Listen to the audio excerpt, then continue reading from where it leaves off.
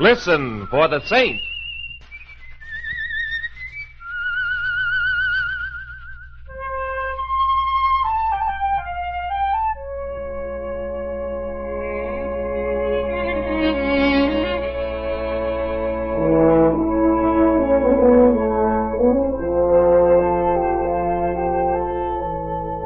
The Saint, the hero of 100 thrilling yarns of breathless adventure and mystery, the Robin Hood of modern crime, the 20th century's gayest buccaneer, already immortalized in 25 best-selling books, half a dozen popular motion pictures, and countless magazine stories. The Saint, by Leslie Charteris, brought to you now in a new medium, the radio. And the author, Mr. Leslie Charteris himself, will appear on this program, personally introducing his famous character. Have you read the latest The Saint Saint book? has revolutionized the technique picture? of adventure There's a writing. wonderful new Saint The story Saint has in won Cosmopolitan. friends in every corner of the globe. The Saint, who made such men as P.G. Wodehouse write to the author, I hope you're going to write dozens more Saint stories. They're simply corking. stories of thrilling adventure that made naturalist William Beebe say, If I were marooned at the bottom of the sea in my bathysphere, I'd choose the Saint stories for company. and humorist Will Cuppy christened the Saint. The Prince of Adventurers. The Saint's exploits have been translated into every European language. Critics have placed him in the tradition of Sherlock Holmes and Raffles, but actually, he's like neither. He is unique, and so I bring you the only man who can do him justice, the author who first brought him to life. Oh, Mr. Charteris? Yes, coming. But wait, before Leslie Charteris speaks, let me tell you that he isn't the gray-whiskered author you may have pictured. In spite of all the exciting things he's done, he's still only 33, and yet he knows what he's writing about. For 14 years he's been traveling and adventuring all over the world, and more than half the Saint's exploits are founded on things he has seen himself. But meet Mr. Leslie Charteris for yourself. Good evening.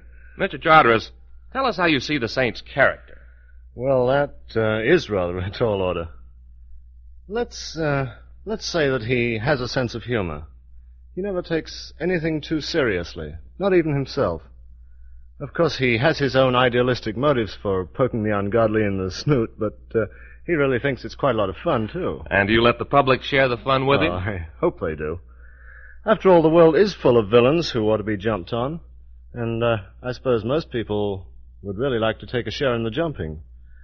But since most of them aren't quite so quick on the draw as they'd like to be, they don't mind letting the Saint do it for them. I know just what you mean. I've often felt that way myself. So which of these adventures are you bringing us tonight? The Miracle Tea Party. The Miracle Tea Party? Yes, it sounds screwy, doesn't it? But it explains itself as we go along. Well, who else is in it beside the Saint?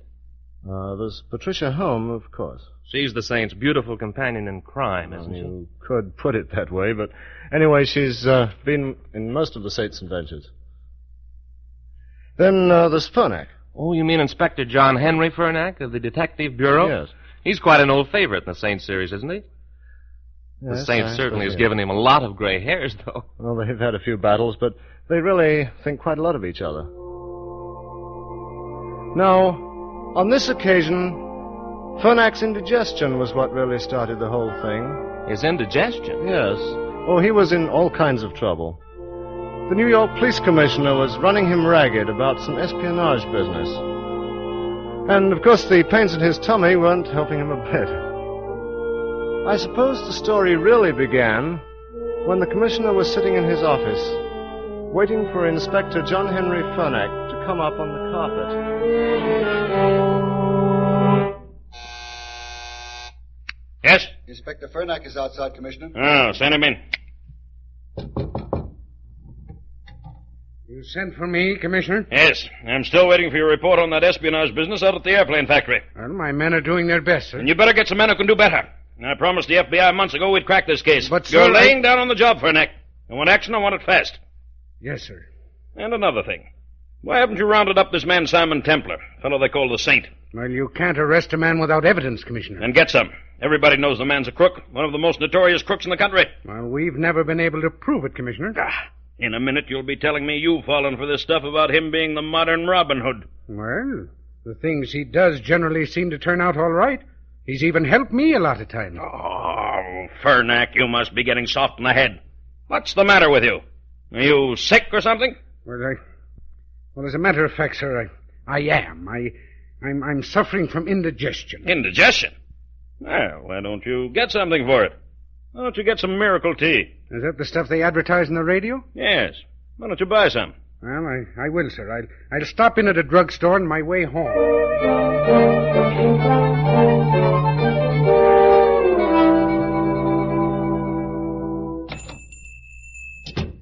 Yes, sir. Good evening. What can I do for you? Give me a package of miracle tea. One package of miracle tea. Yes, sir. Here you are, sir. And, isn't there something else? What do you mean, something else? What are you looking at me like that for? Come on, give me that stuff and take your money. Hey, wait. Hey, mister, come back here. I made a mistake. Oh, he's gone. Oh, Mr. Osbert. Mr. Osbert, quick. What's the trouble out there? Oh, a terrible mistake, sir. A customer came in and I made a terrible mistake.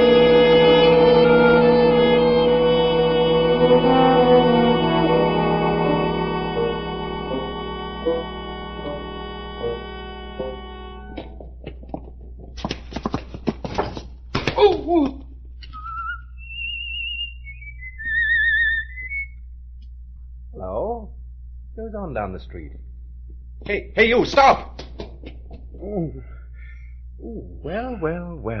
If it isn't my old friend John Henry Furnack. The saint. Now, what did you do that for? I'm ashamed of you, Henry, rolling in the gutter at your age. Well, you hit me. I'm walking down the street alone, and you hit me, Saint. Oh, don't be an ass, Henry. I was just passing by when I saw a bloke in the distance whacking you over the bean with a piece of lead pipe. I ran after him. And he got away, huh? Yes, I thought of asking him to come and have a drink on it, but he ran too fast. Was he a friend of yours? I don't know what it's all about. I just came out of that drugstore back there, and I heard footsteps behind me, and oh, Lord, my head. You better go home, Henry, and rest that dented dome. Taxi! Oh, taxi!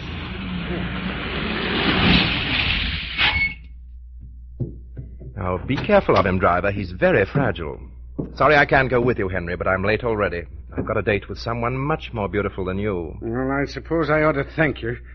But I'm still not sure that you didn't sock me, Simon Templar. 1444 Prospect Place. So long, Henry. Call me anytime you want a bodyguard. Hey, wait, Henry! You dropped your package. Ah, well, I'll just have to keep his little package with me until the morning.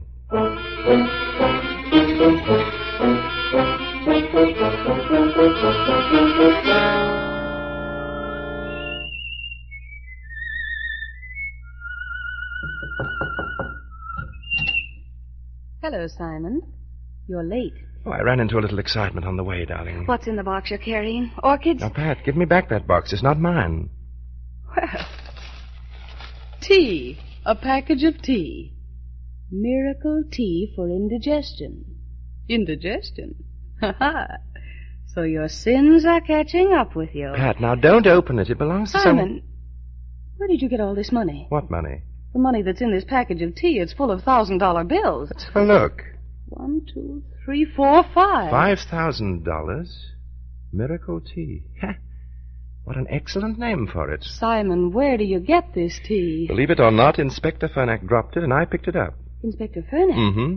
A few moments ago, I found him being beaten up by some plug ugly. I rescued the poor old buzzard and poured him into a taxi. Then I found this package lying on the sidewalk. This money, Simon. Do you think it's real? No doubt of it. Maybe you've grabbed poor old Furnack's life savings. Well, he has a bank account, darling. Police inspectors don't carry their worldly wealth around in packets of tea. Graft. Simon, maybe he's taking graft. John Henry, no. He's so honest it runs out of his ears. Then what? Well, let's see. John Henry had a pain in his tum-tum and stopped into Osbert's drugstore on the way home. My hunch is that he was handed this packet by mistake. My further hunch is that right now there must be considerable agitation going on in Mr. Osbert's drugstore.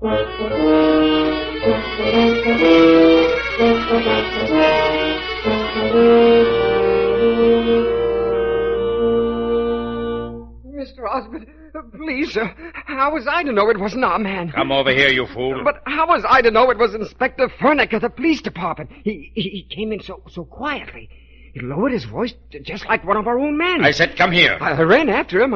I almost had the package back, sir, when this other fella came along and he... You incompetent fool! Oh, please, Mr. Osborne, it was a mistake. This other fellow was twice my size and he'd kill me. That, my friend, might have saved me the trouble. Come here. Oh, no. No! Please. No!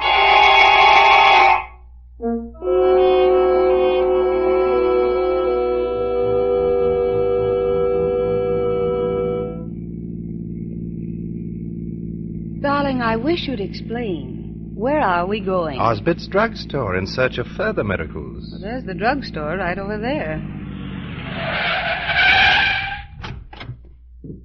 Now come in with me, darling. What fun.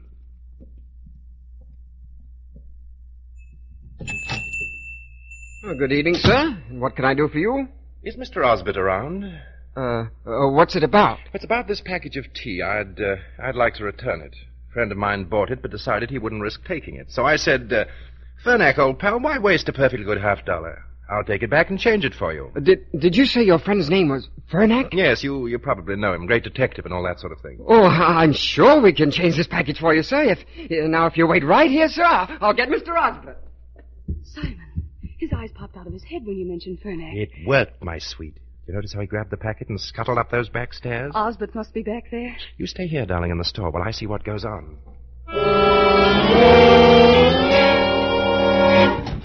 Oh, Mr. Osbert. What are you bursting in for? Your job is down below in the store. It's Fernack's package, sir. A man just brought it in the store, wants to exchange it. Fernack's package? Give it to me. Ah, you're crazy. There's no money in here. But he said... Well, the fellow said... Listen. Who's there? Hello, little people. Hope I'm not interrupting. Oh, don't bother searching that box, Mr. Osbit. I removed the do-re-mi and sealed it up again. Who are you? I know who he is. I've heard about that whistle. The Saint. That's who he is. The Saint? So... You see, I want to learn about your business, Comrade Osbit. I don't know what your racket is yet. But obviously it's something big if you can give away $5,000 with a 4-bit packet of tea. I don't know what you're talking about. Oh, yes, you do. Take your hand away from that pocket, Osbit. Miss me, old boy. Very bad manners, but if you want to play rough... Next, please. Let me alone. I didn't do anything. Simon, are you all right? All right, I'm having a beautiful time. Osbit pulled a gun, so I had to put them both to sleep. Come on, darling, let's go downstairs again and look after the shop.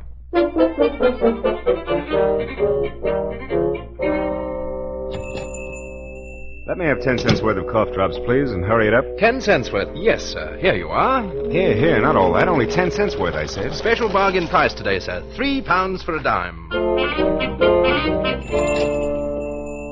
I like some razor blades. Now, why don't you try this excellent electric razor? But I don't want an electric razor. Exactly the same price as the blades. We're selling electric razors for a dime today, sir. Here you are. But I don't want an electric razor. I'll have a $1 bottle of Soir de Paris perfume, please. Here you are, miss. It's reduced to $1 today. And please accept these bath salts. Well, really, it's very kind of you. Don't mention it. It's Mr. Osbit's birthday today, and he's in the mood.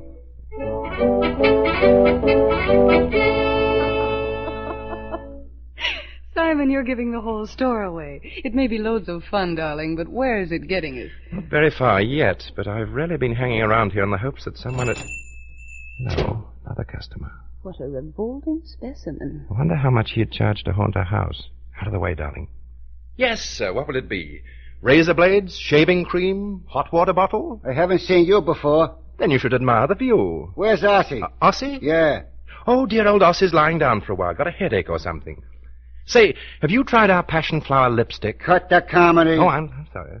Here, give Ossie this prescription. And find out when my medicine will be ready. Come back at 6 o'clock this evening. I think your medicine will be ready for you then. 6 o'clock? Okay. Simon, what did that man give you? This piece of paper. He called it a prescription. Well, after all, this is a drugstore. Well, look at it, Pat. Ever see a doctor write out a prescription like that? It's a drawing. A floor plan of a building. Now, I suppose, we have to go back to burglary. No, my pet. I think we've run into something bigger than burglars. What then, Simon? I don't know. I think I'll go upstairs again and investigate our sleeping beauties. Come on, Patricia.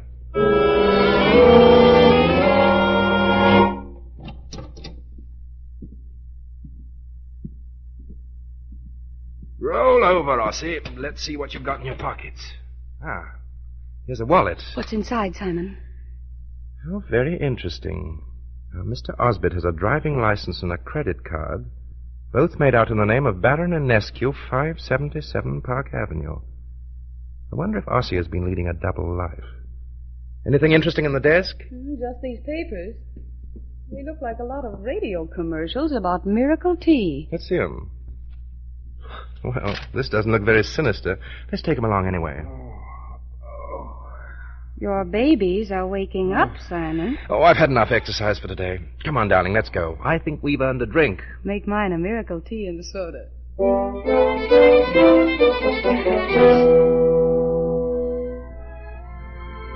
Simon, we've had dinner.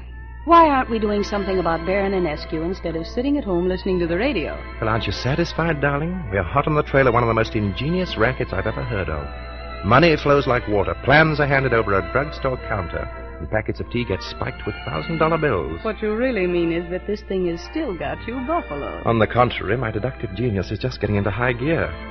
You know, I'm convinced that there's some connection between these miracle tea broadcasts and the racket we're on to. That's why I've been studying all these radio commercials you found in Osbert's office. Just been waiting for the program to come on the air, and I think it's due right now.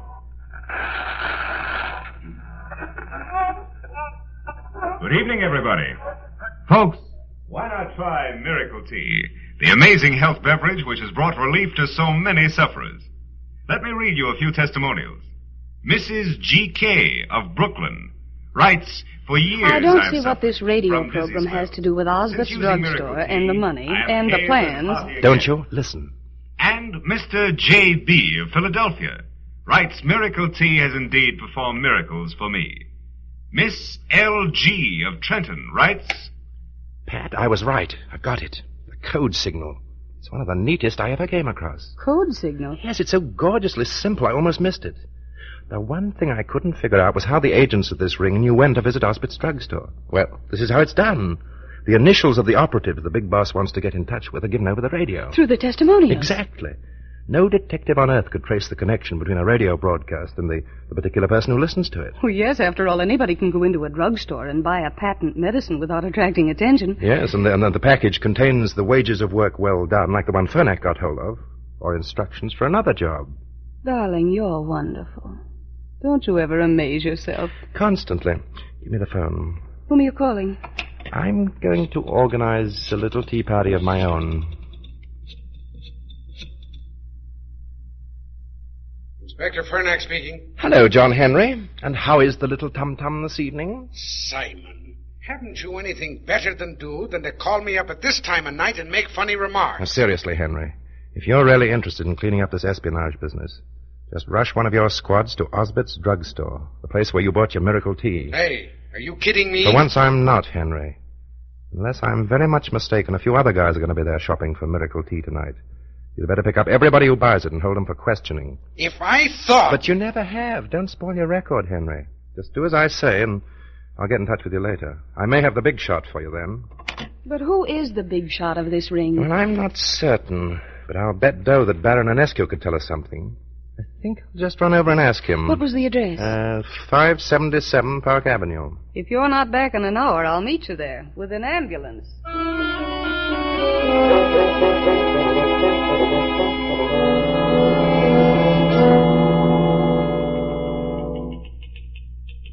I'm very sorry, sir, but the Baron is not at home. No? No. Who's playing that typewriter down the hall, then? I'm sorry, sir, but the Baron is not at home. Oh, you repeat yourself, Clarence. Oh! Sorry I had to clout you, but you really were getting monotonous. Now, to find the dear Baron.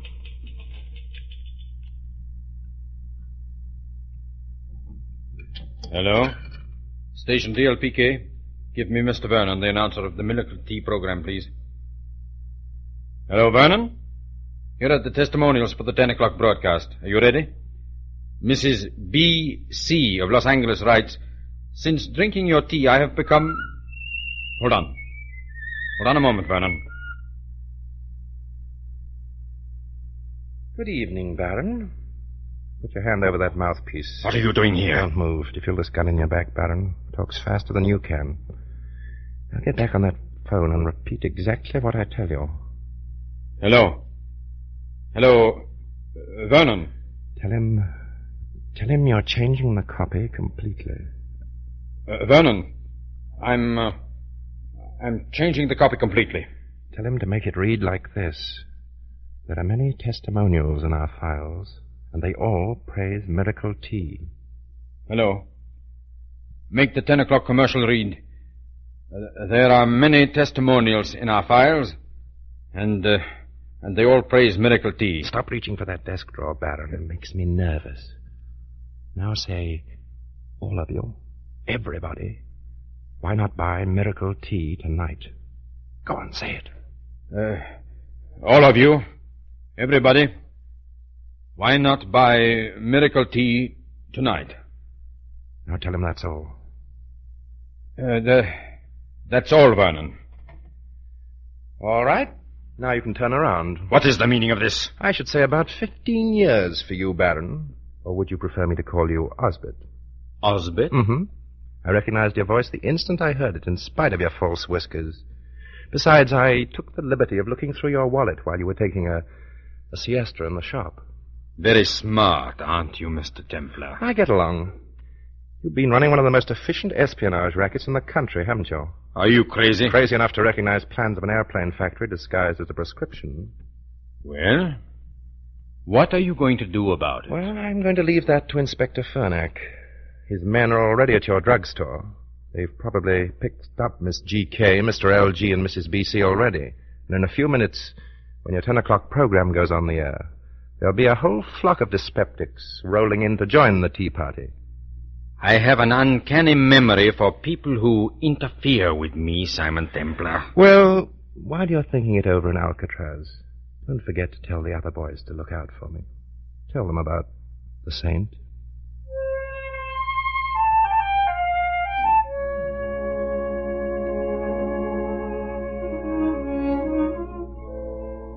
Well, that certainly had me on the edge of my chair, Mr. Charteris.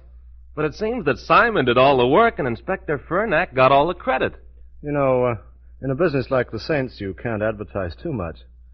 Besides, he doesn't own a private jail. No, of course. Well, now, what are you going to tell us about next week? Well, there was a man who was snatching loot out of sunken ships. That sounds interesting. I called that story Saint Overboard. There was a guy named Vogel who was pretending to finance a certain Professor Yule, the inventor of an extra deep-sea diving suit. Remember that exciting moment when Simon was on Vogel's yacht and Professor Yule was going down to make a test?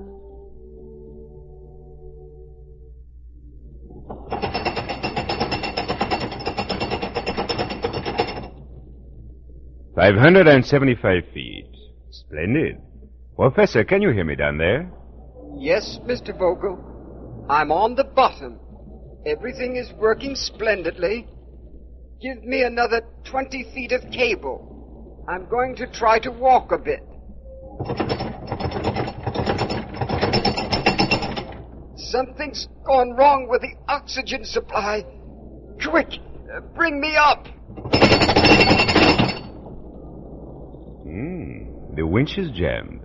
Hello? Hello down there. Professor, what can we do? Saint! Get away from that winch, Vogel, or this gun might go off.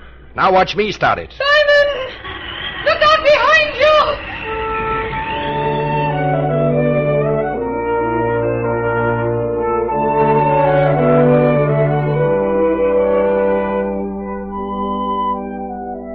I'm afraid we'll have to wait until next week to hear this new story entitled Saint Overboard. Another thrilling adventure in this program by Leslie Charteris. A program in which the author himself each week sets the scene for a new story of the Saint. The part of the Saint is played by the noted English actor of stage, screen, and radio, Dennis Green. And so, until next week...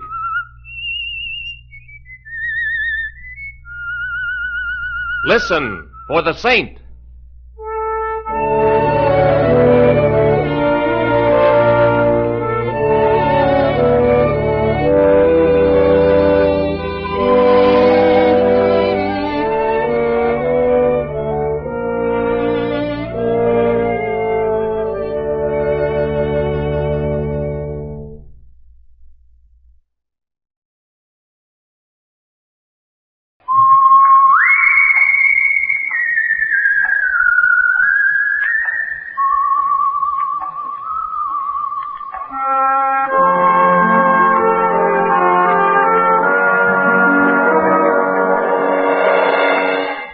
Adventures of the Saint, starring Vincent Price.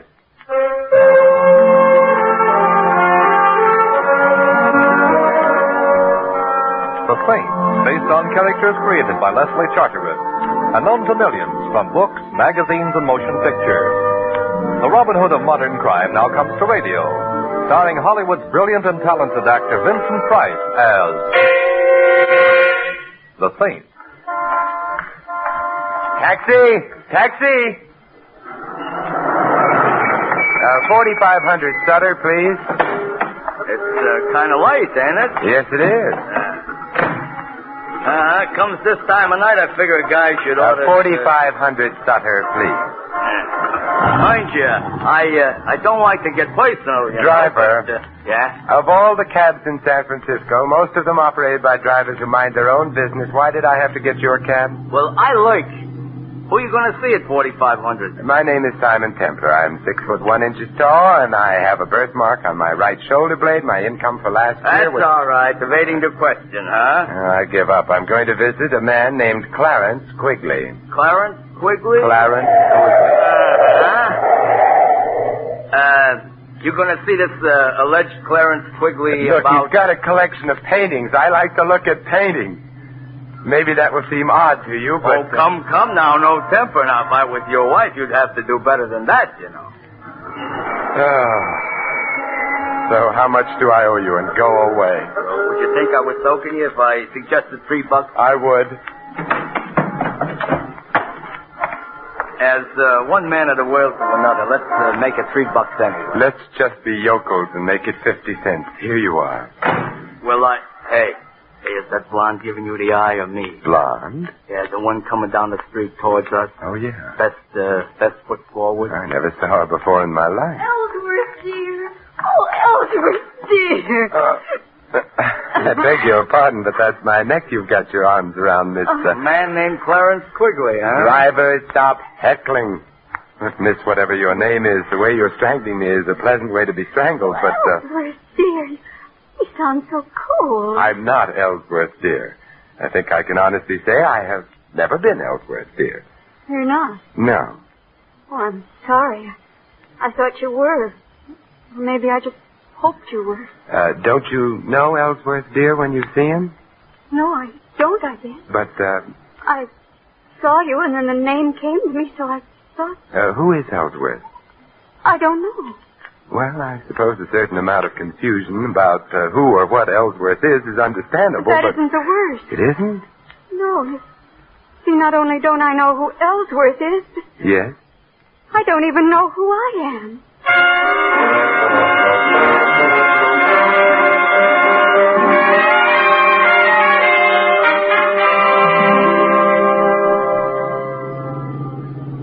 Now, what I want to know in a general sort of way is how Mr. Clarence Quigley is going to feel. Driver, would you mind concentrating on your driving? You know, he's liable to be frustrated, like, I'm taking you and a lady right back to where you started. My apartment, yes, because Miss X needs help. Oh, I feel as though I'm imposing on you, Mr. Templar. Nonsense. The hour's late. You couldn't very well go wandering about the streets indefinitely. Especially in that hat.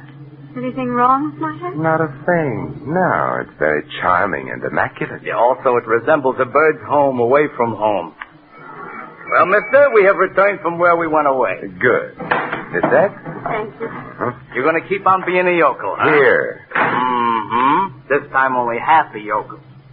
Well, goodbye. You know where I'm going? No. I'm going to lurk outside of Clarence Quigley. I think tonight he's a fellow who needs a friend. I need one, too. Oh, come along now.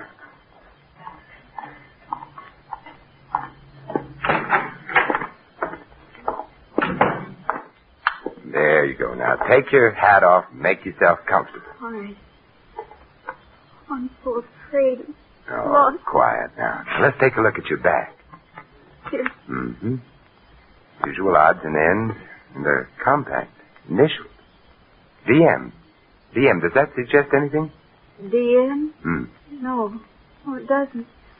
Nothing means anything. All I remember is being outside an art gallery on Southern. Yeah, you're well dressed. Contacts gold, no latchkey, which means you probably don't live alone, which could also mean you've been missed. You're phoning? Yes, the police, Missing Persons Bureau. Hello? Oh, get me Inspector Murray, Thanks, I'll hold on. I hope maybe they know about it. Oh. What's the matter? Oh, it touched the back of my head. Terribly painful. Come here. Huh. Yeah, bruised the size of what I wish my bank account was. And there's the cause of your amnesia. Hello, Inspector. Simon Templar. Inspector, your language is deplorable. Inspector, I'm looking for someone, a blonde. Inspector, no. No, well, maybe, but not tonight. At any rate, the girl I'm looking for is around 22 years old, blonde hair, blue eyes, height 5'3" or thereabouts, wearing a street suit, brown white blouse with ruffles at the neck and... What? Oh, you're looking for her, too. Her name's Dorothy Moore. Why do you want her? Oh, I see. I guess you've got priority. Goodbye. They want me. Yes, I see. Because I've been reported missing. Partially that. What else do they want me for? Murder.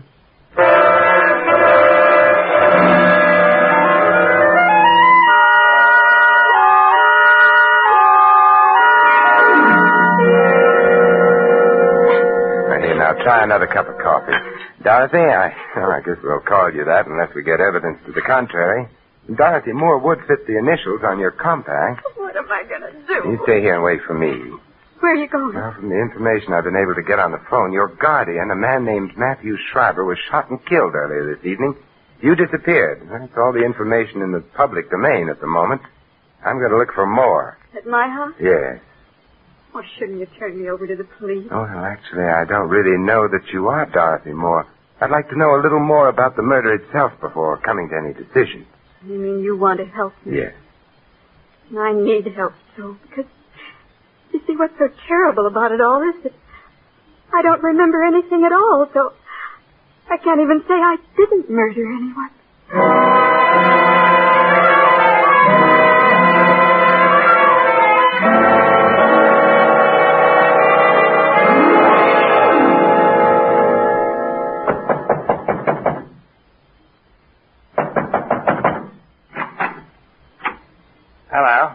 Hello. Well, it's been fun meeting you. Goodbye. Now, wait a minute. Don't shut the door. Why not? I'm coming in. Oh, all right. I hate to seem prying, but who are you? Simon Templar. An attractive name, much more distinguished than mine. Oh, what's your name? Walters. Not the most glamorous name in the world, but I'm a butler, so I bear up. Good. Where is everybody? In the library. They're so well bred. Oh, who is in the library? Mrs. Atkins, the housekeeper, the Cassandra of our day. A gloomy lady prophesying disaster, Yes. And, of course, there's Mr. Tinsley. Mr. Tinsley? A strange fellow who spends a good deal of his time sitting on small horses and hitting a large ball with a long wooden stick. A polo player. Doesn't matter what you call it. It's no job for a grown man. What's his relationship to Miss Moore? Oh, let's not start prying, shall we? Expound? Well, to breach your confidence, he's engaged to marry Miss Moore. If and when she's found, and if she happens to be innocent of her guardian's assassination. Oh. Anyone else in the library? No. Mr. Schreiber, dear departed soul, is detained elsewhere. At the morgue. He was shot in the library. Oh, that's a bad place to be shot. Usually fatal. Suppose you take me to the library. Tell me, why did the police suspect Miss Moore? Because of me. You see, I told them that I heard shots in the house. I left my quarters on the gallows, ran towards the library. Just before I got there, the door opened and Miss Dorothy ran out. Ran down the hall and out the front door. Is that true? My dear Mr. Templar, if not, would I have told the police otherwise? I don't know. Besides, it isn't good form to suspect the butler. The library, sir. Mrs. Atkins, Mr. Tinsley, Mr. Templar. What do you want? I'm looking for Miss Moore. So, young man, are the police. Why? Her guardian was murdered. All his money goes to her, and she's disappeared. Perhaps she didn't murder Mr. Schreiber. But you wouldn't bet on it. Perhaps I did. I hated him. Perhaps Mr. Tinsley there did. Now, look here. Isn't he priceless? Now, look here. Such a typical phrase. So typical, I wonder if he can really be so stupid. I love Dorothy and... No one has questioned that. But what is it about her that you love? The money she was to get when Mr. Schreiber died? The money you wouldn't have got if you'd married Dorothy against Mr. Schreiber's wishes? Mr. Schreiber didn't approve of the marriage? He hesitated about it, but we were working on it. And then became impatient. Now, look here. There You have... goes again. I resent that. Good. It is now on record that you resent it. How about Walters? Walter? Yes, what motive would he have? What makes you think he has one? Oh, I'm the hopeful type. Walters is a man with a criminal past. Whether or not he got tired of his upright life here, I cannot say. But it wouldn't surprise you. What may surprise both of you, however, is an odd fact. Dorothy Moore is suffering from total amnesia. Amnesia? What do you mean? She remembers nothing of her past, herself, neither name nor habitation. How horrible. How convenient. Wait a minute. How do you know that? Why get around? Well, then you must know where she is. You've got to tell me. Mr. Tinsley is now being the ardent lover. I can't tell you. Why? Well, whoever shot Schreiber, there's very little doubt that Dorothy saw the killer, but Dorothy doesn't remember. The killer, therefore, would have an urgent interest in getting hold of Dorothy before she did remember, and making sure that she would never remember anything again. Well, good night, you lovely people.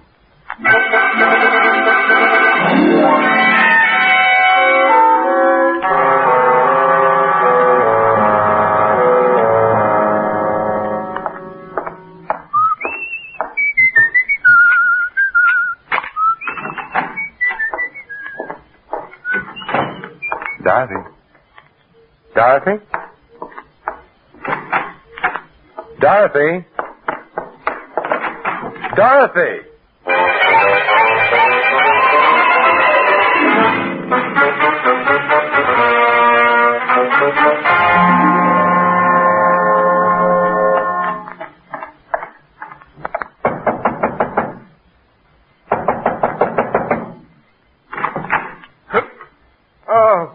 Again. It's me again. Did you like the place so much the first time? Where's Dorothy? Miss Moore? Yes, did she come back here? Back?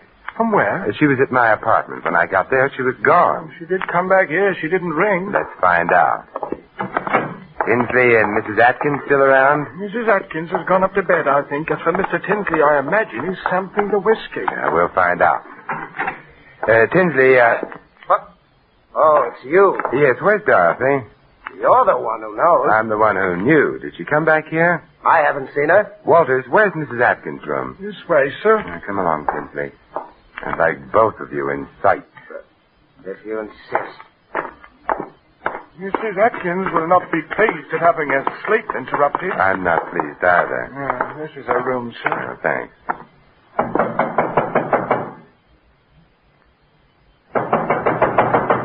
The old girl must be asleep. Then we must wake her up. She's a very sound sleeper. Well, then we'll go in and wake her up. Wow. How do you like that? Mrs. Atkins. Strung up to a beam. Anyone got a knife? Yes. Here you are. Now, we'll cut the rope and get her down. The bed's over there. That's that. She dead? She's dead. Poor old girl. Although, you know something? What? She must have killed the old man. Schreiber, I mean. Then she committed suicide. In remorse, I mean. For heaven's sakes, Templar, stop playing with that rope. This is a very interesting rope. Is it? Why? Because it proves, you see, that she didn't commit suicide. She was murdered.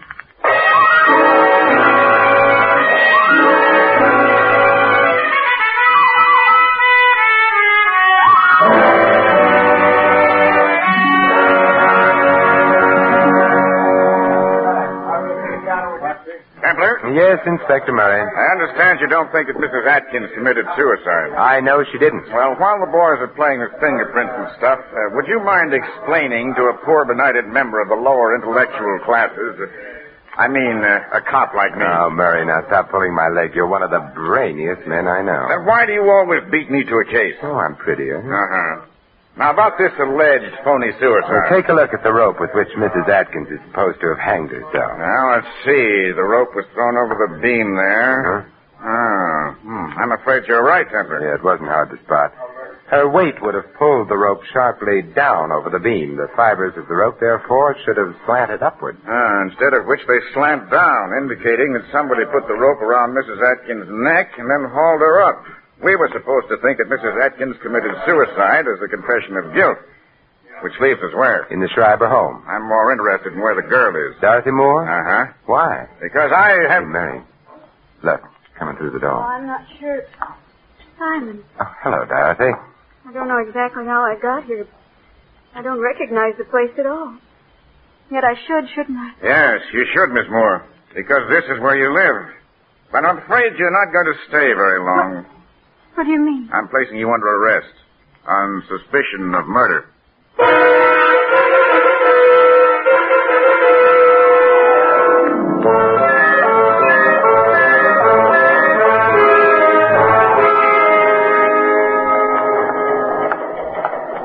You know, I love police headquarters. They're so romantic. Uh-huh. Mary, how are you going to prove anything against that girl if she's suffering total amnesia? By proving that her amnesia is a fake. Oh, how? I have an alienist coming over here to look at one of our guests.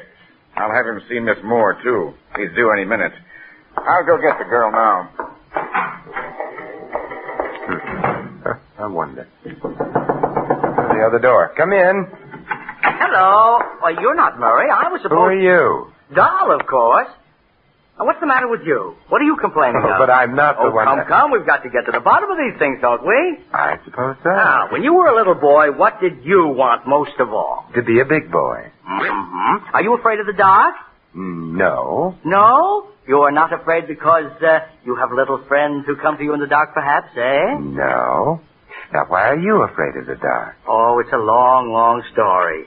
And, You know, you don't look at all well. Well, I don't feel so good either. No, you should see a doctor. Thank you. I think I will. Hey, goodbye. Oh, Templar. Yeah. Your alienist was here, Murray, but he left. Alienist? Well, I just phoned him and told him not to come. The district attorney wouldn't hold the girl. Insufficient evidence and ballistics. Ran a paraffin test. No proof that she'd fired a gun. But the man who was just in here, Dow, I think his name was? Dow? Uh-huh. He's not the alienist. He's the guy the alienist was coming to examine. He's nuts. Oh, dear. Well, I guess you're happy now that we can't hold the girl. No, because while you were holding her, things were safe. Now, Murray, let's go visit. Go visit where? The Schreiber house. A house where 2 people have died. A house very convenient for murder.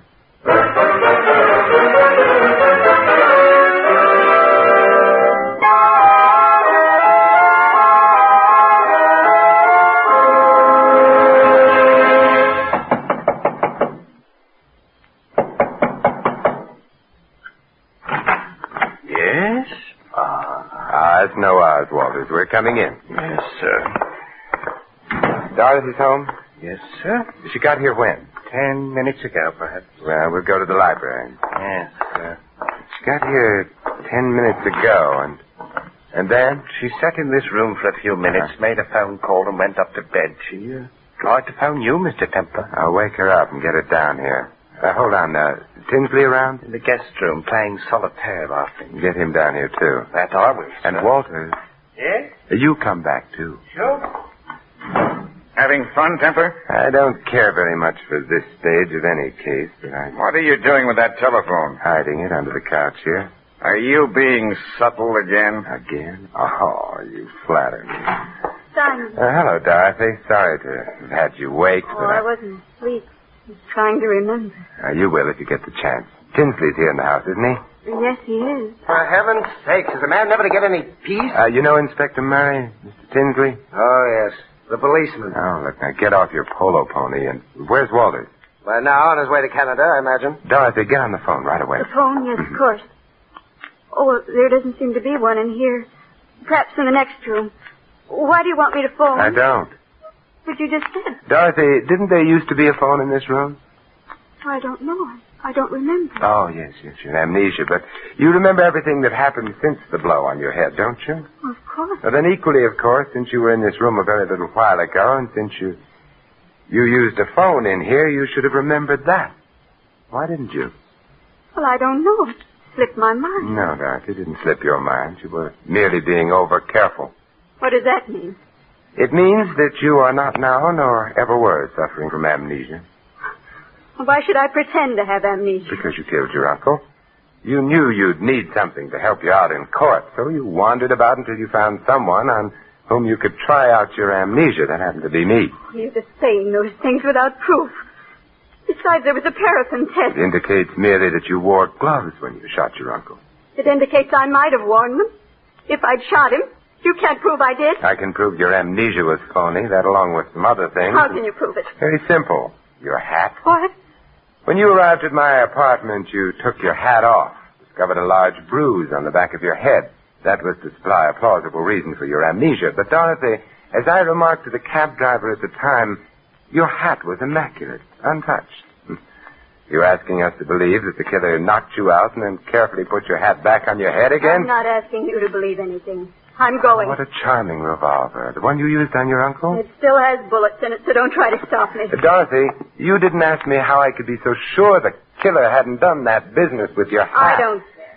I'm so sure because of Walter's statement. Remember, he saw you rush out immediately after the shot? All right, you're smart, but you'll never stop me. Perhaps not, but Walters, who's right behind you, will. Oh, no, you can't fool me with He that. wasn't trying to, Miss Dorothy. I'd better... What? You're no gentleman. You knocked Miss Moore out with a bottle. Yes, sir. But you said you were going to You Canada. misunderstood me, sir. I merely said I was going to get some Canada Dry. Now the bottle's ruined. That's too bad. Oh, never mind, Walt. There's no harm done. Inspector Murray, you'll take Miss Moore, and I'll take an old-fashioned.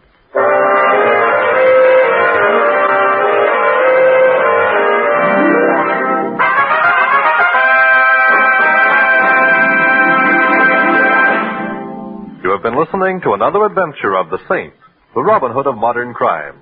And now here is our star, Vincent Price. Ladies and gentlemen, next week most of you will be enjoying a wonderful Thanksgiving dinner. And while you're eating your Thanksgiving turkey and counting your blessings of the past year, think. Think for a moment of the millions of people who don't get enough to eat. Think, and then send your subscription right away for a food package to be delivered to some needy family in Europe. Send your contribution to CARE, C-A-R-E, New York. This is Vincent Price inviting you to join us again next week at this same time for another exciting adventure of the Saint. Good night.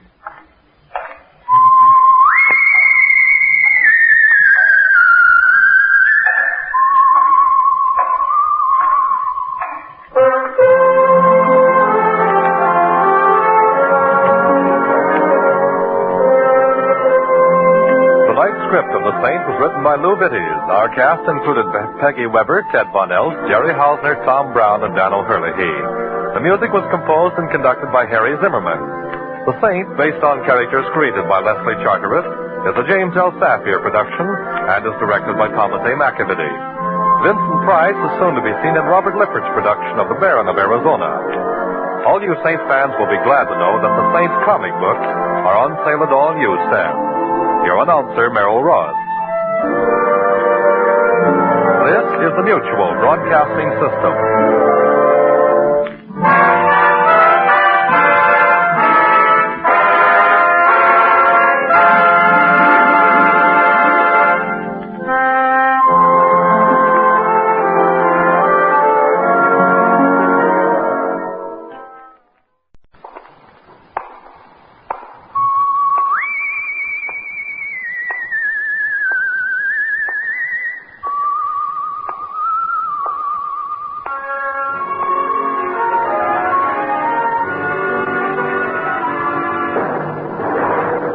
Adventures of the Saint, starring Vincent Price.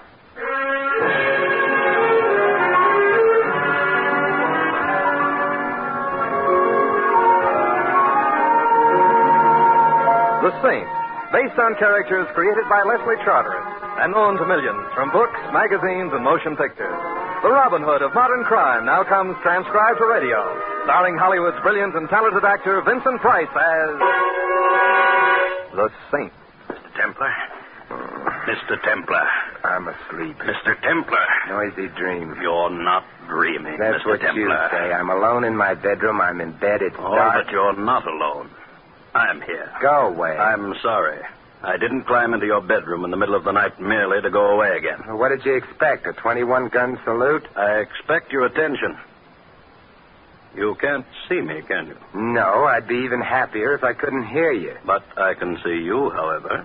You're silhouetted against the window behind you. That was cunning of me. It helps me aim the gun I'm pointing at you. I'm so glad. I'd hate to have your aim suffer. Well, what do I do now? Get up, put the lights on, You and... don't do anything of the kind. No? Why? Are you shy? Yes. Let's say I'm shy. That's why you insist on holding this conversation with me in the dark. The conversation, obviously, that wouldn't be about the weather. What would it be about? Well, I'm a writer. A writer and shy? Nonsense. I need some advice. The only advice I can give all writers is don't. I'm writing a book about murder. I'm calling it The Story of a Perfect Crime. Sounds interesting. Thank you. What I came here for was to have you tell me whether or not the murder my book deals with is really a perfect crime. Go on. The man to be murdered, in my book that is, suffers from heart disease. He's a completely unpleasant character, a financier and a crooked one, a man who deserves to die. And he suffers from heart disease. For this condition, he takes daily at stated hours capsules containing medicine, capsules upon which his life depends. Now then, the murderer, in my book that is, decides to poison the financier. Well, that's not cricket. No, it's murder. Murder that will be poisoning without poison. I'm waiting breathlessly for the next chapter. The murderer steals one of the capsules, pours the medicine out, and replaces the medicine with powdered sugar. He returns the capsule to the financier's pillbox. In due course, the financier reaches the capsule, takes it. His weak heart, lacking the medicine he needs, fails. And there you have poisoning without poison. Very ingenious. I think so. The poisoner can't be traced to the poison he purchased because he didn't purchase any. The murdered man is assumed to have died a natural death. An autopsy will show no poison in his body since there wasn't any. Well, is it the perfect crime? I can't see any flaws in it. Good. And if you can't, I don't imagine the critics will. Don't you mean the police? Why should the police be interested in a book I'm writing? And why should the critics be interested in the murder you're committing? You're not serious. You are. I rather think I must leave now. Be getting light soon. No, don't move.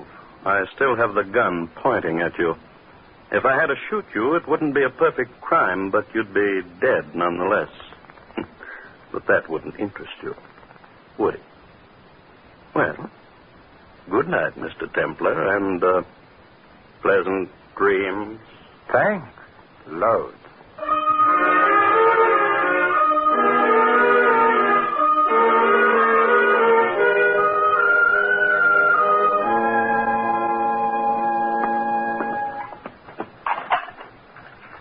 Coffee?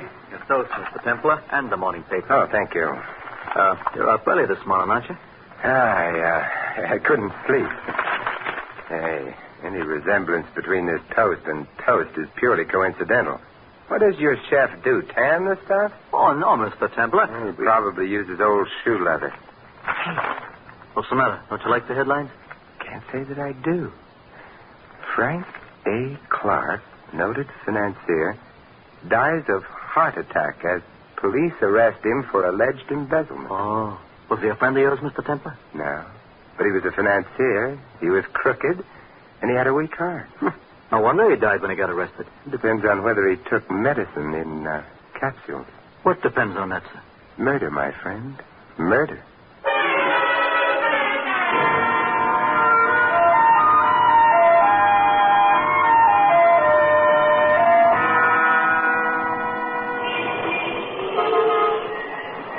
Taxi! Hey, taxi! Oh, no, Louis. Oh, yeah, Louis. Out of all the taxicabs in this city, why do I keep getting yours? Out of all the fares in this city, why do I keep getting you? You have a point there. I'll go right home and shop. You'll stay where you are. You want to go home with me? No. What's the matter with my home? Nothing. I live there, don't I? My wife lives there. My kids live there. You have no children. Don't get personal. I'm sorry. Man spends every spare minute he's got hoping. Louis. Did Julius Caesar have children? Did Alexander the Great have children? Did Napoleon have children? Yes. Me, they didn't send an announcement to. Louis, will you please drive me to 1893 Waterview Drive? I'm in a hurry. Okay. 1893 Waterview Drive. Who lives there? A gentleman named Frank A. Clark. Except that he doesn't live there, Louis. He's dead there.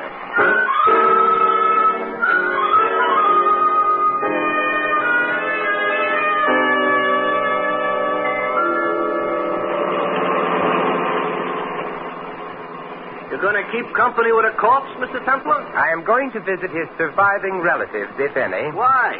Does it occur to you that it might be none of your business? Sure. It's none of your business? Well, now that we got that clear, why are you going to visit his Louis, relatives? stop the car, quick! Louis, stop. What happened?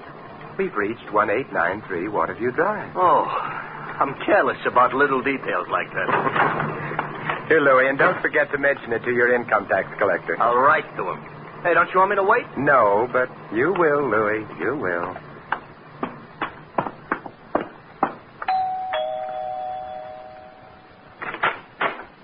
Well, hello there. Hello. This is the Clark home, isn't it? Sure, and I'm the Clark niece. And you're... Simon Templar, an old friend of your uncle's. You're not old. Well, And you're not a friend of my uncle's. Come in, anyway. Oh, thank you. Because maybe you can be a friend of mine. Oh. In here. Tell me, do you need a friend?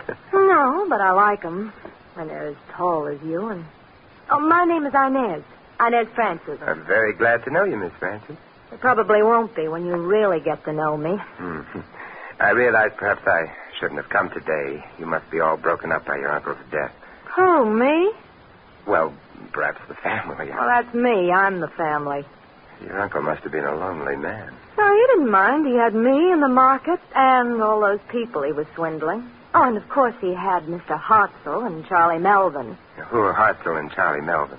Charlie's sort of a weedy youth. Uncle's secretary, very anemic. I ignore him. And Hartzell? Uncle's lawyer. And I fondly suspect as big a crook as Uncle was. But very spatted, you know. Spatted? Uh-huh. On the shoes. And gardenia'd in the buttonhole. And I've a sneaking suspicion whiskeyed in the liver. How untidy. Nobody else close to Uncle? Nope. Well, then it boils down to one of you three. What does? Who's happy now that Uncle's dead? I am, Hartzell is, Charlie is. That covers the field. Why? Uncle had a lot of money. I get it now. Hartzell stole some money from Uncle. He won't go to jail now. Charlie was implicated in Uncle's crooked deal. Charlie won't go to jail now. And, who has a deep, slightly hoarse voice? I don't. No. Which means that you're not the one who came to my room last night. No, but if you ask prettily, perhaps I'll come tonight. Inez, to look at your etchings. I don't have any etchings. I'll bring some with me. Are the others around? Sitting around practicing grief-stricken looks for the funeral. That happy event is this afternoon. I better get dressed for it. But you are dressed. But not for a funeral. Would you excuse me for just a minute? Oh, of course. Oh, here you are, Inez. Greetings, Mr. Templar. This is Charlie. Charlie, this is Mr. Templar. Glad to meet you. How do you do? He doesn't. Entertain Mr. Templar for me, Charlie. I gotta find a dress that's sad-looking. I'd like to stay and entertain you, but I've got to hurry. You see, I'm Mr. Clark's secretary. In his condition, he doesn't need a secretary. Well, I'm Mr. Clark's former secretary. No, I'm the former Mr. Clark's secretary. No, I get it now. Relax. Oh, I'm relaxed. Well, then why are you in such a hurry? Well, I have to go out and hire some mourners, haven't I? Why? Well, it wouldn't look nice if there were only three of us at the funeral. Inez, Mr. Hartzell, and myself. No, especially since you'll all be grinning from ear to ear. May I ask you a question? Of course. Has your voice ever been deeper? Deep? Heavens, no. Ta-ta. Goodbye. Charlie, my boy. Or is he my boy? Oh, this... Oh, good morning. Good morning. My name is Templar, and I'm... Hartzell is my name. I'm sorry. I can't talk to you now. I'm in a hurry. Why? My tailor's expecting me. Your tailor? You'd hardly expect me to attend Mr. Clark's funeral in this, would you? Impossible. You see? So, if you don't mind, I'll just run along. Oh. Yes? What are you doing here? Looking for a man with a deep voice. Oh, sorry, mine isn't. But why are you looking for a man with a deep voice? He told me how Mr. Clark was murdered. Well, that explains it. What? Yes, he was murdered. But Mr. Clark died of heart failure. Indeed. You must be... I demand an explanation immediately. You've forgotten one thing, Mr. Harker. Now, what's that? Your tailor is waiting. But And tailors are sometimes very temperamental. Besides, we can discuss this some other time. This evening? This evening. Here's my card. I'd appreciate your coming. If Mr. Clark was murdered, something must be done about it. Something will be.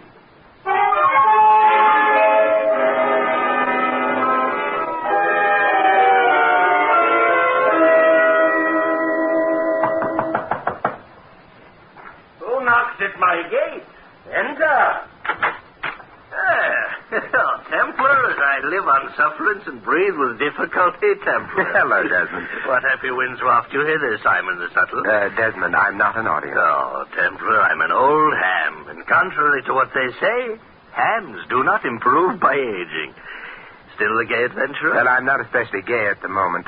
Murder. Oh, the last murder that was of any interest to me was that Elsinore thing. You know, when Claudius and Gertrude put their heads together and slipped Gertrude's royal husband a slug of poison in the ear. I remember it well. And the fat prince, Hamlet, I think his name was, mooned about like a ninny, sending Ophelia to a watery grave and the rest of the cast to a most bloody one. You would have made a good Hamlet. Bless you! I wanted to play Hamlet. Instead, they preferred me as a ventriloquist, confound them. That's why I'm here. You've been a ventriloquist. I'm involved in a case which hangs on the identity of a voice.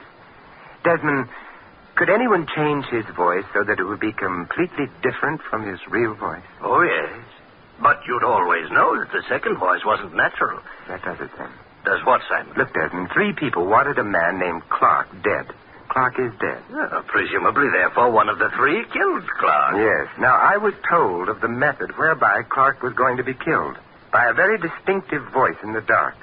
Therefore, the problem was simple. Find which of my 3 suspects had a voice like that and go on from there. Well? Not one of the 3 has that kind of voice, which leaves me with an interesting problem, but leaves a murderer free to go on murdering.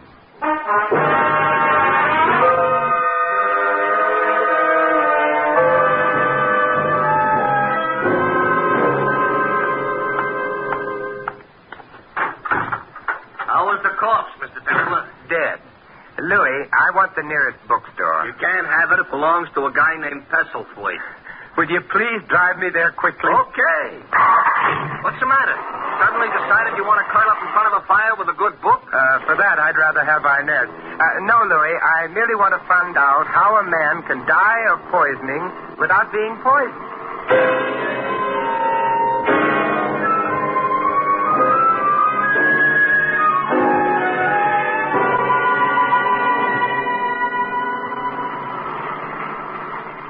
Stay in that bookstore very long.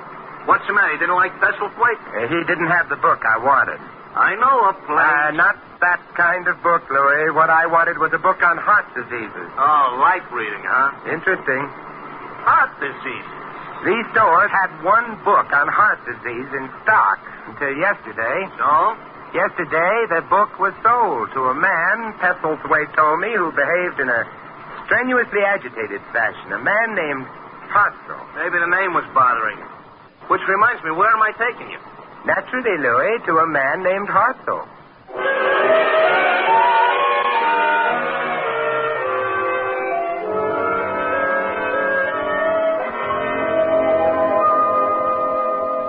Hartzell in, or on his way to Mexico, or in? Mr. Templar. Yes, Mr. Hartzell. Come in at once. Oh, thank you. Oh, I'm jittery. That funeral this afternoon. I see. Well, have you tried reading? It's very soothing. I have no patience with books.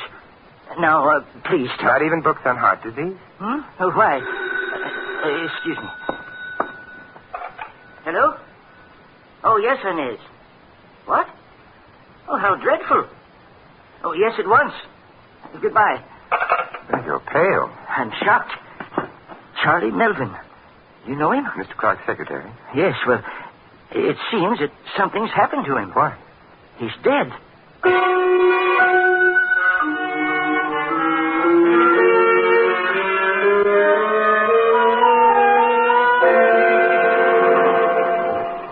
Tell him to hurry. Templar, hurry. Oh, we're almost there. Mr. Hartzell, did Inez say who discovered the body? Oh, yes, she did. She'd been visiting some friends, returned home, and... Couldn't have been an accidental death. Coincidence doesn't stretch that far. You know, if he was murdered... You still think the police believe Clark was murdered, too? Not the police, me. Oh, Mr. Hartzell. Oh, Simon. Hello, Inez. Come in. Getting to be embarrassing, all of a sudden death. It might be more than embarrassing. It might be fatal. It was for Charlie. How did it happen? He shot himself. The police have... I just phoned them. Oh, well, then we'd better hurry. Come on. Well, this is his room, in here. I heard the shot. When? About an hour ago. But you phoned Hartzell here only 15 minutes ago. I didn't know it was a shot at first. Charlie was supposed to come upstairs. When he didn't, I realized... Well, there he is. Yes. Yes, definitely dead, and... a note. Oh, imagine that boy committing suicide. Let's see what the note says. I killed Clark because if he'd been arrested, I would have gone to jail, too. But now the police suspect he was murdered, and they suspect me. I might as well get it over with before they do. And it's signed Charlie Melvin. Well, that sort of clears up that, doesn't it? Yes, except for one thing. What's that? Charlie's voice wasn't deep enough.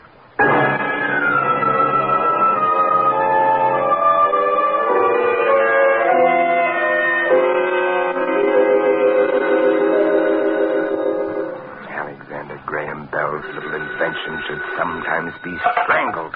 I'm asleep, and so should you be. Templar? Yes. Hartzell? Listen, I'm at the Ensign Club on Trocadero. Yes? I couldn't go home. Charlie's death so soon after Clark's.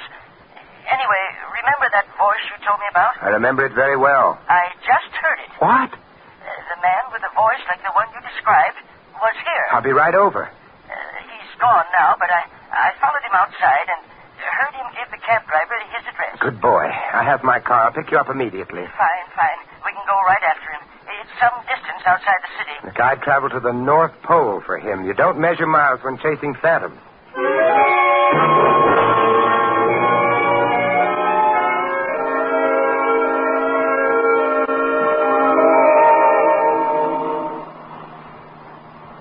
Of course, I can't be absolutely sure it's the man you want. Me, I'm grabbing at straws. But his voice did sound like your description. It was at a club to which Clark belonged. I'll make it worth a try. All I need is to hear him say something, anything, a word, a phrase, and I'll know. Oh, that shouldn't be difficult once we get to him. Once we get to him. Only thing worries me is... yes? That his voice can still be heard by the time we get to him.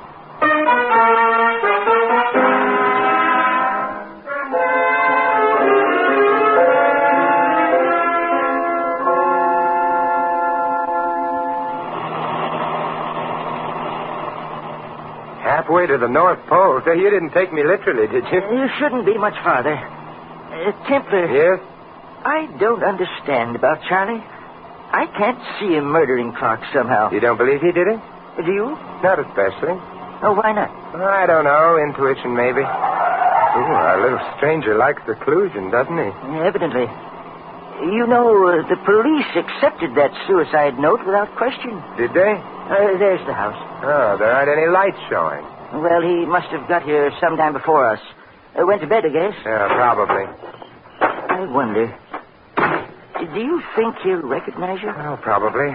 I couldn't see him, but he saw me. Well, that might be bad. Are you armed in case he tries anything? No, but we'll manage. Well, suppose he refuses to say anything at all. Well, that in itself would answer our question, wouldn't it? We ring? Certainly. Nothing if not courteous. It's so dark out here. So far from anything. Yeah, dark and lonely. You put it beautifully. He doesn't answer. Try the door. Very well. It's open. Good. Then we can walk right in. I can't see a thing. Here, wait a minute. I'll light a match. There, the light switch to your left, Hartzell. Oh, yes. Yes, of course. Oh, that's much better. Now, then... it's a very charming house you have here, Mr. Hartzell. What did you say? I said you have a very charming house here. My house? Well, you didn't really think I was fooled, did you? That voice you heard in your club was a fiction. It had to be. Our trip here was planned by you, so that we'd be alone here. Well, why would I want that? The better to kill me, my friend. Kill you, you say? That's what I say. Why would I want to kill you? Because, like yourself, I think that suicide note of Charlie's was a fake. Oh, I never said... I did. It is a fake. How did you know? The note ran to the effect that Charlie was committing suicide because the police suspected him of murdering Clark. But the police didn't suspect Clark of being murdered. Perhaps not, but you did. Yes, but Charlie didn't know that, Mr. Hartzell. I didn't tell him. Very well. Just stay right where you are. What a handsome revolver. I did kill Charlie, so that there wouldn't be any investigation into Clark's death. I couldn't afford that. If you kill me, there will be an investigation. No, because no one knows you came here with me. Well, you're not going to die. You're going to disappear. Oh? In my furnace. I wouldn't like that. Too warm. I'm afraid your lights can no longer be considered. Well, in that case, I'll have a cigarette. Let me see now. Which pocket? Hold on. Oh, Mr. Hartzell, you want... Oh, my. You dropped your revolver. Now I have two. You said you weren't armed. I'm such a liar. But then, you see, I knew when you asked me why you asked me. So perhaps I'll be forgiven. Templar, I killed Charlie, but I didn't kill Clark. I swear I didn't. Good heavens, Mr. Hartzell, I never for a moment thought you did.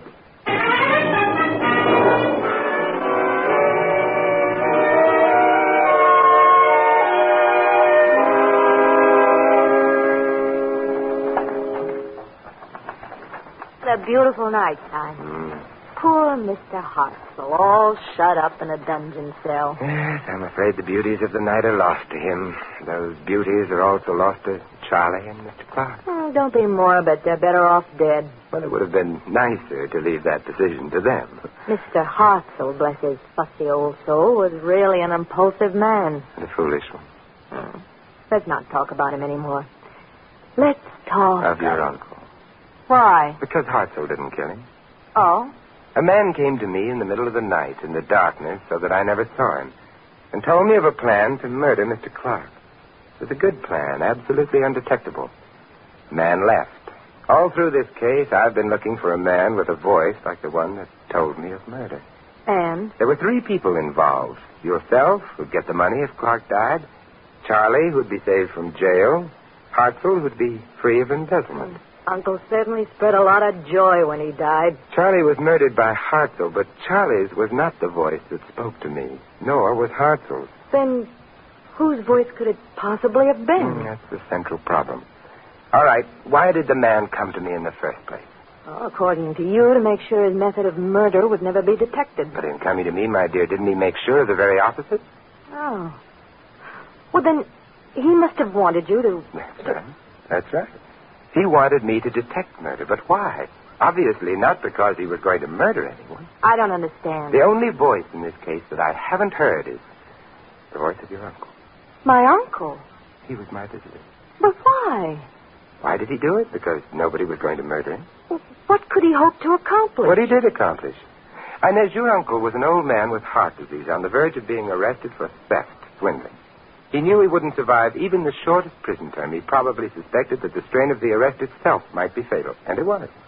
But before he died, he wanted revenge on the lawyer who cheated him and on the secretary who deserted him. So he came to me with his story, figuring that when he died, perfectly naturally, murder would be suspected where no murder had taken place. And it worked, didn't it? Because Hartzell killed Charlie. Hartzell himself is going to die for him. Yes. Your uncle must have been quite... Simon. Yes? There's a moon. We've talked of unhappy things long enough. Mm-hmm. Got any etchings? Mm-hmm. Hey, wait a minute. I thought you didn't have any the last time I asked you. The last time you asked me, my dear, you were a suspect for murder.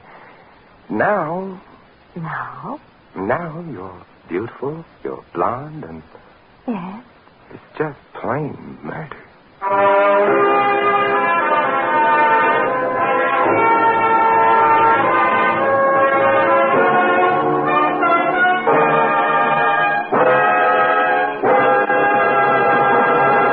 You've been listening to another transcribed adventure of the Saint, the Robin Hood of modern crime. And now here is our star, Vincent Price. Ladies and gentlemen, poison doesn't always come in bottles. And it isn't always marked with the skull and crossbones of danger. Poison can take the form of words and phrases and acts. The venom of racial and religious hatred. Here in the United States, perhaps more than ever before, we must learn to recognize the poison of prejudice and to discover the antidote to its dangerous effects. Evidences of racial and religious hatred in our country place a potent weapon in the hands of our enemies, providing them with the ammunition of criticism. Moreover, group hatred menaces the entire fabric of democratic life. As for the antidote, you can fight prejudice, first by recognizing it for what it is, and second by actively accepting or rejecting people on their individual worth, and by speaking up against prejudice and for understanding. Remember, freedom and prejudice can't exist side by side. If you choose freedom, fight prejudice. This is Vincent Price inviting you to join us again next week at the same time for another exciting adventure of the Saint. Good night.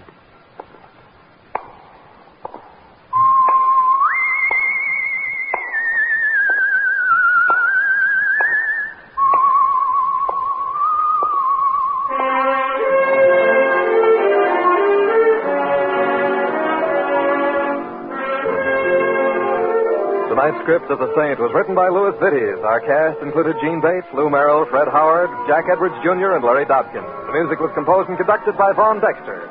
The Saint, based on characters created by Leslie Charteris, is a James L. Safier production and is directed by Helen Mack. Vincent Price is soon to be seen co-starring in RKO's production of His Kind of Woman. All you Saint fans will be glad to know that the Saint comic books are now on sale at all newsstands. Your announcer is Don Stanley. Programs, get your programs here. Tomorrow night, hear Night Beat, the adventures of newspaper reporter Randy Stone, as portrayed by Frank Lovejoy. Listen as Randy works the night beat of a newspaper in search of unusual, interesting stories. That's Night Beat tomorrow night. Next, Sam Spade cuts a caper. Then Zeno Franciscati plays on NBC.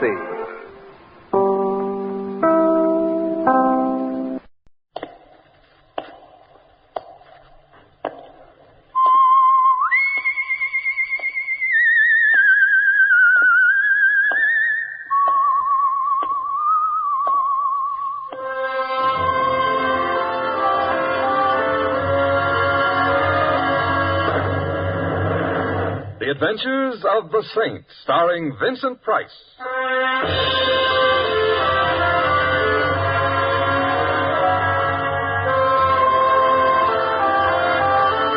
The Saint, based on characters created by Leslie Charteris and known to millions from books, magazines, and motion pictures. The Robin Hood of modern crime now comes transcribed to radio, starring Hollywood's brilliant and talented actor Vincent Price as The Saint. I'm not home. It's the middle of the night and I'm asleep. I'm in Schenectady, sitting up with a sick aunt. Oh. Hello. Hello. Are you Simon Templar? Well, come in and we'll compare Social Security cards. Thank you. I thought you were in Schenectady. Never heard of the place. Sitting up with a sick aunt. She recovered suddenly. Simon, I need help. Desperately. Why? Because I'm dead. You're what? Dead. Oh, well, of course, some of my best friends. Simon, my name is Frances Blake. Here, read this. Read? That little item down in the corner, under obituaries. Obituaries? Says here that the body of Frances Blake is at the Restwell Chapel. Burial at noon tomorrow. You see, the newspapers say that I'm dead. Yeah, but I don't know whether to believe them or not. You are Frances Blake? Oh, of course I am. Come here a moment. All right. Thank you. Now... Simon, what are you... Oh! I beg your pardon. You pinched me. Yes. But Well, I had to make sure I wasn't dreaming. you're supposed to pinch yourself if you think you're dreaming. I know, but this way was more fun. Also, I never heard a corpse say ouch before. Therefore, you're not dead. I already knew that. I didn't. Now that that's settled, I think perhaps we ought to go visit. Visit whom? Your corpse.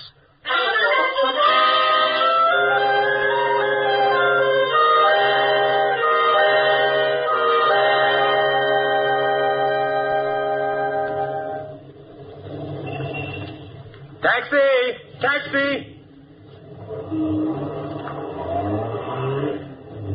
Day or night, rain or bright. Never mind, Louis. Oh, Mr. Templar, had I have known it was you, I wouldn't have bothered with the whims. Had I known it was you, I just wouldn't have bothered. However, Francis... Thank you. Louis should perhaps be explained. He's a cab driver I try to avoid. I rarely succeed. Which proves to me that my life isn't all that it should be. Keep it clean. And where at this hour of the night are you going? The Restwell Chapel. Get another cab. Louis. Okay. Some sport. Takes a girl to see a funeral parlor in the middle of the night. I'm merely taking her home. She lives in a funeral parlor? She's dead in a funeral parlor. Who's dead? Miss Blake. Huh? Me. Excuse me, but Louis, don't take your hands off the wheel. I already did. Yes, so? She said ouch. Personally, I would have liked to find out for myself, but if you say so... I do. I'll take your word for it. Only how are you going to explain to the funeral parlor her riding around in cabs with you? Simple. I am apparently the kind of a man a girl wouldn't mind being seen dead with.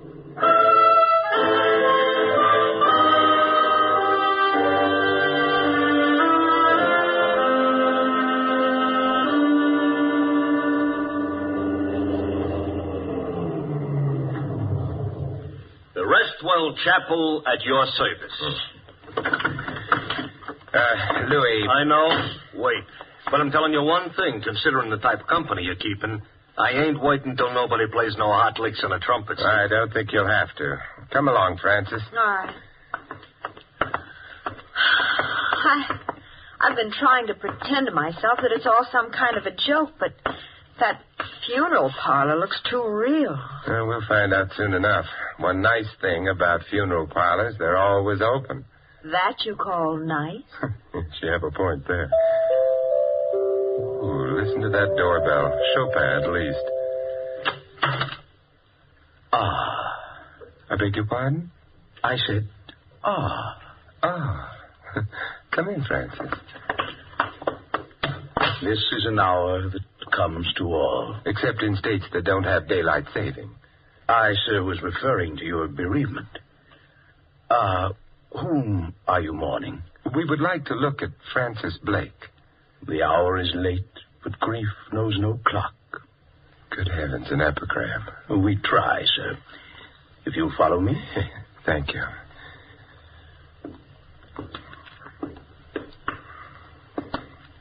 Here we are. And there she is. Beautiful, isn't she? Very. Simon, she does look like me. A little bit, but hardly enough to explain. How did she get here? Miss Blake? The police brought her. Oh, I see. Who identified her? Well, that was hardly necessary. Her coat over there in the corner. Simon! Wait a minute, Francis. What about her coat? It had her name on the label. Now I shall withdraw. You will want to be alone with your grief. All right, but make a sound withdrawing, please. So we'll know you're withdrawn. Oh, really, sir, it's no use jesting. The dead never laugh. Well, he's withdrawn. Simon, that's my coat. It is mine, Simon, but look. Yes, 2 holes in the front of it, bullet holes. Bullet holes? The girl here, whoever she is, was murdered. Come on, we better get out. All right, but I'm taking my coat. I don't think... It's mine, not hers. It belongs to me, even though she was murdered in it.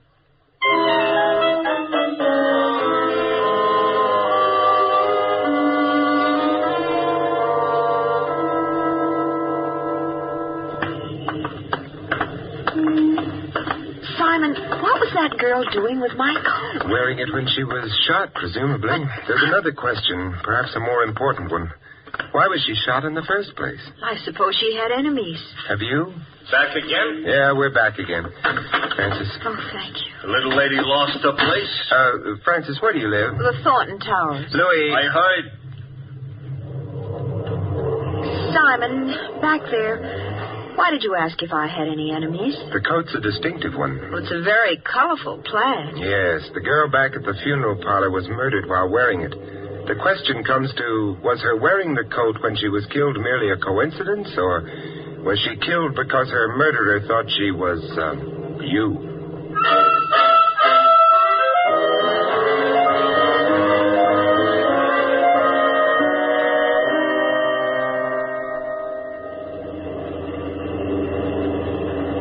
The Thomson Towers. Yeah, here you are, Louis, and... I know. Don't wait. On account of your sitting up with a dead friend. Good night, Louis. Good night. Good night, folks. Oh, Simon, it's so good to be back home. My apartment's down the corridor. Simon, I feel terrible. Oh, you needn't. But what you said in the cab. She was wearing my coat, a very distinctive one. And then she was shot to death. That girl is dead because of me. No, we don't really know that. Well, it must be so. Somebody thought she was me and killed her. That's possible. But then that means that somebody wants to kill me. Is this your door? Oh, yes. Of course, it's also possible that someone didn't like the coat and... Hey, did you leave your lights on when you left? No. There's a light in the room ahead. Well, that's the living room. You stay here in the hall. I'll go ahead and see who it is. But I just want to make sure they're neutral on the subject of plaid coats. Or you. Shh. Oh. Hello. Hello. Ah, how she was beautiful, your wife. My what? Your wife. It's her picture on the desk there, no? Well, there does seem to be a picture of Frances. And your name, she is? My name's Simon. Ah, it is a name that fills herself with the soul, no? No, I knew that tonight, of all nights, you would be lonely. Believe me, I'm not lonely. I am here. Oh, your wife, she must have been a wonderful woman. She, Your life with her was the magnificent symphony, no? Chamber music would probably be more accurate if you... And now that she is alas gone, I am here. Without even a pause for station identification. Look, who are you? I am Olga. Simon, Who is she? Olga. Who is she? Frances. And now that you two have met... Waiting a moment, huh? Aha. I look on the picture. I look on the flash. The what? The flash, of which I might adding your wife is perhaps carrying a little too much here and there. Especially there. Now, just a minute. Mustn't point, Olga. Bad manners. But I am seeing your wife. She is not dead. She isn't. That is, Frances isn't. If you like, you could try pinching her. I never pinch. Except boys. Oh. Simon, you are disappointing me. Goodbye. Well, that was quite a performance. Personally, I didn't care for her cadenza. Oh, I don't know. It was a nice cadenza, and the tutti was definitely fruity. That is, Frances, the whole thing was camouflage. For what? Take a look at the room. The room? Oh! Yes, it looks as if a junior hurricane had visited it. You mean somebody of Olga searched the room? Uh-huh. This one and, yeah, the bedroom as well. But, Simon, what was she looking for? I don't know. Whatever it was, she didn't find it. Our entrance stopped her search. Well, I'd better start straightening things up a bit. Good idea. I'll help you. Well, shouldn't you be going home? Oh, I don't think so. You may get some more visitors later on, and rougher ones than Olga. Why? Well, maybe they'll tell us if we ask them prettily. In the meanwhile... Yes, Simon. We can practice the overture to that symphony Olga mentioned.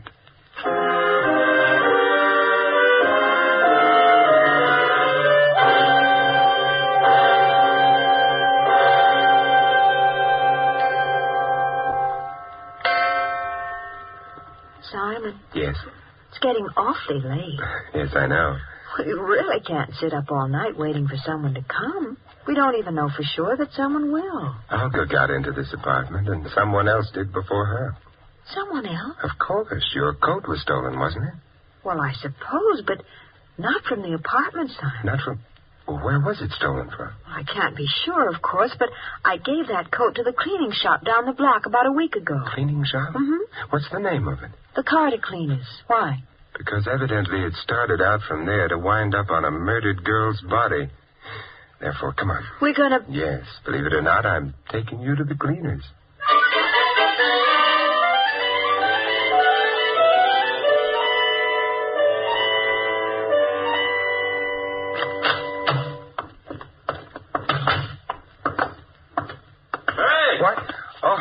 Louis, I thought I told you not to wait. This is a free country? Yes, There's a parking limit on this here curb, maybe? No, but... I waited. But we're only going down the block a little bit. You can't afford a quarter? I like to walk. What do you get from walk? Exercise? And from exercise, an enlarged heart. From an enlarged heart, you know how many people each year drop dead? Add them up. We're walking. Come on, Francis. Simon, you're worried. Moderately about all those people with enlarged hearts. This is the place, huh? Yes. Front door's shut, but there's a light inside.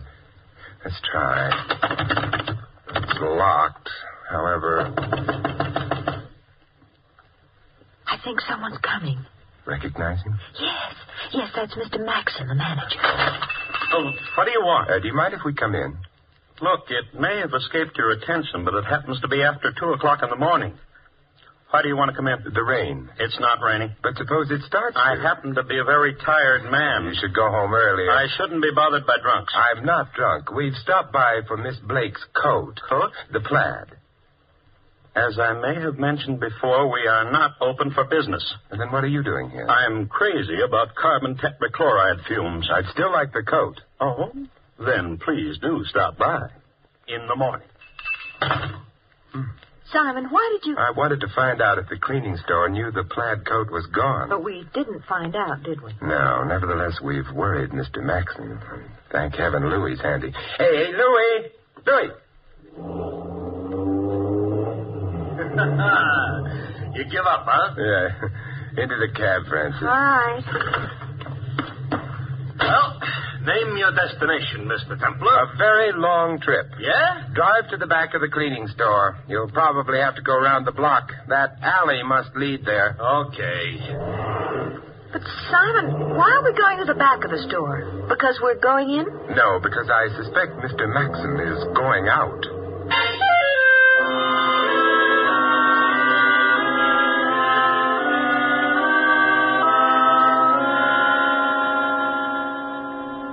All this here is maybe none of my business. It isn't. Oh, you know, a remark like that could easily hurt a fellow's feelings. I'm sorry. No, it didn't hurt mine. I'm sorrier still. But you're not spending this PM in the way a PM should be spent. Nonsense. So far, it's all been good, clean fun. That's what I mean. Simon, Mr. Maxon hasn't come out of the store yet. No, he may be coy, however. But why should he have anything to do with anything? He shouldn't, but it's very possible that...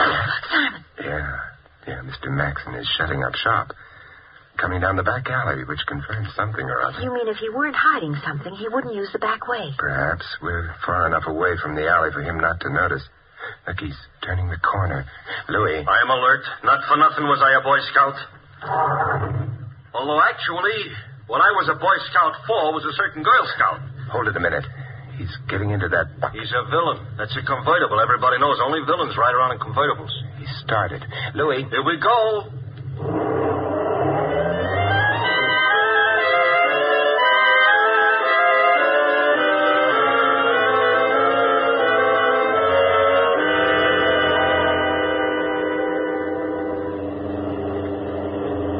Look, Maxon's stopping. Yeah, I better stop right here, huh? Uh-huh. Simon, he's going into that nightclub. Interesting place for a store manager to finish his evening's work. Let's go, Francis. Leave me know how the floor show is. I'll be sure to. Barker's Bandbox. I've heard of the club. Yeah, and I've heard of Barker. Nothing complimentary either. Well, here it is, and in we go. dark, crowded, and needs ventilation. The floor show? Emphasis on show. Simon, Mr. Maxon's over there. Yeah, ducking out of the door near the piano. Let's follow in his shifty footsteps, huh? Gee, I hope nobody notices it. With what's going on, or rather coming off, I don't think so.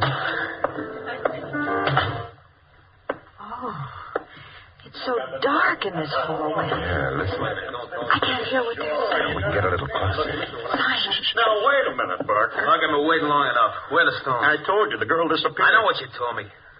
But don't give me the stones. Now, suppose you tell me where the stones are. I don't know where they are. Stones. Yeah, Barker's got quite a reputation as a crook of various kinds. Stones are jewelry, and unquestionably stolen jewelry. You having fun, fellas? Hope I didn't frighten you, lady. Coming up behind you, two nosy people like this. That was her asthma. Yeah. This here's a rod. How cute. Could I see it? Let it go. Simon, I've got his gun. Yeah, and I've got a fist. Let's see what happens. How gratifying. I hit him and he fell down. Jake? Come on. All that could happen to us in here... Jake! ...would be fatal.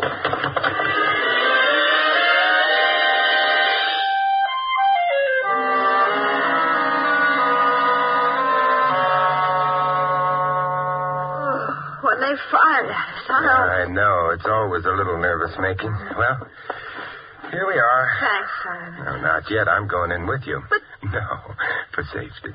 Oh. You think maybe... I'm just not taking any chances. Foyer's all right. Living room. Francis. What? Don't look across the room. Olga's back, but this time she's staying. What do you mean? I hoped you wouldn't see her. She isn't beautiful anymore. No. Just dead. I better phone the police. Wait, Simon. You know this thing started with Francis Blake being dead. But it wasn't Francis Blake. It was another girl. And then someone else got killed. Olga. Still not Francis Blake. But, Simon, the next time, do you think maybe it will be?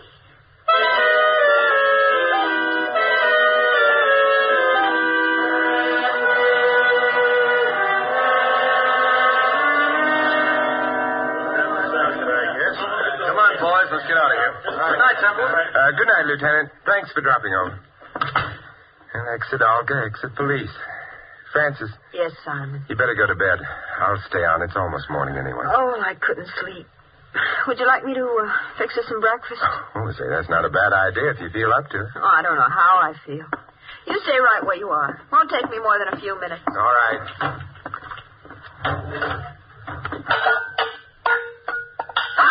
Okay, that's all the sound you're going to make, sister.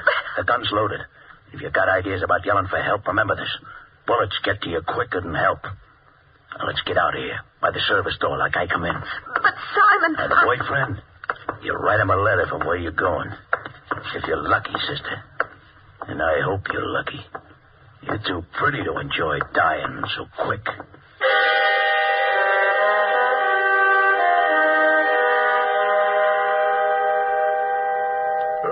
Hey, Francis, what are you cooking? Steak? Francis. I don't intend to oversee your cooking, but... Francis. Francis.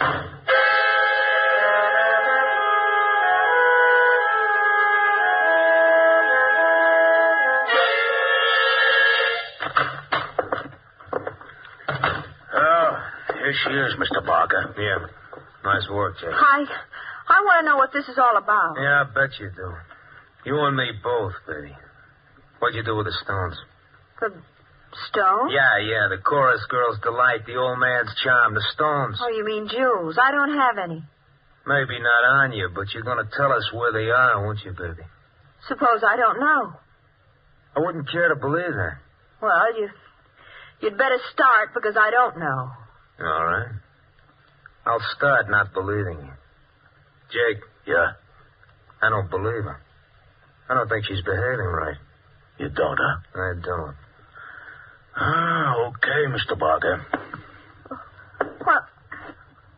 What are you going to do? I'll slap you around a bit. It's going to hurt you more than it hurts me, too. Oh, no, you can't. Want to bet? Hold it a minute, Jake. I'll get it. Yeah. Barker? Who are you? Simon Templar. You've got Frances Blake there, haven't you? It's your phone call. You must have. Listen, if you don't hurt her in any way, I'll get you the stones you're looking for. She doesn't know where they are. Matter of fact, where are the stones? The Carter cleaner's shop. Look, don't hand me that. We already been through the But joint. you didn't know where to look. Yeah? That could be a deal. Okay.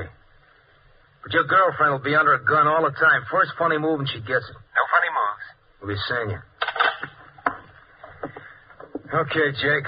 We're going visiting. Maybe we'll trade in the babe for the stones. If the stones are handed over. If they ain't, we'll just trade her in.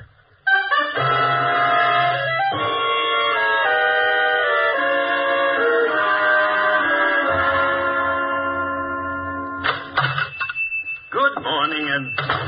Oh.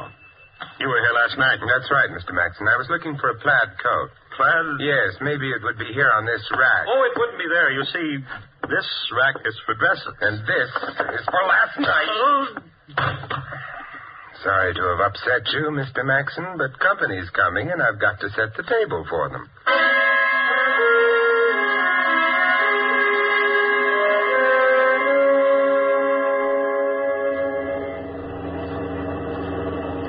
Joint looks clean. No blue uniforms around. Park it, Jake. Okay. Here we go, baby. I can walk by myself. Yeah, I know, but I enjoy your company.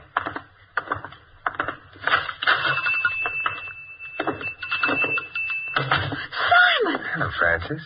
You Templar? That's right. Simon, Hey, stay next to me, sister. I better just lock the door so we won't be interrupted.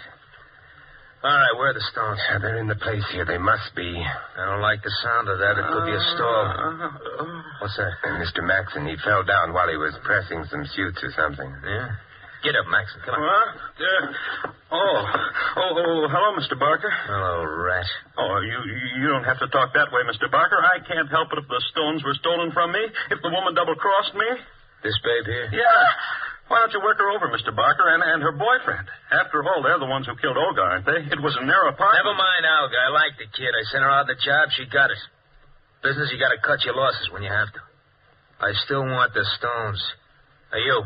They are here. They have to be. Then find them. I've looked, but they're hidden cleverly. You sound like a guy up a tree, mister, and in just a couple of seconds, I'm going to cut that tree down. Tree?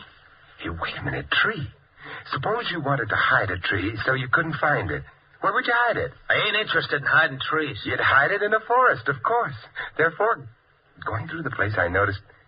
Francis, go through that dress rack. Dress rack? Find a dress, any dress, that doesn't seem to belong.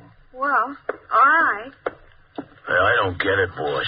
Who wants to hide a tree? Get up, Jake. Maybe it's got something. Oh, Simon, I'm not sure of what you mean, but this shop is in a pretty expensive neighborhood. All the dresses here are very good ones, except this one. It's quite cheap, covered with cheap rhinestones. Let me have it. Yes, of course, it doesn't belong here. Why is it here? Because it's a forest. Looks like a rag to me, not like a forest. Then suppose you take another look at some of the rhinestones on it. Let me have it. Hey, yeah, most of the things sewn on that dress are cheap rhinestones, but among them... Are the genuine stones. The ones we've been looking for. Well, nice work, Maxon. I didn't know anything about it. Somebody else must have done it to frame me or... No kidding. Wait a minute, Barker. Wait. For what?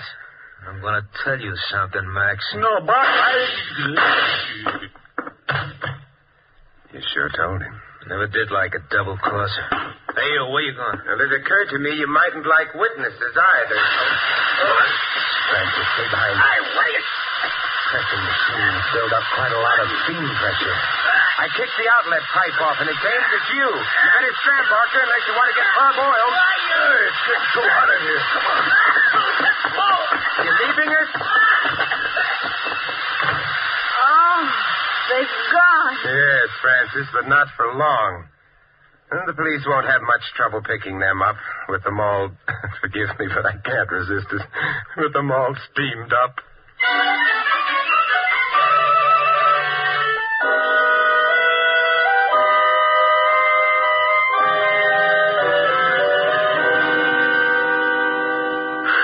Simon, I'm terribly grateful, but I can't resist Francis.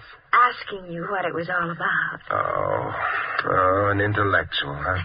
Well, you see, Francis, Maxon and Barker were partners in the jewelry business. Illegitimate.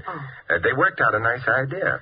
They'd use very distinctive clothes left with a cleaning shop as disguises for themselves and their Confederates. Oh, and disguises which couldn't be traced because they'd lead back only to perfectly innocent people who had alibis and everything. Mm-hmm. Right. And the last job they did involved a girl who wore your plaid coat while stealing the jewels. Oh. Maxon, however, decided he wanted all the jewels for himself, so he killed the girl and hid the stones. And Olga? He had to kill Olga because she suspected something wrong and came to this apartment because that's where the plaid coat came from. Mm-hmm. Well, but how did you know that Maxon had killed her? Back in the shop, he said Olga had been killed in this apartment. How did he know that? Because he'd killed her. Oh, Simon, what would I have done without you? The question is, what are you going to do with me?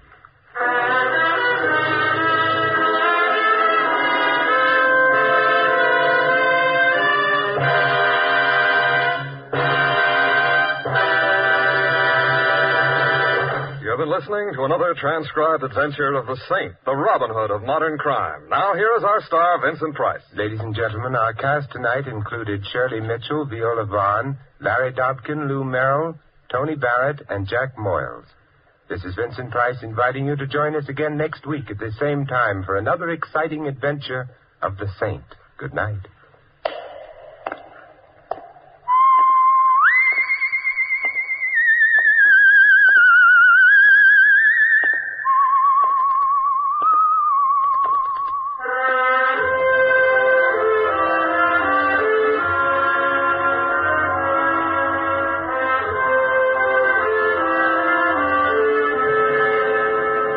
Tonight's script of The Saint was written by Louis Vittes. The music was composed and conducted by Von Dexter. The Saint, based on characters created by Leslie Charteris, is a James L. Safier production and is directed by Helen Mack. Vincent Price is soon to be seen co-starring in RKO's production of His Kind of Woman. All you Saint fans will be glad to know that the Saint comic books are on sale at all newsstands. Your announcer is Don Stanley. Programs, get your programs here. Tomorrow night, tune here for Night Beat. Hear the unusual tales uncovered by reporter Randy Stone as he searches Chicago after dark for human interest stories. Tomorrow night and every Monday night, hear Night Beat. And then stay tuned for the first piano quartet. Next, Sam Spade cuts a caper. Then Rose Bampton sings on NBC.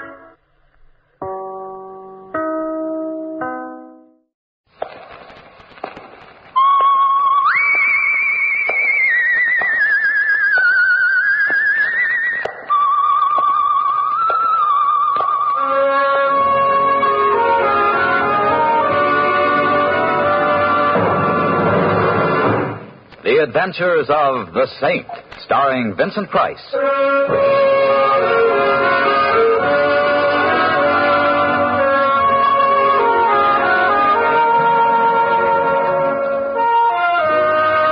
Saint, based on characters created by Leslie Charteris and known to millions from books, magazines, and motion pictures. The Robin Hood of modern crime now comes transcribed to radio, starring Hollywood's brilliant and talented actor Vincent Price as the Saint. Going to the ball game, huh, Mr. Templar? It's a great day for it. Didn't know you was fond of baseball. You fond of baseball, Mr. Templar? Yes, indeed, Louis. You know, I should have gone in for baseball instead of becoming a cab jockey. Grown men getting paid thousands of dollars for tossing a little ball around 2 hours a day. Can you beat it? Can you, Mr. Templar?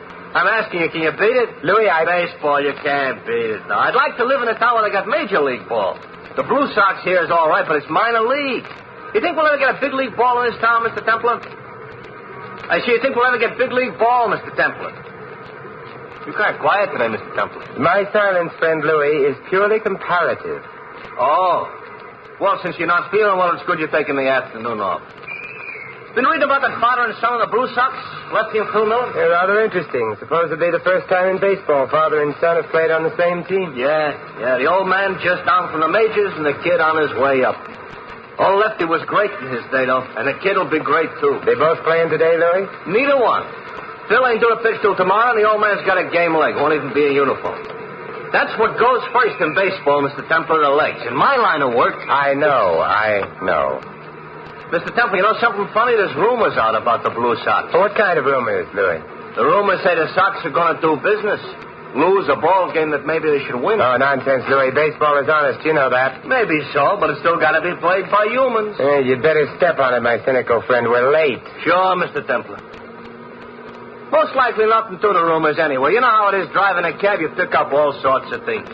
Me, it don't do no good to pick nothing up. I'm married. Hey. Yeah, did you hear that, Mr. Templar?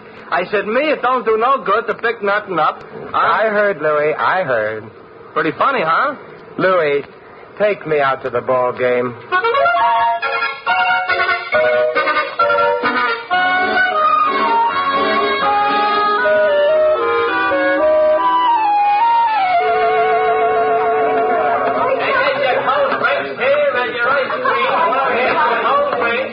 Hello, Lefty. Thanks for coming, Saint. Sit down. Thanks. I hope I'm not late. No, the game won't start for another 10 minutes. How's the leg, Lefty? It's improving, Saint. How's crime? It stays about the same, always with us. Yeah, that it is. Blue Sox going to win today? You know something, Saint? I don't much care. Oh, don't get me wrong. When I'm in there myself, I play to win. That's the only way I know. But after the majors, you don't get very excited over the Blue Sox. I guess not. I'm just playing out the string. What comes after that, I don't know. A manager's job? No chance. I was too busy spending my money while the smart boys were learning the inside of the game. But I had fun, I guess. Did you? Nah. Saint, there's only one thing in baseball I care about. There's only one thing in the world I care about. He's sitting across the field in the dugout wearing number 33. My son. I hear Phil's a great pitcher, Lefty. He's good. He'll be great. He's going up next year. Maybe this. Here, take a look at him through the binoculars. Yes. He looks like you, Lefty. You really think so? Yeah. Saint, I'm worried sick about him. That's why I asked you. I know, that's why I'm here. What are you worried about? Well, I think they're after him, Saint. The crowd with the dirty money's after him. I never handled any dirty money, but I've been around it and I can smell it. I can smell it now. What does Phil say? Have you talked to him? I can't talk to him. Maybe you read in the papers about a wonderful father and son relationship, huh? The kid hates me. How come, Lefty? He was brought up by his mother, and he was brought up to hate me. I got a divorce from her when the kid was 2 years old. I gave her a raw deal. He should hate me. You say you smelled dirty money. Do you have anything else to go on, Lefty? Rumors and a girl. No, I take that back. A woman. Take another look through the glasses, Saint. She's sitting in the box behind Phil, bending over to talk to him. She's there every day. Yes, indeed. Perhaps I should have taken up baseball. Well, that's just it. Does a woman who's got what she has go for a 21-year-old kid just because he plays baseball good? Ordinarily, no. But she's got Phil hooked so hard and so deep I hurt all over for him. He thinks it's romance. What do you think it is? I don't know. Not exactly. Saint, could you see if you could find out? I can try. What's her name, Lefty? Diane Courtney. She's staying at the Regent, same hotel the ball club puts up at. I happened to hear the kid making a cocktail date with her there for 6 this evening. Good. You see if you can get him delayed a few minutes. I will. Find out what she's trying to do, Saint. Find out who's in back of her. If they spoil that kid, They won't. They won't, Lefty. Thanks, Saint. And if there's anything I can ever do... Don't worry about it. In fact, I'm looking forward to meeting Miss Courtney. I'm sure we'll have a lot in common. Baseball and... well, we'll find something.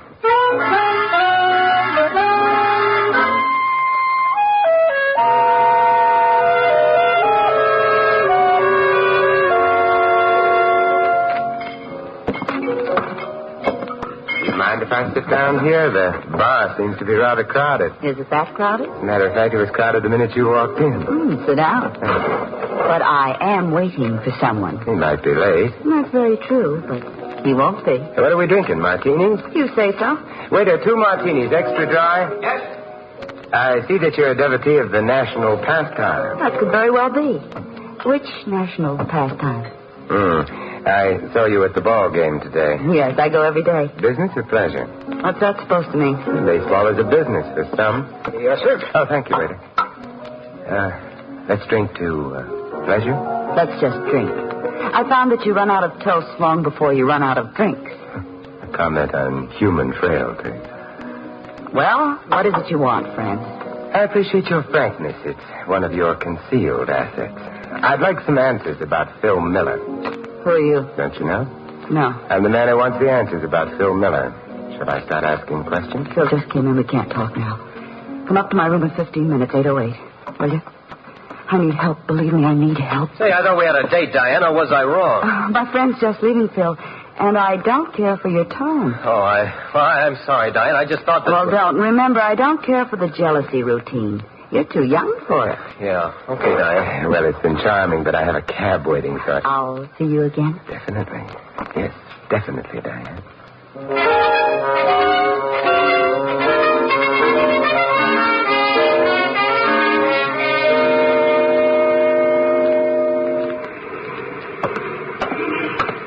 Call you a cab, sir? Oh, thank you. I have one waiting. Hey, here he is.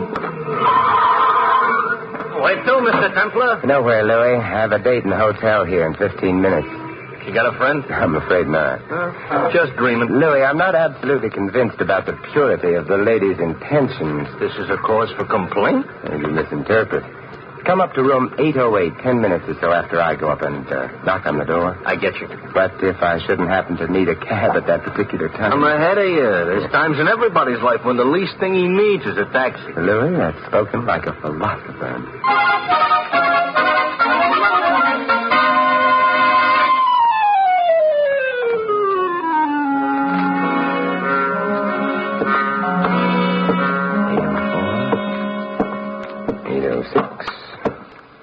Wait. Oh, come in quickly. Someone may see Someone's you. already seen him. Frank. Go ahead in, Jack. And I'm right behind you with something that resents any quick moves. You sneak up behind people pretty quietly, Frank. Used to be in a Girl Guides. Shut the door, Diane. But... Shut it. Now, my nosy friend here and me has business. I didn't tell the Saint anything, Frank. I just... The boss don't like nosy guys like the Saint. I don't like nosy guys like the Saint. Let him alone, Frankie. What good will beating him up do? The boss's orders. Besides, my analyst tells me beating up nosy guys I don't like is a good way of working out my aggressions. Your analyst? What's the matter? I can't get analyzed. What does your analyst say about you carrying a gun? Didn't he point out this is an artificial prop to your otherwise charming personality? Oh, you creep. My analyst says I shouldn't get insulted at remarks by neurotics. You think I'm a neurotic? If you ain't now, Jack, you will be when I finish. Frank! Don't fall down yet, Sid. I got more for you before I let go. How do you want that? Stop it, Frank! Stop it! Okay. Darn it, I shouldn't have got mad. My analyst says I should have let my emotions color my business life.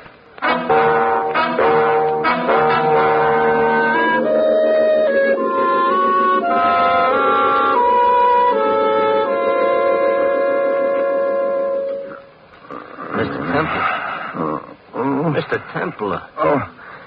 Oh, Louis. Mr. Templar, you all right? Should I call a doctor? No. I'm all right, I guess. What happened, Mr. Templar? I knocked on the door just like you said. When nobody answered, I come in. You was on the floor. You're still on the floor. Yeah, and I think I'll stay here. Got myself worked over, Louis, by a psychoanalytical muscle boy. Oh, he sure gave you some beautiful lumps. Yeah. Real neat professional job. Hey, what's this business card in your chest, yours? No. Let's see. Frankie must have put it there. This is part of the warning, I guess. What's it say? It says the fixer. I fix anything. He ain't what you'd call modest, is he? No, but fixers rarely are. Look, I think we better have a doctor spray you with some mercurochrome. No, Louis, I'm going to be too busy. Doing what? Sleeping.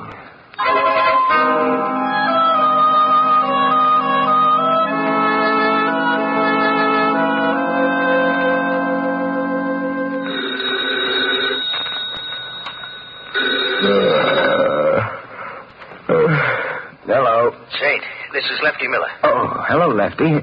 What time is it? Midnight.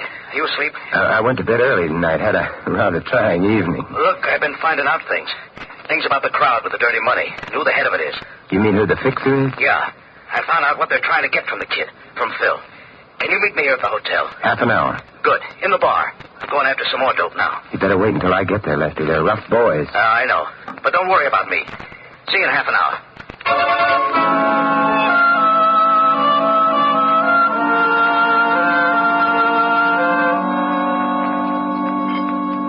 Waiter, another Johnny Walker over ice, please. Yes?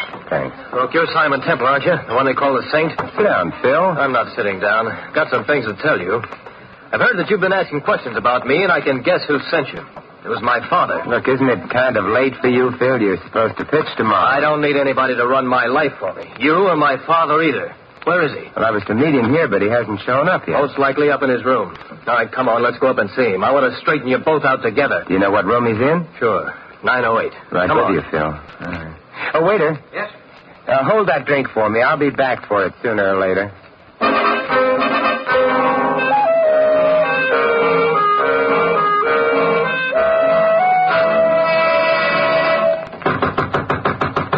Hey, Dad. Open up. I want to talk to you. Doesn't look like your father is in. Try the door. It's open. What? But there's no... Dad. Dad. Oh. Look, I told you not to look. He shot himself. Why? Why? He's dead, Phil, and there's a gun in his hand, but he didn't pull the trigger. What are you trying to prove? Who did?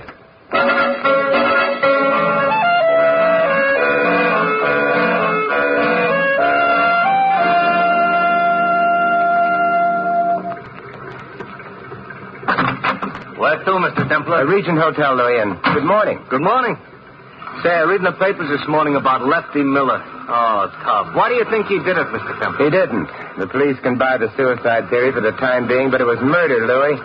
A friend of mine was murdered last night, and today things are going to be done about it. What are you going to do at the Regent? I'm going back to the young lady's room where I had such an interesting time last evening. This time I better go with you. Yeah, perhaps you'd better, Louis. And I'm hiring you for the whole afternoon. We've got a lot of ground to cover. Lefty was a great ball player, Mr. Templar. Seen him in the World Series once at Yankee Stadium.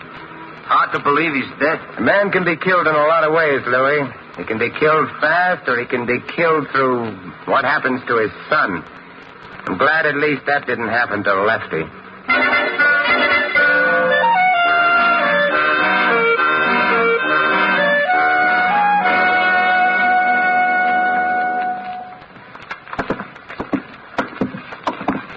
You sure nobody is in? I called on the house phone before we came up. I think this key will fit. Hey, how did you get a key? I remember to make an impression of the lock after that beating last evening. There. We're in. Nobody here, all right. Shut the door, Louis, and lock it. Okay. What are you looking for, Mr. Templar? The truth, Louis.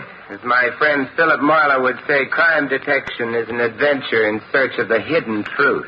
Gonna find the hidden truth looking out that window on the fire escape? Perhaps, Louis, perhaps. Mr. Templar, somebody's at the door. That's right, Louis. I'll handle this. If I need help, If you need help, we're in trouble. Good morning, Miss Courtney. Hey, what are you doing Come in, here? Diane. Miss Courtney, my good friend Louis. Oh, charmed. You want I should leave, Mr. Templar? No, we'll both be leaving in a minute, Louis. Just as soon as we ask Miss Courtney some questions, she probably won't answer. What questions? Like who killed Lefty Miller? I don't know. I thought it was suicide. You see, Louis? Who's the fixer, Diane? I can't tell you. I'm afraid. Think, if you believe me, if you'd help me. Why are you working on Phil Miller to throw a ball game? Why? I can't tell you. They... I'm frightened. Look, I don't care how frightened you are. A man's been killed. Why? I can't. I'm afraid. The lady's afraid. Come on, Louis. Let's go back to the ballpark and see if we can throw a few curves.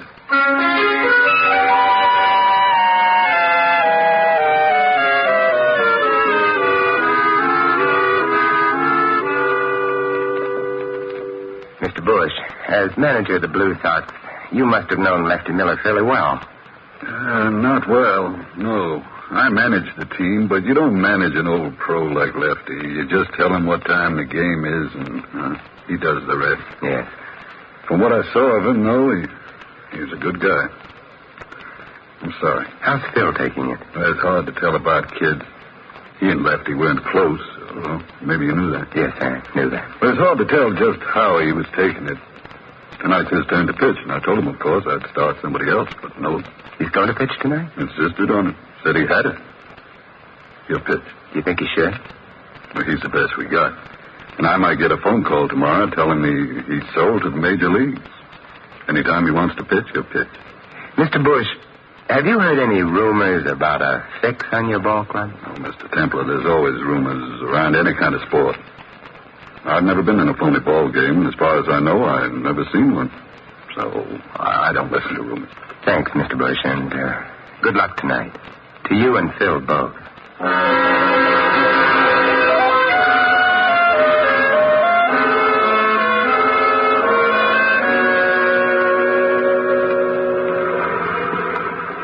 Where to now, Mr. Templar? I want to go see a bookmaker, Louis. Sam the Spender. Do you know him? Sure, I know him. Biggest bookie in town. Place down on State Street, only a block or two down the street. Got something good in Hollywood Park? No, Louis. You want something good? Thanks, but no, this is different. I did a favor for Sam once. He might be able to return it. Sam returns anything but money. One time I had a 3-horse poly going against him. First two come in, the third is leading into the Hey, straight. Louis, isn't this the place? What? Oh, yeah, sure. Wait for me here, Louis. It won't be long. Sure, Mr. Templar. Hello, Sam. How's business? Simon Templar, glad to see you. What can I do for you? Information, Sam. We shall go no further then. And Simon Templar. We in business. Say, do you handle any baseball money, Sam? Nah, in the East it's big business. All bet on the major leagues. Out here, peanuts. Have you handled or heard of any bets lately on the Blue Sox or against them? Against them, yeah. Only yesterday. Funny deal, too. Care to tell me about it? Yeah, sure. A big creep comes in with $200 to bet against the Sox in the game tonight. I don't like the smell of it. Nah. I tell him, nah. Then the creep tells me what's wrong with me is that I had an emotionally insecure childhood. Honest. Go on, Sam. Then he does a funny thing. He give me an extra $200 to pay you up if he win the bet. Imagine that. And if the Sox win, I get to keep the whole $400. The guy's nuts. I can't lose. The best he can do is break even. Where's the payoff, Sam, if the Sox lose? Room 808, the Regent, tonight after the game. Do you get it, sir? I'm beginning to. Lefty Miller was right. Dirty money has a smell to it, and I'm beginning to smell it. Thanks, Sam. Anytime, Saint. See you soon? Maybe tonight. Tonight? I hope so, Saint. Nothing personal, Sam, but I hope not.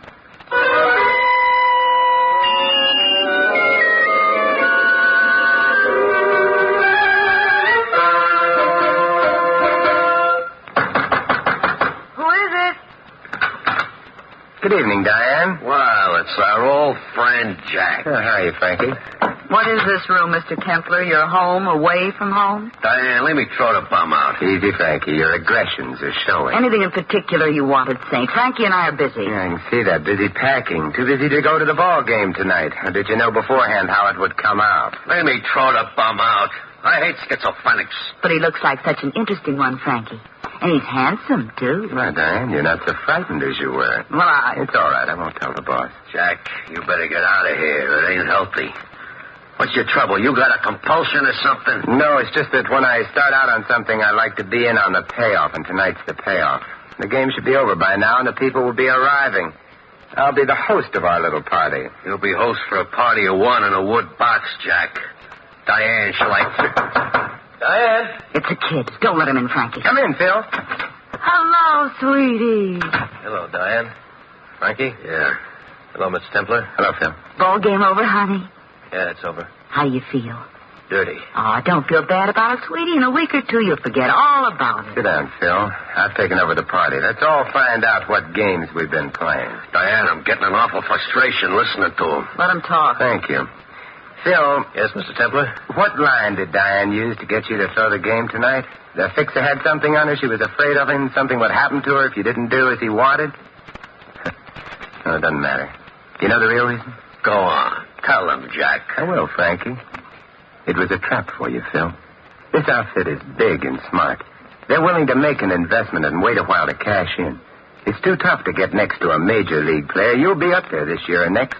And when you get there, you'll do what the fixer tells you because there's a club over your head. Yeah? Yeah. A certain payoff you took in a hotel room at the Regent for throwing a game with the Blue Sox. You understand that? I understand. Your father found out about it. He had the room right over this one, 908, and he listened on the fire escape. He was seen from in here, and he was killed. Then they took him back up the fire escape to his room and rigged the suicide. But they forgot to wash all the blood off the iron outside this window. You gonna listen to him, kid? He's a neurotic. Diane, aren't you gonna say something? I didn't have anything to do with it, honey. It was the fixer who did it.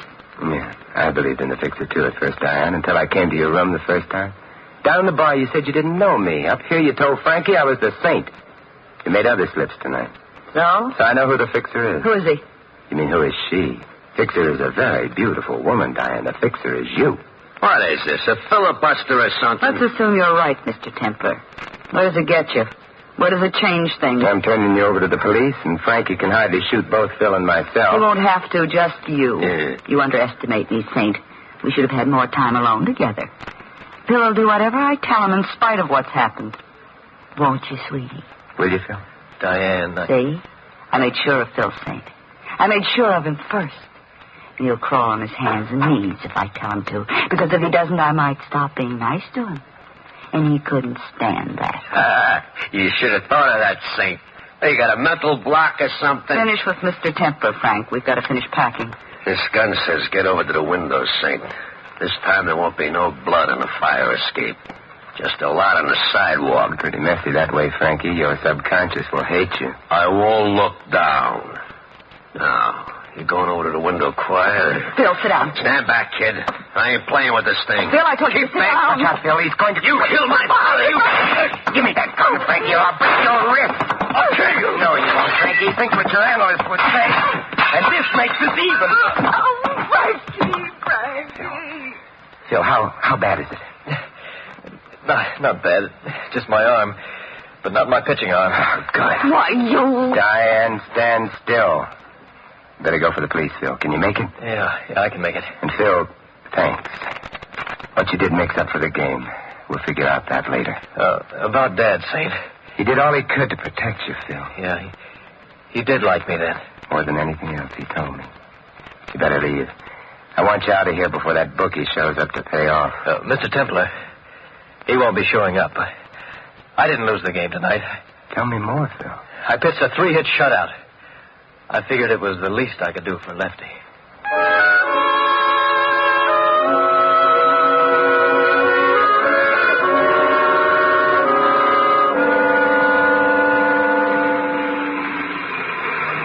The kid's gonna be all right, Mr. Temple? Phil will be all right, definitely. You know, I can't blame him for getting tangled up with that Diane. Now, there is real aged in the wood stuff. She won't be quite as attractive when she gets out, Louis. 20 years does something to a woman. Should have seen what it done to my wife if she was no prize to begin with. What do you think was wrong with Diane, Mr. Templar? An emotionally insecure childhood? You've been talking to Frankie. I think Diane felt an urge to corrupt, Louis, to feel power. Revenge, perhaps, for something hidden in her past. It might have been her childhood. Might have been society. So, now society exacts further toll. 20 years. I feel like a drink, Louis. Where to, Mr. Templar? Back to the Regent. I've got a scotch waiting for me at the bar.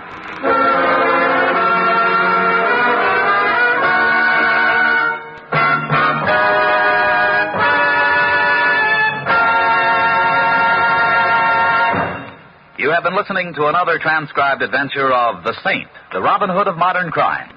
And now here is our star, Vincent Price. Ladies and gentlemen, the most priceless gift which a community can give its children is a fine education. Here in America, your parents have been able to take that education pretty well for granted. But that won't be true of the future, unless we plan now to cope with the educational problems of the future. There are going to be lots of them, we know that for sure. Because of the increased birth rate during and since the war, an extra 7 million children are going to be enrolling in our public schools. And the way things stand, our schools just aren't ready to handle them. The problem varies from district to district, but it's always a problem of shortages. In some localities, there aren't enough classrooms, and in others, not enough books and equipment. And overall, we're suffering from a shortage of teachers. In order to meet the challenge and make sure that our youngsters will get the education they deserve, we'll have to lay down an educational blueprint for the years ahead. Our local school boards are doing that right now, but they can't do it alone. They need everyone's efforts to build a stronger educational system. If you wish to help, simply contact your local school board. And for further information, write to the National Citizens Commission for the Public Schools, New York, New York. That's the National Citizens Commission for the Public Schools, New York, New York. Good citizens everywhere are helping, for they know that better schools make better communities. This is Vincent Price inviting you to join us again next week at this same time for another exciting adventure of the Saint. Good night.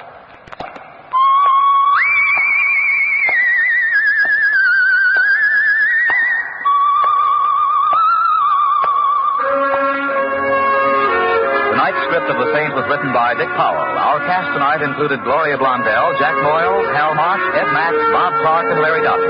The music was composed and conducted by Von Dexter.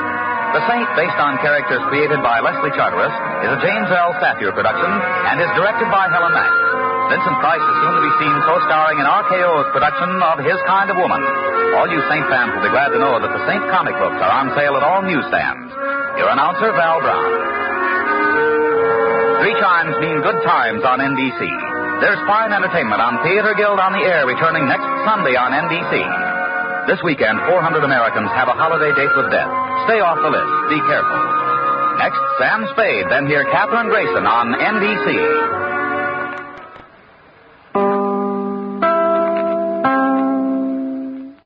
Vincent Price, who is usually heard at this time as the Saint, has been delayed in Paris. Tonight, by arrangement with Metro-Goldwyn-Mayer, you will hear Barry Sullivan in the role. Mr. Sullivan can currently be seen with Lana Turner and Ray Milland in A Life of Her Own.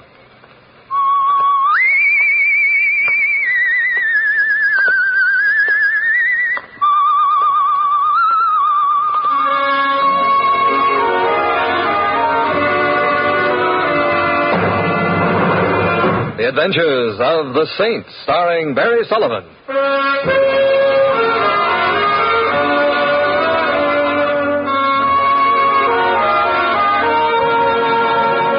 The Saint, based on characters created by Leslie Charteris and known to millions from books, magazines, and motion pictures. The Robin Hood of modern crime now comes transcribed to radio, starring Hollywood's brilliant and talented actor Barry Sullivan as the Saint.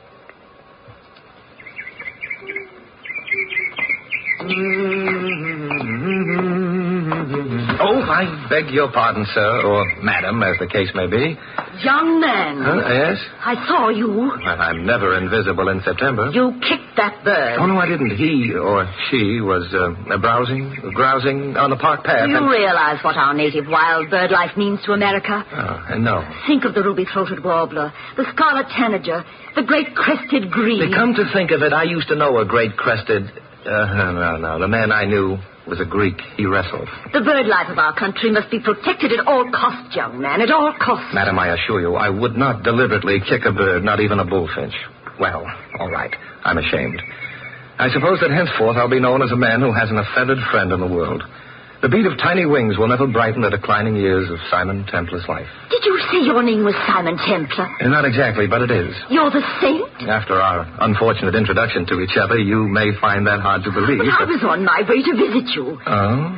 I wanted to ask you to help my brother. Your brother, he kicks birds? Or perhaps birds kick him? Warburton has nothing to do with birds. Warburton. His trouble is, well, a little different. What is his trouble?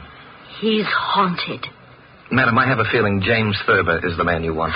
Don't be irreverent. I beg your pardon. Warburton is haunted by a ghost. That sounds reasonable. This Warburton, he's older than you are. If you're implying by that, is he senile? The answer is no. He's a year older than I am, but perfectly sane. Nevertheless, he's haunted, I know. How do you know? I've heard the ghost myself. It giggles. Giggles? Giggles. I'm strongly tempted to murmur happy haunting, but I'll resist temptation. And what is even more dreadful, Mr. Templar, and of course you're coming with me at once to investigate the matter, not only is my brother haunted, but he likes it.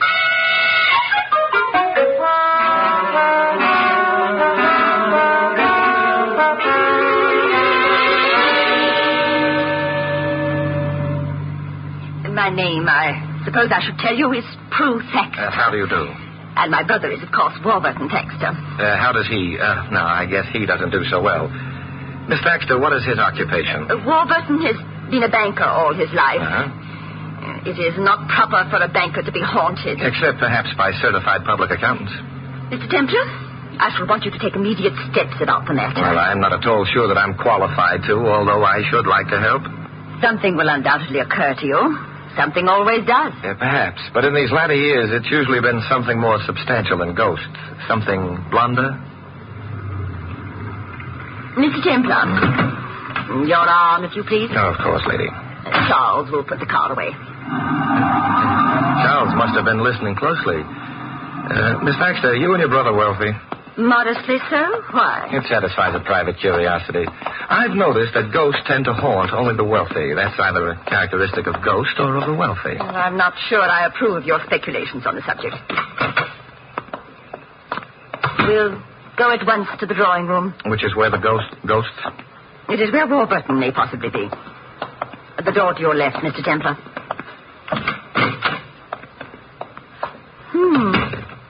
Warburton is not here. Mr. Templar, this is the room where we spend most of our evenings. It's where we've heard the ghost. Something's been bothering me. You said it giggles. He giggles? She giggles. And does she do anything else? Clank chains, for example, or utter blood-curdling moans? No, apparently not. Warburton and I heard her on a number of occasions. The sound seemed to come from the study. The door on the right wall leads to it. And you investigated? Warburton did, naturally. He went into the study. He felt a man should look after such matters. I see. He went in and shut the door behind him to spare me. He stayed on each occasion some little while. I heard the giggle again and insisted on being let into the study. You were perfectly right, I imagine. Warburton let me in. There was no one there. I was momentarily unnerved, of course. Of course. But Warburton seemed quite undisturbed. As a matter of fact, he seemed positively happy about it all. Did you ask him why? His reply was frivolous. He said that at his age it was flattering to be haunted by a ghost whose giggle was so youthful. This happened how many times? Perhaps half a dozen. I wonder where Warburton is. Perhaps in the study. That wasn't a giggle, but it did come from the study. Yes, we must see at once. Warburton! Mr. Templar, the door's locked. Do you have a key? No, there isn't any. Never kept locked. Let me in. Miss Baxter, ghosts don't generally go about opening doors. Must be latched from the inside. Is there any other way of getting into the study? There's a window overlooking the garden. And suppose we try the garden. All right. It's this way. Oh, Mr. Templar, I'm frightened. What are we going to find in there?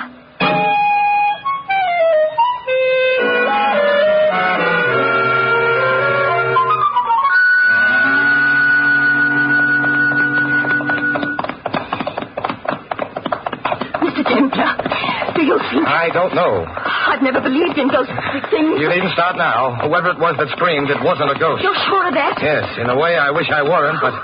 I don't think I quite understand. Well, let's wait and find out before... Now, this would be the window of the study. Yes. It's quite a bit higher than my head. Concrete walk directly underneath the window. Oh, what on earth does it matter if the walk is concrete? There wouldn't be any footprints on concrete. Perhaps not, Mr. Templar, but do ghosts leave footprints? I suppose not. However, is there a ladder about? The gardener's shed over there. Yes. Is it open? I think so. We can try. So, ladder. Oh, yes, here's one. Now, back to that study window. Hurry, Mr. Templar, hurry. Okay. Ladder against the window. Now, you know, I've always envied firemen climbing up and down ladders all day long. Mr. Templar, why are you delaying? All right. Up the ladder it is. Can you see into the study? Yes. What? You better stand out of the way. I'm coming down. My brother is in there? He is. I think perhaps we'd better go inside. We have a couple of phone calls to make. Phone call? Yes, to a doctor and the police. A doctor? I suspect from what I could see that a doctor won't be too necessary, but your calling them will at least show the proper solicitude. Something happened to Warburton. He's dead. I'm afraid he is. Oh, no. Here, you'd better take my arm. No. Well, thank you very much. I don't need help. We had better make those calls. All right. By the way, Miss Baxter. Yes? While the police are on their way here, if I were you, I'd try to think up something to tell them besides a ghost story. What do you mean? Ghosts aren't generally capable of beating a man's head to a pulp.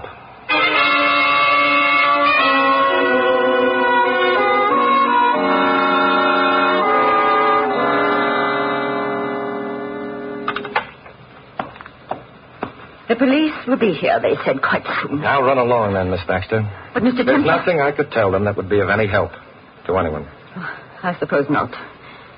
I'll ring for Charles. Don't bother, Miss Baxter. I'd rather walk. Very well. Thank you for having come home with me and listening to my ghost story. Good night, Mr. Templar. Good night.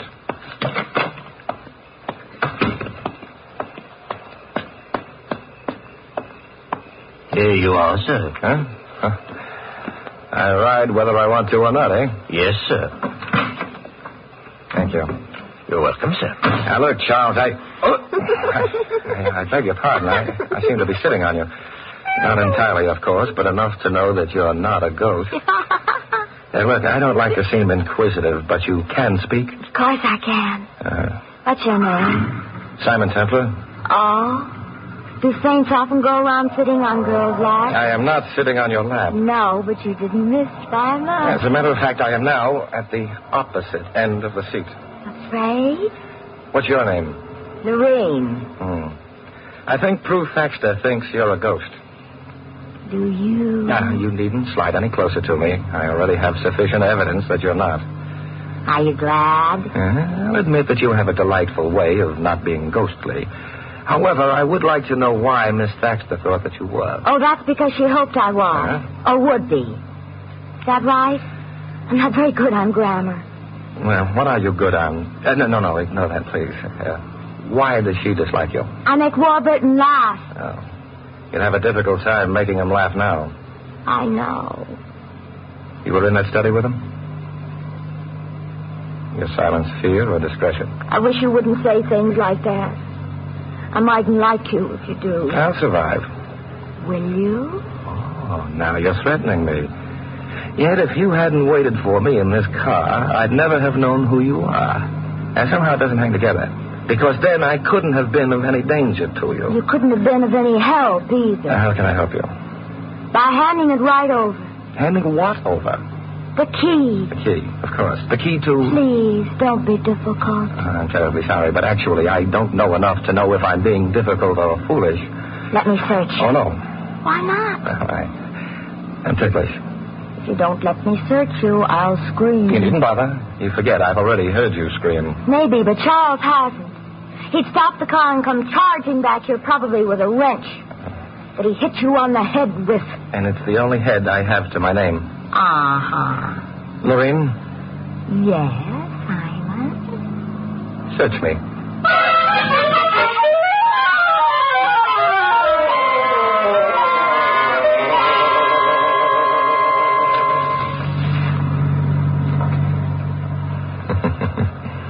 Lorraine, you look like you'd lost your last giggle. Naturally, you didn't have the key. But I told you that before you, searched me. But didn't you like it anyway? I refuse to answer that. And besides, we're at my home. Oh. Lorraine, I would suggest that immediately after I leave you, you visit the police and... Tickle them? No, you tell them of your presence in Warburton's study tonight. I can't. Because you murdered Warburton Thaxter? Because of who I am. I didn't kill Warburton, but they might not believe me. Because of who I am. Who are you? What? Mrs. Warburton Thaxter, of course.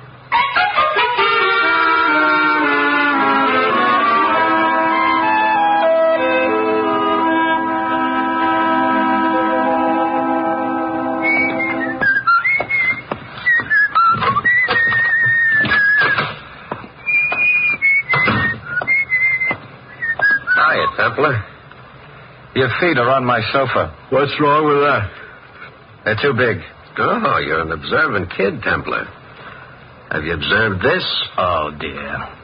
You know, I wish for once that someone would threaten me with a machete or a Malayan crease or an original Australian Sunday boomerang. I get so tired of revolvers. That's maybe because you ain't been shot by one yet. People have tried and tried. Are you going to shoot me with your revolver? No, unless you act nasty. Oh, I was the pride of Mrs. Thrushbottom's dancing class. My manners are favorably known throughout the length and breadth of this... kidding. If Lord Chesterfield's son had had a son of his own, he probably would have been me. Oh, stop it. I can't contain my joy. Besides, I got something to ask you. Be careful. Remember, I'm not your best friend, and I might tell you. Don't you get tired of making wisecracks? It's a living. Who are you, anyway? The name is Galloway. And the feet are large. Proceed, Mr. Galloway. Where is it? Where is what? The key. What key? You know as well as I do. Yeah, perhaps, but what makes you think I have it? You went to the house with Miss Thaxter, didn't you? Yes, I did. But how did you know? I'm psychic. You mean you were following us? I'm a bad boy. And you think my purpose was to procure the key from... Warburton. That's very interesting. One of us who didn't know before now knows the key was Warburton's. He also knows that obviously Warburton no longer has the key. Otherwise... Yes, it's very interesting indeed. Except, old boy, haven't you realized yet that you shouldn't know Warburton is now minus key? Why shouldn't I? Because Warburton is now also minus life. That is a very interesting fact, but it don't get me the key. It may get you the chair. I missed something. You certainly did. Warburton Thaxter, and we'll pretend you didn't know, was murdered. I don't like that. Neither did Warburton. Hey, wait a minute. I didn't bargain on no... Death sentence? Templar, how good are you at forgetting things? Things like what? My visiting you. Oh, no, I could never forget that. There'll always be a warm place in my heart. Oh, my heart. Hey, what's wrong?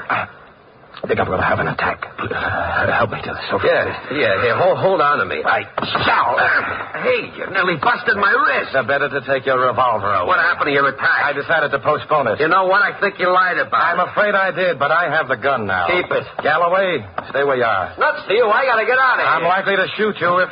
In the back. Stop being foolish. Heroes never shoot guys in the back.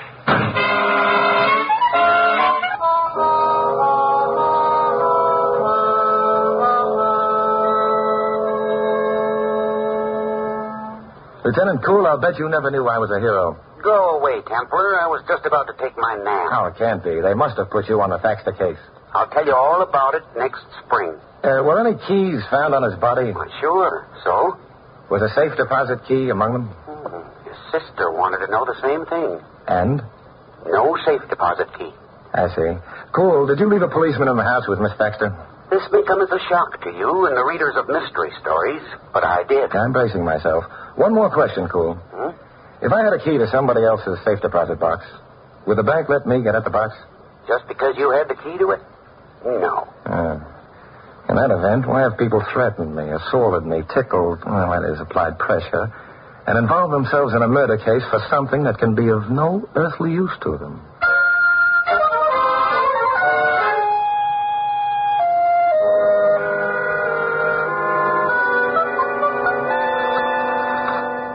Templar, the telephone.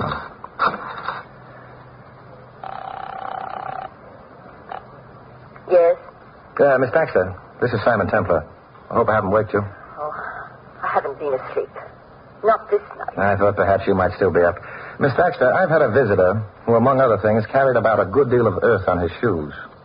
You know a man named Galloway? Of course I do. Who is he? My gardener.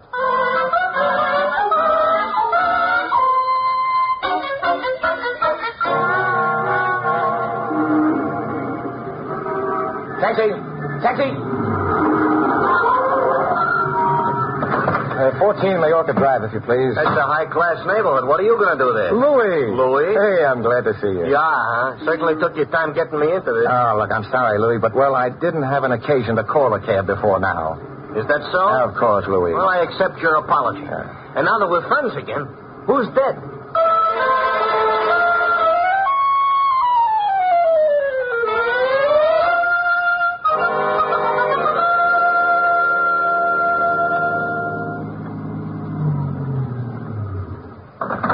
The scene of the tragedy. I wait. You wait. About how old is this Miss Thaxter? Middle 50s, I should think. Why? Oh, just wanted to know how long I'll have to wait. Middle 50s? Not long.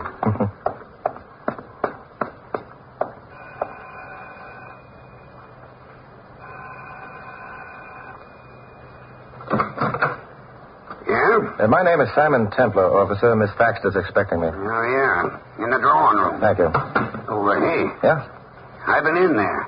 I'm perplexed. Why? No drawings. Till later, officer. Come in. Hello, Miss Thaxter. Sorry it's so late. It's kind of you to come and ask me questions. It may keep me from... What did you want to know? First, how long has Galloway been with you? Oh, a good many years. Where does he sleep? Garden house. And I can stop and see him on my way out. Miss Thaxter, did you know your brother had been married? The police told me about it tonight. I hadn't known before. You didn't really think your brother was meeting a ghost in his study, did you? No. I would have preferred it to be that, however. You've never met Lorraine Anderson.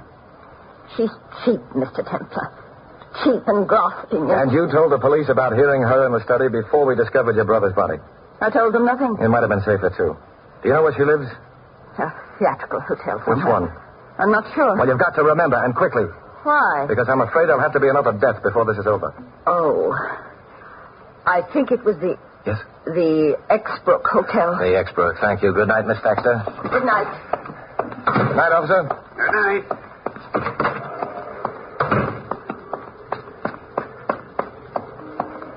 Louis? Huh? Get out of that cab. Come with me. Where you going? Around the house to the gardener's place. Want him to pick you a few flowers? No, I want a witness with me. Ooh, that gate ought to be oiled. You ought to speak to the gardener about it. Yeah, this is the place, all right? Hey, shouldn't you have knocked? Unnecessary, unless I'm mistaken. And I wasn't mistaken. Oh, you mean you expected him to be dead?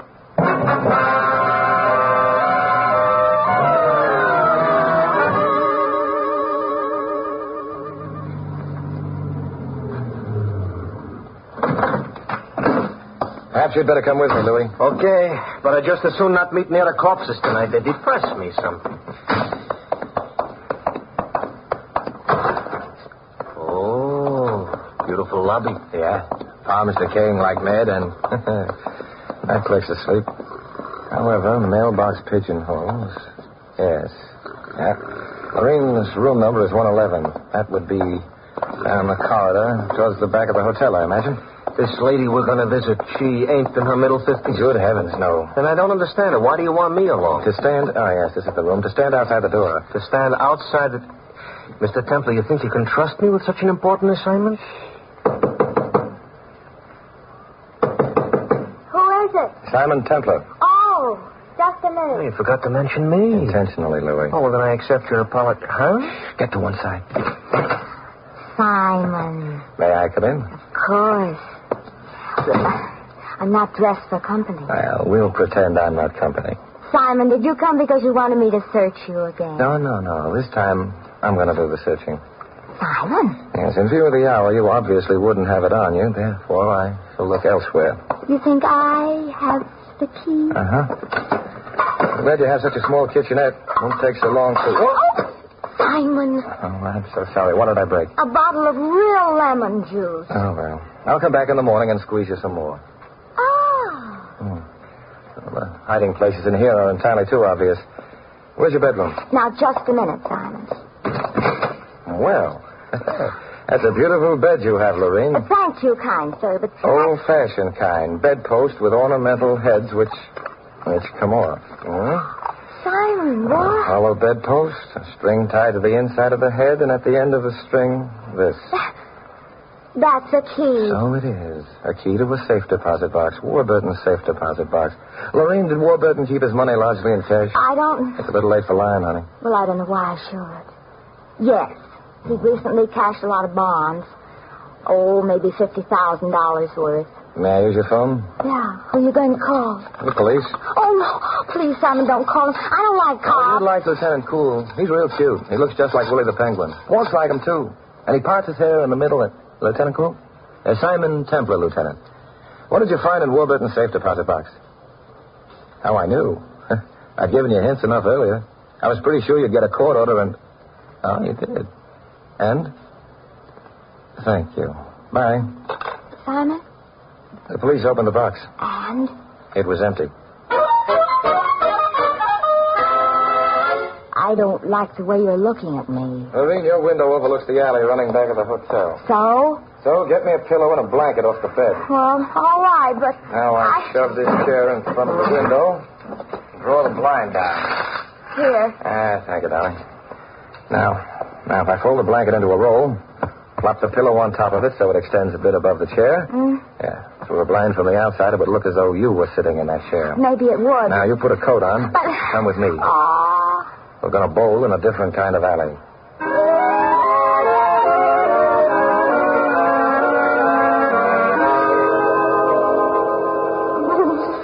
I'm cold.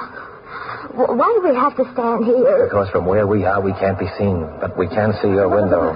with a silhouette on the blind, and if anyone comes up the alley... Simon, I don't understand at all. Suppose you were an aging woman who owned nothing but an old house. Suppose you'd spent all your life with your brother who had all the money. Suppose your brother then met and married a pretty girl. And then he cashed in all his money and was preparing to leave you. How would you feel? Well, I'd be unhappy about it. You'd kill your brother if you were half insane with pride and anger. You'd try to have his wife convicted of a murder. You'd call in somebody like me, to be around when you discovered your brother dead. You'd plant a safe deposit box key someplace in your brother's wife's room. You'd hire your gardener to threaten me about the key and then kill him before he could get frightened and blow up the whole scheme. Simon! But then when you realized the man you'd been using as a blind had stumbled onto a part of the truth, what would you do? You'd try to wind up the case quick. I wouldn't. You'd try to shoot your brother's wife, then make it look like suicide, huh? Now, Louie is at the door of your room, so that won't be tried. But the alley here... It's Baxter. Yeah, she's coming down the alley. Stopping outside your window. Simon, she has a gun. She's lifting it. That's all we needed now. Here. I'll take that gun. It's a pity that your brother and Galloway weren't birds, Miss Baxter. What do you mean? They'd be alive. You were so fond of birds.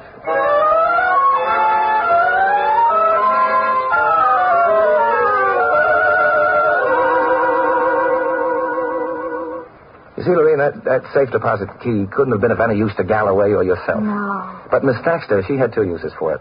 First, she'd rented a safe deposit box at the same bank, next to her brother's. Mm-hmm. She was known to the guard at the bank, therefore she could go down into the vault and, by working quickly, empty Warburton's box, which she did. And then she planted the key on you. I'm so grateful to you. Oh, nonsense, Alice. Simon, I don't know how I can repay you. You? Well, as children say when they don't know something. Such me.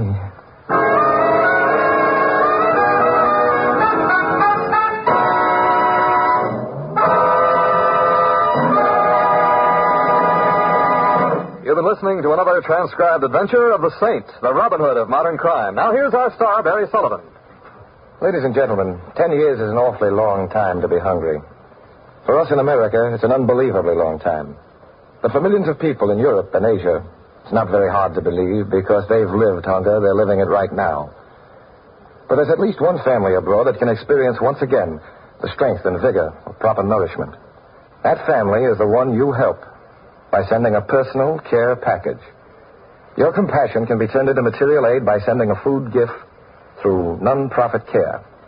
For instance, CARE's $10 food parcel will supplement the diet of a family of 4 for a whole month.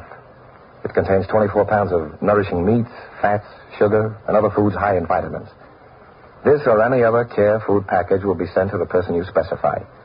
Or if you wish, CARE will select a suitable recipient for your gift, and either way you'll receive a signed receipt upon delivery and probably a heartfelt letter of gratitude. All you have to do is send your money order to CARE, New York. CARE will do the rest. Remember the address, it's CARE, New York. And now this is Barry Sullivan inviting you to join us again next week at the same time for another exciting adventure of the Saint. Good night.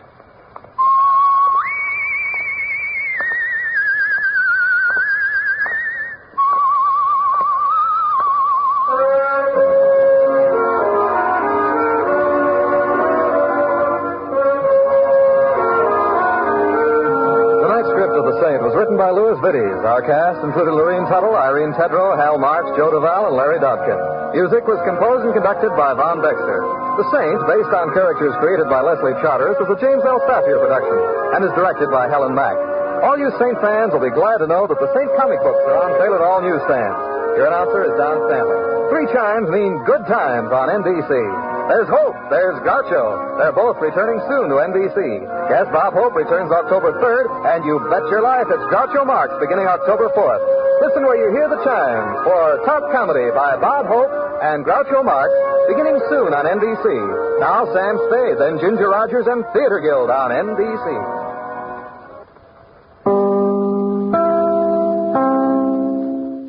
Vincent Price, who is usually heard at this time as the Saint, has been delayed in Paris. Tonight, by arrangement with Metro-Goldwyn-Mayer, you will hear Barry Sullivan in the role. Mr. Sullivan can currently be seen with Lana Turner and Ray Milland in A Life of Her Own.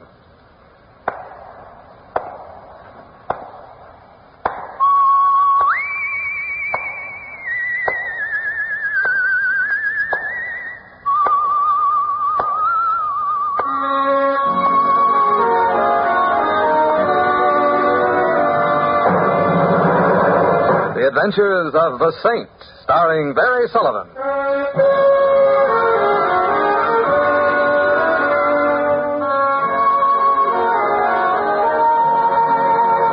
The Saint, based on characters created by Leslie Charteris and known to millions from books, magazines, and motion pictures. The Robin Hood of modern crime now comes transcribed to radio, starring Hollywood's brilliant and talented actor Barry Sullivan as The Saint.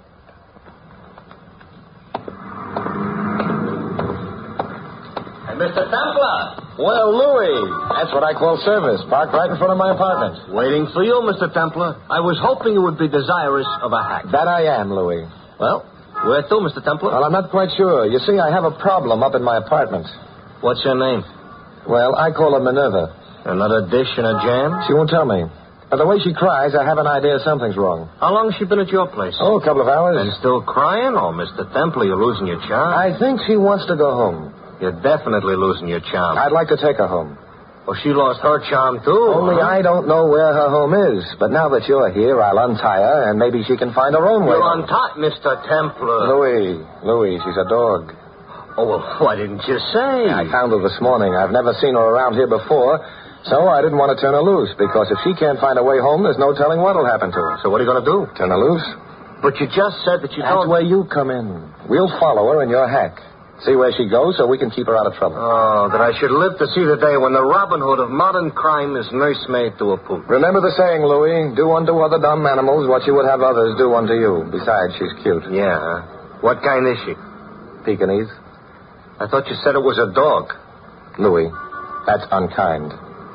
Sorry, I didn't mean it. Stay put, Louis. I'll get Minerva and let's see where she takes us.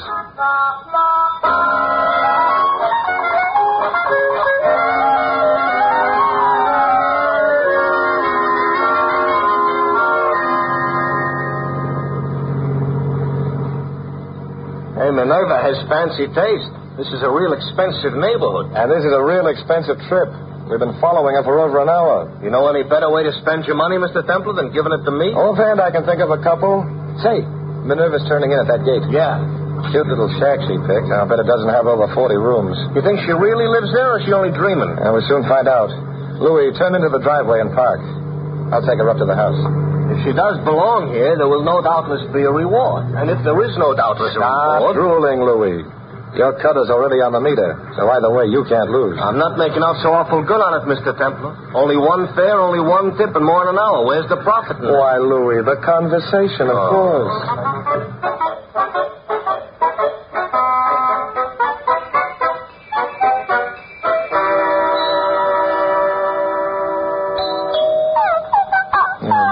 What's the matter? You want down? Well, you're out of luck. Or maybe you're in luck. Because when I pick up a young lady, I usually show her a good time. So if it turns out you don't live here, why... Yes, sir. Oh, hello. My name's Simon Templar. Oh, yes. I'm sure Madam will be delighted you've come. You're sure? Of course. Right this way, sir. Why should Madam be delighted I've come? You surprise me, sir. I never heard that modesty was one of your outstanding characteristics. You seem to know a lot about me. Doesn't everybody, if you'll pardon the levity? I'll pardon the levity, but not the evasion. Evasion? I asked you why Madam should be delighted I've come. Is it because of Minerva? Minerva, sir? This. Oh, you mean Ming Toy? Do I? I guess I do. I should have known. Ming Toy. Naturally, Madam will be delighted about the dog. But what I was particularly referring to were the jewels. Have you brought them also? Jewels? Apparently you haven't. I hope you'll pardon these questions, sir. The kitchen help expects it of me, and I like to have something to report. No. I'll issue communiques from the front. Which reminds me, where is the front? Around this next bend, sir, in the east wing. If I'd known the hall was this long, I'd have asked Louis to bring in his cab. My feet hurt. It's not much further. Well, let's be thankful for small favors. What was that? Does anyone in this house take singing lessons? No, sir. Then that was a scream, and it came from in there. Oh! Did you scream? Who are you? I'm not... Ming Toy, darling, come to Mama. Give it to me, young man. Here. Oh, Mama's little babykins. Isn't all right? She's all right, but something else isn't. Somebody screamed. I know. I did. There was someone peering through that window. Was it you? Hardly. I was in the house. Well, you have no business barging in here unannounced. Well, it seems, lady, that I run faster than your butler. I thought you were in trouble. Well, I was startled, and now somebody better go investigate. Oh, Minnie, Angel, dear, to mention What is it, madam? Is something wrong? Well, there's a prowler outside the window. Go see who it is, please. Yes, madam. Now, you, young man, do you have my jewels? I was wondering when we'd get around to that. I'm also wondering... Mother, are you all right? I heard you scream. Yes, Ernest, Who's he? Me? Yes. What are you doing here? I just came to return your dog. Return? Yes, here she is. Mama's little precious. Say, her collar's off.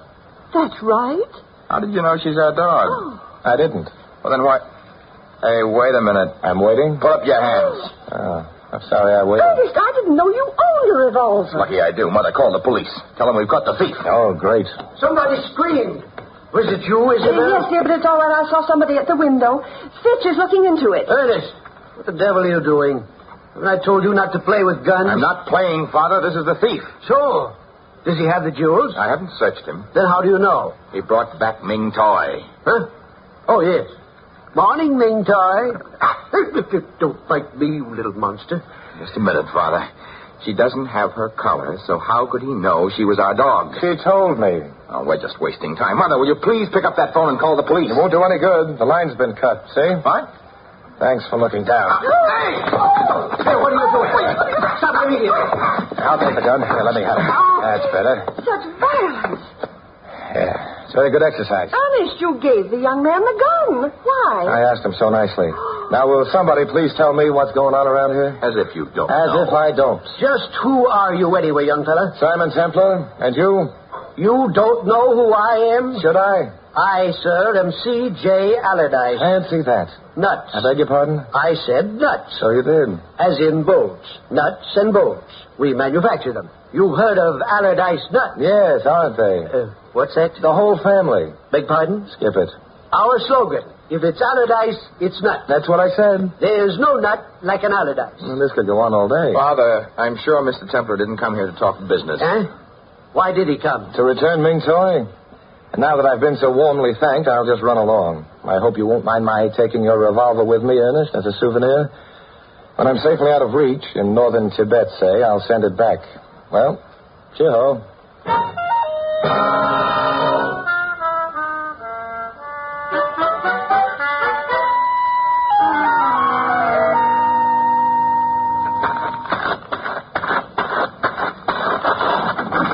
All right, Louis, let's get out of here. What took you so long? Louis, you wouldn't believe me if I told you. Yeah, try me. No, it's no use. I don't believe it myself. Did you get a reward? Reward? Louis, I'm out of there. Who could ask for anything more? Now, let's go. Hey, just a minute, Mr. Templar. Now what? Somebody is hiding in them bushes and watching us, you see? Oh, yeah. That's probably who Mrs. Allardyce saw at the window. Well, get started, Louis. You ain't going to investigate? It's probably only a man eating a gorilla. None of our business. This is not like you, Mr. Templar. It's not like you at all. As a matter of fact, I'm not exactly feeling myself at the moment, so don't be too surprised. But where is your spirit of adventure, huh? What may lurk in them bushes? Excitement, thrills, who knows? I know. You do? Yeah. I can see him in your rear view mirror. It's a kid. Kid about 10 years old. A kid? Let's get out of here. Excitement I could stand. Mystery I could stand. Adventure. But kids, I got a nephew. What's wrong with this thing? Hi. Hello, kid. Hey, what's the matter, mister? Won't you start? Oh, sure. She'll start. I'm just trying to run down the battery so the lights won't work on account of I don't like night driving. Wise guy. What's your name, Sonny? It ain't sunny. Well, what is it? What's it to you? See what I mean, Mr. Templar? Yeah. Look, fella, if you don't tell me your name, I'm going to have to call you my little man. How would you like that? You win. It's Stevie. What's yours? Simon. Simon which? Simon Templar. The same? Yeah, Stevie. Hey, wait a minute. You may not be him at all. How do I know this ain't a bluff? You don't. Well, it's worth a chance. Because if you're the real saint, you and me can do business. What sort of business, Stevie? Well, I read a lot of books about detectiving. Yes, I gather. Well, we ought to make a good partnership, you and me. You help me latch onto the ice, and we'll split the reward. The ice? 50 grand worth. And that ain't peanuts. Stevie, suppose you tell me about this jewelry. Just when was it taken? You don't know? No. You're not the saint. Oh, believe me, Stevie, the saint doesn't know everything.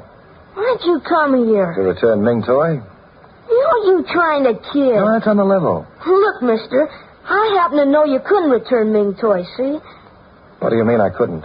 Never mind, but I know. If you don't believe me, ask Louie here. I thought her name was Minerva. Oh, you're always such a help. Stevie, why do you say I couldn't return Ming Toy? I'm not talking. I don't get it. Ah, I see the look in your eye, Mr. Templar. The mystery's beginning to needle you. Stevie, if I prove I brought back Ming Toy, will you tell me why you said I couldn't? Sure. And you won't prove it. Wait here, Louie. I'll probably hate myself in the morning, but I'm going back to the Allardyces. Come on, Stevie.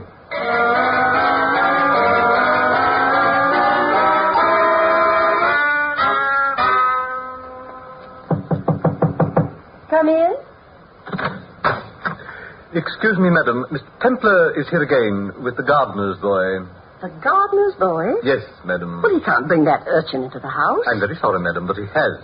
Shall I show them out? No, show them in. I'll tell him myself. Very good, madam. You may come in, Mr. Templar. Thank you, Jeeves. Fitch, sir. I stand corrected. Well, hello again, Mrs. Allardyce. Really, Mr. Templar, this is impossible. Bringing in that... Good heavens! He's the face at the window. I was just a detective. Oh, I should have recognized him at the time. Oh, Mr. Templar, you're wonderful. Positively wonderful. First Ming Toy and now the Prowler. Fitch had no luck whatsoever. Simply none. You're an amazing man. Sit down. Have a chocolate. No, thanks. Yeah, thanks. If you don't mind, we'd like to see Ming Toy. Why? I forgot to say goodbye to her. Oh, very well. Minnie, come to Mother. Minnie. Now, where is that animal? She was here right just a moment ago. Minnie! Minnie! Did you call, Mother? Oh, Ernest, have you seen Ming Toy? No. I thought she was in here. Well, she's not. Don't tell me she's disappeared again. So it would seem. Vanished into thin air. My poor little baby. Gone. Well, mister, now what have you got to say? Say? Stevie, I'm speechless.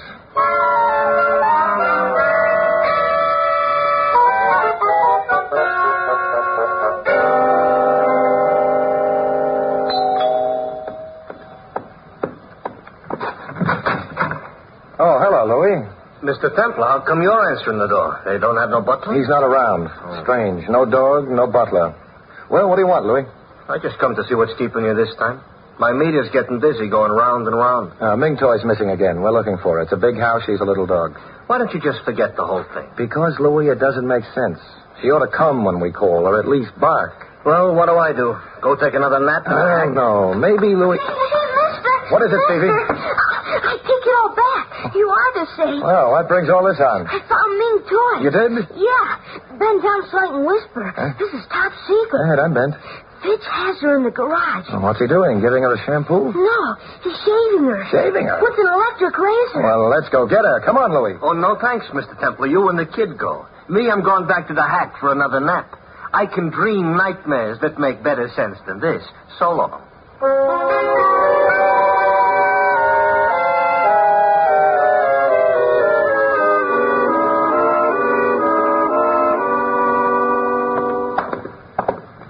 Stevie, when we get near the garage, let's be quiet. We don't want Fitch to hear us. Okay. Hello there. Oh, it's Ernest. I've looked all over the grounds. Can't find her. It's all right. Stevie's found her. Your butler has her in the garage. But I just saw him go back to the house. Oh? With Ming Toy?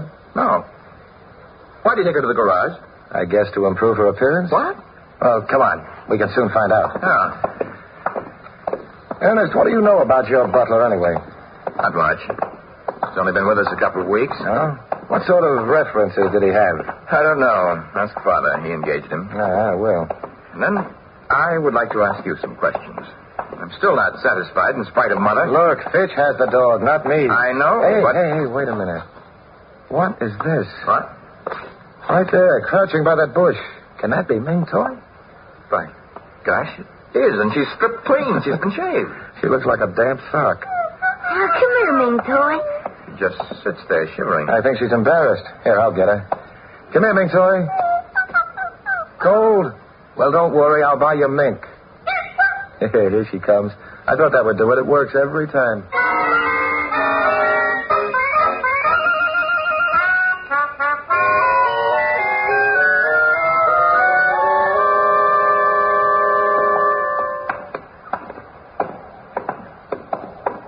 Be careful. Huh? Don't drop her. Oh, don't worry, Ernest. I shall guard Ming Toy with my life. Well, come on. What's the matter? My legs are giving out again. Oh, sure look out of condition. I guess.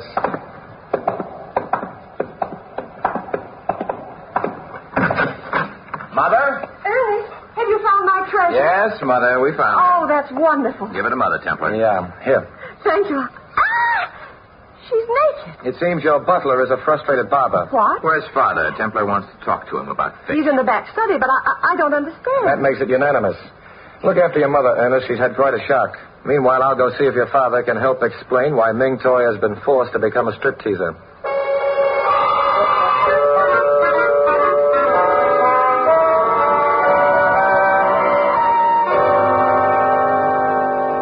Don't bother me, Templar. Don't bother me. I've got enough on my mind. A son who gambles away every penny I give him, a wife who accounts away even pennies I don't give her. Believe me, young man, anybody ever tells you it's a picnic being a millionaire, don't you listen. Take it from me, before you make $1 million, just be sure you can afford it. I'll make a note of that. But about Ming Toy... Look, last night the dog is kidnapped, or dog-napped, or whatever you call it. The wife throws such a tizzy it takes 3 pills to get me to sleep. This morning the wife's jewels are gone. Another tizzy. Policemen, insurance adjusters, and now you... Look, I don't care if the dog has been peeled. See, I don't care. I've got enough on my mind. But maybe it all ties together. The dog is stolen, the jewels are stolen. I can add 2 and 2, Templar. I don't need your masterminding. The dog was stolen first so the thief could break in later without the dog barking. Think I couldn't figure that out? No, I think you could. And it's possible the thief thought so, too. What's that? I have a hunch the robbery was the work of some member of his household. Nonsense. And the dog napping was just a red herring to throw you off the track. To make you think just what you did think. That it was an outside rather than an inside job. Get out of here, Templar. Get out of here before I throw you out. I'd just like to ask you about Fitch. Okay. Fine butler, excellent. One peculiarity, that's all. Likes to shave dogs. So what? We can't all be perfect. Now get out of here, Templar, before I have him shave you, and it may be closer than you like.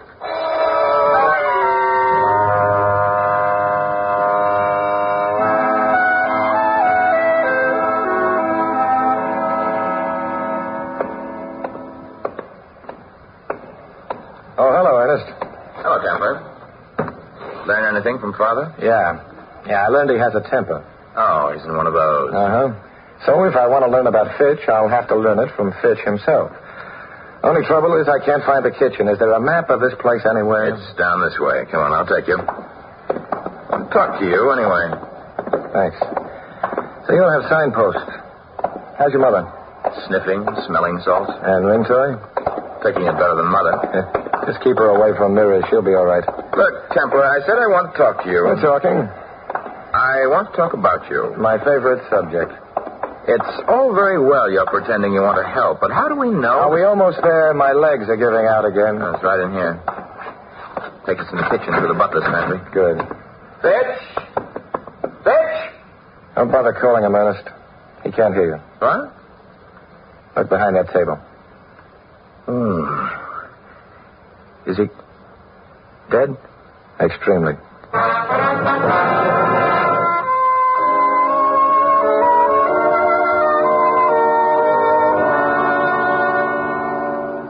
Please, dear, I can't talk now. I'm so upset about Ming Toy. Oh, hang Ming Toy. Jonathan Allardyce. Of all Look, I'm trying to tell you something.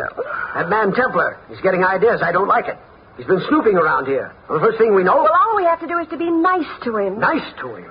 Confound it, Isabel. I'm going to... May I come in? No. Templar, I thought I told you to get the blazes out of this house. Oh, is that what you told me? I've been trying to figure it out, but you were so incoherent. Now, see here. If you want me to go, I'll be glad to, but I thought I ought to tell you about your butler first. Yes, I know. You think he's a thief. Very well, I'll have the police. You're wrong, Mr. Allardyce. I don't think he's a thief. He's been cleared. The hard way. What? Somebody murdered him. Ernest is calling the police now. Murdered him? Yep, with a knife. Oh, dear, and good butlers are so scarce these days. Jonathan! Mr. Templar, what's happened to Jonathan? Looks like he's fainted. Well, what'll we do? Get me some water. Get it yourself. I can't wait. Can't wait? Well, you can't leave me now. I've got to, or there may be another murder. No, come back here. Later, Mrs. Allardyce. Oh, Mr. Templar. Oh, Fitch. Oh, no, he's... Somebody, please. Oh, dear. Oh, dear.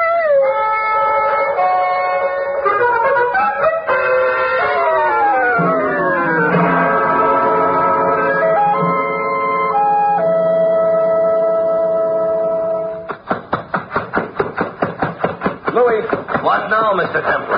Have you seen Stevie? If I do, there's going to be a murder. If we don't, there's going to be a murder. Stevie? Yeah. I'm glad to hear it. You know what that kid done? What? He scrambled the wires in the engine while I was snoozing. That's why we wouldn't start He before. was detectiving Louis. We were possible suspects, and he wanted to foil our getaway. Well, wasn't that cute? No, I'm not joking. His life is in danger. I'm not surprised. If I can't find Stevie, I'll have to find Ernest. Who's he? Allardyce's son. I wonder if he's the one drove away just now. Drove away. Did someone? Yeah. A car just went down the other drive. Have you got your wires unscrambled? Oh, yeah. All right, Louis. Let's go.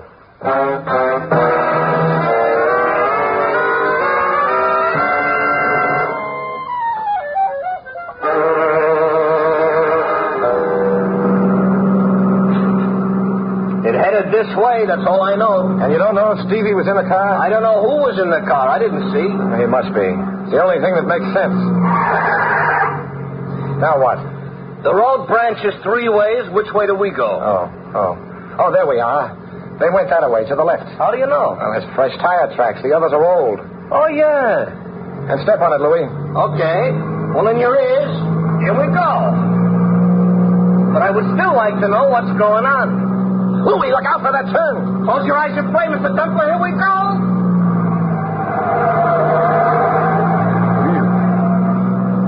Got your eyes open, Mr. Templar? Yeah, we made it. Oh, good. Then I can open mine. Louis.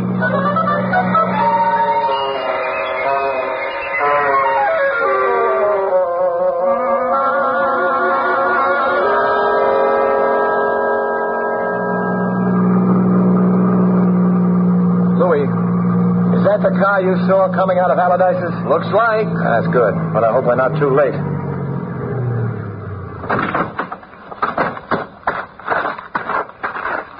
Nobody in it. No. There's a path into the woods. Come on. Yeah. Hurry up, Louis.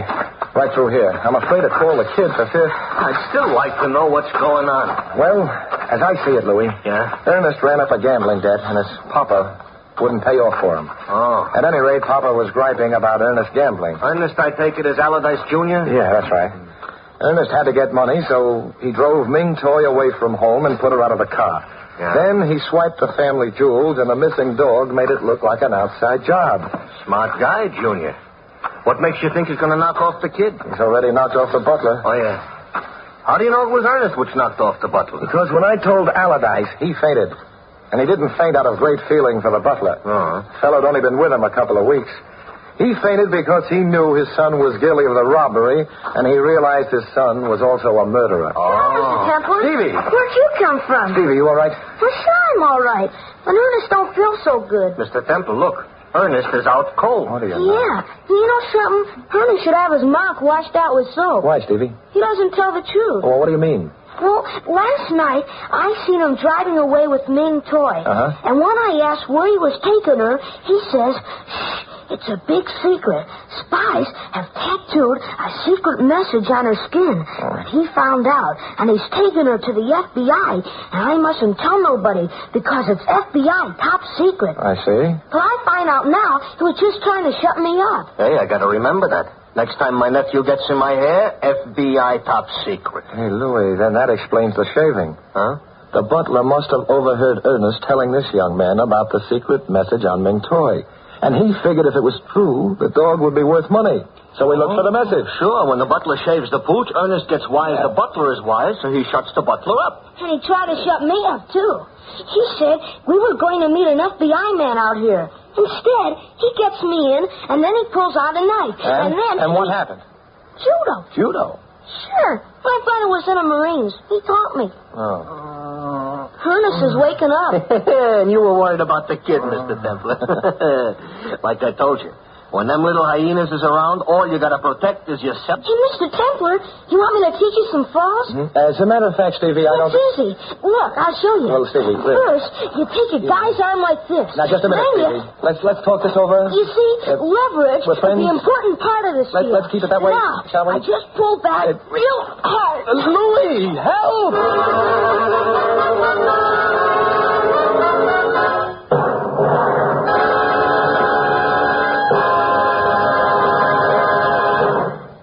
You've been listening to another transcribed adventure of the Saint, the Robin Hood of modern crime. Now, here's our star, Barry Sullivan. Ladies and gentlemen, A long time ago, it was written that man shall not live by bread alone. In this often quoted line from the Bible, bread is merely a symbol of all material values. And although we in America have the greatest material advantages in the world, they are not enough to bring us complete happiness. We must find that happiness in our spiritual as well as our material lives, in faith as well as bread. In America, one of our most precious heritages is the right to worship as we please, to know the spiritual pleasures of our churches and synagogues. The doors of your places of worship stand open to you, and your religious leaders will welcome you to their services.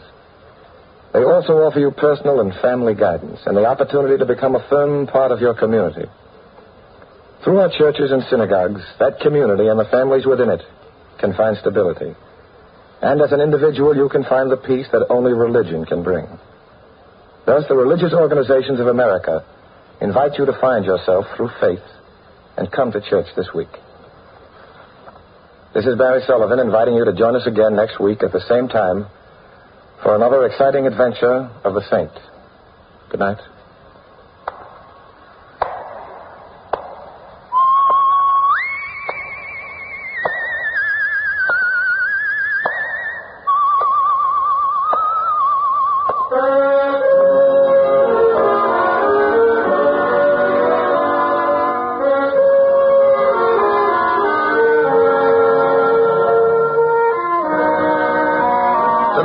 Of the Saint was written by Jerome Epstein. In the cast, you heard Myra Marsh as Mrs. Allardyce and Tom Tully as her husband. Lamont Johnson was their son, Ernest.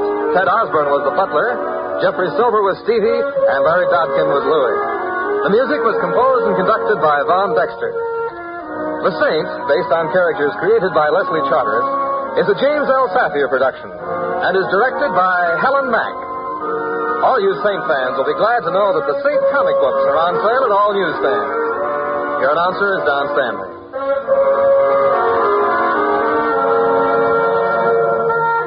Three chimes mean good times on NBC. And the chimes are anticipating the hilarious antics of Bob Hope and Groucho Marx. Hope returns to the air with more laughs on Tuesday, October 3rd. Groucho Marx brings his riotous quiz, You Bet Your Life, to the air on Wednesday, October 4th. So that's Bob Hope, October 3rd, Groucho Marx, October 4th. Yes, three chimes mean good times on NBC.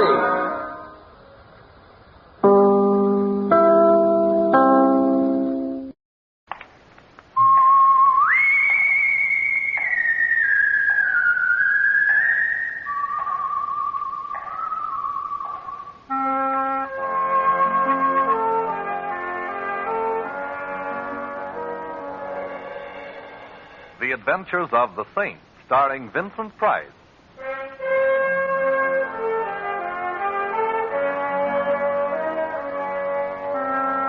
The Saint, based on characters created by Leslie Charteris and known to millions from books, magazines, and motion pictures. The Robin Hood of modern crime now comes to radio, starring Hollywood's brilliant and talented actor Vincent Price as the Saint. Well, hello. Who is... Oh. How is my favorite shipboard acquaintance this evening? Oh, Simon, you startled me. I could hardly see you through the fog here on deck. Oh, yes, it is getting thicker, isn't it? But I suppose it's to be expected. Last night, nature went on a binge of moonshine, and this is her foggy morning after. Oh, only it's evening. How can you tell through the fog? But you know, you have a very pretty laugh, Barbara. I'll listen for it in all of your pictures from now on. Thank you, Simon. But I'm not going to make any more pictures. I'm retiring. Retiring? At the peak of your career? I'm just tired of pictures, that's all. Barbara, you'll never be able to run away from it. What do you mean? I'm referring to whatever it is that frightens you. Why don't you tell me about it, Barbara? There's nothing to tell. I'm tired. I need a rest. Please, Simon, don't make me talk about it. There's some things that... Simon, is that someone standing there? No, I don't see anyone. Oh, you are nervous. Oh, Simon, if only I could confide in someone, if I could tell you what Perhaps I already know more than you think I do.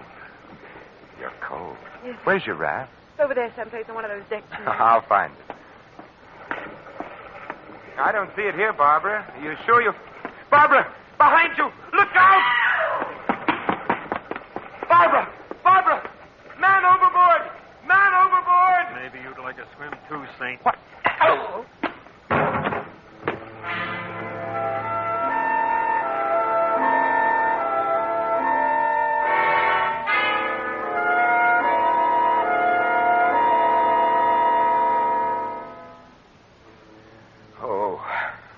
Mr. Templar?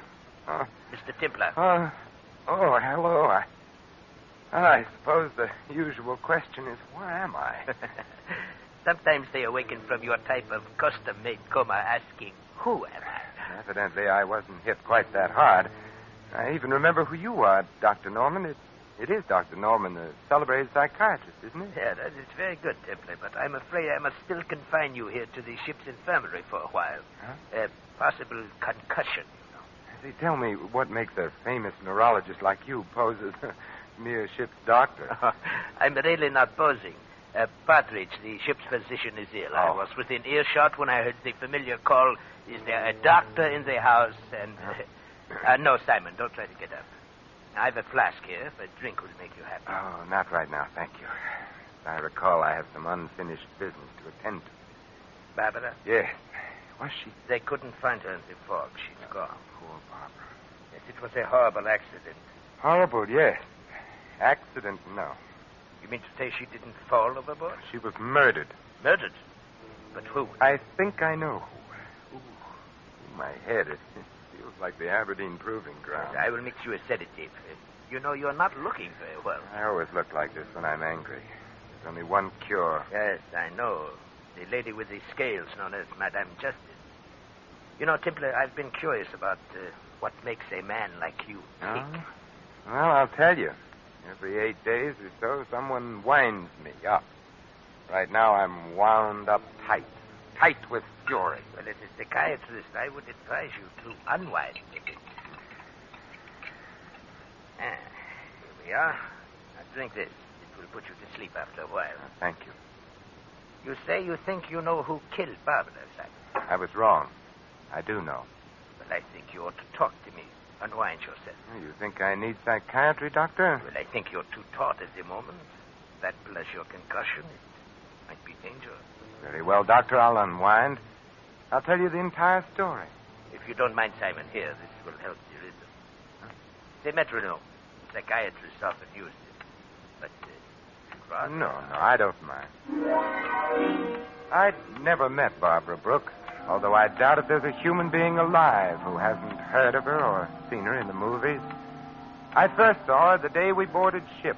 There was something in her expression, in the way she walked and talked and smiled, that immediately told me here was someone I should know. Her entire demeanor was an attitude of invitation. A romance. Fear, Doctor. She was a frightened lady. She wanted someone near her. I walked over to her there on deck and immediately made myself useful. Her steward evidently had become busy elsewhere, so I tipped my hat and said somewhat idiotically, get your program here, lady. You can't tell the staterooms without the numbers. I beg your pardon. Your steward seems to have deserted you. Oh. I've sailed this scow before, so if it's the direction to your stateroom you're looking for... Well, I would like to know. I would, too. Number, please. A36, main deck. Thank you very, very much. It's this way. My name's Templar. Simon, for short. And, of course, you're Barbara Brooks. You know, we passed the bar en route to A36, main deck.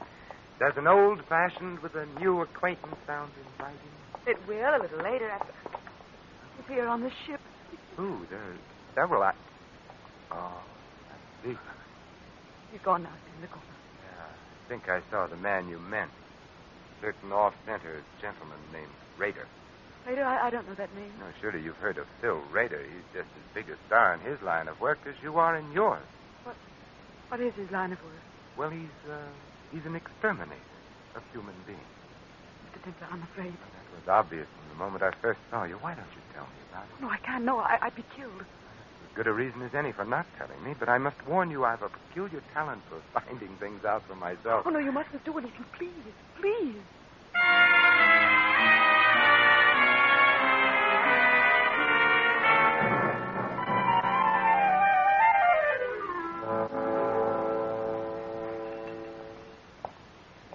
Hello, Rader. Well, Miss Saint. Mm-hmm. World's getting smaller. Yes, but I understand you're doing your share to see that it doesn't get overcrowded. Traveling for your health again, or just traveling? Just traveling. Raider, why does the mere glimpse of you rounding a corner start a lady's teeth to chattering? Lady? I don't know any ladies. Obviously. Maybe she thought I was someone else. Maybe. And if you're of a mind to annoy her, you'll wish you were. Look, Saint, just soak up sunshine on this cruise. Don't go poking in any dark places. Might be bad for you. Oh, what sort of bad, Raider? Look, Big Shot, just so there's no misunderstanding. You butt in where you ain't welcome on this cruise and... Yes? And I'll kill you.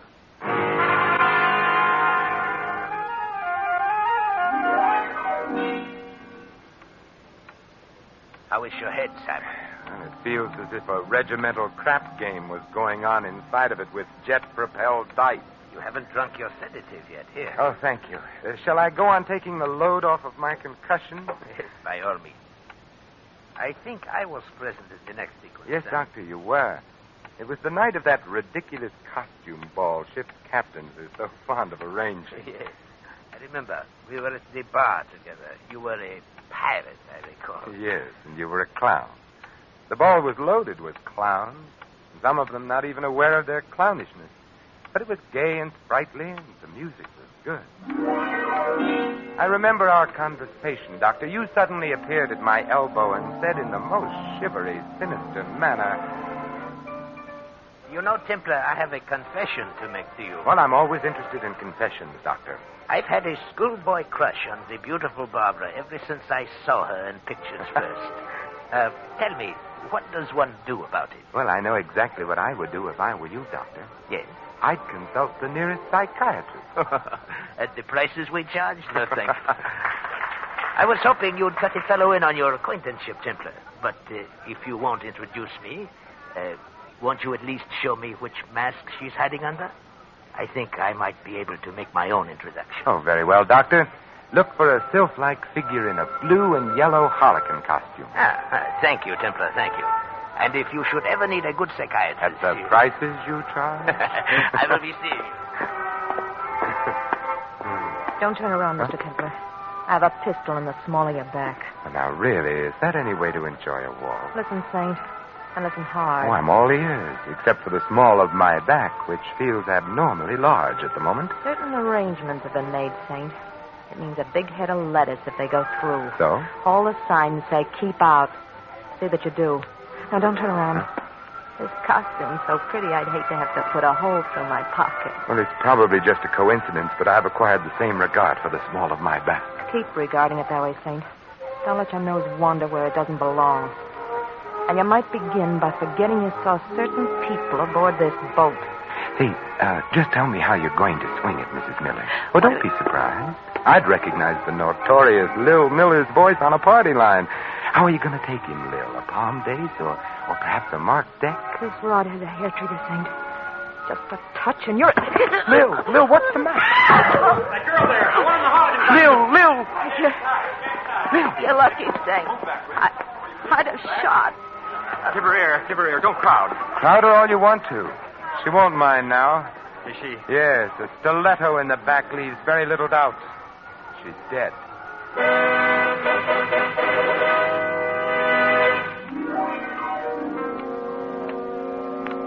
You know, Simon, I would never have pegged the late Mrs. Miller for a professional card sharp. She was anything but the type. Professional card sharps are always anything but the type, Doctor. Yeah. And to think I actually played bridge with her myself.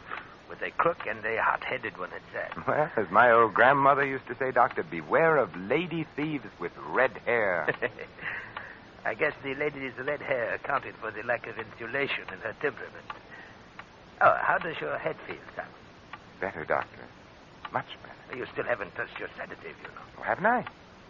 I think you'll find that it helps, Simon. Here. Oh, thank you. Well, you know, shortly after the murder of Mrs. Miller, Doctor, I called on her bereaved husband and partner in crime. A very interesting visit it was, too. You have the knack for making all of your visits interesting, Simon. Tell me about it. Well, I found Miller in the bar, quenching his sorrow with the merry waters of the River of Forgetful. $50,000 in the palm of our hands and beep. No more Lil. No more Lil, no more sucker. No more sucker, beef. No more 50 grand. I see you valued your wife highly. Who was the sucker, Miller? Ha ha. You're funny. Tell me, what's Phil Rader cruising for, Miller? And don't tell me it's a coincidence he's on board the same ship. You get funnier and funnier. Why is Barbara Brooks so afraid of Rader?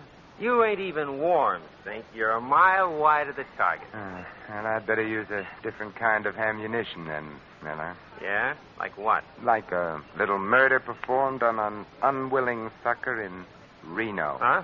What do you know about that? You won't like going back to Reno, Miller. It gets hot in the summertime, especially in the penitentiary. Raider was with Lil and me on this deal. All right, Miller, put the zipper on. Raider. I wasn't going to say anything, Phil. Honest, I was just... Skip it, Miller. I always knew someday you'd show Canary Yellow. I thought you and I had a little understanding, Saint. You've got a reputation for wrong thoughts, Raider. Yeah, but right or wrong, I back my ideas up. To the hilt, Saint. Keep that frog sticker under cover, Raider, or I might take it away from you. And the Dutch courage that rides with it, too. I'll keep it hidden for now. You just be careful of the places where the lights don't shine, Saint. Come on, Miller. I want to talk with you. Well, I'll be out in a little while, Phil. I want a drink. You've drunk enough, Canary. Come on. You'd better go, Miller. And if you can't talk your way out of it, my regards to the fishes.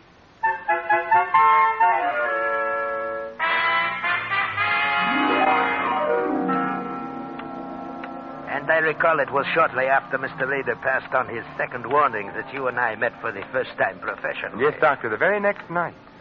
Well, I am very surprised at you. He had warned you to stay away from dark places. Yes, Doctor, so he had. But I'm perverse by nature, and I like to poke around. I was strolling around the deck with Barbara, getting moonburned and trying desperately to get some more information. So wonderful having you near, Simon. I feel safe. Safe? I refuse to accept the compliment, particularly on a moonlit night at sea.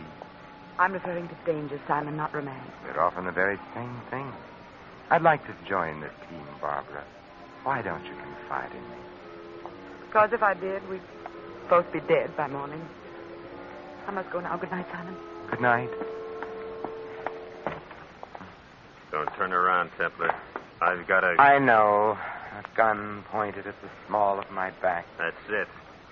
Now keep away from Barbara Brooks. Am I clear? Clear enough. Anything else? Yeah. Just so it sinks in, Saint. Take this along to remember me by.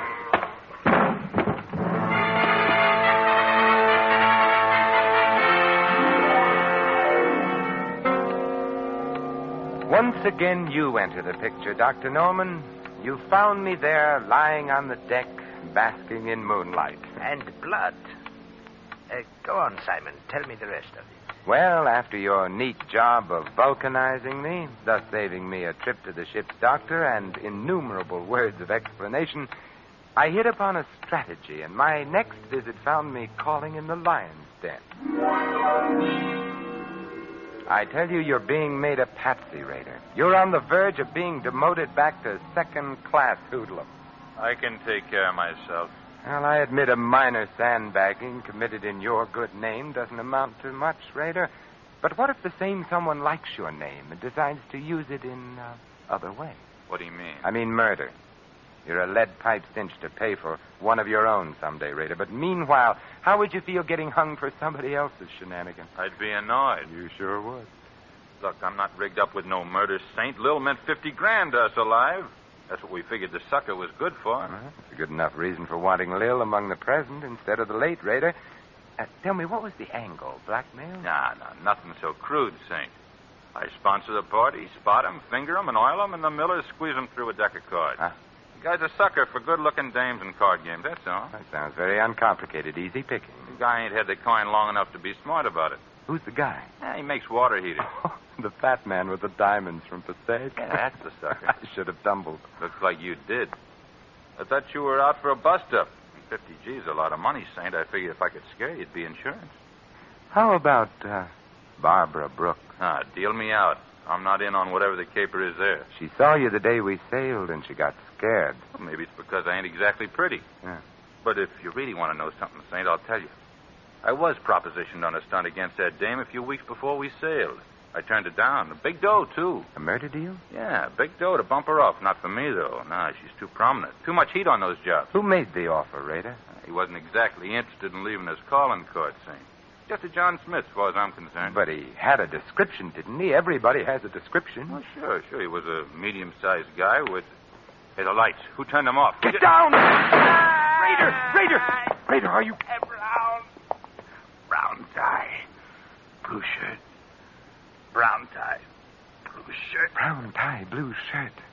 Not a very harmonious color scheme, is it? Raider. Yeah. Thank you, Raider. At least your last earthly utterance was in the direction of good. Thank you.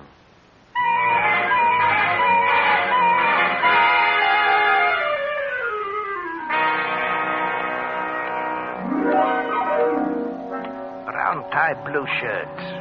What did he mean, Simon? Well, it means that either the man for whom I search isn't a very fastidious dresser, Doctor, or else he's colorblind. Blue and brown just aren't worn together. Well, no, they I'll take that drink now, Doctor. Oh, and the sedative I mixed for you. Your concussion. Later, Doctor, later. Very well. I can see that you're going to be a very difficult patient. I hope you don't mind drinking out of another medicine glass, huh? No, right now I prefer it. Say when? A little more, Doctor. That's fine. Has such a beautiful color, hasn't it, Doctor? Yeah, hasn't it, though? Aren't you going to drink it, Simon? In a moment, Doctor, when I finish my story. Oh, yes, of course, this story. Barbara's murder was next. Yes, Barbara was next. But immediately before our last meeting on deck in the fog, Doctor, I found out what she was afraid of. You did? But how? It was easy. The steward had some keys. I had some money. The steward has enough now for that chicken ranch he's always dreamed of. You broke into Barbara's stateroom. Yes. Well, what did you find, Simon? Lingerie, perfume, stockings, and some letters, Doctor. Peculiar letters. Huh? Fan mail? Yes. Yes, and all from the same fan.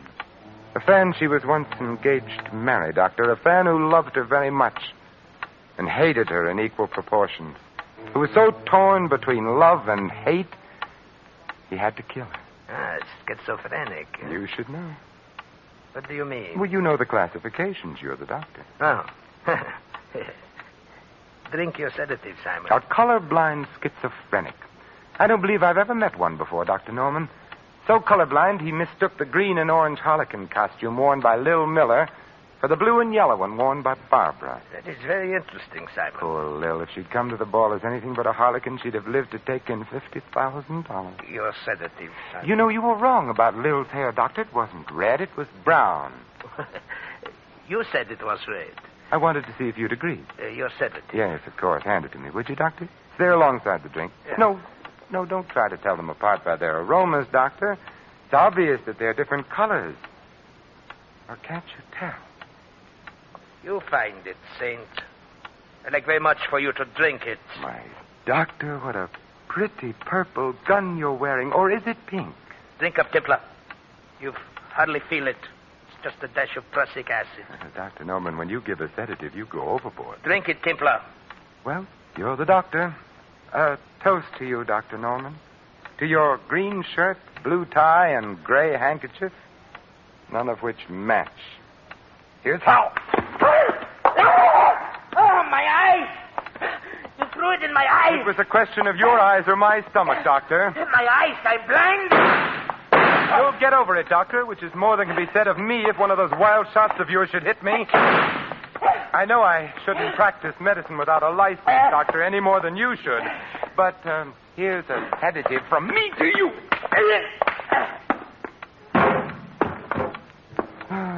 Pleasant nightmares, Dr. Norman.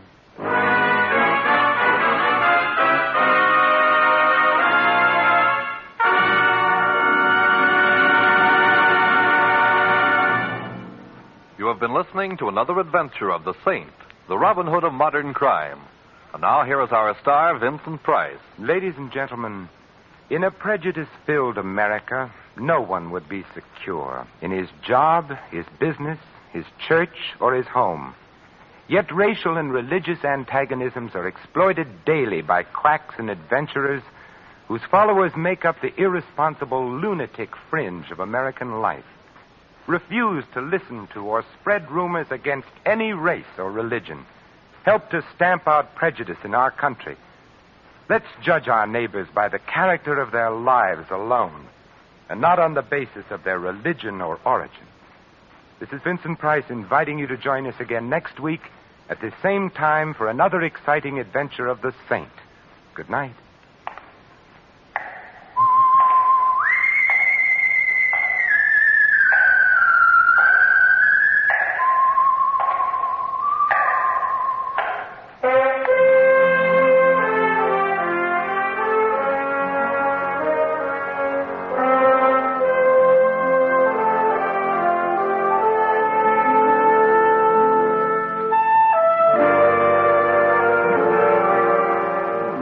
Tonight's script of The Saint was written by Michael Cramoy. Our cast included Betty Lou Gerson, Gene Bates, Frank Gerstle, Bill Conrad, and Barney Phillips.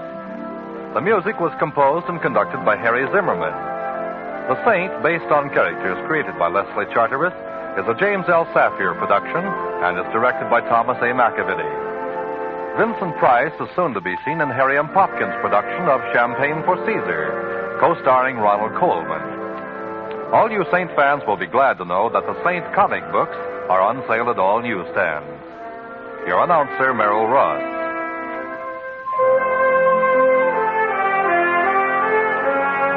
This is the Mutual Broadcasting System.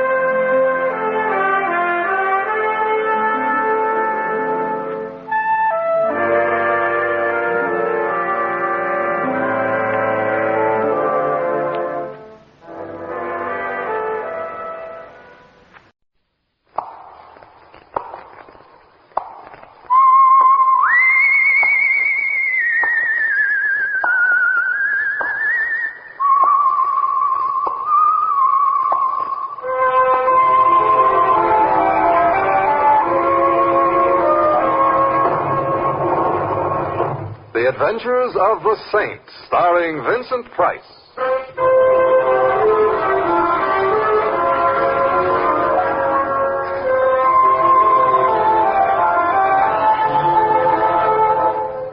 The Saint, based on characters created by Leslie Charteris and known to millions from books, magazines, and motion pictures. The Robin Hood of modern crime now comes transcribed to radio, starring Hollywood's brilliant and talented actor Vincent Price as The Saint.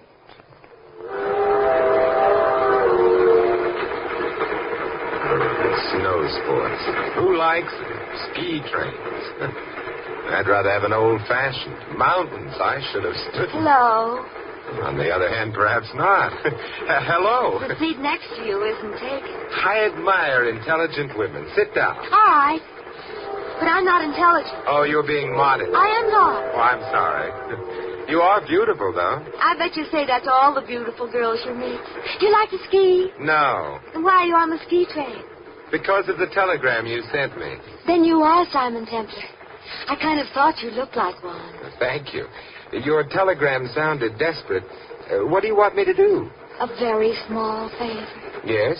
I'd like you to be my husband. What? Are you married? No, but I... Well, then nobody will mind if you're my husband for nobody a while. will mind... look, Peggy... I said only for a while. None of my husbands was ever able to say I outstayed my welcome. None of your... Peggy, how many husbands have you had? I have a terrible memory. I do remember a Smith and a Jones, though. Of course, they're easy names. Yeah. Look, may I ask you why you want me to be your husband? So nobody will murder me, of course. You see, if Charlie thinks I'm married to the Saint, he'll think twice before beating my brains out, which would be the neatest trick of the year, he said, on account of I don't have any brains. I'm quoting Charlie. Who is Charlie? He's in the car up ahead with the blonde. Oh. He's a friend of yours? Oh, no, he used to be my last husband. I mean, he was my husband last. I think I understand. And why should he want to kill you? Alimony. That you get from him? Oh, it doesn't seem much of a motive. It's a lot of alimony. Also, he doesn't like my following him around. You follow him around? Why? To make sure Vicky doesn't kill him. Vicky? That's the blonde. She married Charlie after me. And she wants to kill him. Well, who wouldn't? Besides, she doesn't even like him, but she's crazy about money. And if she kills him, she'll get all the money. And I won't get any alimony. So, I know a girl isn't supposed to be forward and ask a man to be her husband. Anyway, not the first time they meet. After all, this is a matter of a life and death. So? Simon, will you be mine?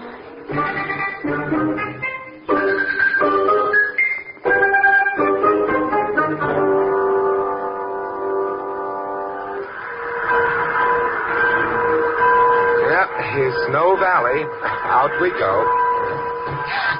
Oh, Simon, look. All the taxi cabs are slaves. So they are. Climb right in, folks. Oh, thank you. Come on, Peggy. Thank you. Where to? We're going to... The Snowtop Hotel. Snowtop Hotel. Yep.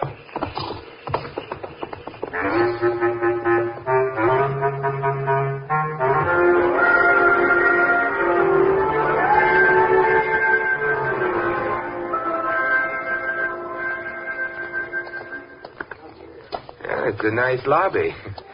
I'd better go register. Register? Look, Peggy, let's pretend we're not married. I mean, let's not pretend we're married to the hotel clerk. I'd never marry a hotel clerk. Peggy, I didn't mean... never mind. Charlie and Vicky must have gone upstairs already. You think they were on a honeymoon? Don't finish that sentence. I'm going to register. I'll get separate rooms for us. Oh, but Simon, is that friendly? It's practical. Excuse me, Peggy. Oh, my gorgeous. Sergei! At last you're coming to. What are you doing here? Oh, sculpting like anything. Even snowman I'm sculpting. But for right now, I'm making a bust, Vicky. From what anybody can see of Vicky, you'll be busy all winter, Sergei. But I'm having now the studio in the woods. You wishing I make you a bust also? I'm going to be too busy to be sculptured. Was it sculpt? Oh, Peggy, don't say that. All my life I'm dying for you. You look fine. Pagliacci. Huh? Ridi, Pagliacci. You know, laughing, clown, laughing, that's all. Oh, well, I'll think about it. What's to think, Peggy? It's necessary to live. Look, Sergei, I'm married again. Ah. No, his name is Simon. I don't minding the husbands. The husbands might be minding you. Oh, mine beautiful. What I'm doing with mine chisel is not the business of any... Charlie doesn't mind your sculpturing, making a bust of Vicky? No. She's not so beautiful like you. Also, I'm not admiring this Charlie. Oh, Vicky! Vicky's calling you. I go, but mine heart stays with you. You better not leave it here. Somebody might step on it. Oh. Peggy, who on earth was that? Oh, that was Sergei Popov, Simon. I don't believe it. Well, it happens in Bulgaria all the time. That's where he comes from. He's got a studio out in the woods, and he's making a bust of Vicky. He tries to do that with all of Charlie's wives. I never heard of him before. Oh, you must have. He's a very famous chiseler. Peggy, I've got us a couple of rooms. Yours is 218. We can pretend we're married for your husband's former benefit. The clerk will show you up to your room in a minute. What are you going to do? I'm going to find the bar and drink myself to death.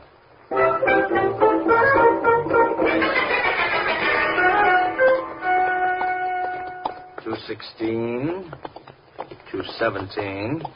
Ah, here we are. 218. Thanks, Mr. Clerk. Which room do the Thomsons have? Room right next to yours, ma'am. If you need anything. Thank you. You're very welcome.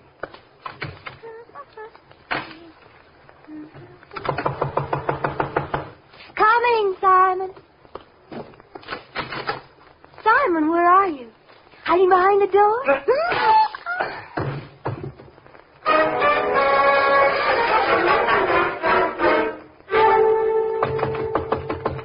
Peggy.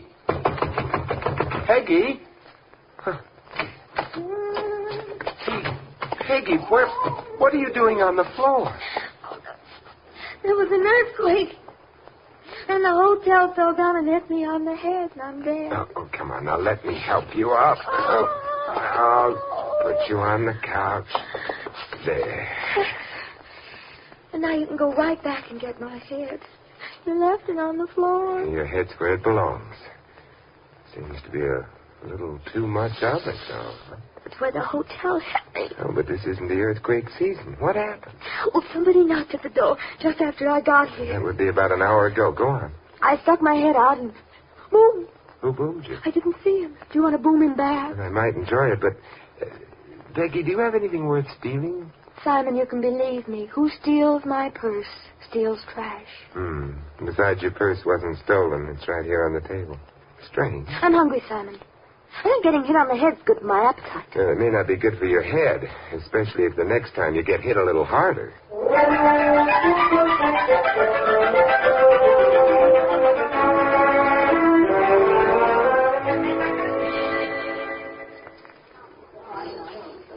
How does your head feel now? Like it's beginning to belong to me. Eat some more steak. Simon, are you trying to fatten me up? Of course not. Because Popoff, he's a sculptor, you know. Yeah. But he's crazy about my figure. So am I. And he isn't even married to me. Look, neither am I. But you don't have to shout. Even though I did throw myself at your head, it doesn't mean I have to have a figure like a flower. I didn't say... Good evening. Good evening. Simon, this is Sergei. Popoff. No, I stay here. That's a joke. And that's debatable, but... Oh, my beautiful. This one sounds like a husband. Well, yes, he's my husband. His name is Simon. He's her husband. No, don't apologizing. Also, it's not necessary standing up. I'm being courteous, and I'm not inviting you to sit down. This is a way to treat great sculpture like myself? I, who are the Michelangelo of right now? There's one thing you unquestionably have in common with Michelangelo. My genius? Your fingernails. They're dirty. I am insulted. Also, I see Vicky's coming in. Vicky? Oh, Vicky. Yes, so she is. Where's her husband? He doesn't come in with. Oh, why not? Who cares? Maybe perhaps he's suffering from dyslipeptic. I should dearly love to see a man suffering from dyslipeptic. Something he eat, no doubt, you know. Oh, Vicky, she's coming here. Yes, I've been noticing. Well, that is... Sergei, my love, we've been waiting long. Yeah. And who is this lovely man? These lovely people you're with. Well, she is Peggy, and he's her husband. How do you do? My name is Templar. I'm Vicky Thomson. You've lost something, haven't you, darling? Oh, have I? Your husband. What do you... I've seen you someplace before. Uh-huh. Where? In Charlie's photograph album. Oh, you're not... I am, darling. Charlie's former wife. And I know all about the long winter evenings when Charlie shows his photograph album to his wife. Sergei, yeah? I don't think we'd better bother these nice people any longer. Let's go have our dinner. But Vicky... have you seen Charlie? No. I see. Well, come along, Sergei. Confidential. I do not understand Vicky. Oh, why not? She's worrying about her husband. Ridiculous. I'm seeing you sooner, huh? Not if I'm seeing you sooner. Oh. Simon, did you notice Vicky? Yes, I did. She does that to people. But what I meant was she turned pale as soon as I mentioned Charlie to her. So she did. Which reminds me, where is Charlie?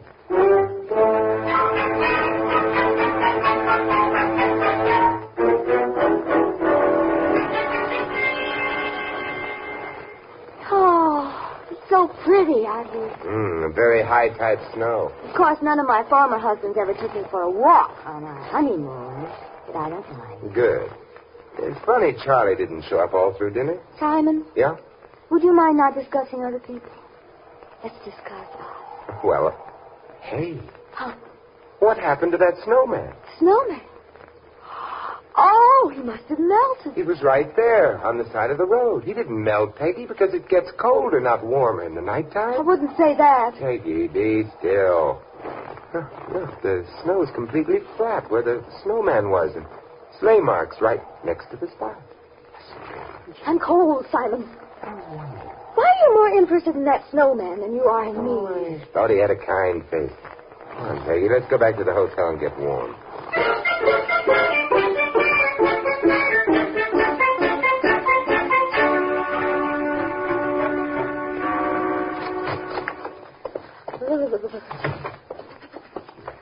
I'm going right up to my room. I'll take you up.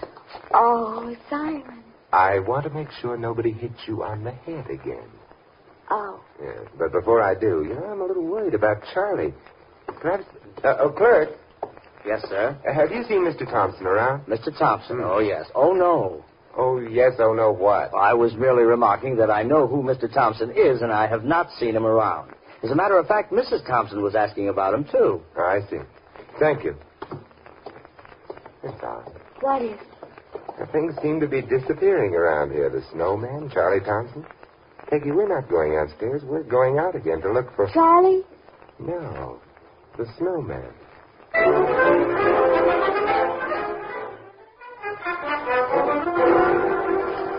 Simon, any resemblance between me and an Eskimo is no coincidence.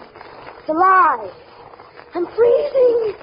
We've been all over town looking for that darn thing. There's only a little more ground to cover. We've worked our way around to the back of the hotel. I know, but Simon, finding a snowman in the middle of all this snow, it's like looking for a needle in a haystack. The difficulty of that has always been overrated. There's an easy way of finding a needle in a haystack. How? You just sit down on the haystack. That's the end. Hear what I just said, Simon? It was a joke. Yeah, let's keep the conversation on a higher level. Hmm? Simon. What? Straight ahead, near those trees. There he is. Yeah. Doesn't seem to have been damaged much. Look, he's frozen solid. We're about 100 yards from the hotel. And we should have a wood pile here, which is just what we need, some nice, dry wood. I need a nice, hot bath. What good is wood? It burns. I'm going to build a fire. Oh, I appreciate your worrying about me, Simon, but it'll be even warmer in the hotel. I'm not building the fire for warmth. I'm building it because I want to give that snowman a hot foot.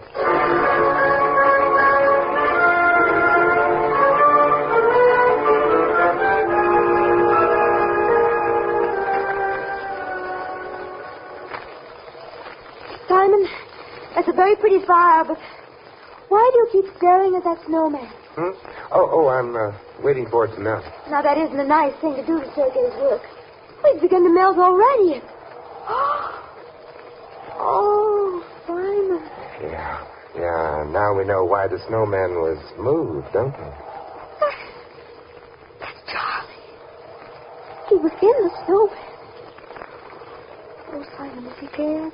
Yeah, he's very dead. Somebody beat his head in.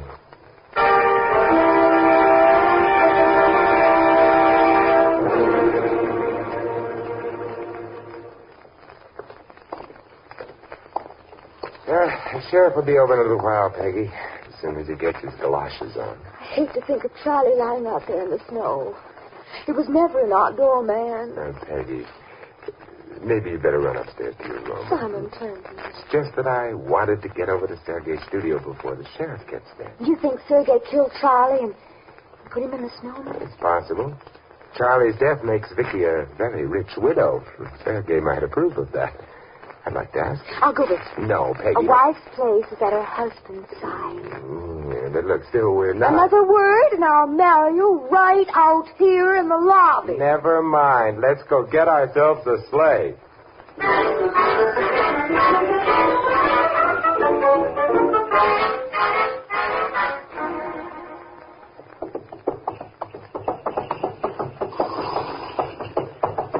This here is the studio, folks. Oh. Peggy, why don't you stay out here in the sleigh? You don't think all these sculptures have themes inside them? No, but it might be dangerous. I'm coming with you. You don't mind if I come, too? A little dark out here. Oh, no, we'd love having you. Come on. Okay. Oh, the studio looks like a hunting lodge. Yeah, the Prince of Graustark should be inside, but he won't be. Look, the window's 3/4 covered with snow. You ain't answering too quick. Oh, the door's open. Come on. Oh, it's so dark. Wait a minute. I'll find the lights. What? Get down, Peggy. Something from that window. Say, what's going on here? Oh, Simon. All right. Hey, that's my sleigh. That was your sleigh. Somebody please shut the door. It's so cold. All right. Now, what are we going to do? Well, we'll phone town. There's a phone. Anyone see one? No, they don't have lines strung out in these woods. Oh, that's fine. Simon, look what I found. Huh? Oh, it's a wallet. Not much help, no identification in it. But, Simon, it's the kind Charlie always carried, with lots and lots of money in it. Yeah, perhaps, but it's empty now. It could just as well be Sergei. Sergei carries a purse, Simon. Oh. Now you mention it, Charlie's wallet was missing when we found it. Ain't missing any more. I wonder if any spare socks are going to turn up. Spare socks? Charlie Thomson was wearing one red sock and one green one. Somebody may have walked off with the mate to one of them. Well, come on, everybody. Let's start walking. It's going to take us about a week to walk back to the hotel. Snow's kind of deep out there. And Sergei may not be back for hours or months. Simon, there are a couple of pairs of skis in the corner near the door. Yeah. They're very decorative. People go from place to place on skis. Sure. People who can ski. I once read a book, Simon. They said skiing is really very simple. It did? Don't look at me. I ain't getting on them wooden death traps. All right. You stay here. We'll send for you. You mind? Don't mind at all. Here, Peggy. Now, look, I'll help you get those skis strapped on. I hope it's downhill all the way.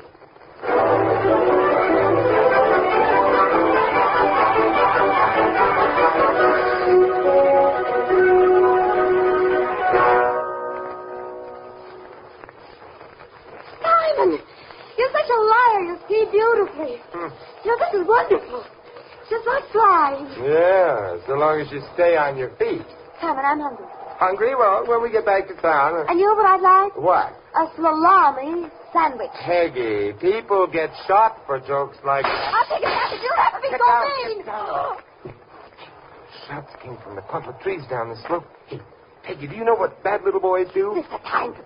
I think we can get under the snow here and get to some rocks. Of course. Make snowballs with rocks. Yeah, he can't get us unless he gets a lot closer. Oh, dear. I can't see who it is. He's moving in. You'll have to come out into the open. Okay, I've got one ready. All right, now. He's moving out towards us. Here goes. Simon, you hit him. Now for the next. You hit him again. Oh, Simon. Now I know how they felt at Bunker Hill.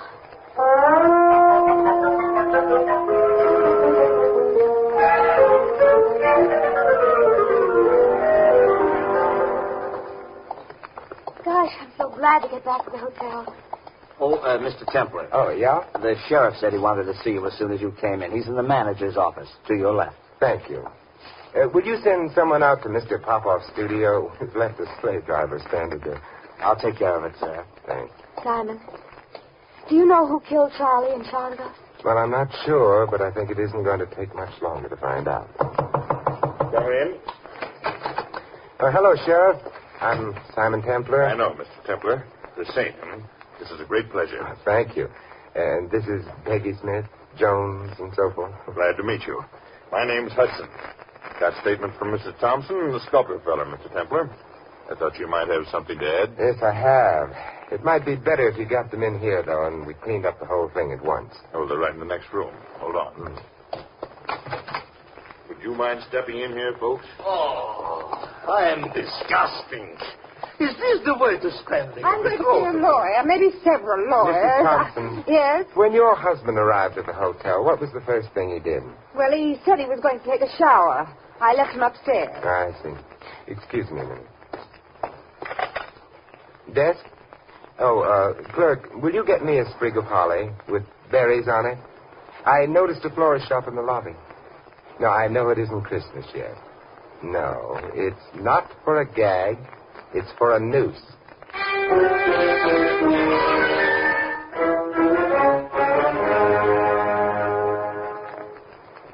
Confidential, everybody. This Simon is crazy. For mistletoes, he's not sending. I kissed a girl under a mistletoe once. And? No difference. Oh, come in. Here you are, Mr. Templar. Oh, thank you. Would you please hand me that vase on the table? Sir.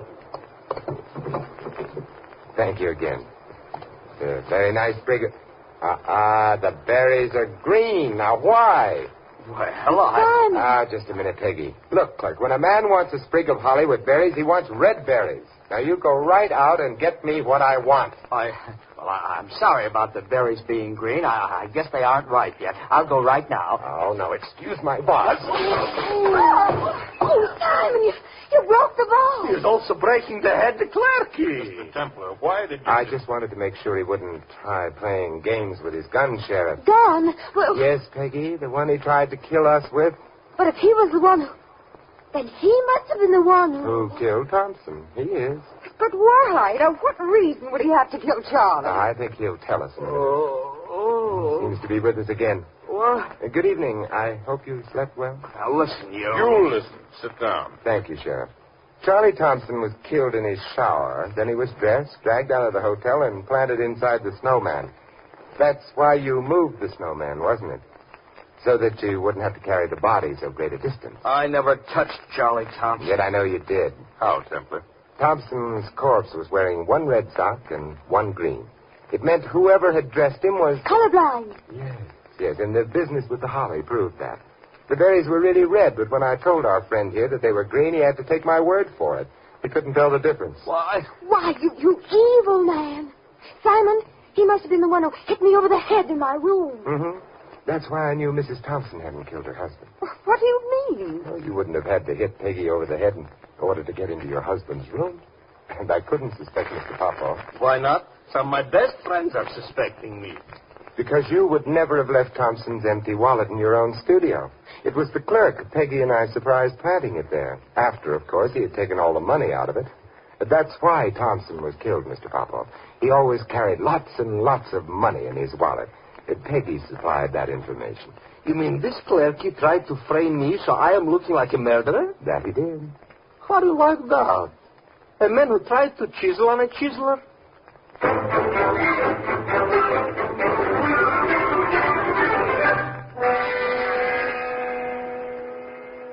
Simon.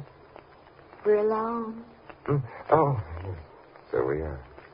Simon, did you know that some people pronounce skis keys? Well, there must be a moral in that someplace. Or an immoral. Simon, we're not really married, but you could kiss me anyway. Nice, Simon? Very nice.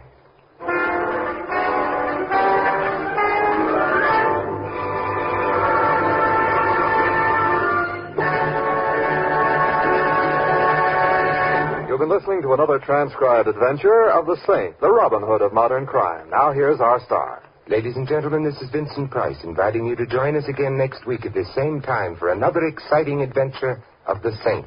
Good night.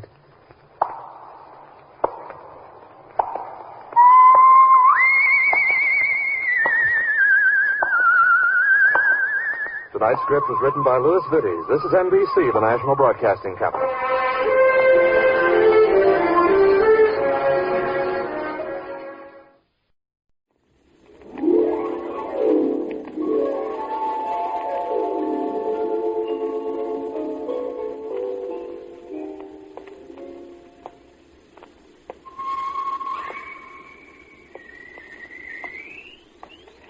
Quick and easy, never greasy.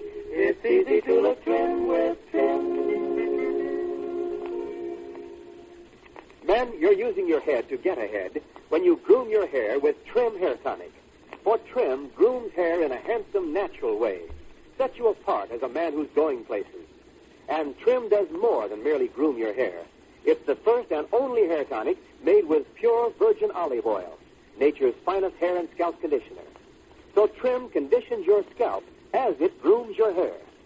Try this amazing new Pepsodent product. Yes, try Trim Hair Tonic.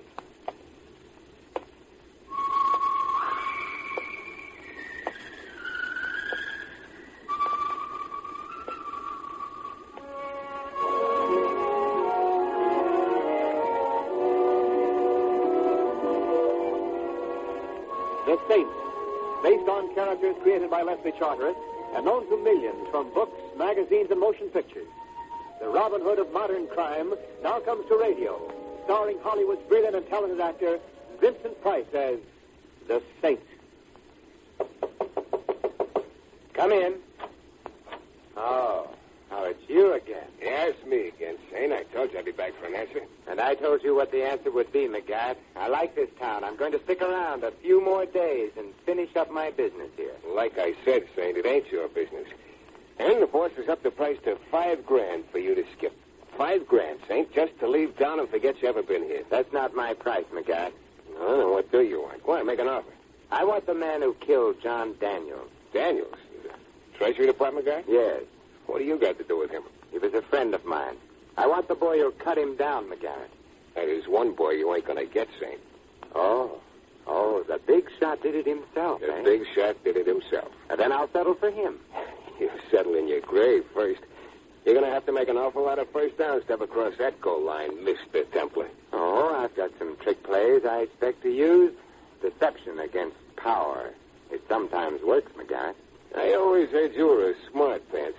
I guess I heard wrong. You think I'm tough? Tough enough. Well, just wait till you see what you got to go through before you even get within hard-calling distance of the big shot, Saint. What do you see? And to top it off, there ain't but two guys in this town even know who he is. Who are the two, McGuire? Goodbye, Saint.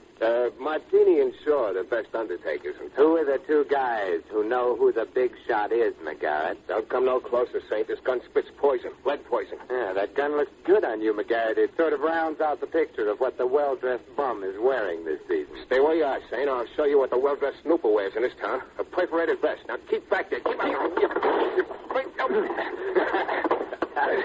Thank you. I'll add this piece of lethal hardware to my collection, McGuire. And if you don't start the sort of conversation piece I want to hear, you go into my collection, too. I don't know nothing. I know, but I'm not interested in your lack of formal education. It's the name of two people I'm concerned with. I don't know. Oh, my arm. Let go of my arm. The name. It was a dame. She knew Mr. Big. The only dame he ever went for. Dame named what? Rose Taylor. Let go of my arm. The other name. Kill me if I tell. I'll kill you if you don't. The other name. Al Boston. Al Boston. Yeah, let go. Very well, McGarrett. Rose Taylor and Al Boston. I warned you, Saint. You ain't scoring against this team. You better get... I heard you, McGarrett. Now, as my old grandmother used to say, out, bum, out.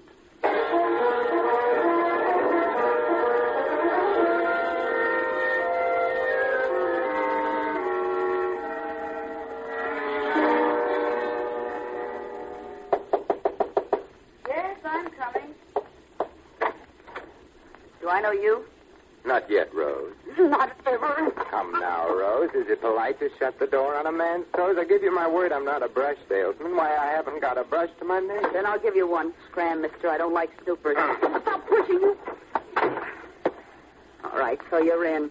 So what do we do now? Dance? Yes, or sing, perhaps. You couldn't buy a song from me. Not even a little song? A man's name? Who? The man behind the men behind the guns, Rose. Mr. Important. That's no small music, mister. That's the whole opera. Are you afraid of him, too, Rose? In this town, the best way to stay healthy is to stay afraid. I'm scared of everyone, mister.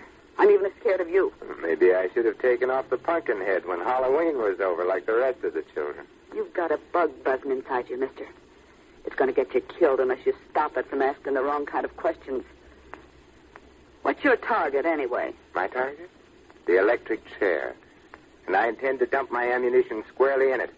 A man named John Daniels was killed by a man I'm going to meet very soon. Now, you're dead, mister. You're all dead. All that's needed to make it legal for the buzzards is for you to lie down. Or you're dead. Well, as long as I don't know it, it won't hurt me. You better go. If anyone knew I was within 10 yards of a guy as red hot as you, mister, they'd burn me down, too. Please go. Where can I find the big shot? I never heard tell of any big shot. You're barking up the wrong tombstone, mister. You're a morbid little girl, aren't you? Like I said, in this town, death is always looking in on you. Anyone you meet can be the butcher, even you.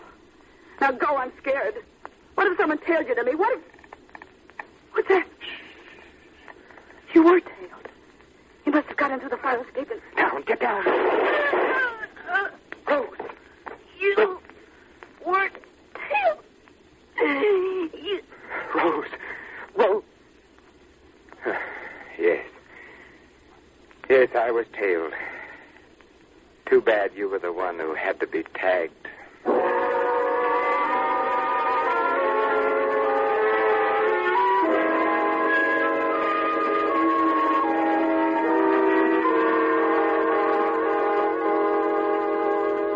Well, Mr. Templar, I'm glad you decided to visit the office of the district attorney voluntarily. It does save you the embarrassment of my picking you up, doesn't it? Yes, Mr. Richards, but it also saves you the embarrassment of trying to pick me up. Why this sudden desire to entertain me, Mr. Richards? I'm not entertaining you, Saint.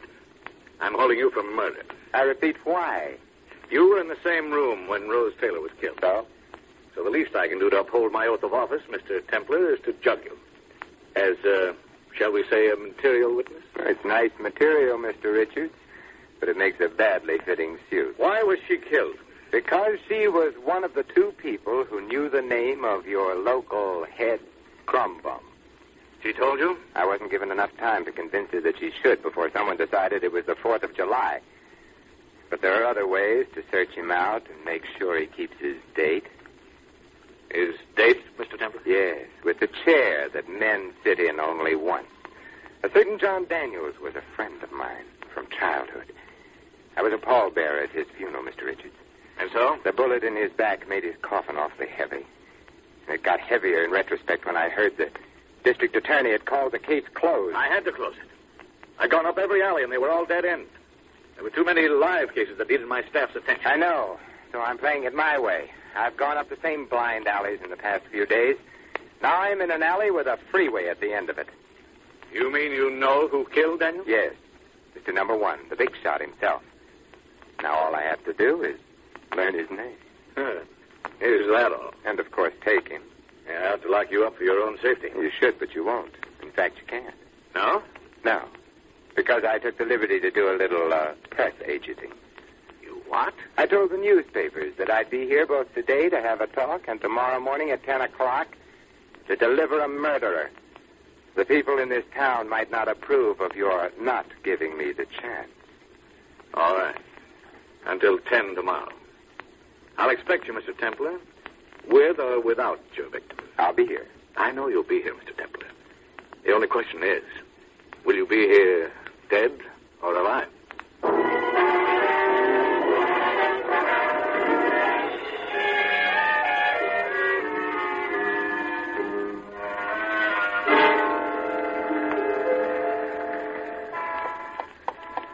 Templar. Simon Templar? Yes, Oh, you startled me. For a moment, I thought you were someone else. Who, Mr. Templar? Someone who couldn't possibly walk up to me on the street. Who are you? Her sister. Rose Taylor's sister? The late Rose Taylor's sister, Mr. Templar. But does one call you Saint? It doesn't matter. Why did you kill her? There's only one possible answer to that. I didn't. I don't believe you. No. Don't reach into that pocket, Saint. Not unless you're completely bored with life. Bored? Oh, on the contrary. So far, my life with you has been one continual round of excitement. Next, I suppose you'll suggest we fly away to the Cosmos. Something like that. Only I had the bar up the street in mind as the place to fly away to. I don't drink with people I don't trust. So let's fly my way. Come. And in case you're thinking of lingering, remember I've got a hand on my pocketbook. And a finger that isn't convinced you didn't kill Rose. I bet it's a 25 with a mother-of-pearl handle. You win the bet. It's a small gun, but when the bullets hit, they feel big. Come. Where are we going? Someone wants to see you. And you were delegated to haul me in, a mere girl with a mere 25. I wasn't delegated, mister. I begged for the job. I'm flattered. Don't be. I begged for the job because I was hoping you'd try not to come. Rose was my only sister. Come on, come on. One more question before I decide whether or not to be shot or hijacked. Whom are we calling on? Al Boston. I'm his secretary. He wants to see you. Rest your trigger finger, lady. That's exactly what I feel like doing, too.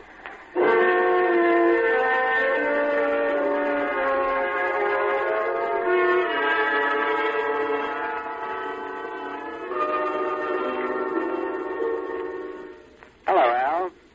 Well, my old buddy, the Saint. I had Jackie bring you over because I want to warn you to lay off, Saint. The last time you warned me to lay off, Al, you wound up serving time. Well, I've smartened up, Saint. I don't bite off more than I can swallow no longer. Now, what's making your ear itch? Who's the big boss, Al? For how much? You mean you'll tell for money? Can you think of a better thing to get paid off in? I told you I've smartened up. I don't squeeze triggers for a living no more, Saint. Oh, what type of wrongdoing do you specialize in now, Al? I'm in charge of the big boss's books. You mean there's penthouse and Cadillac money in that? Well, that depends on how the books are kept, Saint. I've got a system. And the only guy knows who the big boy is. And I'm the only guy knows what his take is. He trusts me like a Siamese twin. And you repay his trust by robbing him. It's all in the racket. Like I've been telling you, I've smartened up. Nobody knows it, Saint, but your pal Daniels was here in town on my private invitation. You mean you sent for the Treasury Department? Sure. It's like this. The big boy pulls in 7 figures a year on his businesses. And naturally, he don't pay no taxes to Mr. Whisker. Oh, naturally. There's a fortune to our uncle in back tax stuff. Only our uncle don't know he's got it coming. So I thought he should.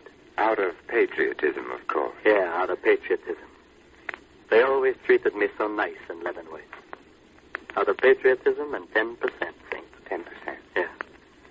That's what Uncle Sammy's cutting me in for helping to catch a tax dodger. Trouble was, the boss got wise to what Daniels was up to and gave him one through the lungs. Well, how fortunate he didn't get wise to you, Al. Yeah. But I've smartened up, Saint. I've smartened up. The package just came out. Feels like ledgers. Oh, yeah, I've been expecting that, Jackie. I better get into these books right away. I'm going out. Goodbye, Al. Goodbye. Another set of books to juggle, Al? Yeah, from one of the joints. I better open this up and see which one. Al, drop it. Get down. Al. Oh. Like I told you, Saint. I've smartened up. Yes. You've smartened up, Al. But I'm afraid someone else is just a little smarter.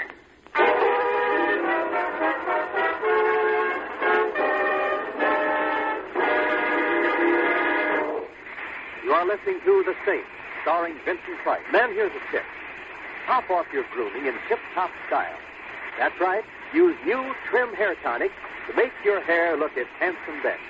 You see, Trim Hair Tonic grooms in a new, natural way because it's the first and only hair tonic made with pure virgin olive oil, nature's finest hair and scalp conditioner. Yes, Trim is Pepsodent's sensational new hair tonic development. Trim Hair Tonic brings you pure virgin olive oil to condition your scalp as it grooms your hair. You can see the olive oil in Trim floating right on top. Just a few quick shakes spreads it completely. So Trim gets pure virgin olive oil right on your scalp, where good hair care starts. Massage for just 30 seconds. Then note how Trim's conditioning action relieves dryness at once, checks loose falling dandruff, leaves your scalp wonderfully refreshed, your hair perfectly groomed. And you'll like Trim's clean, fresh fragrance, the way it's quick and easy, never greasy. Yes, Trim keeps hair looking neat and well-groomed in a handsome, natural way. So try Trim Hair Tonic now and condition your scalp as you groom your hair.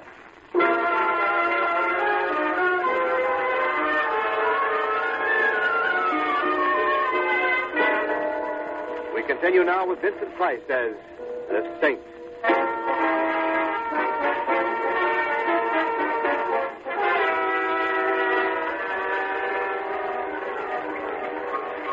Another bourbon old-fashioned, please. How many do you think it'll take to drown out the explosion in your ear, Jackie? So you followed me, Snoopy. I was afraid you might. Little girls who don't want to be followed shouldn't wear Chanel No. 5 and strapless evening gowns, and particularly the latter. And they shouldn't carry bombs around either. You can't pin that on me. As long as you're wearing that particular evening gown, I'm inclined to believe you. But you did serve up the bomb, didn't you? Books. I didn't know the bomb was there. Tell me, Al, is he... Yes, Mr. Boston is deader than the city he named himself after. There'll be others unless you... I know all the answers but that one. And even if I did... You wouldn't tell me. How right you are. I'm too young to die like Rose did. I'm not in any racket. I don't know it. It's amazing how few people in this town admit to knowing anything. Must be graft in the public school system. No. It's fear. The nervous system. The only thing people in this town aren't afraid of is getting arrested. There've been cities like this before, Jackie. And in 9 cases out of 10, when the local Mussolini was eliminated, the lesser rat scampered off the ship.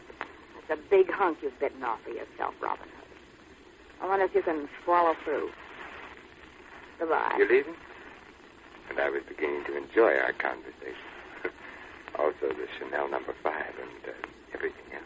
I noticed you were enjoying yourself. Pleasant memories. Where are you going? I'm going to find a safety zone. I'm leaving town. Don't be surprised if you get a postcard with a picture of the Arch of Triumph. Goodbye, Jackie. And good luck. You're the one who needs the luck. I hope you get him. Rose was a good kid. I'll get him. She was a good kid. And thanks for the night tip. Tip? I don't know what you're talking about. Be careful how you use it.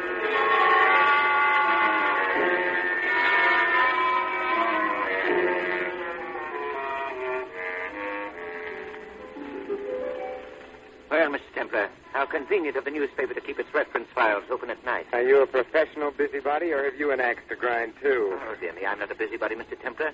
Nor do I have an axe to grind.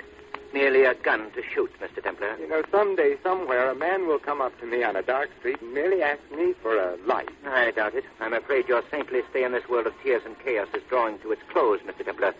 This time you've poked up the wrong fire. You seem nervous, Mr. Templar. Who are you? Does it matter? We'll be acquainted such a short time. Well, I'd just like to know who it is that I am to come back and haunt. Very well. I am known to the exceedingly few who know me as the Professor. The Professor? I've had guns pulled on me by cops, cranks, crooks, and coroners, but I believe you're the very first professor. I don't mean to disillusion you, Mr. Templar, but I was merely an assistant professor. Oh, I'm still impressed. If you don't mind, the car's over there. After you, Professor. Please, no jokes. I assure you this is a most serious matter. Come. Here we are. You will get in, please? Oh, after you. Oh, no, I forgot. You're not in much of a mood for joking, are you? No. Not unless the joke is mine. Like this one. Oh. Yeah. You hit him just a little harder, boys. You could have saved yourself some bullets. I pay you to drive the car, Stephen, not to offer suggestions. Okay, boys. Where to, the country? First, we'll go to the place, Stephen. There are some questions I want Mr. Templar to answer. Questions that may require a soundproof room.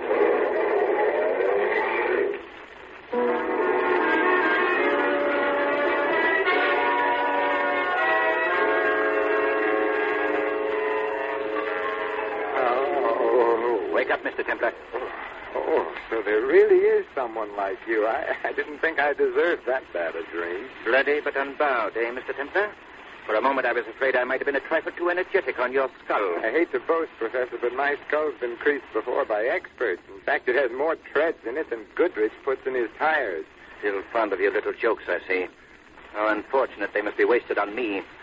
You see, I'm a humorless man. So I've noticed. I brought you here to ask you some questions, Mr. Templar. You should have warned me, Professor. I'm afraid I didn't come prepared for a quiz. I have various means of preparing you, Mr. Templar. So to begin, to whom did you describe your suspicions concerning a certain man's identity? A certain man? You wouldn't be meaning the big man, would you? The head rat? I have reason to believe you know who he is. Whom have you confided in? Not prepared, Professor. Oh. Shall we try the question once again? Yes, but something tells me you'll never pay me the $64. Oh. I can't tell you how impatient I am for your answer, Mr. Templar. You see, after you finish talking, I have other things planned for you. How nice of you to take me, a mere stranger, in tow like this. I must remember to return all your courtesies when you untie me. Oh, talk. Wait. To the district attorney. Yes, I read about your boast to emulate the Northwest Mounted by bringing in your man to the district attorney. A pity you won't keep the date. What is it, Stephen? I thought you might be wanting me for something, boys. No, Stephen. When I want you... Stephen, the door. How many times must I tell you to keep it closed? You fool. You know how I feel about an open door. But no bugs came in, boys. There practically ain't any this time of the year anyway. You tell me, a former professor of entomology? Assistant professor. Please, Stephen. Leave at once before I do something we'll both be sorry for. Okay, boys, okay. Fool. You know, it took me a little time to catch on to your particular type of insanity, Professor, but I see it all now. Do you, Mr. Templar? A professor of entomology, eh? The study of insects. And you studied them so hard, Professor, you're cracked. Silence! You're not in the classroom now with your students and your specimen bottles, Professor. You're in the big leagues now, in the World Series, Professor. You got to know everything there was to know about insects, didn't you? You knew them so well you became afraid of them. Shut up! It is something to get afraid of when you turn your imagination loose on the subject, Professor. When you consider how many millions of insects there are for each human being. Stop it! I said stop it! There's a fly on your sleeve, no. Professor. Stop it! And I think I just saw a mosquito. I said stop it! Look, a moth. No! Stop it! Look over there. Stop! Crickets, Professor. Roaches, locusts, spiders. Spiders. You'll have to untie me if you want me to help you. You'll have to, Professor. Grasshoppers over there, Professor. And there's the centipede. Roaches, Professor. Roaches. Yes, I'll tell you. Oh, help me. Help me. There. Now you can save me. Oh, please. Please help me. Certainly. The first thing to do is to get all these crawling, sliding things out of your mind. Oh, that's easy. All you have to do is relax. Looks like I'll be able to keep my date with the district attorney after all, Professor. My old grandmother used to say, "That's to you."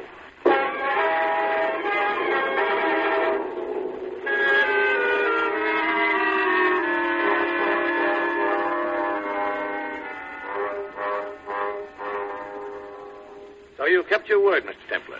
You're here. And alive. Yes, I'm here. Despite the obstacle course of desperados I've run through since our last little talk, Mr. Richards. I'm sorry to say I don't see you a prisoner, Mr. Templar. As I recall, you were to dish up the head crumb bum. I suppose you couldn't bring him in. No, I couldn't bring him in. You see, he already was in. I beg your pardon? Don't beg my pardon, Richards. It's the governor's pardon you want, and you know, I don't think you'll get it. Are you crazy? No, just slow-witted, it seems. Being a district attorney is a wonderful cover-up for a crumb bum, isn't it, Richard? You're insane. Am I? You sound insane, Mr. Templar. Rushing in here, threatening to kill me, calling me a crook and demanding money. Oh, I see. Of course, I'd be perfectly willing to forget all of these things. And the various other offenses I find it so cozy to dream up. If you'll just quietly leave town and pretend you were never here. You mean just force from my memory some of the happiest moments of my life, Mr. District Attorney? Oh, no, you're asking too much. Then it looks as though we've reached a stalemate, Templar. Unless, of course, one of us chooses to get violent. Once I catch a murderer, Mr. Richards, I leave all further violence to the state executioner. Once you catch him, Templar. Right now you seem to be in the disturbing position of the hunter who caught a tiger by the tail. Put up your hands. Huh? Oh, you mean over my head? Your bug-crazy professor made me keep them at my side. Templar, who gave me away? It was a remark I heard, Mr. Richards. I was told that the only thing in this town people aren't afraid of is getting arrested. So? So I checked Mr. District Attorney's record in the newspaper files. You have an abominable batting average, Richards. People, your people, were literally getting away with murder. Yeah. How clever of you to know this. You controlled the gang because you could set them free, and so you also controlled the racket. I know, but you still have to prove your story, Mr. Templar. Oh, it's already done. I took the trouble to switch on your intercom, Richards. I'm afraid our conversation wasn't very private. Why, you... And now, Mr. Richards, our personal business. Before the police get here... Keep your hands up high. Certainly. Certainly. Is this high enough? Or shall I raise them higher so I can reach this chandelier?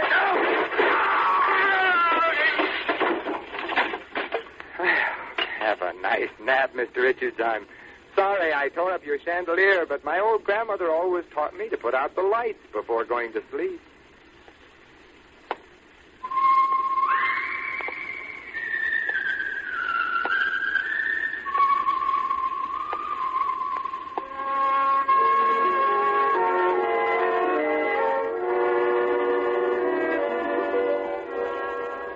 Our star, Vincent Price, will be back in a moment.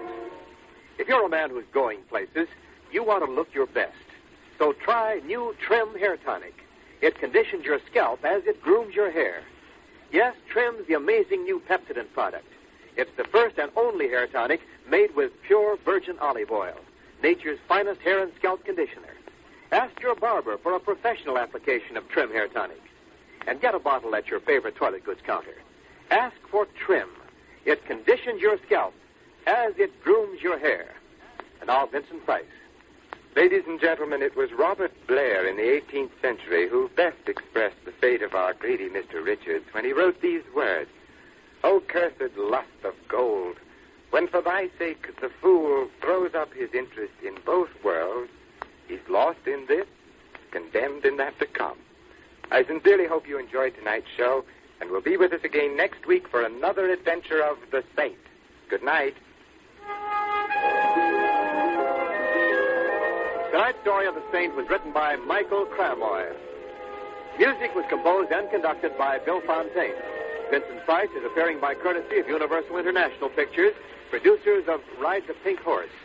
Stay tuned in now for The Whistler, which follows immediately over most of these stations.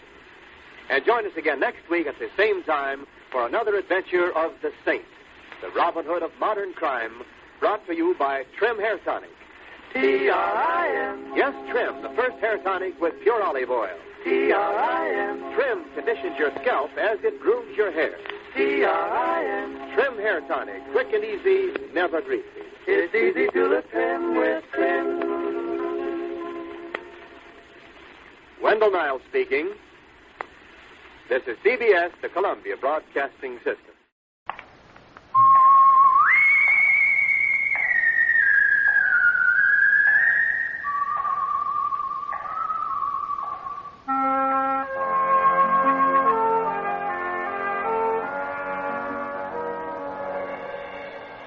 The Adventures of the Saint, starring Vincent Price.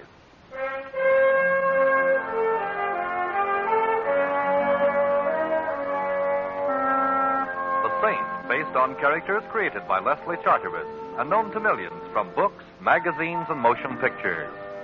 The Robin Hood of modern crime now comes to radio, starring Hollywood's brilliant and talented actor Vincent Price as the Saint. Well, hello. Who is... Oh, How is my favorite shipboard acquaintance this evening? oh Simon, you startled me. I could hardly see you through the fog here on deck. Oh, yes, it is getting thicker, isn't it? But I suppose it's to be expected. Last night, nature went on a binge of moonshine, and this is her foggy morning after. Oh, only it's evening. How can you tell through the fog? But you know, you have a very pretty laugh, Barbara. I'll listen for it in all of your pictures from now on. Thank you, Simon. But I'm not going to make any more pictures. I'm retiring. Retiring? At the peak of your career? I'm just tired of pictures, that's all. Barbara, you'll never be able to run away from it. What do you mean? I'm referring to whatever it is that frightens you. Why don't you tell me about it, Barbara? There's nothing to tell. I'm tired. I need a rest. Please, Simon, don't make me talk about it. There's some things that... Simon, is that someone standing there? No, I don't see anyone. Oh, you are nervous. Oh, Simon, if only I could confide in someone, if I could tell you what I... Perhaps I already know more than you think I do. You're cold. Yes. Where's your raft? It's over there someplace on one of those decks. I'll find it. I don't see it here, Barbara. Are you sure you... Barbara! Behind you! Look out! Barbara! Barbara! Man overboard! Man overboard! Maybe you'd like a swim too, Saint. What? Oh.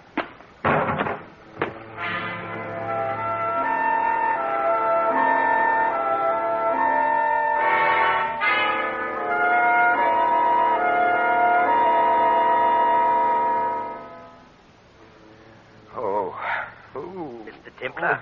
Mr. Templar. Oh, hello. I suppose the usual question is, where am I? Sometimes they awaken from your type of custom-made coma asking, who am I? Evidently, I wasn't hit quite that hard. I even remember who you are, Dr. Norman. It is Dr. Norman, the celebrated psychiatrist, isn't it? Yeah, that is very good, Templar, but I'm afraid I must still confine you here to the ship's infirmary for a while. Huh? Possible concussion. Say, tell me, what makes a famous neurologist like you pose as a mere ship's doctor? I'm really not posing. Partridge, the ship's physician, is ill. I was within earshot when I heard the familiar call, is there a doctor in the house? And, no, Simon, don't try to get up. I have a flask here. If a drink will make you happy. Oh, not right now, thank you. I recall I have some unfinished business to attend to. Barbara? Yes. Was she? They couldn't find her in the fog. She's gone. Poor Barbara. Yes, it was a horrible accident. Horrible, yes. Accident, no. You mean to say she didn't fall overboard? She was murdered. Murdered? But who? I think I know who. Ooh, my head, it feels Sounds like the Aberdeen Proving Ground. I will mix you a sedative. You know, you're not looking very well. I always look like this when I'm angry. There's only one cure. Yes, I know. The lady with the scales known as Madame Justice. You know, Templar, I've been curious about what makes a man like you tick. Oh?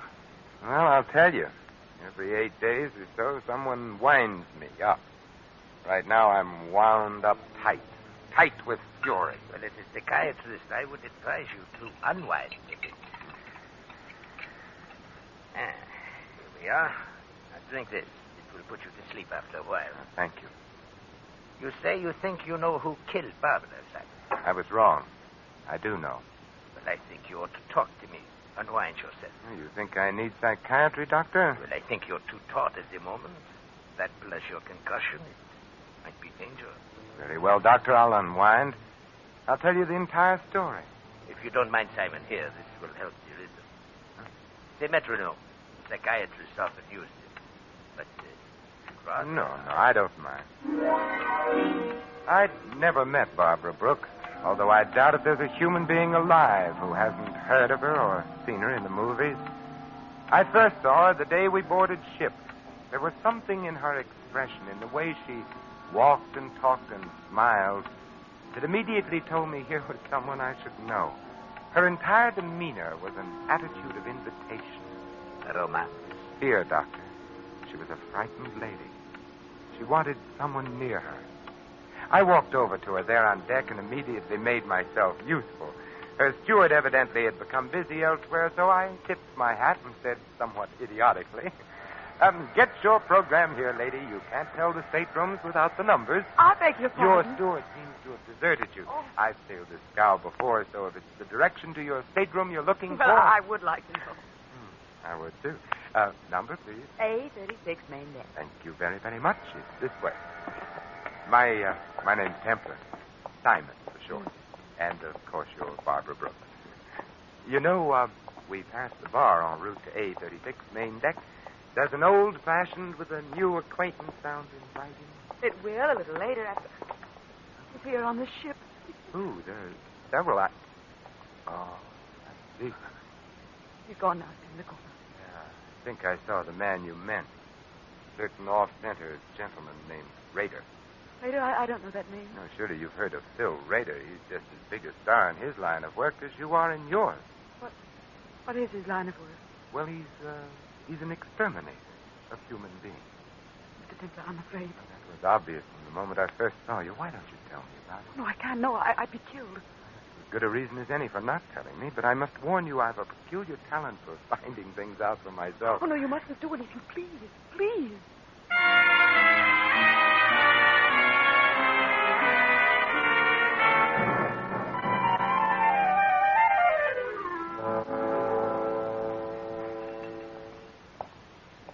Hello, Rader. Well, the Saint. Mm-hmm. World's getting smaller. Yes, but I understand you're doing your share to see that it doesn't get overcrowded. Traveling for your health again, or just traveling? Just traveling. Rader, why does the mere glimpse of you rounding a corner start a lady's teeth to chattering? Lady? I don't know any ladies. Obviously. Maybe she thought I was someone else. Maybe. And if you're of a mind to annoy her, you'll wish you were. Look, Saint, just soaked up sunshine on this cruise. Don't go poking in any dark places. Might be bad for you. Oh, what sort of bad, Rader? Look, Big Shot, just so there's no misunderstanding. You butt in where you ain't welcome on this cruise and... Yes? And I'll kill you.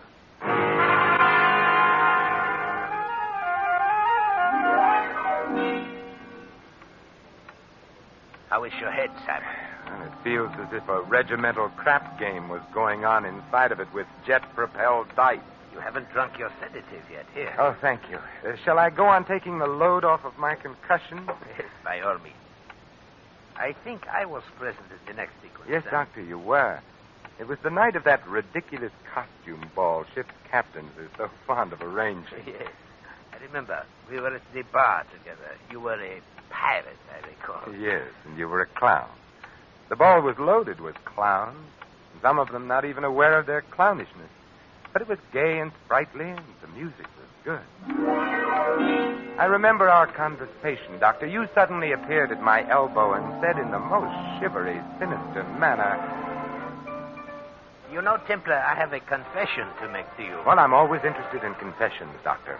I've had a schoolboy crush on the beautiful Barbara ever since I saw her in pictures first. Tell me, what does one do about it? Well, I know exactly what I would do if I were you, Doctor. Yes? I'd consult the nearest psychiatrist. At the prices we charge? No, thanks. I was hoping you'd cut a fellow in on your acquaintanceship, Templar. But if you won't introduce me, won't you at least show me which mask she's hiding under? I think I might be able to make my own introduction. Oh, very well, Doctor. Look for a sylph-like figure in a blue and yellow harlequin costume. Thank you, Templar, thank you. And if you should ever need a good psychiatrist... At the prices you charge? I will be seeing you. Don't turn around, Mr. Templar. I have a pistol in the small of your back. Well, now, really, is that any way to enjoy a waltz? Listen, Saint, and listen hard. Oh, I'm all ears, except for the small of my back, which feels abnormally large at the moment. Certain arrangements have been made, Saint. It means a big head of lettuce if they go through. So? All the signs say keep out. See that you do. Now, don't turn around. This costume's so pretty, I'd hate to have to put a hole through my pocket. Well, it's probably just a coincidence, but I've acquired the same regard for the small of my back. Keep regarding it that way, Saint. Don't let your nose wander where it doesn't belong. And you might begin by forgetting you saw certain people aboard this boat. Say, just tell me how you're going to swing it, Mrs. Miller. Oh, don't be surprised. I'd recognize the notorious Lil Miller's voice on a party line. How are you going to take him, Lil? A palm date or perhaps a marked deck? This rod has a hair trigger, Saint. Just a touch and you're... Lil, what's the matter? That girl there, I want in the hall. Lil! You're lucky, Saint. I'd have shot. Give her air. Don't crowd. Crowd her all you want to. She won't mind now. Is she? Yes, a stiletto in the back leaves very little doubt. She's dead.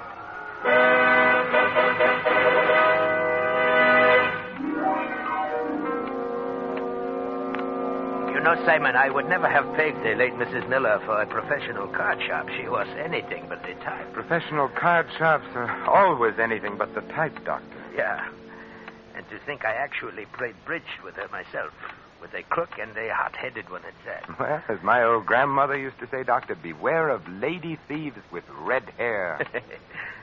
I guess the lady's red hair accounted for the lack of insulation in her temperament. Oh, how does your head feel, Simon? Better, Doctor. Much better. You still haven't touched your sedative, you know. Oh, haven't I?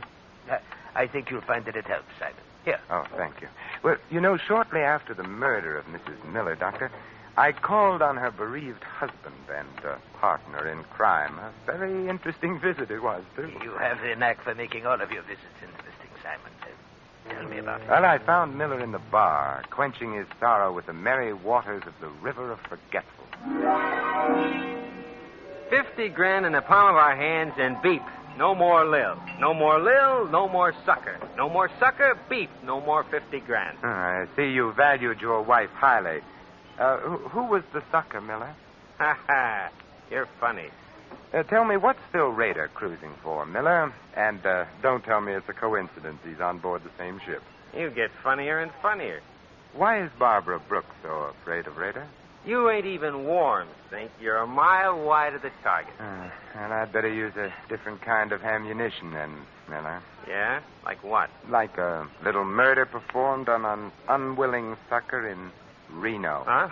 What do you know about that? You won't like going back to Reno, Miller. It gets hot in the summertime, especially in the penitentiary. Rader was with Lil and me on this deal. All right, Miller, put the zipper on. Rader. I wasn't going to say anything, Phil. Honest, I was just... Skip it, Miller. I always knew someday you'd show Canary Yellow. I thought you and I had a little understanding, Saint. You've got a reputation for wrong thoughts, Rader. Yeah, but right or wrong, I back my ideas up. To the hilt, Saint. Keep that frog sticker under cover, Rader, or I might take it away from you. And the Dutch courage that rides with it, too. I'll keep it hidden for now. You just be careful of the places where the lights don't shine, Saint. Come on, Miller. I want to talk with you. Well, I'll be out in a little while, Phil. I want a drink. You've drunk enough, Canary. Come on. You'd better go, Miller. And if you can't talk your way out of it, my regards to the fishes.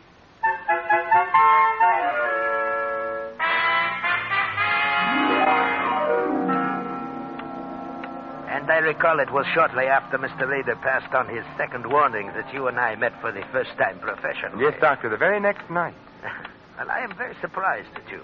He had warned you to stay away from dark places. Yes, Doctor, so he had. But I'm perverse by nature, and I like to poke around. I was strolling around the deck with Barbara, getting moonburned and trying desperately to get some more information. So wonderful having you near, Simon. I feel safe. Safe? I refuse to accept the compliment, particularly on a moonlit night at sea. I'm referring to danger, Simon, not romance. They're often the very same thing. I'd like to join this team, Barbara. Why don't you confide in me? Because if I did, we'd both be dead by morning. I must go now. Good night, Simon. Good night. Don't turn around, Templar. I've got a... I know. A gun pointed at the small of my back. That's it. Now keep away from Barbara Brooks. Am I clear? Clear enough. Anything else? Yeah. Just so it sinks in, Saint. Take this along to remember me by.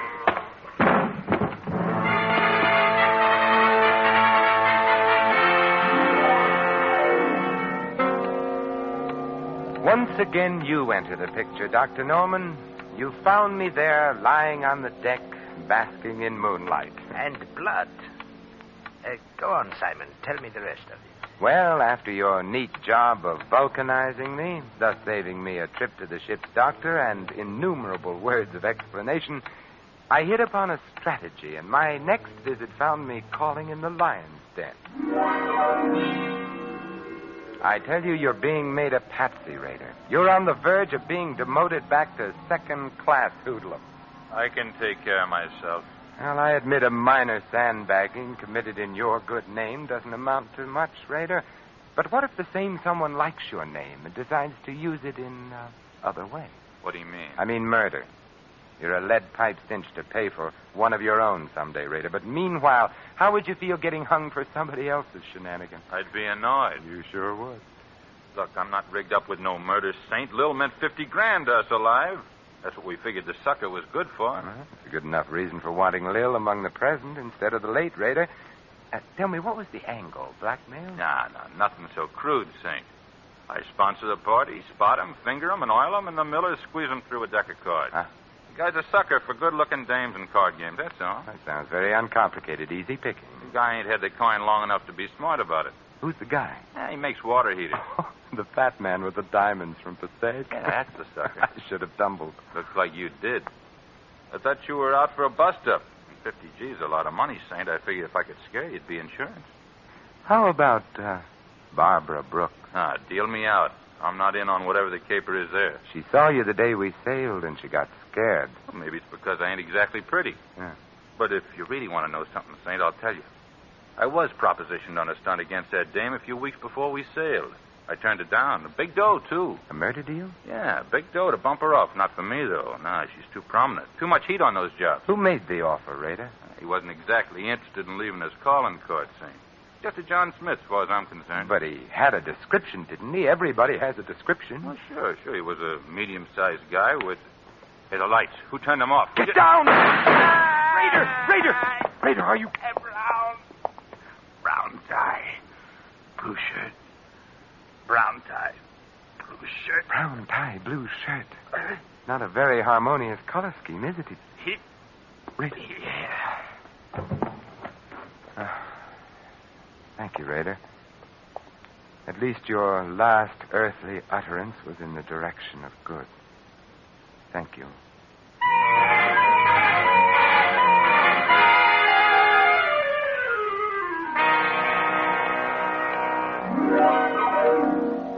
Brown tie, blue shirt. What did he mean, Simon? Well, it means that either the man for whom I search isn't a very fastidious dresser, Doctor, or else he's colorblind. Blue and brown just aren't worn together. Well, no. I'll take that drink now, Doctor. Oh, and the sedative I mixed for you. Your concussion. Later, Doctor, later. Very well. I can see that you're going to be a very difficult patient. I hope you don't mind drinking out of another medicine glass, huh? No, right now I prefer it. Say when? A little more, Doctor. That's fine. Has such a beautiful color, hasn't it, Doctor? Yeah, hasn't it, though? Aren't you going to drink it, Simon? In a moment, Doctor, when I finish my story. Oh, yes, of course, this story. Barbara's murder was next. Yes, Barbara was next. But immediately before our last meeting on deck in the fog, Doctor, I found out what she was afraid of. You did? But how? It was easy. The steward had some keys. I had some money. The steward has enough now for that chicken ranch he's always dreamed of. You broke into Barbara's stateroom. Yes. Well, what did you find, Simon? Lingerie, perfume, stockings, and some letters, Doctor. Peculiar letters. Huh? Fan mail? Yes. Yes, and all from the same fan. A fan she was once engaged to marry, Doctor. A fan who loved her very much and hated her in equal proportions. Who was so torn between love and hate, he had to kill her. Ah, it's schizophrenic. You should know. What do you mean? Well, you know the classifications. You're the doctor. Oh. Drink your sedative, Simon. A colorblind schizophrenic. I don't believe I've ever met one before, Dr. Norman. So colorblind, he mistook the green and orange harlequin costume worn by Lil Miller for the blue and yellow one worn by Barbara. That is very interesting, Simon. Poor Lil. If she'd come to the ball as anything but a harlequin, she'd have lived to take in $50,000. Your sedative, Simon. You know, you were wrong about Lil's hair, Doctor. It wasn't red. It was brown. You said it was red. I wanted to see if you'd agreed. Your sedative. Yes, of course. Hand it to me, would you, Doctor? It's there alongside the drink. Yeah. No, don't try to tell them apart by their aromas, Doctor. It's obvious that they're different colors. Or can't you tell? You find it, Saint. I'd like very much for you to drink it. My Doctor, what a pretty purple gun you're wearing. Or is it pink? Drink up, Templar. You hardly feel it. It's just a dash of prussic acid. Dr. Norman, when you give a sedative, you go overboard. Drink it, Templar. Well, you're the doctor. A toast to you, Dr. Norman. To your green shirt, blue tie, and gray handkerchief, none of which match. Here's how. Oh, my eyes! You threw it in my eyes. It was a question of your eyes or my stomach, Doctor. My eyes, I'm blind. You'll get over it, Doctor, which is more than can be said of me if one of those wild shots of yours should hit me. I know I shouldn't practice medicine without a license, Doctor, any more than you should. But here's a sedative from me to you.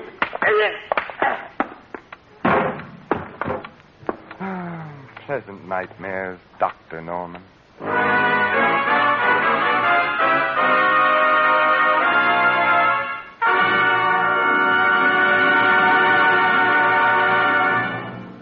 You have been listening to another adventure of the Saint, the Robin Hood of modern crime. And now here is our star, Vincent Price. Ladies and gentlemen, in a prejudice-filled America, no one would be secure in his job, his business, his church, or his home. Yet racial and religious antagonisms are exploited daily by quacks and adventurers whose followers make up the irresponsible lunatic fringe of American life. Refuse to listen to or spread rumors against any race or religion. Help to stamp out prejudice in our country. Let's judge our neighbors by the character of their lives alone, and not on the basis of their religion or origin. This is Vincent Price inviting you to join us again next week at the same time for another exciting adventure of the Saint. Good night.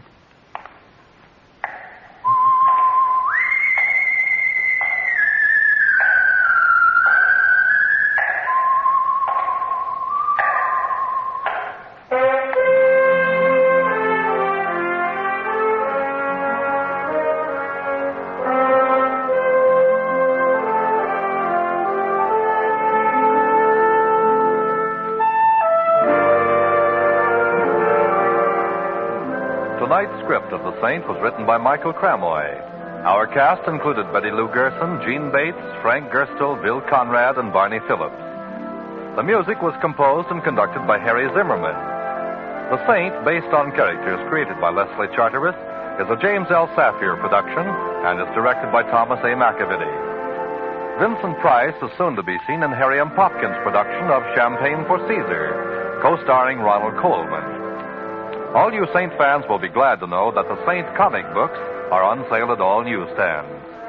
Your announcer, Merrill Ross.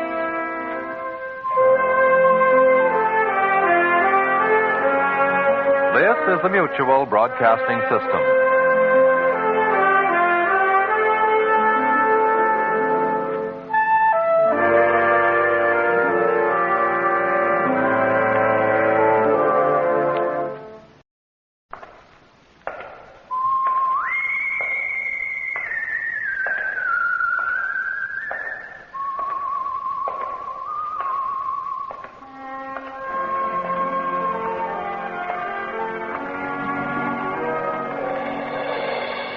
The Adventures of the Saint, starring Vincent Price.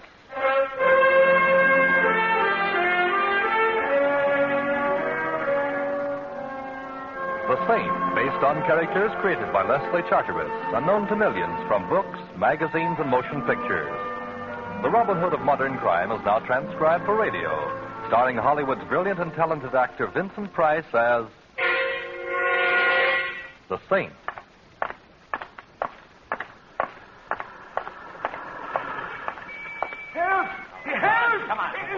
Hey, what's going on here? This is my car here. No, stop it. Hey, cut it out. What's the idea? Now let that man alone. Look, you keep out of this, buddy, or I'll... Well, it ain't the same. It's euphonic, but slightly ungrammatical, Mac. Now, what's the disturbance? They drew up alongside of my car. Him and the other fella. They said, get out. We're taking your car. Why, Mac wouldn't do a thing like that, now would you, Mac? Nah, of course not. The old man's nuts. What Mac would do if he coveted his neighbor's jalopy is plug him with a piece of lead pipe and drive off. Yeah, so good night. I get business. Now, wait, Mac. You could satisfy my curiosity a little. Why should you want to steal this gentleman's old automobile when you've got nicer, newer ones to choose from? Yes, ask him, mister. Ask him. Yeah, ask me, Saint. Go ahead. I'm going to satisfy a little curiosity of my own. I didn't think you had any, Mac. What shape does it take? I always wondered how you would look dead. Good night, all. Good night, Mac. Be seeing you? You let him go? Yes, he convinced me that I should for now. There's nothing like a 32 in the pocket of a known thug for winning an argument. Did you say there was another fellow with him? Yes. Run off when he heard you coming. It was the same fella tried to buy my car yesterday. Someone tried to buy this car? Oh, sure. This fella tried to buy it. And there was a woman made an offer, too. You mean you actually refused? I ain't selling until I find out why they want to buy it so bad. This fellow who tried to buy the car, do you know his name? No, he looked like a gentleman until... Until you found him consorting with felonious intent with our just-departed friend, eh? Tell me, was he well-dressed, an annoying little mustache placed just over the sneer he wears for a mouth? Well, yes. Say, how did you... That's easy. Our friend Mac does piecework for him. Fancy Dan Turner is his current alias. But I see you don't keep up with such things. You're going to tell the police? Later, perhaps, when there's something to tell them. Right now, I've got a great thirst that needs quenching. A thirst for knowledge. Huh?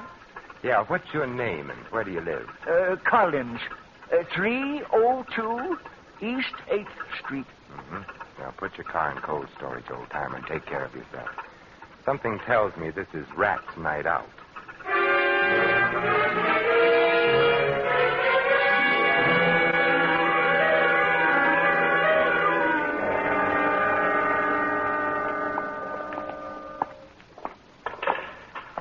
Hello, Smitty. Back making book, I see. You got the wrong joint, Saint. Take a look around. I run a pool room. You interested in the horse? No, a man. Well, like I said, Saint, you got the wrong joint. His name's Mac. He hangs out here. Now, where is he? In the back room? I'm the three monkeys, Saint. Deaf, dumb, and blind.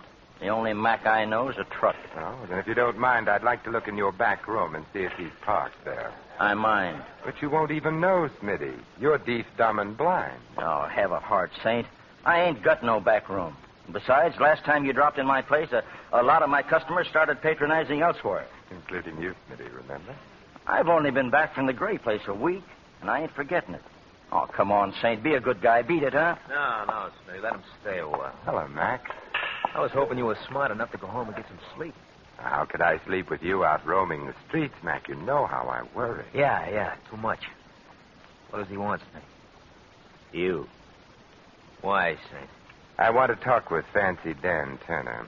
What about... Now, let's not be coy, Mac. It doesn't become you.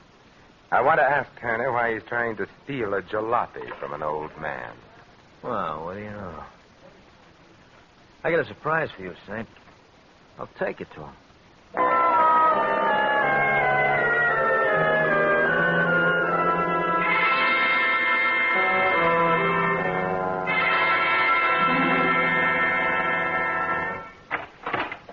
The boys say you're looking for me, Saint. The boys are right. So you found me. So? I understand you're interested in a certain old car. So what? Probably the Smiling Irishman is, too. A broken down 1929 sedan seems a little slow for a fast man like you, Fancy Dan. Well, maybe I like to go slow enough to read the billboards when I drive. What's it to you, Saint? It depends on what it is to you, Turner. What's on the fire? You are. There's a handle with care sign on this deal, and I don't want just anybody cutting in. You're a fouler-upper. You've been stepping high and fancy-free too long, Turner. You're beginning to irritate me. The feeling's likewise, Saint. Only I got more than fingers in my fist and you haven't. It's a nice gun you're so bravely wearing, Turner. It must be a pretty big pot to change a small-time con artist like you into a fire-breathing gunman. Big potatoes, huh? Yeah, plenty big, Saint. So big I wouldn't hesitate to shoot at the slightest move. Am I clear? You couldn't be clearer if you were a day ordered by the Chamber of Commerce. Good. Now, it ain't a palace, Saint. It's just the back room of a pool parlor, but please stay and be my guest. Very well, for a little while anyway. Where are the boys? Out. And they're wasting their time. Collins won't sell his old wreck. Some old men are stubborn. And Collins seems like a hard man to intimidate. Well, that all depends on who's doing the intimidating, Saint. Now, Mac's a chowderhead, and Smitty's even worse, but put the two boys together, and you'll get a job of work done. Dan, I've adopted old man Collins as a friend. Ah, how big are you? Yes. You know how I feel about people who push other people around, Turner? Especially when the guy getting the shoving is a friend. You know, if I had a glass of beer, I'd cry into it. Sit back and relax, Saint. The boys will be back with what they want after soon enough, and maybe then I'll let you go home. You mean they're coming back with the car? Well, maybe not the whole car. Sit back and relax. Hey, relax. Hey, what are you doing? Sitting back with my chair to the wall, Turner. You want me to relax, don't you? Yeah, Hey, let go of that cue stick. As my old grandmother used to say, Turner, there's nothing as relaxing as a game of pool. Particularly with a hoodlum's head as the cue ball.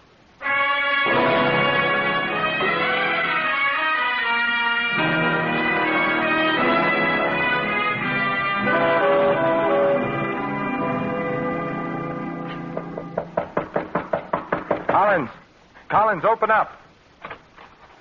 You wouldn't be from the police now, would you? No, I'm no more a policeman than you are, old man Collins.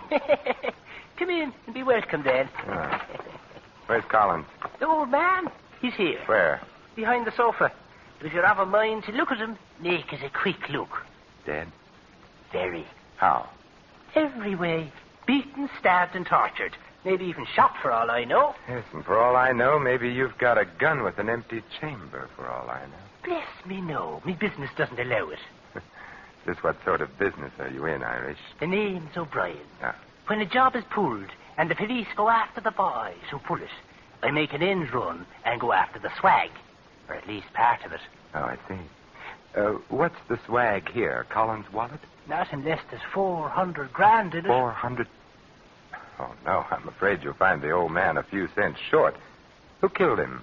Not I. How do I know? You don't. You're right. What brought you here? Why, I'm here about the old car, of course. You want to buy it? Certainly, don't you? Say, maybe you're not being cute. Maybe you really don't know about the... About what? Well, now, I'm greatly relieved. When I first saw you come through that door, I said to myself, O'Brien, here comes some more competition. But I see you're not. I'm relieved, laddie. Greatly relieved. Turner is competition enough, eh? Yes, but Turner and his ugly ducklings are nothing compared to...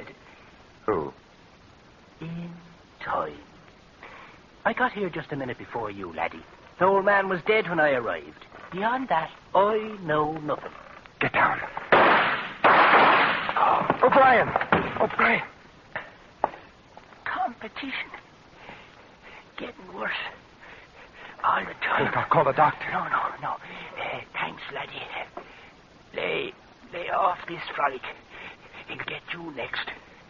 You're gonna die, mister. You're gonna... Bran, the old man's car, what...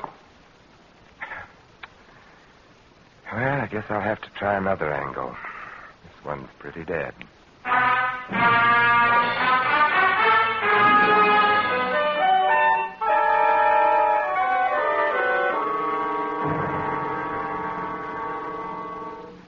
I awakened Mr. Ritchie as you requested, Mr. Templar. He'll be right down. Oh, thank you. I hope the fire isn't too serious, Well, sir. it's serious enough to awaken Mr. Ritchie. Oh, here he is now, sir. Well, which plant is the fire in? Who's responsible? How big is the damage? Oh, the fire isn't in any plant, Mr. Ritchie. What's that, then? Then where? It's inside of me. I'm burning up, and I need your help. How dare you sneak your way in here 3 o'clock in the morning by telling me there's a fire? Look here, who are you? Simon Templar. Oh, yes, the Saint. I've heard of you. If you have business with me, Mr. Templar, I'd suggest you phone my secretary for an appointment. Meanwhile, there's no subject on earth can keep me from going back to bed. Not even the subject of $400,000, Mr. Ritchie? What do you know about it? Nothing other than that it was stolen from you, Mr. Ritchie. That happened 7 years ago. The criminal, John Quayle, was caught, tried, and convicted. Now, if you'll pardon me... Quayle worked for you, I believe. He was my head accountant. And the money was never found? No. Quayle drew 20 years in the penitentiary. He never revealed where the money was hidden. Until the day he died. Died? Yes. 2 weeks ago in prison. Huh. And now, Mr. Templar, if you don't mind, I need my rest. I won't detain you much longer, Mr. Ritchie. Just 1 or 2 more questions. Well? Did Quayle have a wife? Yes, he did. If he knew he were dying in prison, it's quite possible he made an attempt to get word to her, to tell her where the money was hidden. He may have made the attempt, but he couldn't possibly have succeeded. He was too closely watched. Oh. After all, $400,000 is a lot of money. A lot of money. Yes, you could almost buy a second-hand car with it. If I hadn't been fully covered by insurance, my firm would have gone under in the face of a loss that large. And now, Mr. Templar, if I might ask a question. Certainly. Why this sudden urgency, this 3 o'clock in the morning business? An old man was tortured to death. Then a fellow named O'Brien, who came calling on the old man, was shot to death. But before he was killed, O'Brien told me he was tracking down $400,000 that had been stolen. Oh, I see. Yeah, and some checking back over how many people have ever had that amount stolen from them. Led you to me. Yes. I wonder what I've led you to, Mr. Templar. I wonder, Mr. Ritchie. I wonder.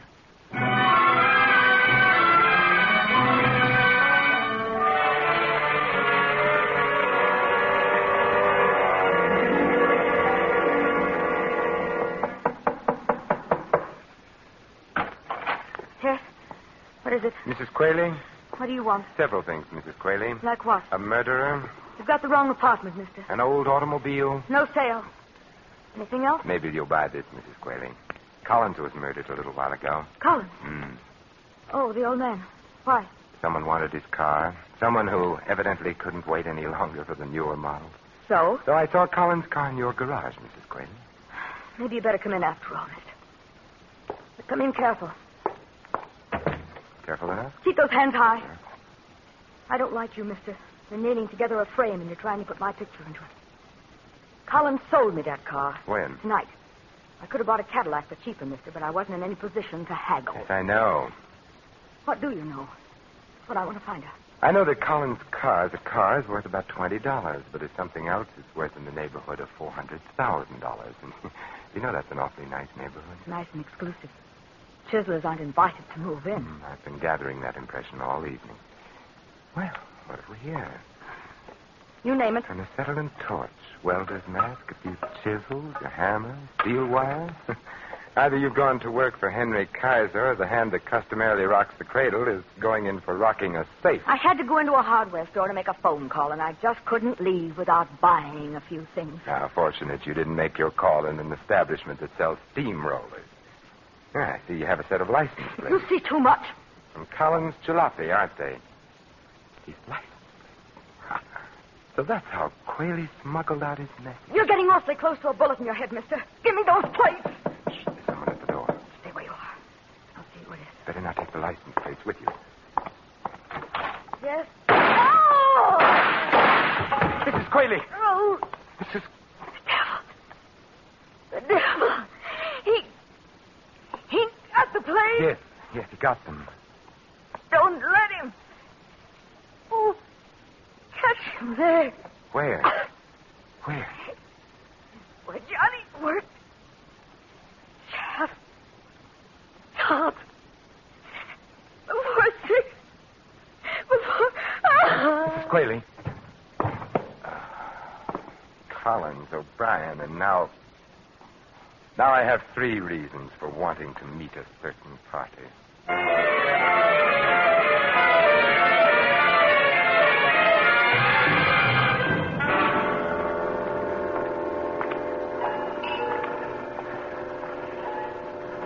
Taxi!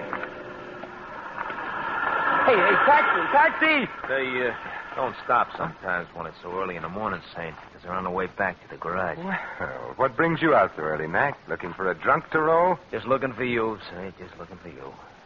See here what I got in my hand? Oh, there goes that coy streak in you again, Mac. All right, so it's a gun. Well, what does it want me to do? Come, go, turned handsprings, quote Shelley, play the bassoon? You have to speak for it, Mac. Very funny. Look out, it shouldn't speak for itself, Saint. I and the gun warn you should get in that there car. You have a most persuasive way of offering a fellow a lift, Mac. Yeah, a lift. Right now, it's a lift. Later on, it may grow into a ride. Come on. Where are we going, Mac? Back to our little gray home in the rear of the pool room, Saint. Fancy Dan Turner wants he should thank you for showing him a new trick. Oh, it really isn't necessary. He feels like it is, Saint. He feels like it is. He's got a couple of tricks he wants to show you. Sounds like fun. Go on into the car, Jim. Turner's waiting. He's got very little patience.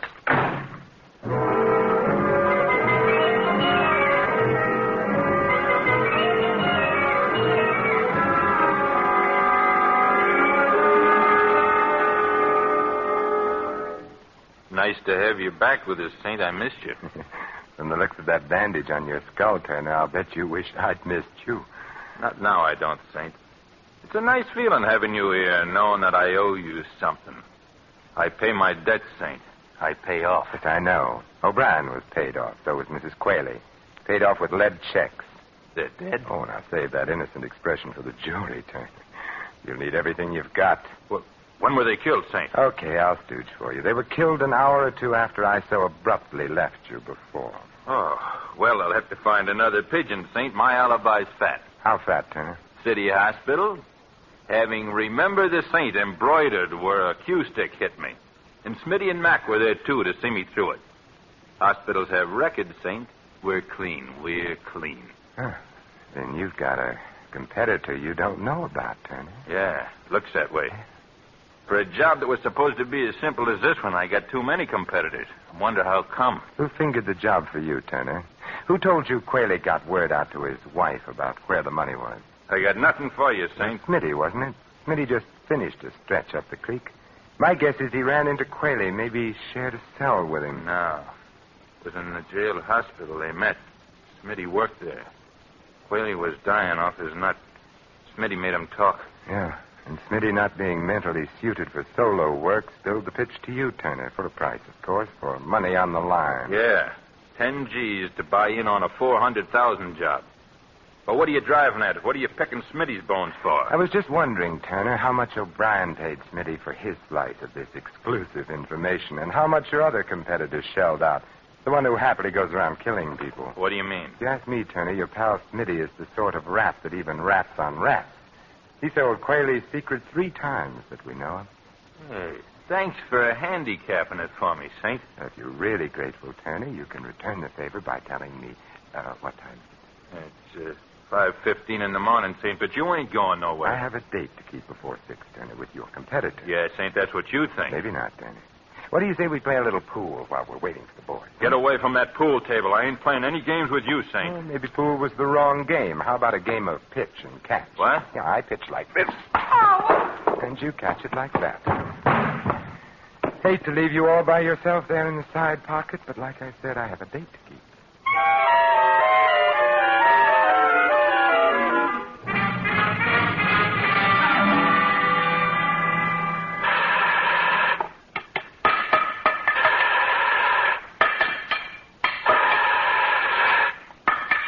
Well, Mr. Ritchie, get enough sleep despite my interruption? I wasn't really asleep when you called on me, Mr. Templar. I know, Mr. Ritchie. Your hair was a little too carefully combed for a man who's been suddenly awakened and told he's having a fire. You're very clever, Mr. Templar. But not clever enough to catch you before you committed 3 murders. Well, you're Smitty's silent partner, huh? See what low company's gotten you into, Ritchie? Yes, I see. $400,000. Buried in the siding of this elevator shaft. And with the help of this acetylene torch, it'll be all mine. A very ingenious fellow, Quayle. And to think the money never left this building. The place where Johnny worked. Yes, he was ingenious. It was very smart of him to use his prison job making automobile license plates as a means of smuggling out the information to his wife. How did he do it, Ritchie? Very simple, Templar. There's an extra piece of thin metal in this particular plate, forming a sort of pocket. And inside the pocket, a note on cigarette paper telling poor Mrs. Quayle how to get the money. Of course, once he managed to tell her the number of the license plate, well, the rest was easy, wasn't it? Yes. All poor Mrs. Quayle had to do was ask the Motor Vehicle Bureau to whom the plate was assigned. Mr. Collins, in this instance. Poor old fellow. Mr. Templar, would you mind joining me here in the shop, please? Yes, right on top of the elevator. I'd like to keep an eye on you while I finish burning out this metal partition. You see, I've only until 6 o'clock when this elevator is switched on downstairs. Oh, well, Come, in the shop, please. Well, really, I have a gun, Mr. Templar. Oh, well, that makes it official, then.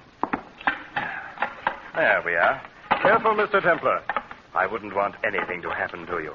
Anything accidental, that is. You know, it's funny. I've known you such a short time, and I have exactly the same sentiments towards you. I've never been astride the top of an elevator before, Ritchie. And we're right near the top of the shaft. Yes. I don't mean to worry you, Templar. But when this elevator power turns on in a few minutes, it will rise to the top before it descends. How's your treasure hunt coming, Ritchie? Almost finished. One last strip of metal to cut away, and the partition will come off. Then we'll decide your fate, Mr. Templar. Your future. Here goes. A last blow.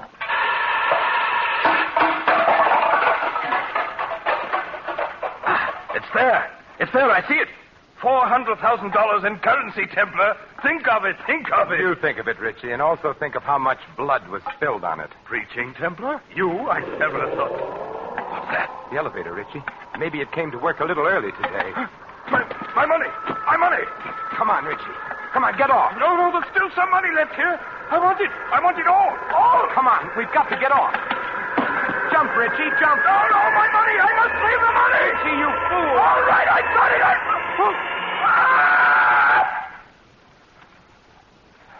Yes, Ritchie. You saved your money, and you saved the state some money, too. I'm sure you didn't plan on saving the cost of your execution.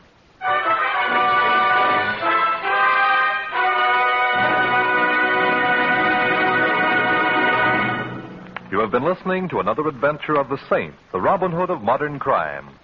And now, here is our star, Vincent Price. These immortal words of Ovid, translated from the Latin, express quite well indeed the justice of our Mr. Ritchie's fate. Nor is there any juster law than that the contrivers of death should perish by their own contrivances.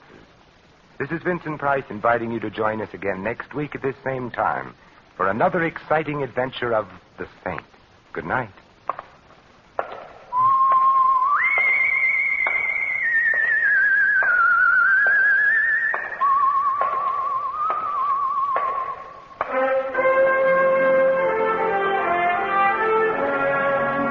Tonight's script of The Saint was written by Michael Cramoy. Our cast included Laureen Tuttle, Barney Phillips, Tony Barrett, Fred Howard, and Dan O'Herlihy. The music was composed and conducted by Harry Zimmerman. The Saint is a James L. Sapir production and was transcribed and directed by Thomas A. McAbiddy. All you Saint fans will be glad to know that the Saint comic books are on sale at all newsstands. Your announcer, Merrill Ross. This is the Mutual Broadcasting System.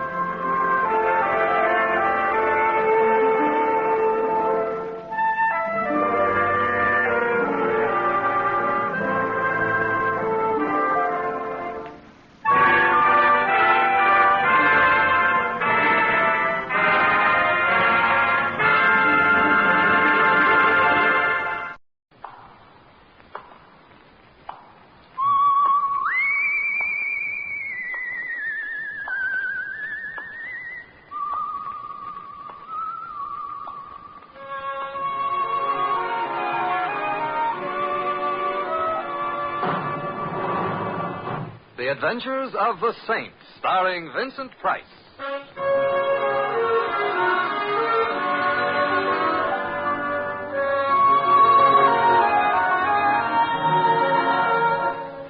The Saint, based on characters created by Leslie Charteris and known to millions from books, magazines, and motion pictures. The Robin Hood of modern crime now comes transcribed to radio, starring Hollywood's brilliant and talented actor Vincent Price as the Saint.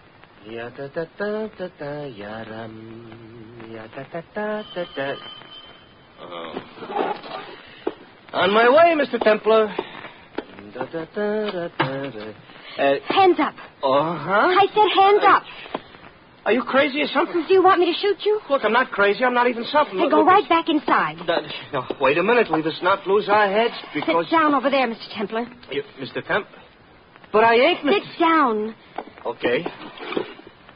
Sitting down, but I still ain't Mr. Templar. Don't think you can escape what's coming to you by lying to me. I never lied to blondes.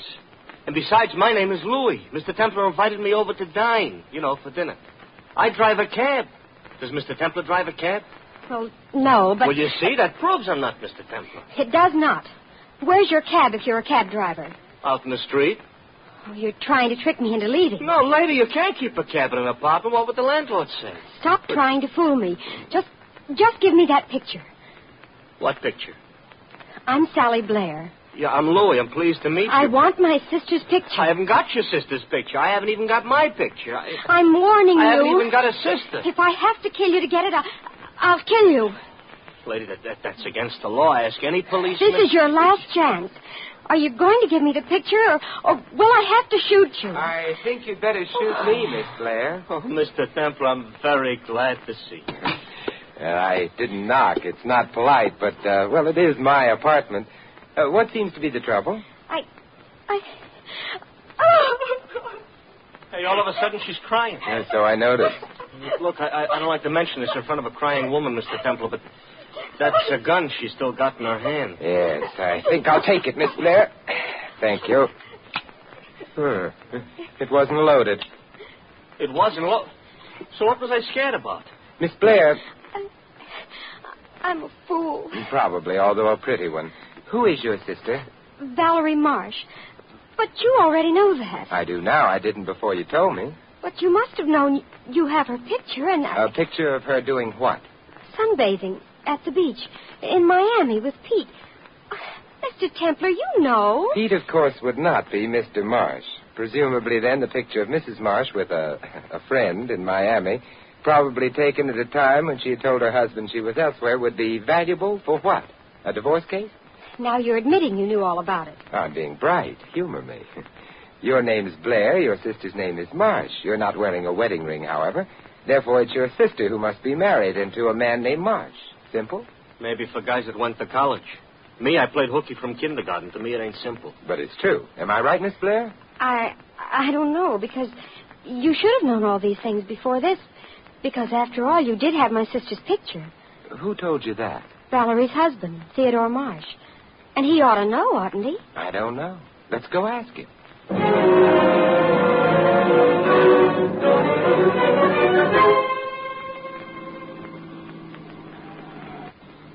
Mr. Templar, you're walking into a lion's den. I'm driving there in a cab. Yeah, but your name ain't Daniel. No, however, Miss Blair needs help. Right, Miss Blair? It isn't help. It's clearing things up. Well, perhaps we can get started on that right away. Exactly what did your sister's husband, Theodore Marsh, say in reference to me? Well, after he told Valerie he was going to divorce her, he said you had a picture of her and Pete taken in Miami 2 months ago. Where was he at the time? Out west someplace on business. Your sister really was in Miami? Yes. She was at the beach with Pete? Yes. Pete what? Brian. But, of course, it was the merest coincidence, huh? No. Pete's in love with Valerie, but... How about Valerie? I don't know. Except that she'd never do anything that would endanger her marriage. Oh. I take it your brother-in-law, Mr. Theodore Marsh, is very wealthy, then? He is loaded. That is, yes. Well, this here is either the Marsh residence or Grant's tomb. It's the Marsh residence. Okay, but how can you tell? Grant's tomb is smaller. There, Miss Blair. Thank you. Louis, Yeah, I'll wait. I wouldn't even mind. All right. I'm sorry about the dinner. No, that's all right. Would you like to go and get something to eat while you're waiting? I should say not. What kind of guy you think I am? You ask me to dinner, I'm going to have dinner with you if I have to wait till breakfast. All right, Louie. Come on, Miss Fay. Mr. Templar. Oh, come now. You can't be formal with a man you were going to shoot. Call me Simon. Simon, don't tell anybody about my trying to shoot you. I won't. I really should have had a manicure before I touched that button. Tell me, is it solid gold or only gold-plated? Everything that Theodore buys is solid gold. The poor man must be weighed down. Good evening, Miss Sally. Hello, Graves. Come in, Simon. Graves, where is Mrs. Marsh? In the music room, ma'am. Come on, Simon. Miss Sally? Yes? Mrs. Marsh may not welcome any visitors. She's not well. That's all right. She'll see us. Oh, as you say, Miss Sally. Graves is a very nice butler. Well, his hair is hardly snow white, however. All butlers used to be young sometime or other. I don't know. I always thought they were kept in the cellar till aged, like wine. This is the music room. Well, it's a little smaller than Carnegie Hall. No balcony. Who's there? I'm sorry. I hope I didn't upset you, darling. Sally, you couldn't upset anyone. You're too wholesome. This is Mr. Templar. Oh? How do you do? Mr. Templar, the detective? Well, not exactly. Oh, shouldn't you be muttering somewhere with my husband in a dark corner? I don't know him well Oh, enough. possibly lurking in a hotel corridor? I never lurk. It's an allergy. Although I will admit you surprised me. Do I? You don't look at all like the kind of man I thought you'd be. You should have been small and sly, greasy. Your hat pulled over your eyes, a cigarette dangling from your lips. You know, I once knew a man who looked exactly like that. Oh, one of your associates. No, he happened to be the professor of ethical philosophy at Harvard. Valerie, stop flirting with Simon. Besides, you're wasting time. He says he never had a picture of you and was never hired by Theodore to do anything. Then why did Theodore say that? I don't know, but I believe Simon. Look at him. Yes, I'm looking. Yes, and if I'm turning a beet red, it's because it's very warm in here. Shouldn't we be asking that question of Mr. Marsh? Oh, yes, of course. Sally, darling, will you get Theodore? He's in his study. All right, Valerie. What is Mr. Marsh studying? What? In his study? Oh, the labels on bottles of old whiskey. Oh, well, now that's a fascinating subject. Mm-hmm. You're a little on the fascinating side yourself. Yes, but I don't have $1 million. You mean like Theodore? Mm. Some men don't need $1 million. Like Pete? Oh, Pete. He'd just like to have money. But well, that was Sally. Your husband's study. Where is it? Oh, come with me. It's upstairs. That's an odd place for it. No, it's next to his bedroom. So that after Theodore has studied enough bottles, he doesn't have to walk upstairs. He couldn't. Sally. Oh, Valerie. Sally, what's the matter? Behind the desk. I'll have a look. That was Theodore Marsh, Sally. Yes. You said was. Yes, I said it intentionally. The knife in his back reached the heart. He's still warm. He was murdered quite recently. Murdered? Men rarely commit suicide by stabbing themselves in the back. They find it inconvenient or something. I beg your pardon, but I heard someone scream. Miss Blair, Graves. An unmannerly sound, but Mr. Marsh has been murdered. Good heavens, sir. Yes, I agree with you. Would you mind phoning the police, Graves, and asking them to drop in? The police? Yes, Mrs. Marsh, and some of them probably won't even remove their hats. It's vulgar, but still... You're being unkind suddenly. I'm being angry, I think. Someone's been trying to make a fool of me and succeeding, which isn't very important, but the same person has done something a little more serious. He or she has murdered. You know, people get electrocuted for that.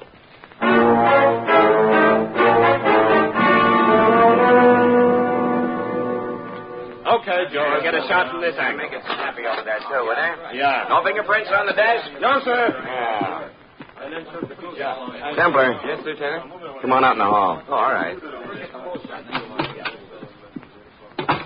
What were you doing here? Well, Miss Blair asked me to visit with Mrs. Marsh. So? So I was visiting with Mrs. Marsh. Why? You've seen Mrs. Marsh? Why did Sally Blair ask you to visit in the first place? She thought I was an art patron. What? Lieutenant Riley, stop pretending that you don't have degrees from at least 2 universities. Hey, quiet. What do you want to do? Get me in trouble with the boys? I'll keep it a dirty secret between us. Thanks. You're not confiding in me tonight? Not until I go home and write like mad in my diary. All right. Go home. Well, I'd like to say goodbye to Sally and... To neither of them. Oh, I suppose there's a profound police reason for that. Huh? Nope, I'm just being mean. Good night, Templar. Good night. Templar. Yeah? One thing I gotta say about you. You got a lot of dignity. Oh, it's funny you should say that, Lieutenant. I was just considering sliding down that banister.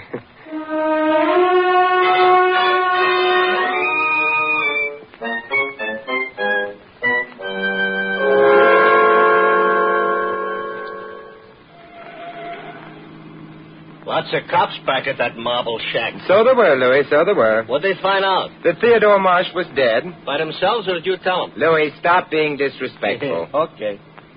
We eat and dine now? Now we turn left at Milani and stop 1890? No, 312. Oh, that's too bad. 1890 Milani Road would have been at least an appetizing address. Who we calling on? A man named Pete Bryan. Can he cook, maybe? No, but he has other talents, Louis. He looks very pretty in beach pictures. He does? He does. You're going up to his place to take some more pictures? No, I just want to find out exactly how he fits in the picture of murder.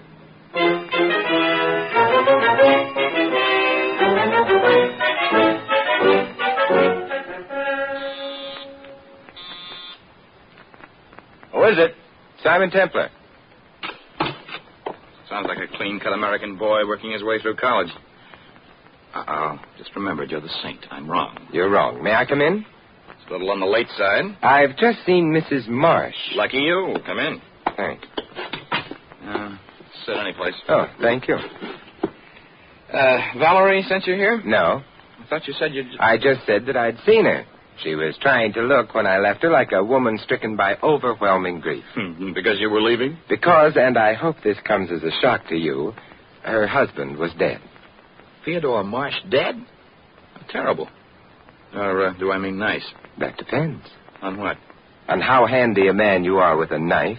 It was the pride of my scoutmaster. If you had a hand on the knife that killed Marsh, you may yet be the pride of the district attorney. You're really saying Marsh was murdered? He was really murdered. Fine. Wait a minute. You're the man who has a picture of Valerie and me taken in Miami, aren't you? The one Marsh was going to use for divorcing Valerie? So I've heard. I don't have it, which I regret. It's a picture that won't mean anything in a divorce case anymore, but might mean a lot in someone's trial for murder. That's right at that. Nice of you to tell me about it. Are you offering the picture for sale? I don't have it. Would this make you change your mind? Oh, you've run out of knives, eh, Brian? This is safer. Well? It's a very pretty gun. Stop admiring it. Hand over the picture. I don't have it. Would you prefer being shot? I never prefer being shot. As a matter of fact, I'm never shot. It's unethical or something. I don't think I'm going to mind being unethical about you. I'd mind. You haven't much time left. Neither of you. The police are coming to visit with you. With me? Why? Doesn't seem to have been a very well-kept secret that you and Mrs. Marsh were friendly, shall I say. Mr. Marsh is now dead as a result of extreme violence. The police will undoubtedly want to know where you were earlier tonight. Where, by the way, were you? That's none of your business. Oh, now, you've wounded me to the quick. I shall leave now. Wait. You want me to stay and tell the police about the picture? Okay, get out. Don't try anything with that photograph. It doesn't mean a thing. Of course it doesn't. Good night, Mr. Bryan. Be nice to the police. They don't have $1 million like Valerie, and they're not pretty. They can be the death of you.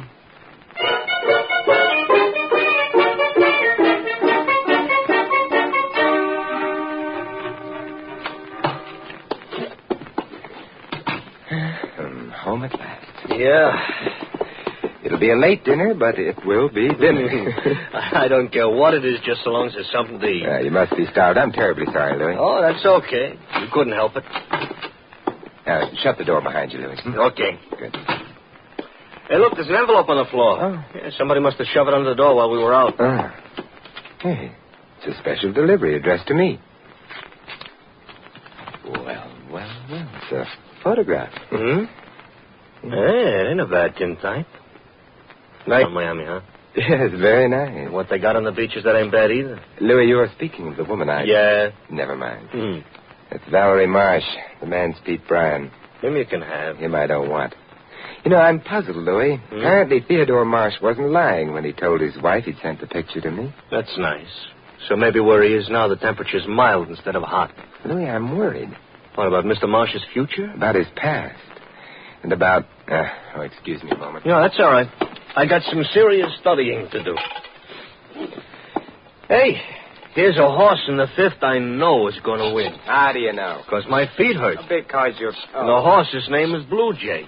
Oh, well, put a plaster on him for me, huh? Hello? Lieutenant Riley, please. Simon Templar. I'll hold on. Want him to come down and arrest the picture? Lieutenant, you visited Pete Bryan. Are you holding him? I meant in jail. You're not. You'd have liked to, but you're not. Should you have? Well, I don't know. Good night. This place is over on the other side of town. Took us nearly an hour to get here from it.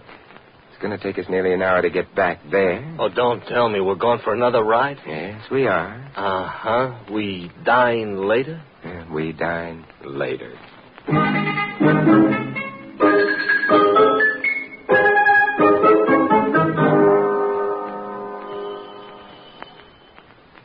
Supposing the guy is asleep? Then we'll wake him. Or he may have run away from home. The door is locked. However, it's a cheap lock. Any flat key should open it. Perhaps this one. Yes. It's kind of dark in here. Light switch around someplace. That's better. It is? Brian didn't run away from home. Nor could I have waked him, however loud I rang. Oh, his head don't look so good. Look, the gun he shot himself with still in his hand. So it is. And I think we'll leave it there. He's not as pretty as his picture.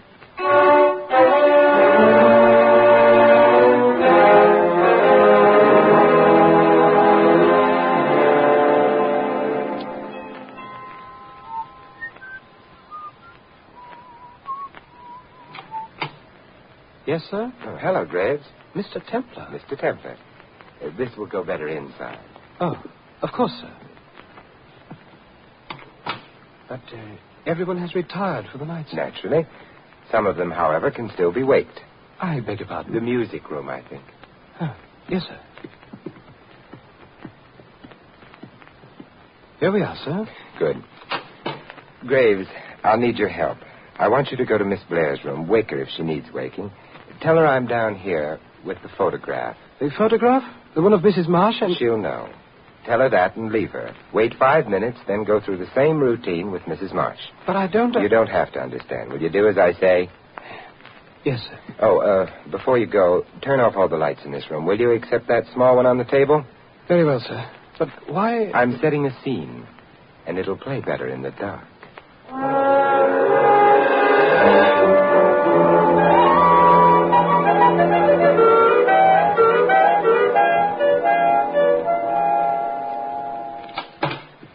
Simon, Graves just told me. Good for Graves. The picture. I have it. But before you start anything... Start anything? Yes, like waving guns at me, I'd like a question or two answered.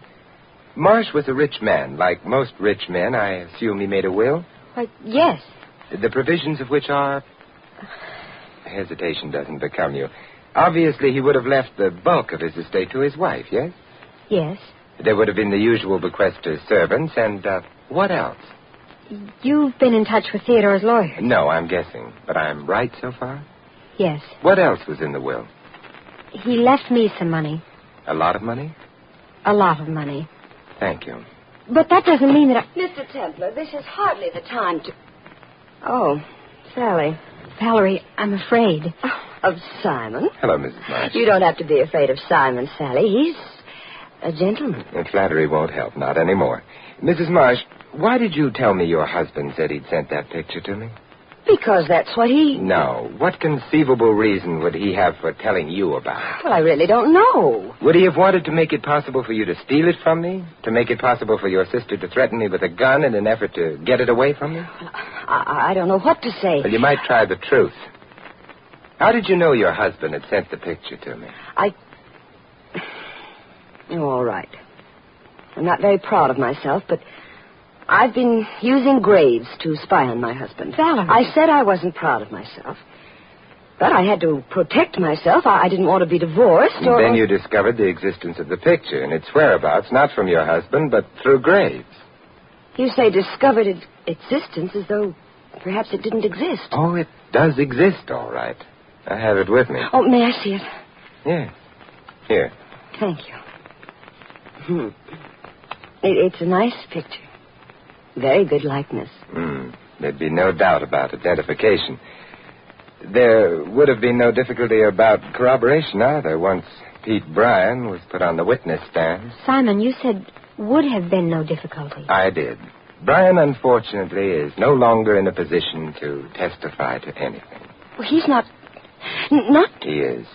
I left him half an hour ago, lying on the floor of his bedroom, a revolver in his right hand, a bullet wound in his right temple. He killed himself. So it would appear. But why? Unless, of course, he killed Theodore And was then seized with panic or remorse and put an end to his own life? Mm-hmm. It's a pretty theory. Theory? Theory. Pretty, but like so many pretty things, false. He was murdered. But from what you just told us... When Louis and I entered his room, I had to put the lights on. Well? According to police records, no man shoots himself in the dark. Oh. This is all a little too much for me. I'm going upstairs. I think you'd better leave the photograph here, though. No, I'm keeping it. It belongs to me. It belongs to the police. I said I was keeping it. Valerie, put that gun away. It's pearl-handled, no doubt. A gun of the highest pedigree. I don't care what you say or think. Mrs. Marsh? Oh. You'd better let me have the gun. I'm sorry, madame. Oh, never mind. And the photograph. Here you are, Mr. Templar. It hasn't been damaged. I'd rather thought you'd be outside the door, Graves. Thank you, sir. You might as well let me have Mrs. Marsh's gun, too. Exhibit A and Exhibit B. The police will be pleased. Here it is. Yes. Yes, rather a heavy gun for a woman. I wonder if it's heavy enough to... Simon! I'm afraid I may have slightly damaged your butler, Mrs. Marsh. Yes, so I see, but I feel terribly about it. If you knocked him out, he probably deserved it. Thank you, Sally. But I don't feel terribly about knocking him out. What I feel terrible about is the butler turned out to be guilty.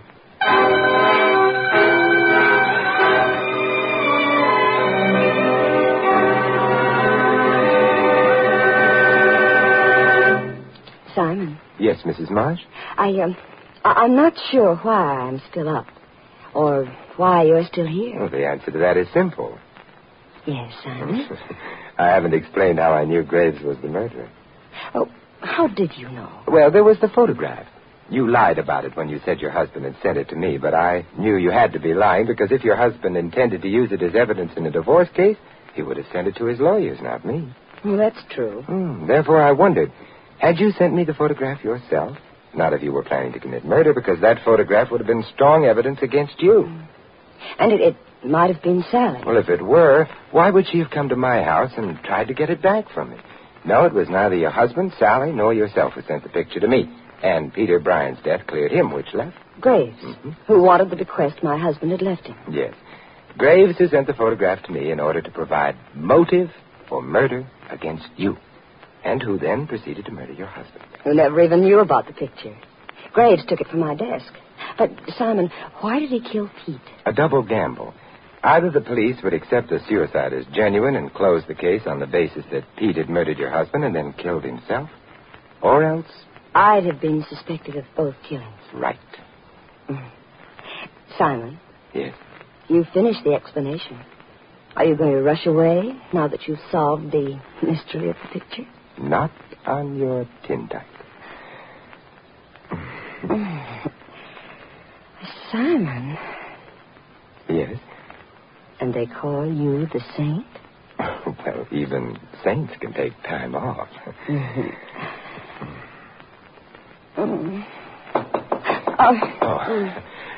I'll see who it is. Louis. Louis. Oh, good heavens. I forgot all about...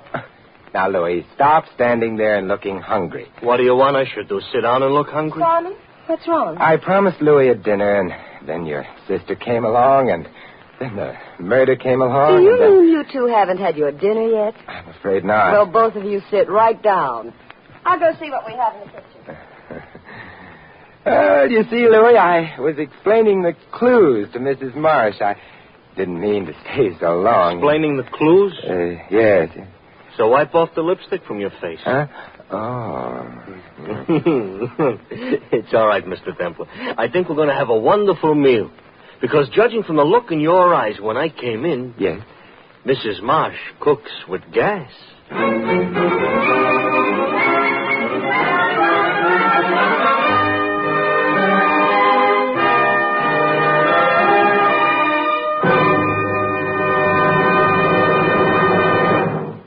You have been listening to another transcribed adventure of the Saint, the Robin Hood of modern crime.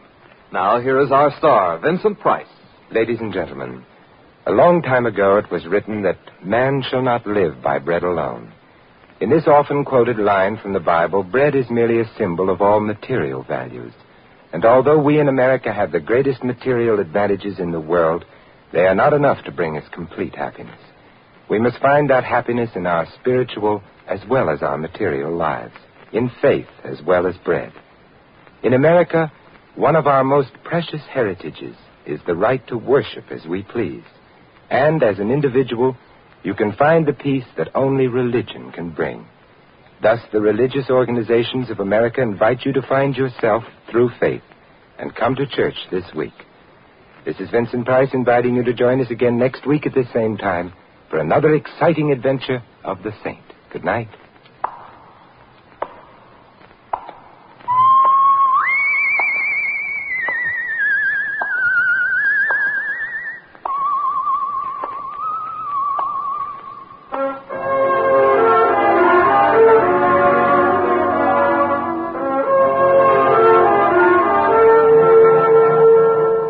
This adventure of the Saint, entitled The Terrible Tintype, was written by Louis Vitti.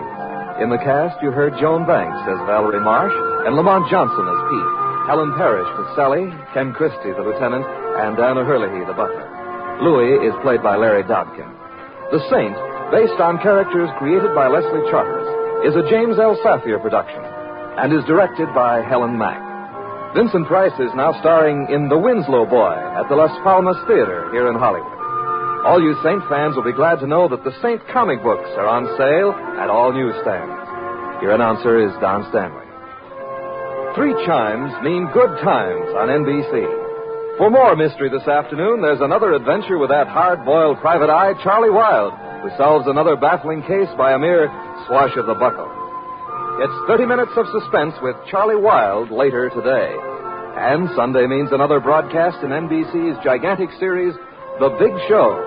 Tallulah presides as usual, and her guests tonight include Fred Allen, Ed Wynn, and many more. On The Big Show, tonight on NBC.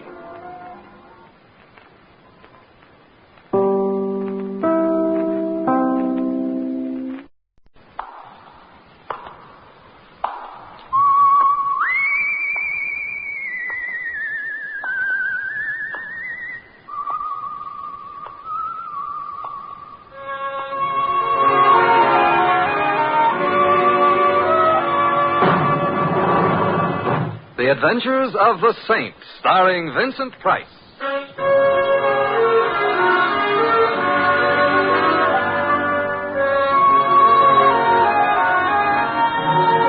The Saint, based on characters created by Leslie Charteris and known to millions from books, magazines, and motion pictures.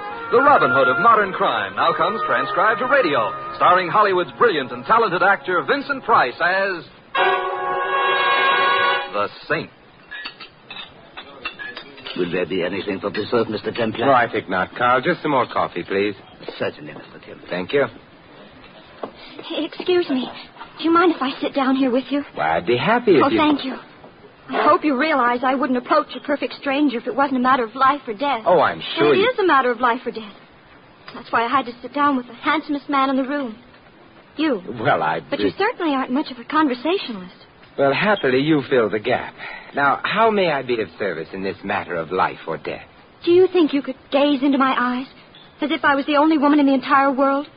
But don't make it anything personal. Well, I consider it a thespic challenge. I want you to hug me with your eyes while I spurn you proudly.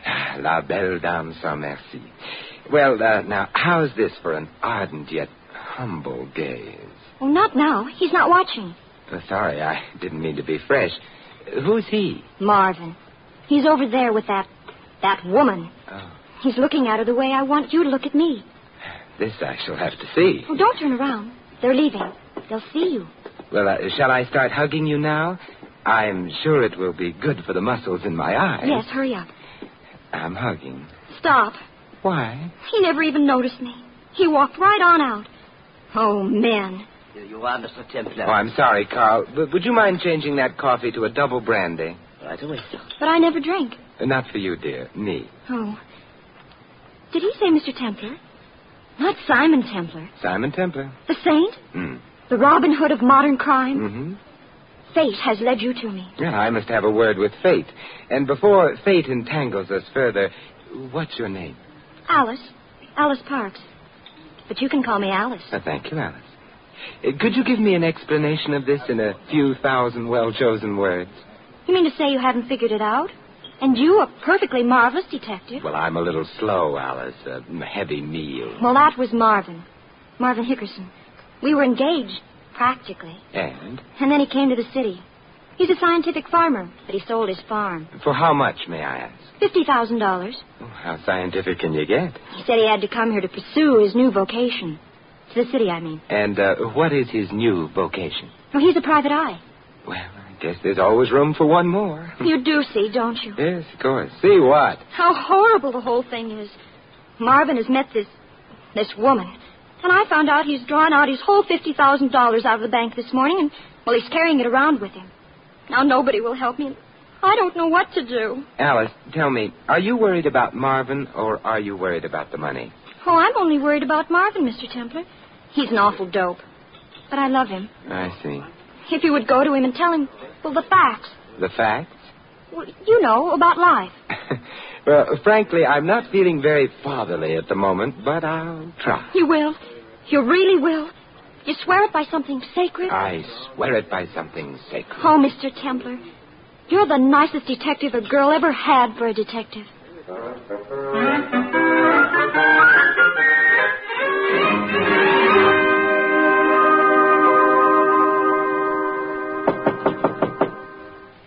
Come in. Mr. Hickerson? Marvin Hickerson, private eye. Come in, come in. Oh, thank you. Now, what's your problem, Mr. Templar. I wanted to talk to you about a girl, Marvin. A girl? You were in your apartment alone, and then she walked in. Well, not exactly. It was more in the make nature... around her shoulders meant money, and her smoldering eyes meant trouble. Marvin... A tiny pulse started to beat in your temple as she swayed closer. And it became a tom-tom as she threw herself into your arms, murmuring words of passion, of fear, of... Marvin, get a grip on yourself. No girl? Yes, there is a girl, Marvin, but you are not Sam Spade. You noticed, huh? Well, we've all got to start somewhere. True. And I can't take your case anyway. I'm involved in a big deal. Marvin, Alice is worried about you. Alice? Mm-hmm. Mr. Templar, Alice Parks has got to learn that I am not a child. I'm a man? I'll accept that. And the sooner she stops interfering in my affairs, the better it'll be for everybody. Just because I now happen to be going around with a woman? Definitely. A woman who is going to put me in way of making a great deal of money and... Hello, Marvin. How are you? Hello, Mr. Dorgan. Who's your friend, Marvin? This is Mr. Templar. Mr. Templar, this is Mr. Dorgan. Honest Jack Dorgan. He trains horses. He's from Kentucky. Kentucky, yeah. Glad to meet you, Mr. Dorgan. So you're from the bluegrass country? Huh? The bluegrass country, the home of fast horses and beautiful women. Where's that? Kentucky. Oh, yeah, sure. Come on, Marvin. Sure, Mr. Dorgan. Would you excuse us? We got a very important appointment. And Marvin has also got $50,000. Who is this guy, Marvin? He's got nose trouble. Mr. Templar, if Alice Parks thinks I need someone to protect me, she's mistaken. My experience as a private investigator has made me a pretty shrewd judge of character. And my faith in the integrity of honest Jack Dorgan is unbounded. Thank you, Marvin Hickerson. Right. Come on, Marvin. The Colonel and Corley are waiting. So long, friend. So long, Honest Jack. See you at Churchill Downs sometime. Where's that? Why, in your old home state, Kentucky. Ooh, Kentucky. Kentucky.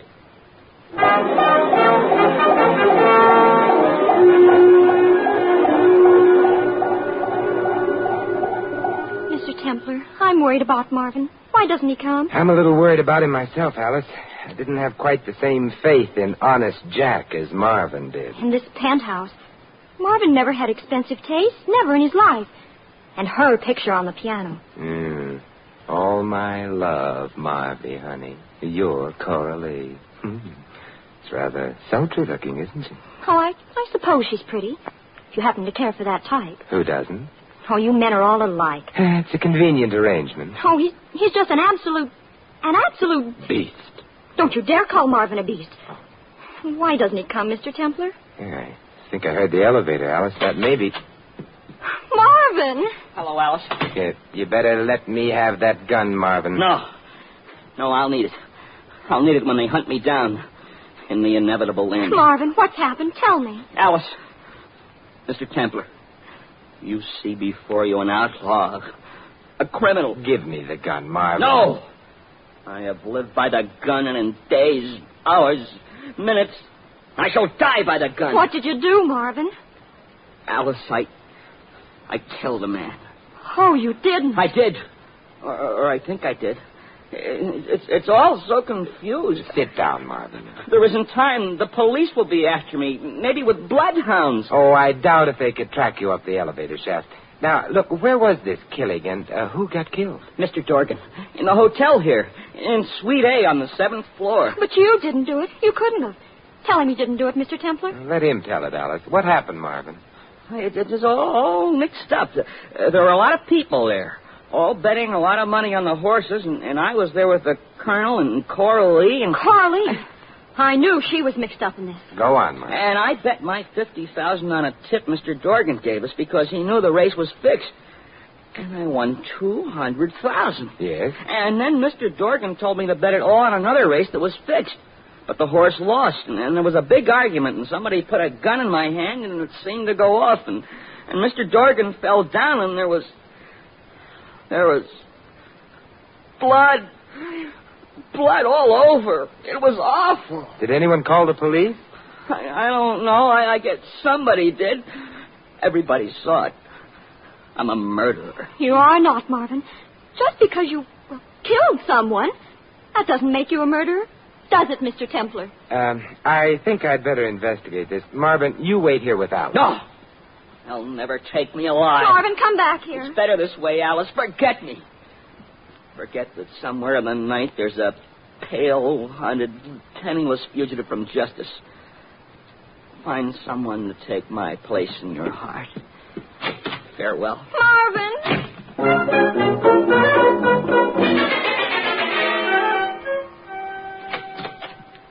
Oh, Mr. Templar, didn't you? No, Alice, I didn't. He was already in the elevator. Oh, what are we going to do? Did he really murder someone? I think we'd better go find out. Come on, Alice. Where are we going? To Suite A, 7th floor, to see whether honest Jack Dorgan has really gone to his old Kentucky home.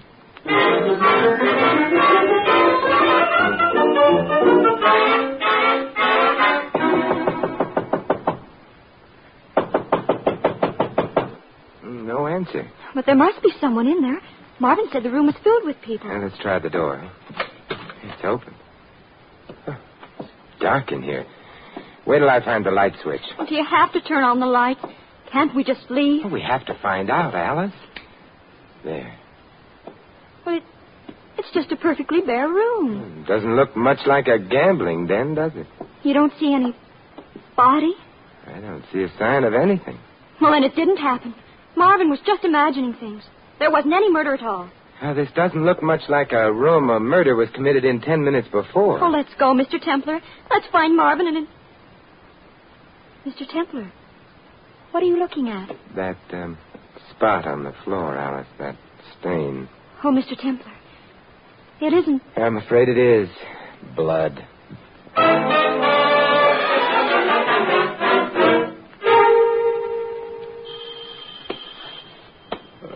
I'm coming.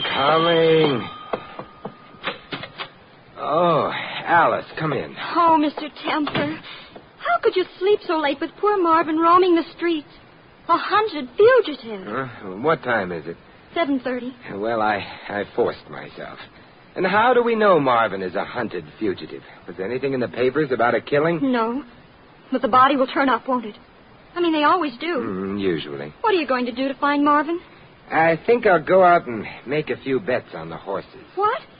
You're going to spend the day in carefree abandonment while poor Marvin is roaming the streets? A hunted fugitive? I'd like to find out more about Marvin's friends, Coralie and the Colonel. Talking about horses in the bar of the Croydon, well, it might be a way of getting acquainted. You're going to get acquainted with her?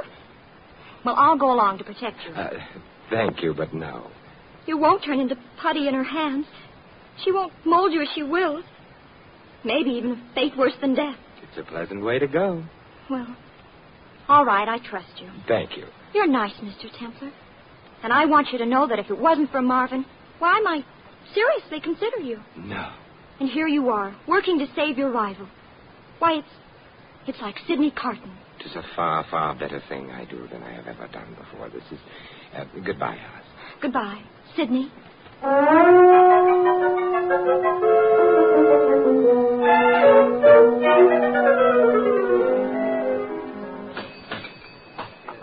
Another scotch over ice, bartender. Yes, sir. I seen you studying the form. Got anything good going today? Not a thing, but my luck generally is bad anyway. You and me. Going out to the track today? Well, I generally like to place my bets elsewhere. I bet fairly large amounts, and at the track this brings down the odds. Brings down the... You're kidding. Oh, I generally lose, but then everyone has to have a hobby. Yeah, everyone has to have a hobby, doesn't he, Miss Carstairs? Yes, indeed, Joe. Excuse me. Would you all think I was just terrible if I started up a conversation with you? Just as bold as that? I would think it was terrible if you didn't. You all, that is. Oh, you're making fun of my accent. I'm from Kentucky, the horse country. That's why I couldn't resist when you started talking horses. The fraternity of horse players. You wouldn't be going out to the track today, Miss... Carstairs. Coralie Carstairs. And your name? My name is Heathcliff, Coralie. Simon Heathcliff. I'm delighted to know you. Thank you. Are you going to the track? I'd love to, but I have to ask Daddy. He's awful smart about the races. He wins all the time, just scads of money. Oh, this sounds like a gentleman I should meet. Are you staying here in the hotel? We have rooms on the 7th floor. Would you all care to come up? Wow, would just love to.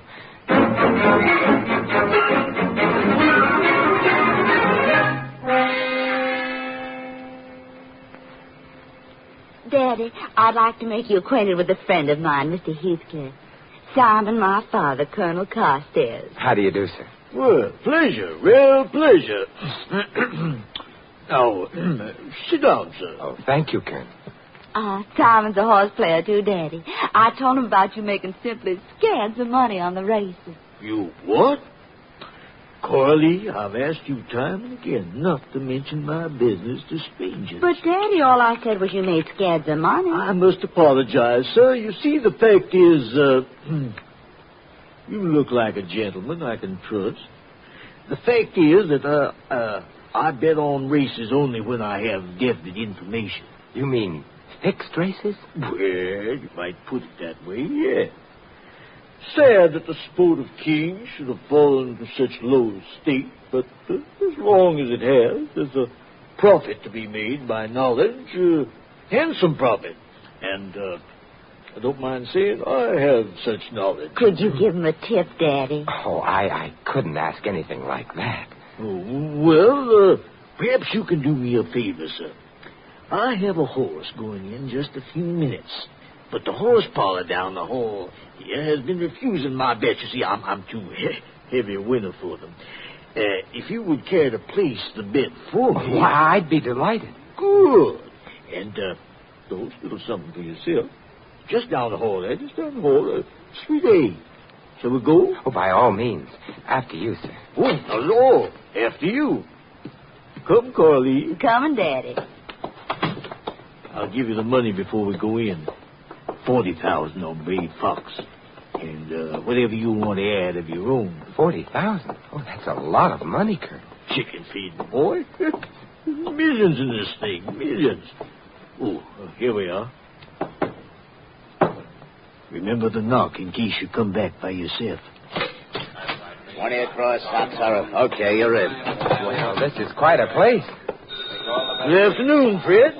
Fifth race off yet? Just about, Colonel. I'm not betting, Fred. No cause for alarm. But Mr. Heathcliff here would like to wager. Certainly, sir. The cashier's booth right over there. Thank you. Brave Fox to win. Hurry. I'd like to place 40,500 on Brave Fox to win. You're just in time, sir. 40,500 to win. Yes, sir. Did you make the bet, Simon? Right, and I bet 500 for myself. It's all I had with me. Well, small dividends first. Big ones will come later. Okay, fellas. Quiet down. The books are closed. And there they go. Oh, Simon, listen, here's the race. Oh, how exciting. At the half, it's Sona's choice by a head. See me face, the Bourret Zek in top third by 2 lengths, and the Brave Fox. You're sure of your information, Colonel? Nothing to worry about, my boy. Not a thing. At the 3/4, still Owner's choice by a head. Bourret Zek by 1.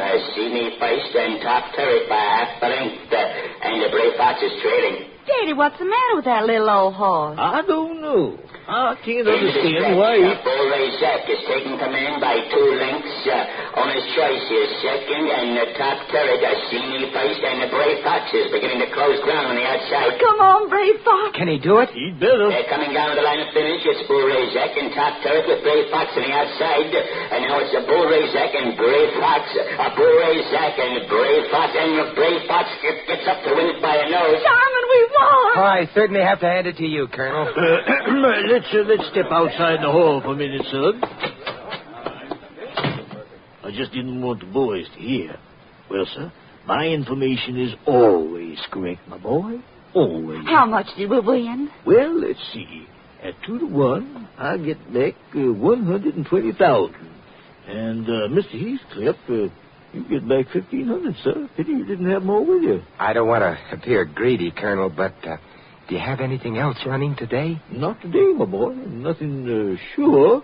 And, of course, I never bet unless it's sure. Tomorrow? Well, you have the fever, don't you? Yes, I have something tomorrow, or will have. Meet me back here at the same time if you want to get in on it. Could I draw some real money out of the bank to bet on it? Much as you like, my boy. Of course, that's purely up to you. Of course, I make no guarantee. You certainly, it's a pretty risky business, eh, Colonel? Why, I might lose my shirt. Yes. Yes, indeed, sir.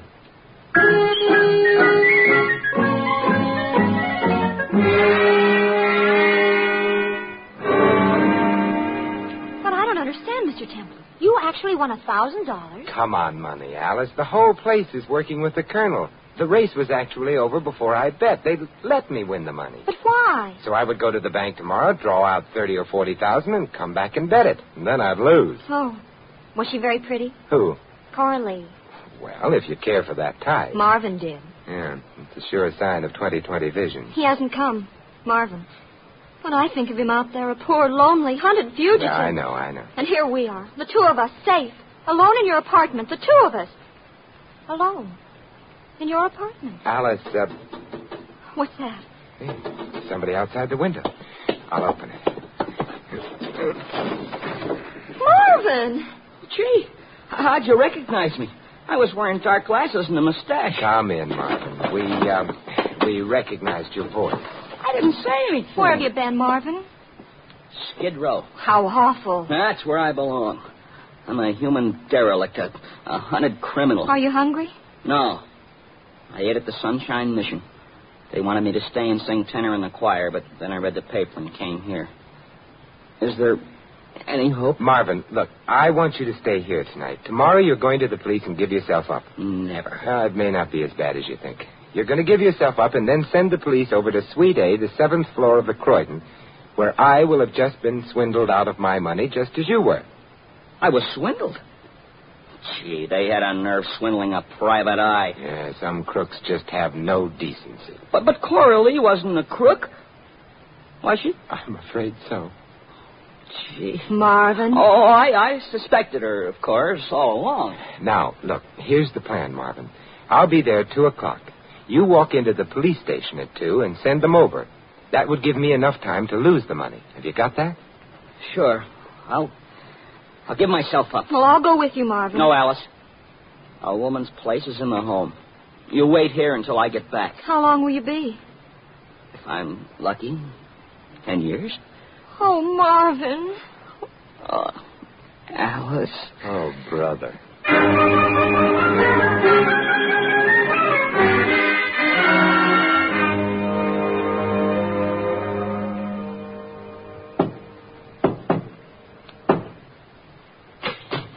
Hello, Colonel. Come in, sir. Come in. I don't quite understand, Colonel. Where is everybody? Where's Fred, the cashier, all the betters? Well, it's just a family party today, sir. Just Coralie and myself. Say hello to the gentleman, Coralie. Honey. Hi, stupid. Yeah. Coralie seems to have lost her southern charm and refinement, Colonel. Yes. Yeah, it's a pity. I constantly try to impress on our cast. Of course, we are all actors in a way that to be successful, you must live your part 24 hours a day. But there's not the same pride in craftsmanship there was in my day. Sit down, sir. Sit down. Thank you. What gave me away? Simple thing, really. One of our personnel saw you with young Marvin Hickerson the other day. Come in, Dorgan. Hi, Nosy. Well, honest Jack Dorgan from Kentucky. Then you really weren't shot, Mr. Dorgan. The gun held blanks. And the blood was catching. Merely a convenient way of getting rid of a sheared lamb. I thought as much. Now what happens? Nothing. Nothing at all, Mr. Templar. No doubt you have the police outside waiting to pounce after we take your money. How much did you bring, by the way? 30,000. Oh, shame to have to pass it up. We're going to pass up 30 grand? Necessity, Coralie. Let me at least beat the 1,000 out of him he won from us, Colonel. Him and his Kentucky. That would be the police. A little early, aren't they, Mr. Templar? Come in. Reach for the sky. I got you covered. Marvin. I didn't go to the police, Mr. Templar. I thought if I brought the gang in myself, I might get a lighter sentence. Lighter sentence for what? Why, for sure. Mr. Dorgan. Yes, Mr. Dorgan made a quick recovery, Marvin. Yeah, and I got a gun, too. You see it? Well, this is convenient. If the police aren't coming, then we can take Mr. Templar's 30,000. Although, of course, I deplore violence. Offends my sense of southern hospitality. Stand up, Templar. Oh, my feet hurt. Stand up. You forget. I've got a pistol here. Don't anyone move. What pistol, Marvy? The same pistol I shot you with, that's what. Marvin, look, the cartridges are blanks. Blanks? I don't believe it. Oh, you don't, huh? Stay away from him, Dorgan. Yeah, you stay away from me or I'll shoot. Go ahead, have fun. I will. I'll... Shoot some more, Marvy. It tickles. Marvin! Well, they're coming in like flies. You shouldn't have come, Alice. These men are trying to kill us. No, I've got her blank cartridges. Are they? Take a look at the hole in the wall, Mr. Dorgan. It's lucky that Marvin missed you. Yeah, sure, a hole in it. Hey, that's a bullet hole. Yes, it is, isn't it? Put that thing down, kid. Somebody could get hurt. Alice, did you change the bullets? Yes, I did. I know Marvin a little better than you, Mr. Templar. I checked his gun before he went out to give himself up to the police, just in case. Yeah. Get back, you rats. You're dealing with Marvin Hickerson, Private Eye. Me too, Marvin, honey. Well... You too, Coralie, honey. Yes, you too. And I'll take my 50,000 back, too. Oh, such a pity. You seldom meet a young man so willing to part with money. Stay right where you are, Colonel. Don't worry, Mr. Templar. I can handle him. This is only the start of a long and successful career as a private eye. Marvin, I think Alice might have something to say about your career. Alice? Alice, do you still... You know... Yes, Marvin. Very much. Ecstatically so. Get back, you rats. You're dealing with Marvin Hickerson, scientific farmer.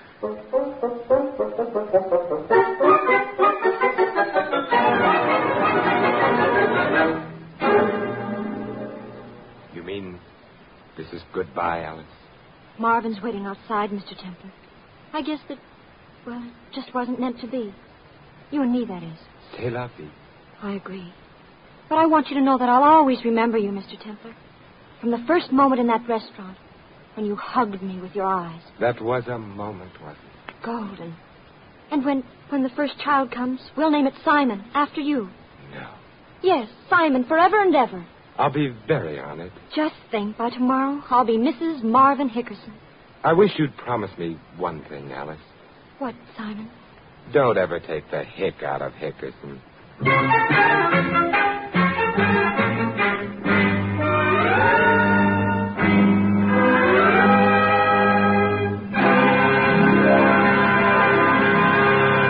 You have been listening to another transcribed adventure of the Saint, the Robin Hood of modern crime. And now, here is our star. Ladies and gentlemen, this is Vincent Price, inviting you to join us again next week at this same time for another exciting adventure of the Saint. Good night.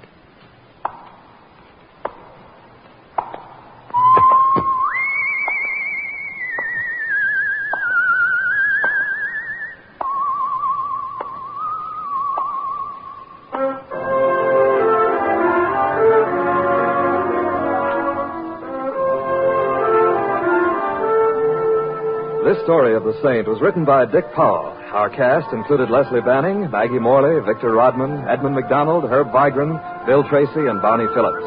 The Saint, based on characters created by Leslie Charteris, is a James L. Safier production and is directed by Helen Mack. Vincent Price is soon to be seen co-starring with Errol Flynn and Michael and Prell in William Marshall's production of Bloodline. Your announcer, Don Stanley. 3 chimes mean good times on NBC. Tonight, The Big Show, your hour and a half of comedy, music, and drama, includes Tallulah, Margaret Truman, Fred Allen, Danny Thomas, Douglas Fairbanks, Mindy Carson, and many, many more. And Theater Guild on the Air tonight brings you Carousel, starring Patrice Munsell and Cornell Wilde. Remember, Margaret Truman and Doug Fairbanks join The Big Show today on NBC.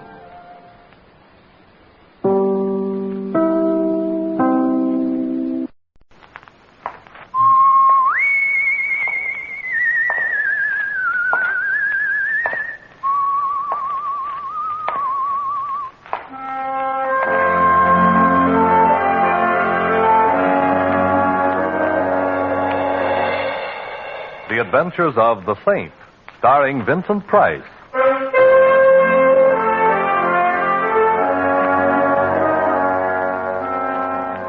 The Saint, based on characters created by Leslie Charteris and known to millions from books, magazines, and motion pictures. The Robin Hood of modern crime is now transcribed for radio, starring Hollywood's brilliant and talented actor Vincent Price as the Saint.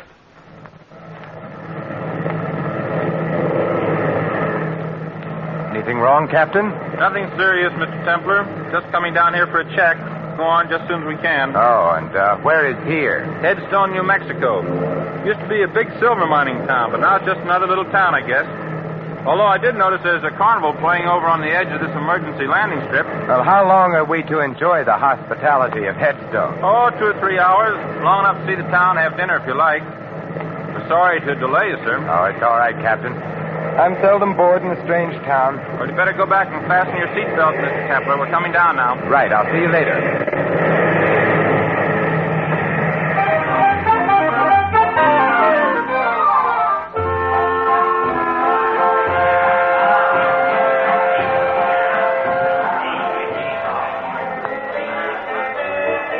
Well, good evening, Saint. You know me? Yet I don't seem to recall your face. Harry Kelly, and you don't recall my face because we've never met, but I've seen many pictures of you, and so I recognized you immediately. Well, that's very flattering. Tell me, Mr. Kelly, how can I get into town? You can find a cab on the other side of the carnival. Planning on staying long? Not at all. Should I? On the contrary, I was just going to suggest that I doubt if Headstone would welcome the presence of the Saint. Just a friendly remark, you understand. Oh, naturally. And if I may be permitted a friendly question, why are you telling me this? Just an interest in the continued health of my fellow human. If you have any trouble in town, look me up. Anyone can tell you where to find me. Look, the big show is just about to start. See little Fatima, the girl who shakes and shivers like a bowl full of jelly. Only 1 dime, 10 cents, the 10th parts of $1. Hurry, hurry, hurry. Step right up here. That's what the stars hold for you. I read the past, the present, and the future. Learn your fortune, young man. I already know it, Grandmother. I'm destined to meet a tall, dark, and beautiful woman. I'll settle for nothing less. I see strange lines on your face, young man. Huh? I will tell your fortune without charge. Give me your hand. I see danger. Beware of a blonde young woman. She will bring you death. There are worse ways of dying, Grandmother. I see danger. Much danger for one with a halo about his head. Blood and death. Unless he travels, I see... I think I'm beginning to get the idea. You might tell your crystal ball that I'm beginning to be interested. Goodbye, Grandmother, and may the saints bless you.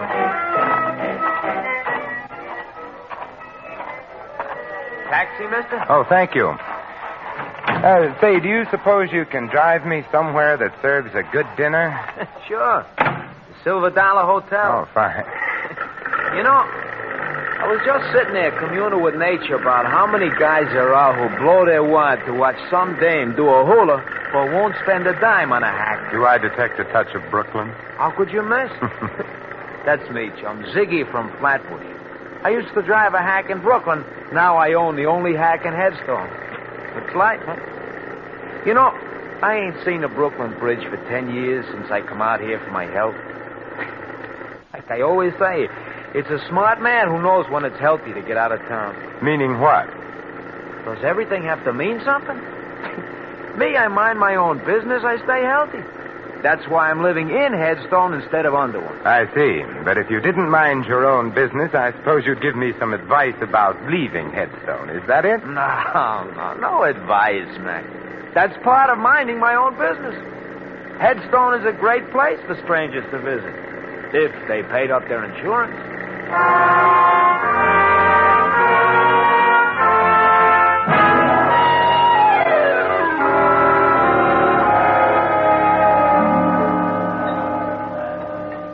Here you are, waiter. Very nice dinner. My check, please. No, thank you. Keep the change. Hello. Well, this is a surprising hotel. First a beautiful dinner, and then an even more beautiful blonde. May I sit down? Oh, by all means, Miss... Betty Connolly.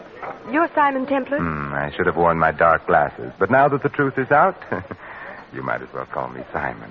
All right, Simon. Now, how did you know who I am? Now, don't tell me that you were just passing and recognized me. Why, Ziggy told me that you were here. He owns and drives the taxi here in Headstone. I know I shouldn't look a gift blonde in the hair, but why did Ziggy tell you I was in here?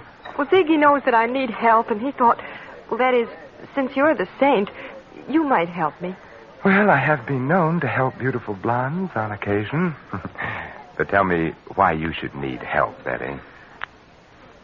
Someone's been trying to kill me. Oh, there should be a law against that. Are you sure? I've been shot at twice, and everybody here has been very unfriendly, except Ziggy and a man named Harry Kelly. I've noticed the unfriendliness in this town. But being unfriendly towards you is obviously an indication of insanity. Oh, please don't joke about it. I'm frightened. All right, my dear. Now tell me about it. Well, my father was known as Silver Slim Connolly. He lived here for years. But he sent me east to school when I was very young, and I didn't come back here until recently. My father died about a month ago. Oh, I'm sorry. He was broke, and all he left me was his old silver mine. He called it the Betty Mine, after me. And I take it somebody wants the mine. No, the mine is completely worthless. There hasn't been any silver in it for years. But, my dear, you were shot at twice. Have you any idea who did the shooting? No. But it might be the same man who told me to get out of town. Oh, who? Mike McCarthy. Ziggy says he's an eastern gangster who's been living out here for several months. Will you help me, Mr. Simon? Well, I've never been able to say no to a pretty girl. You mentioned a man named Harry Kelly before. Just who is he? He knew my father. He's been very friendly to me, although he thought I ought to leave town, too. I've met Mr. Kelly, and he intrigues me very much. I think we'll go see him. All right. Oh, just a minute. There was some red dust on your coat. Oh, thank you. Ziggy apparently doesn't get enough passengers to keep his cab dusted. Did you say Ziggy was parked outside in his chariot? Mm-hmm. He was when I came in. Oh, there he is. Yes, looking exactly as if he were back in Brooklyn. Ziggy! Oh, so she found you, huh? Thanks to your bird dogging, which I must admit in this case has done much to overcome any natural prejudice against cab drivers that I might have. Say, do you know where Harry Kelly lives? Sure. Well, let's go then. Hey, don't you ever clean out this hack? What's all this dust? Well, who knows? Maybe it was that redhead that hired me yesterday. So she had dandruff. Ziggy, you missed your calling. You're as funny as an undertaker. Well, now, Ziggy, I don't suppose you'd care to tell me why you warned me to get out of Headstone. Got me all wrong, Saint. I wasn't warning you. I was just talking about myself. And I don't suppose you'd care to tell me why somebody took pot shots at Miss Connolly here and told her to get out of town, too. Me, I don't know nothing. Like I was telling you, Saint, I mind my own business. Maybe you stay ignorant that way, but it's healthier, and I like it like that. Well, in that case, why did you send Miss Connolly in to see me? Well, like you can see, she's a pretty little pigeon. She needs to know some guy who'll help her. Now, it ain't no secret that the Saint goes around mixing in other people's business, so I tell her to see you. And who told you I was the Saint? I got eyes in my head, ain't I? Like I said, I used to hack in Brooklyn. I got around. What about this Mike McCarthy? Strictly smart money, Saint. Huh? A lot of guys have crossed his path once, if you get what I mean. What about Harry Kelly? Local stuff. A nice schmo, but no more. You're doing all right for a guy that doesn't know anything. You got me wrong, pal. Ziggy, he looks people over, but he don't see nothing except one guy is tough, another guy is a schmo, and maybe another guy is too nosy. I really don't think we should try to involve Ziggy, Simon. He's been very nice as it is. She's got something, pal. I ain't really equipped for it, because the way you're headed, only a saint could feel at home.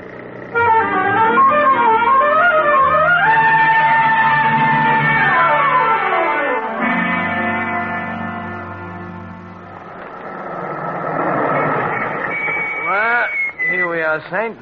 Kelly lives on the first floor in the rig. Oh, thanks. Wait for us, Ziggy. We've got a couple of other calls to make after this. Don't worry, I'll wait.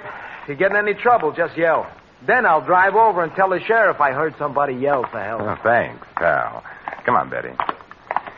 Well, I hope our friend is in and that he talks. Yeah.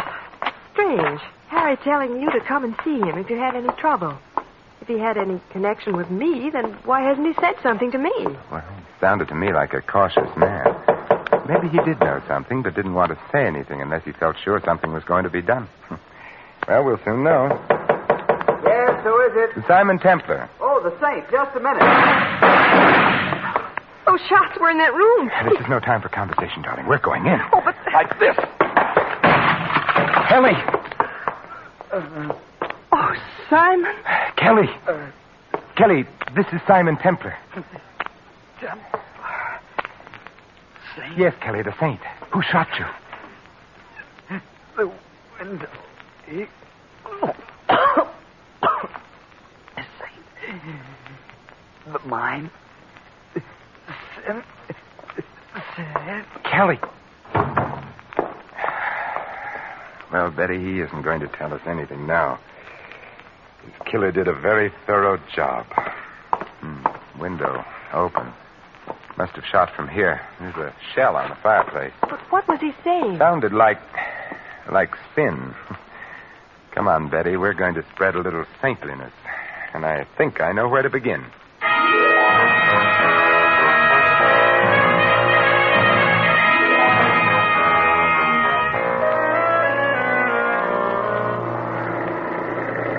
Ziggy, didn't you hear anything? Well, I noticed some noise, but like I told you... I know. You mind your own business. Are we going to the sheriff, Simon? No, not yet. Ziggy, who's the assayer in this town? Old man Matthews. The office is closed now, but he lives right ahead there. That big white house. Okay, stop there. But, Simon... I'd like to satisfy a little curiosity about that mine of yours. I'll be right back. You stay in here, Betty.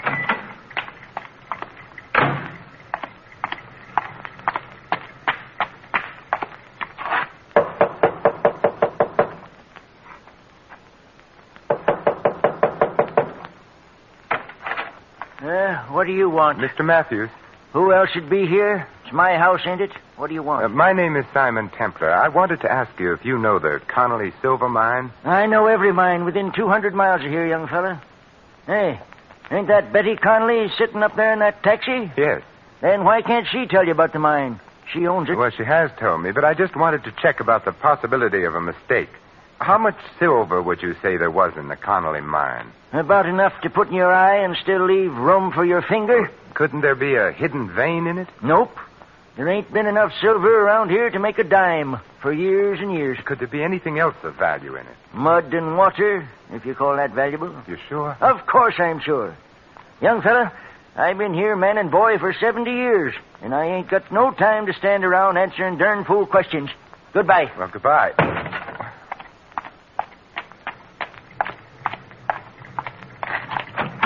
And Betty, you may be right.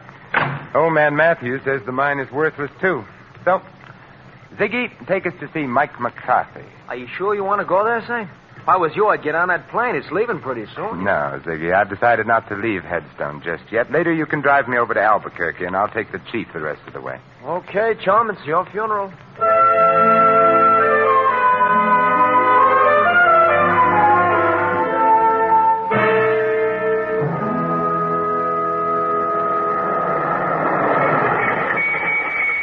Simon, please be careful. Don't you worry, Betty. The Halo Wearers Benevolent Association would be very upset if anything happened to me. I'll be right out.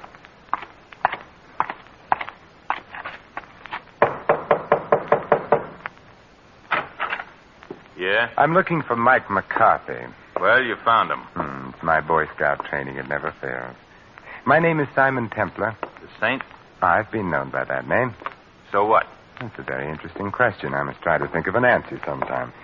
Meanwhile, I thought you might like to know that I heartily disapprove of your telling a certain Miss Betty Connolly that she ought to leave town. What's the girl to you? That's my business. I could make it mine. And if I do, your halo's going to slip down and start choking you. I thought bullets were more in your line. Meaning what? Meaning the shots fired at Miss Connolly and a little gunning job only a few minutes ago. I didn't do any gunning. But I'm liable to if you don't beat it. You sound so sure of yourself, Michael. That's because I got more in my hand than an itching palm. That's a very pretty gun, Mike. But I'm very much afraid that nothing will satisfy my curiosity short of knowing why you want to get Miss Connolly out of town. I got answers for nosy guys. 6 of them. Now just stand right there. Stay away from that desk, Saint, or Don't worry, Mike. I have no interest in the desk at all. But I do have an interest in Miss Connolly. And now, Michael, I'll bid you adieu.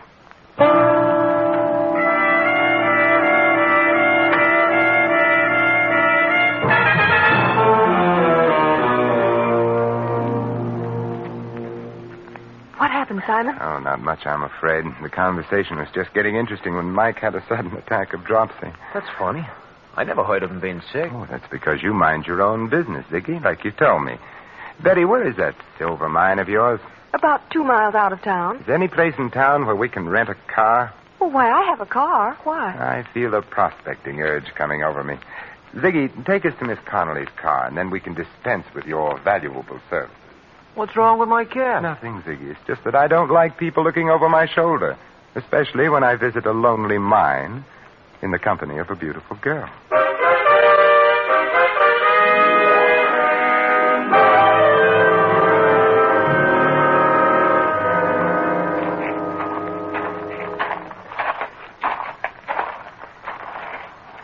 Well, here's the Betty mine, although I don't know why you want to see it. Frankly, I don't know either.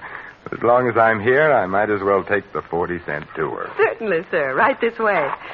This old cable car goes down into the mine. All we have to do is stand on the platform and pull the cable. It works with balanced weights. Clever, these 49ers. How far down? On the 40-cent tour, we give the exact distance. 354 feet, 6 inches. Thank you. And thank you for having electric lights in a mine that hasn't been worked for years. Oh, the mine has its own battery. See? Here's a bulb on the car. Shall we go down? What are we waiting for? Let's go. Maybe the lights will go out. Just hold it like that.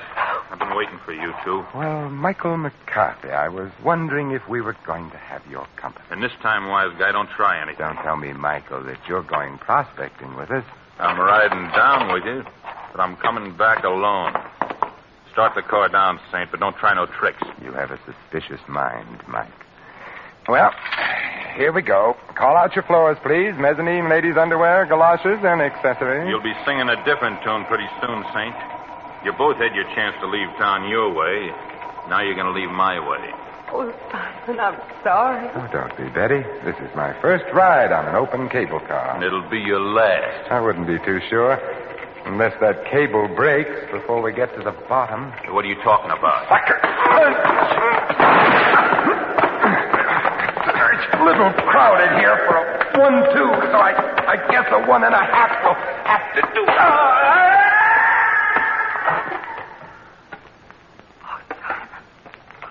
How terrible. There now, Betty. It's all right. Oh, Simon, it could have been you. He almost knocked you off the platform, too. Yeah, it was the padded shoulders in my coat. I felt them hit the side. Oh, look at your shoulders. They're covered with dirt from the sides of the shaft. Yeah. Huh.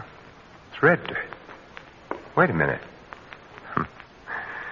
Well, we can go back up, Betty. Mike doesn't need our help, and I don't need anybody to answer questions anymore.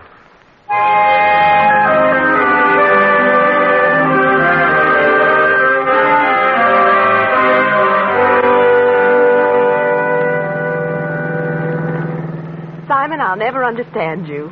Why did you look at the dirt on your coat and say you didn't need any more questions? Because that dirt was red sulfide, Betty. And it explains why Mike was so anxious to run you out of town. Well, I don't see how. Red sulfide is used in paint, but that doesn't make it valuable. Red sulfide is also cinnabar ore, from which we get mercury, and that is pretty valuable. Evidently, your mine is rich in cinnabar, so it's worth a lot of money, Betty. Oh, then that was what Kelly was trying to tell us when he said sin. Yes, he was trying to say cinnabar. How can I ever thank you, Simon? Well, I have a couple of ideas on the subject. Oh, but now people would say I was chasing you for your money. So, I guess you can just see me off on the train. We'll stop in town and have Ziggy drive us to Albuquerque. Oh, but I'll drive you. No, I insist on taking a cab. I don't want you coming back alone. I may want to change my mind about fortune hunting.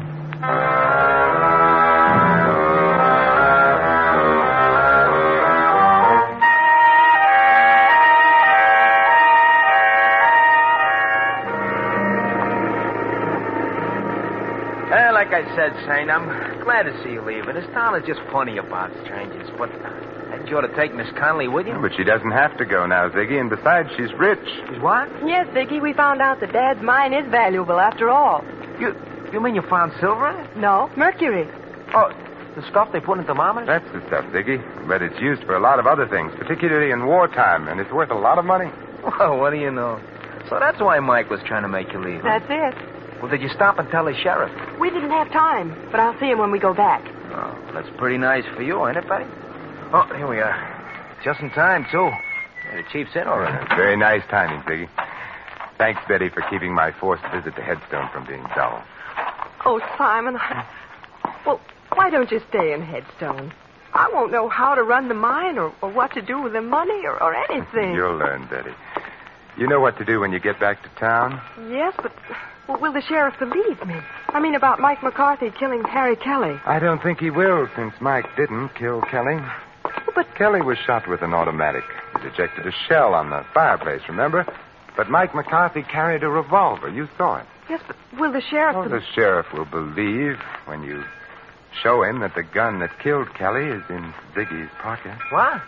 What are you talking about? You knew about the cinnabar ore in the mine. You carried some of it away to be tested in your cab, and there was red dust in it, which you tried to explain with a corny gag. You're crazy. Harry Kelly had an idea what was going on, so you slipped around to the back while we were at the front door and killed him. All right, wise guy, you're so smart. What about Mike? Mike was working for you. But Simon, Ziggy told me that you were in town. Sure, he couldn't be sure that I wasn't here to break up his little scheme, so the smartest thing to do was to get us together so he could watch both of us.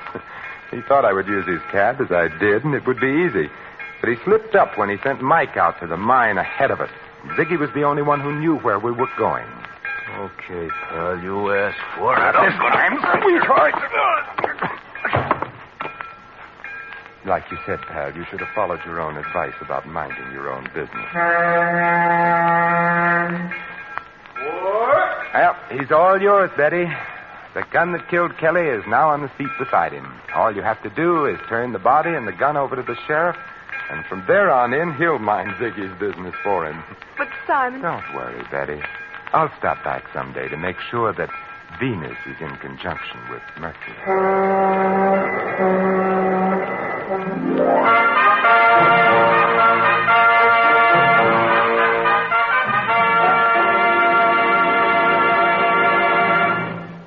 You have just heard another adventure of the Saint, the Robin Hood of modern crime.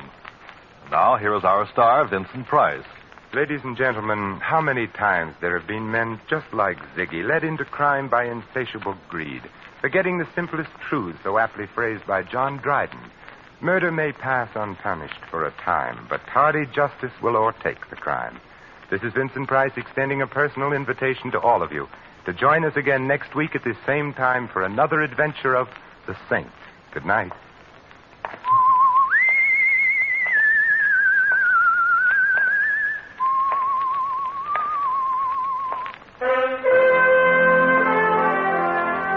Tonight's script of The Saint was written by Michael Cramoy. Our cast included Harry Bartell, Barney Phillips, Colleen Collins, Fred Howard, and Tony Barrett. The music was composed and conducted by Harry Zimmerman. The Saint is a James L. Staffier Agency production and was transcribed and directed by Thomas A. McAvity. Don't forget that the Saint comic books are on sale at all newsstands. Your announcer, Merrill Ross. This is the Mutual Broadcasting System.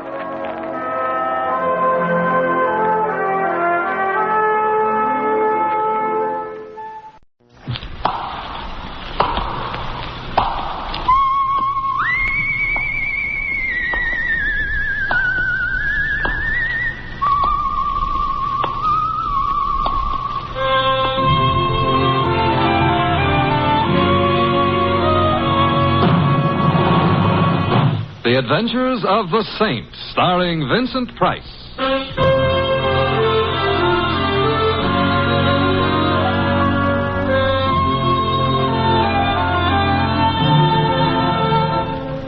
The Saint, based on characters created by Leslie Charteris and known to millions from books, magazines, and motion pictures.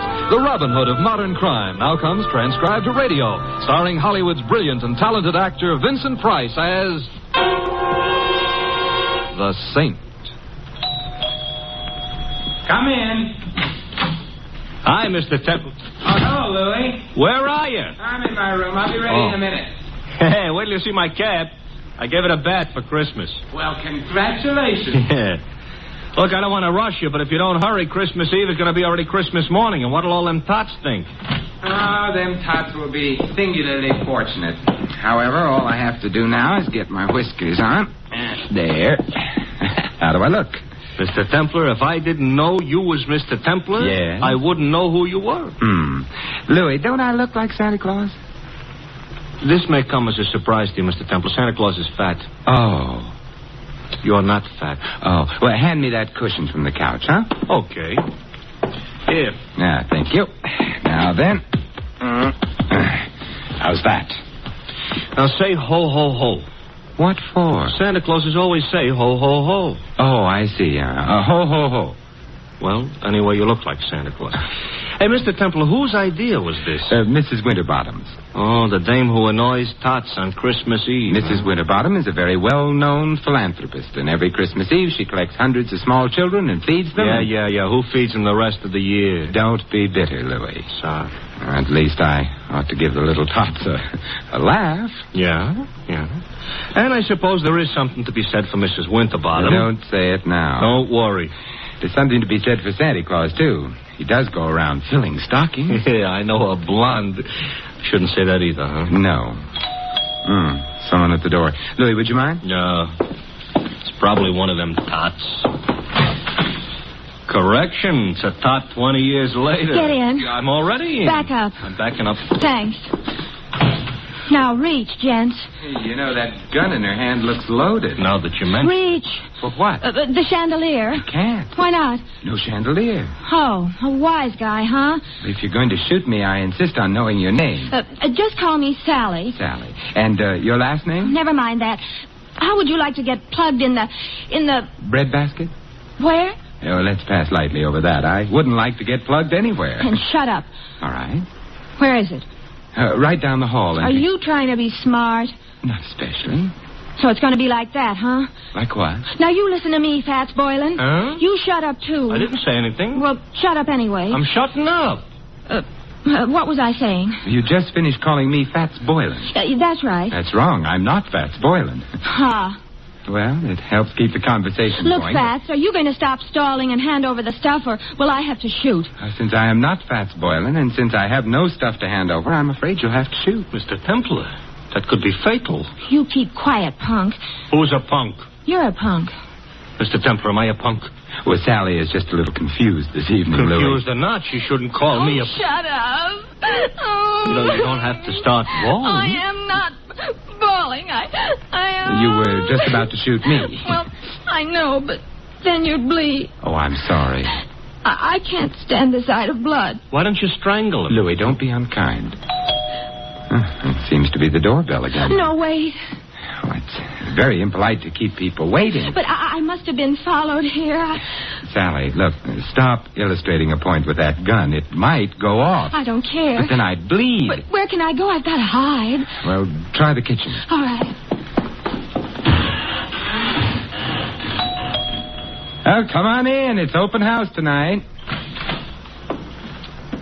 Well, my old pal, Fats I am not. Boylan. Although I'm beginning to waver. Perhaps I am. Simon, the split personality. Who are you? Joe Hudson. You remember your old pal, Hudson? Hudson. Well, I must admit you look like a hornet, but your lines aren't as nice. Look, if I'm your old pal, why don't I know you? Oh, that's easy. We never met personally. Well, how else can you meet? Ignore that. But if we haven't met personally or otherwise, how can I be your pal? Oh, I was just being friendly.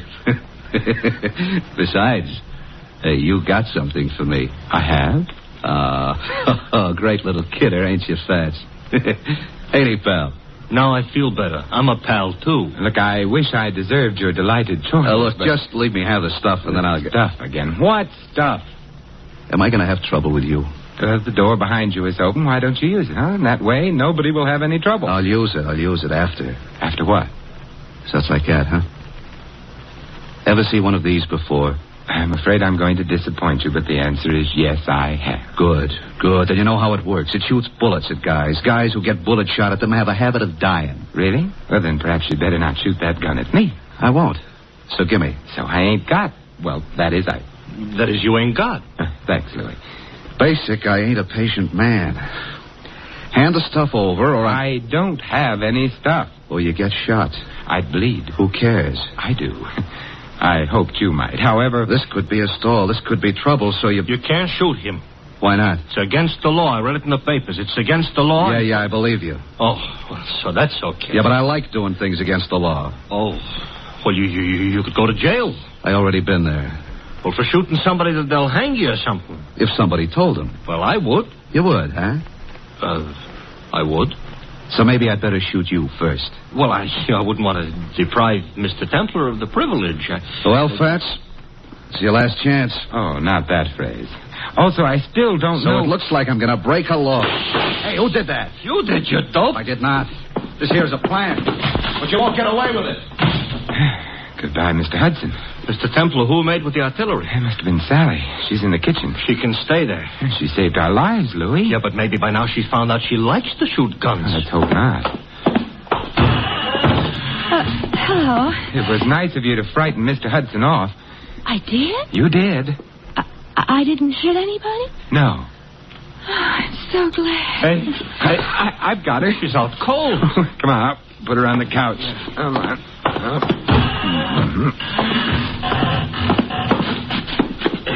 It's a little late, but somebody ought to mention she is not a bad-looking dish. You've mentioned it. Looking for smelling salts in her bag? No, identification. Here's a driver's license. Her name is Sally Walters. Address, 49 Arden Drive. Social Security card. She's a secretary. That's what I need. Take it back. She's coming, too. Better put the bag back. Yeah, but keep the gun, though. There's still some bullets in it. No, we don't want her to know we went through her bag. We're ashamed of ourselves? We're going to pay her a visit. She ain't home. But she will be after she leaves here, and then perhaps we can find out what keeps the home fires burning.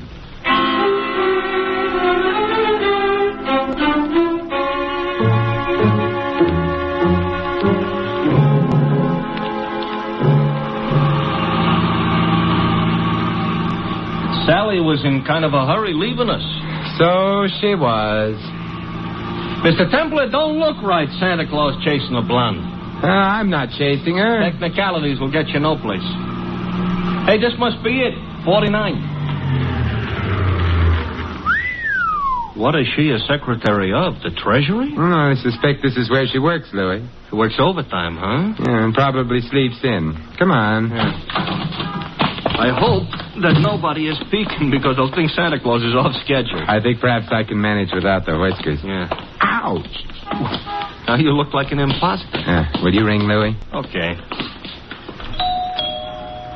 You know, this is the type house I got a feeling Santa Claus would have to use the serving central. Yes. I'm Simon Templar. You are? I am. There's nothing I can do about it. Mr. Templar, all butlers are like him? I doubt it. I think he's been practicing. Haw. Well, good night, then. I think not. Would you mind removing your shoe from the door? I would. You might at least have shined it. Humphrey, whoever is it at this time of night? No one, madam. Oh, but such an interesting-looking no one. Santa Claus, you've lost your whiskers. I haven't. They're right here in my pocket. How nice. Actually, my name is Simon Templar. I'm Carla Worth. This is Louis. Hi. Oh, I mean... Hi. Be kind to the peasants type. Did you want to see me? Now that I've seen you, yes. Well, come in, then. Thank you. But, madam... Humphrey, go away. Yes, madam. Humphrey's such a problem sometimes. Shall we?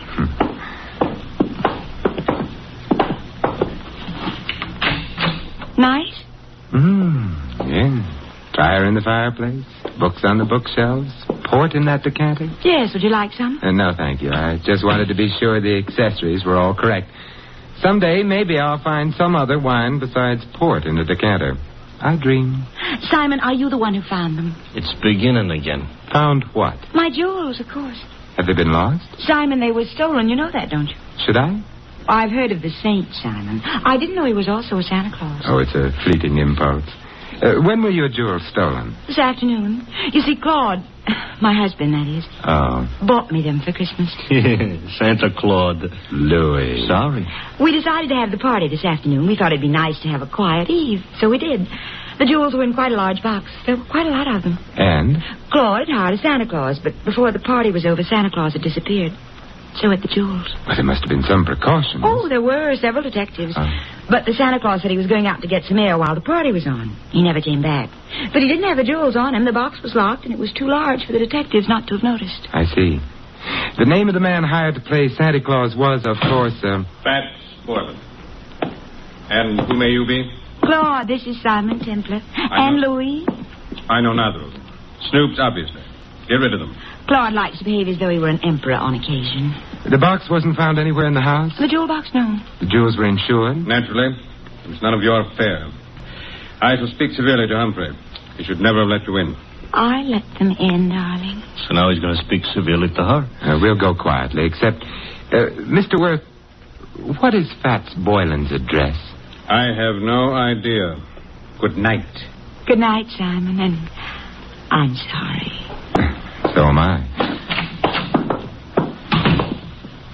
I'll show you out. Thank you. Wow, wow, wow, wow, wow. Pronounced Carla Worth. Yeah. What do we do now, Santa Claus? We get into your nice, clean cab and... Hey, wait a minute, Louis. Now we're going to find out what became of Sally. Simon. Well, good evening, Sally. I overheard. Fat's address is 17 Beale Street. 17 Beale. Yes, I've got to get right back to the house before anybody notices. Goodbye. An awful short visit. But long enough. Now we're going to visit Mr. Boylan? I think so.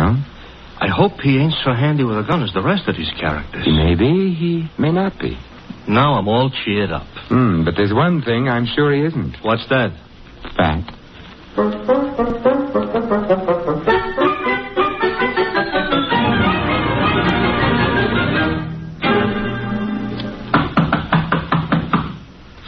Quite a change from the Worth's dump.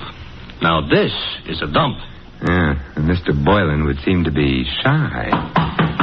Mr. Templar, you said something about the one thing he wouldn't be was fat. Why, because he was called Fats? Not exactly. Louis, I'm worried. Hey, the door was open. Yes. Maybe that means our bird has flown? Maybe. Come on, let's go in.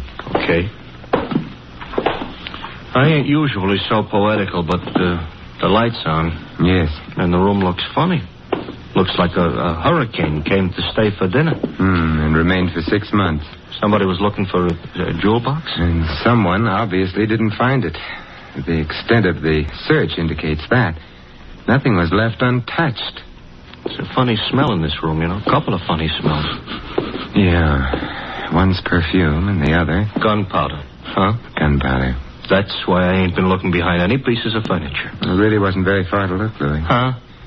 He's behind the daybed. Fats? Fats, Louis. He ain't doing so good? He's dead. And Louis... Yeah? He wasn't fat.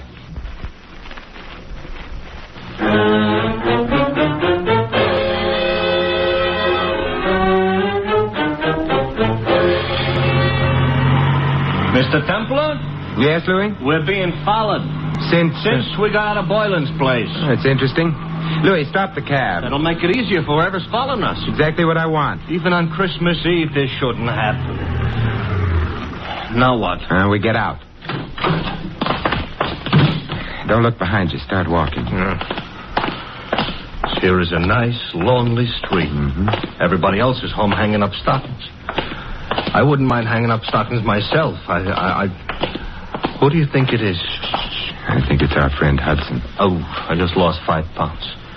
You mean the guy that was chasing Sally, who was all ready to shoot us until she made the explosion? Neat reminder. Oh, you think he wants our money or our life? Possibly. What kind of an answer is that? In here, quickly. Mr. Templar, this here alley is full of garbage cans. It's also dark. You don't have to see garbage cans to know they're around. Hudson? Yes. Good evening, Hudson. What? Don't turn around. I've got a gun on you. Hey, I don't like it. Louis, take Mr. Hudson's gun away from him. Okay. Got it, Mr. Templar. Good. Aim it at him. Hey, now, wait a minute. You can't shoot me with my own gun. Why not? That ain't tactful. What other gun could I shoot you with? Your own. Hey, you mean you ain't got a... Oh, mister, you were a liar. And on Christmas Eve, too. Hudson, who hired you to follow Sally and me? It was my own idea. Louis, Mr. Hudson isn't being friendly. He ain't, huh?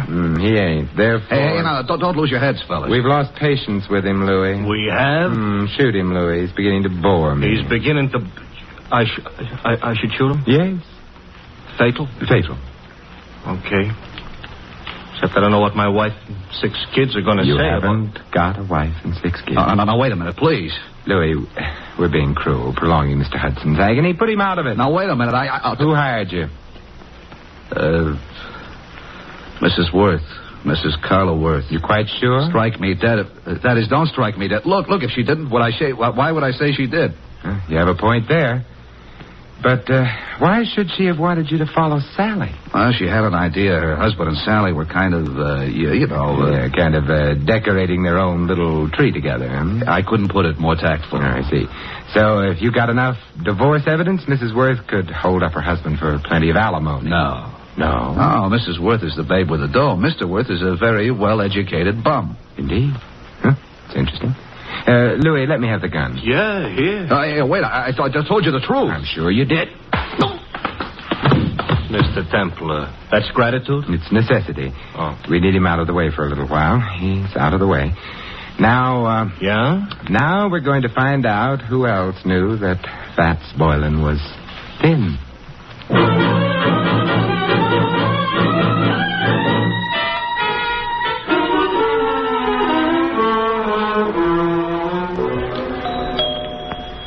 You know, if we visited often enough, I might even get accustomed to this joint. You might also start confusing yourself with Grant. Good evening, Humphrey. I'm sorry the family have retired for the night. Well, it is late, I know. I wish to retire myself. Why, Humphrey, you don't look 65. Good night, sir. Aren't you going to ask us in? No. Why, Humphrey, I Thought you and I were going to sing Christmas carols together. Let go of me. Shut the door, Louis, okay? I shall complain. All right, but not now. Mr. Templar. Gonna wear that gun out, hitting people over the head with it. And I couldn't have him warn anyone we're here. Why, we're gonna burgle the joint? In a way. Huh? The kind of description would be search the place, Louis. Oh, for what? Oddly enough, something that can't be seen or touched. Sounds like a ghost. Yes, and in the way it is, the ghost of a murderer.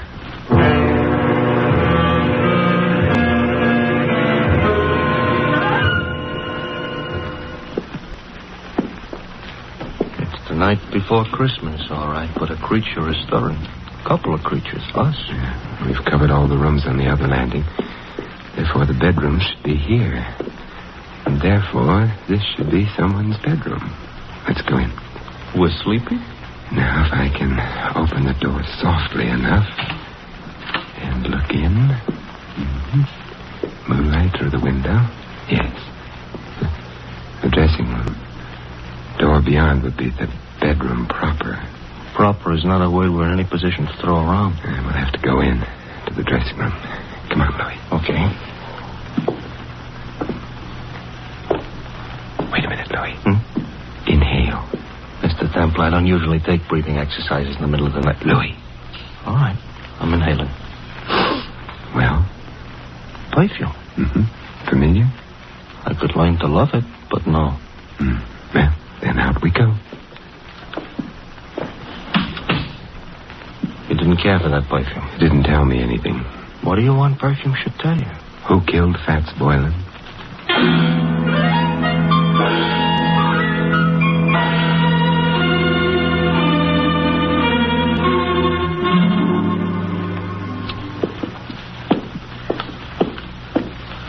Another bedroom.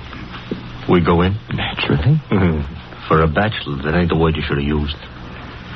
I'm beginning to get worried about this. Supposing somebody screamed. Hold yourself together, Louis. Okay. After all, like the poet says, strong heart never won fair maiden. You mean faint heart. All right, so for dinner I'll eat dog food. Now. Another dressing room. Well? Hey, Mr. Templar. Yes. The same perfume we noticed. Uh-oh. Don't be frightened. Why, Simon, what are you doing in here? Louis and I have been testing perfumes. It's the middle of the night. You awakened me. I'm sorry. I'm even sorrier about something else. What's that? The perfume you use is very distinctive, Sally. I supposed to say thanks? No. Because the last place Louis and I noticed it was in Fats Boylan's room. Minutes after he'd been killed. Oh. Not good, Sally. You're making all this up. No. This bottle of perfume will be evidence. But I didn't kill Boylan. You must be joking about that. I don't think a jury would find it funny. You knew about Boylan stealing the jewels. You must have helped him. I didn't. But then you found yourself being trailed by Hudson, who'd been hired by Mrs. Worth. You were afraid he'd discover the connection between you and Boylan. That's why you came to my apartment. No. Oh, yes. You hoped I'd throw Hudson off, perhaps frighten him. In the meanwhile, you could get to Boylan, get the jewels from him. That isn't true. But when you got to Boylan's place, you found him already dead, and the jewels gone. I didn't. It would be much better for you that way. What do you mean? You wouldn't be liable to a first-degree murder charge. But there were detectives here while the party was going on. Boylan couldn't have stolen the jewels. They saw him leave. He didn't have them. He did have them. He was playing Santa Claus, and he was a thin man. Santa Clauses, as Louis pointed out to me earlier tonight, are fat. Therefore, Boylan entered this house wearing padding underneath his costume. He left it with a large jewel box in place of the padding. That's how he did it, Sally. You're smart. You found Boylan. You knew his address. Therefore, you'd hired him in the first place. And therefore, also, a jury would believe you'd killed him unless you tell us who did. Oh, all right. I'll tell you. There's really no need, my dear. Oh, Claude. Hey, Mr. Templar, tell him to point the gun someplace else. Mr. Worth, point that gun someplace else. I prefer this direction. You were saying, Mr. Templar, about the jewels? The jewels were insured. Therefore, you, Mr. Worth, arranged to have them stolen. Indeed. Indeed. In that way, you could retain the jewels, the insurance money as well, and not worry very much whether or not your wife divorced you. Clever.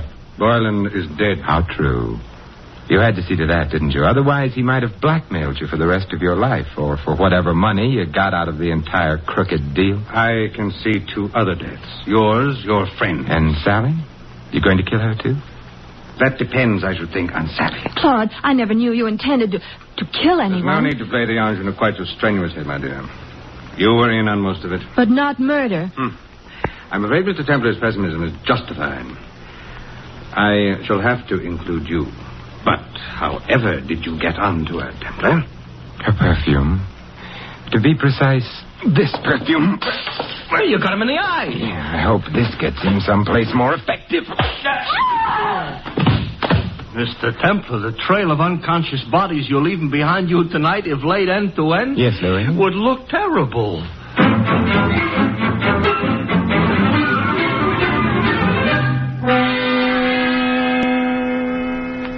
Simon. Yes, Carla? You've been very sweet. Even without your whiskers, you've been sort of a Santa Claus to me. May I? Oh, with pleasure. Well, I never knew Santa Claus could kiss like that. Santa Claus is no saint. Yes? Oh. Hello, Louis. Mr. Templar, you better put on your whiskers.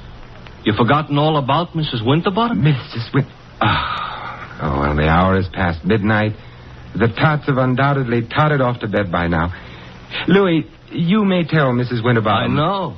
That the saint ain't no Santa Claus.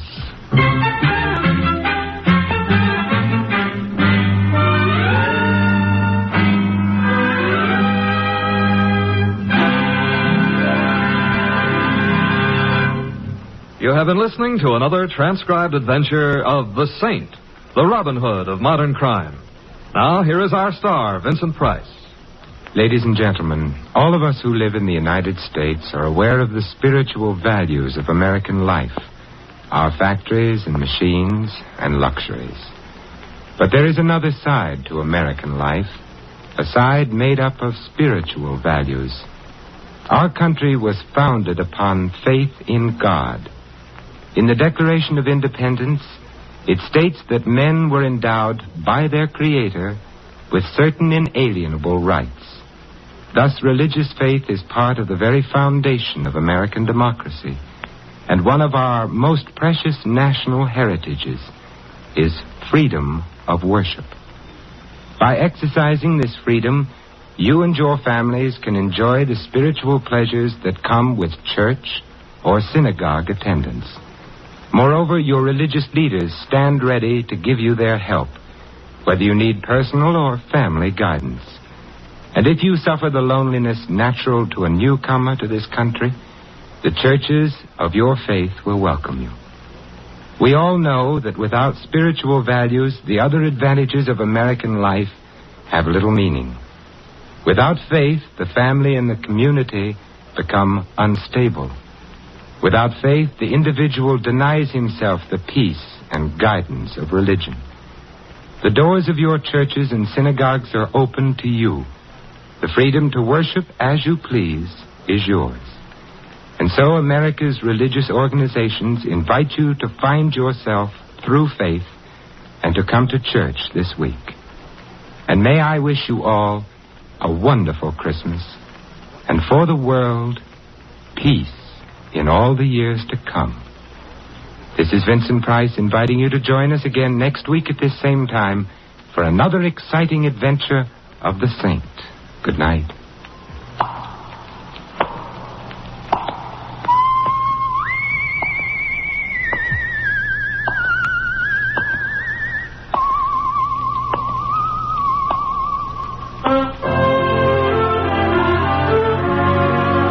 This adventure of the Saint was written by Louis Vittes. Our cast included Mary Shipp as Sally and Betty Lou Gerson as Carla.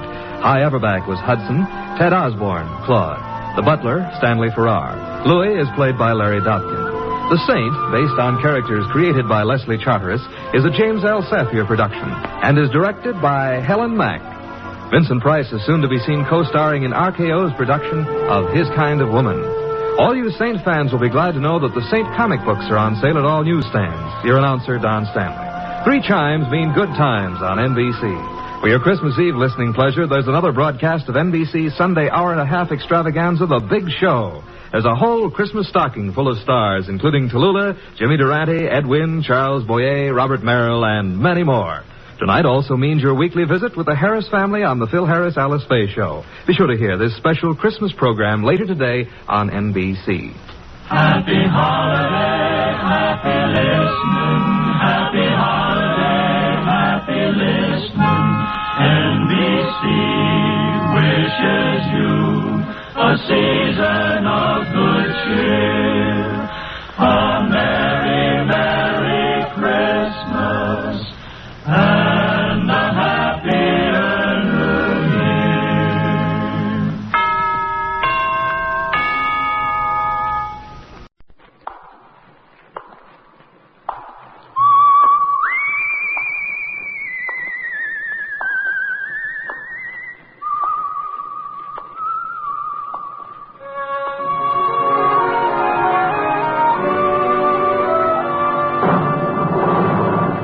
The Adventures of the Saint, starring Vincent Price.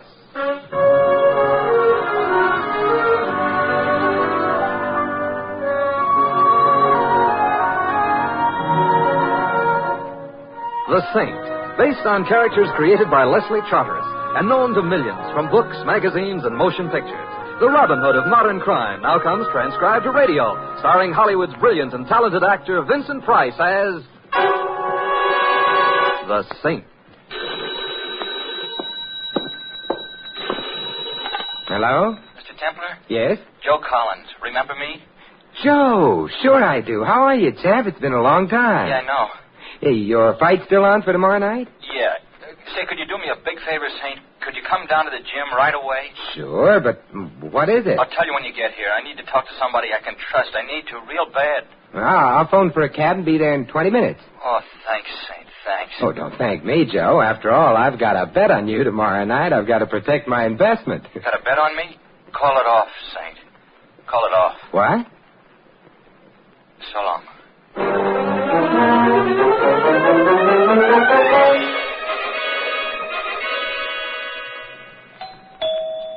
Yes? It's Louis, Mr. Templar. Your cab is here. Oh, come on in, Louis. I'll be with you in a minute. Maybe you should better open the door right away. Well, why didn't you come in, Louis? The door was up. He's asleep. Oh? Who's asleep? Mr. Templar, look down. Louis, it's a baby. You are so right. But why did you bring him here? I found him here. On your doorstep, Mr. Templar. Louis, don't you look at me that way. Who ain't opened his mouth even? Louis. Well, let's get him inside. You want to carry him? Maybe you better. Oh, all right. Up we go. Oh, he's waking up, Mr. Templar. He's cute. Yeah, he is. What's your name, old fella? Donnie. Hey, he talks. What's your last name, Donnie? Donnie. Donnie, huh? How did you get here, Donnie? Donnie. Here, let me try him, Mr. Templar. I get away with kids. Donnie, tell your Uncle Louis how you got here, huh? Donnie. It's a goldmine of information. Wait a minute, look. Hey, there's a note pinned on his coat. I understand it's traditional in such cases. Donnie. Oh, just a minute, Donnie. Here. Please keep him for a few days and don't tell anyone. Not even the police. Sounds like trouble, Mr. Templar. Yes, it does. Well, I guess you won't be needing my cab now, huh? Oh, hey, the cab, I forgot. Louis, how are you as a babysitter? Who, me? Oh, no, wait a minute, Mr. Templar. I'm a cab driver. You can't drive while you sit. My locals got rules. I'll be back in an hour, Louis. Just to make it official, I'll borrow your cab. Hey, what do you... Well... It looks kind of funny on you at that. Hey, look at the funny man with the hat, Donnie. Huh? Isn't that funny? I'll see you later, Louis.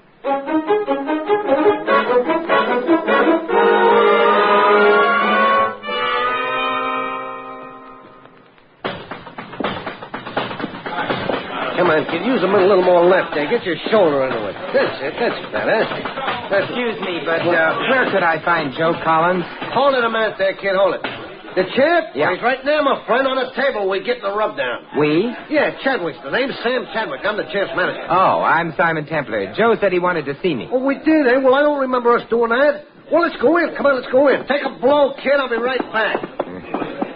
How's Joe feeling? Oh, we're in the greatest shape of our lives. The greatest. That fish Shelley hasn't got a chance tomorrow night. Don't belong in the same ring with us. 2 against 1 hardly seems fair. 2 against... Huh? Oh, yeah. Well, here we are, Mr. Templar. Hey, champ, you know this champ? Sure. How are you, Saint? I'm good, Joe. How have you been? In the pink, the absolute rose-colored pink. I've been all right. That's enough, George. Thanks. Hey, do you want to talk now, Joe? Got here as soon as I could. Talk? What about? We got anything to talk to Mr. Templar about, champ? Saint, the fact is, well, I'm sorry I called you. It was a mistake. It sounded pretty serious, Joe. Well, I guess I'm worked up for the fight tomorrow night with Shelley. You get, well, jumpy. It's the training that does it. Yeah, sure, that's it. We're on edge, you know. Razor sharp condition. We always get this way right before a fight. With us, it's a sign. Shut up, Sam. Sorry I bothered you, Saint. I'm sorry. And if you're sure you don't need me, I guess that's it. Yeah, sure. And look, if you want to make yourself some easy money, Mr. Templar, sock it on the champ to win tomorrow night. We won't even draw a deep breath. I've already got my money down, Mr. Chadwick. On Joe. Ah, that's great. That's the greatest cinch bet of the entire season. Shut up, Sam. Saint, call off your bet. No. I think you're a pretty good man, Joe. In the ring and out.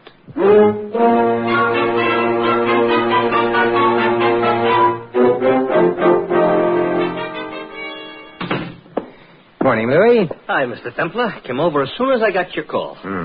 How are you? I'm not so good. A heavy responsibility being a father. Yeah, I'm getting some help, fortunately. I phoned an employment agency, sent over a nurse. That's a shrewd move, Mr. Templar. There's nobody quite has a woman's touch like a woman has. You know what I mean? Well, it's deep, but I'll figure it out. Come on in and see Donnie. Where is he? In bed. Oh, keeps pretty late hours. You'd be tired, too, if you said Donnie 15,000 times a day. How are you, Donnie, old man, huh? You feel like talking this morning? Huh? Watch me get some information out of him, Mr. Templar. You just got to be firm. Yeah, well, I wish you luck, Louis. Donnie, what's your last name? Who brought you here? Where are you from? Huh? Donnie. Well, at any rate, he's consistent. Oh, that must be the nurse. Mr. Templar? Yes, come in. Thank you. I'm Miss Barton, Mr. Templar. The agency sent me over. Right in here, Miss Barton. Miss Barton, this is my friend Louis. How do you do? And your charge, Donnie. Hello, Donnie. Well, he seems to approve of you, Miss Barton. He's beautiful, Mr. Templar. Don't you think so? Louis and I consider him one of the most beautiful babies we have ever seen. Right, Louis? Right. Talks fluently, too, says Donnie. Come here, darling. I've got to have to go out for a while, Miss Barton. Miss Barton. What? Oh, excuse me, Mr. Templar. I said I'll have to leave for a short while, and I'll be back. We can discuss arrangements then, huh? Arrangements? Anything will be all right, Mr. Templar. Anything at all. Well, I'll call if I'm more than an hour. Goodbye. Goodbye, Donnie. Oh, Donnie. Hey, tell your Uncle Louis goodbye, Donnie. Donnie. Well, better than nothing.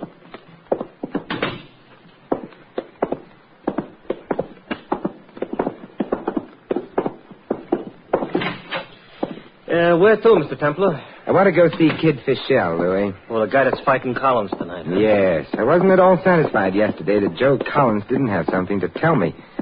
Something going on there. Mr. Templar, you got Donnie. How many mysteries can you handle at one time? Sometimes 1 and 1 can be added together to get 1, Louis. What does that mean? Just a hunch, as yet. Oh. I thought they came out with a new multiplication table. I ain't even learned the old one yet. Well, shall we be off, Mr. Templar? There is an obvious answer to that, Louis, which I shall spare you. Let us, by all means, be off.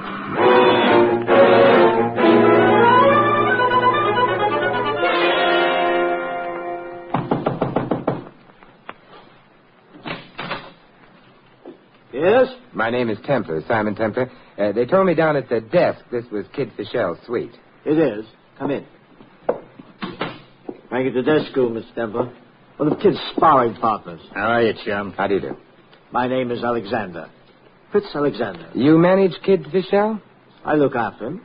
And very well, too, eh, Frankie? The best, Mr. Alexander. Can I see the kid, Mr. Alexander? Unfortunately, right now he's sleeping. Go down to weigh in for the fight in an hour. Well, then perhaps I can talk to you about the fight, huh? It would be a pleasure. I can discuss the kid by the hour and never tire.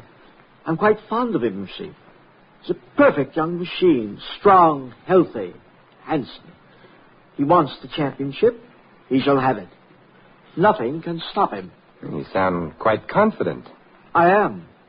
If I didn't think he could win, I wouldn't send him into the ring tonight. I wouldn't take a chance on his being hurt. I won't have him hurt, you understand? Don't worry, Mr. Alexander. He ain't going to get hurt. Yes. You see, Mr. Templar, I can become quite emotional over the kid. Usually I'm not an emotional man. I see.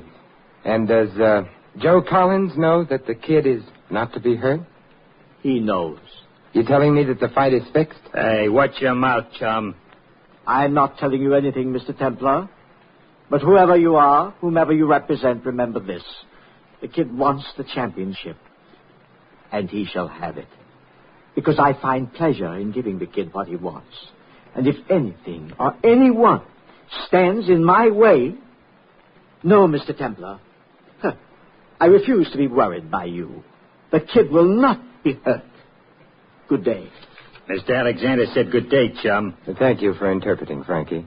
And Mr. Alexander, my money still rides on Joe Collins. In that case, Mr. Templar, I hope you can spare it.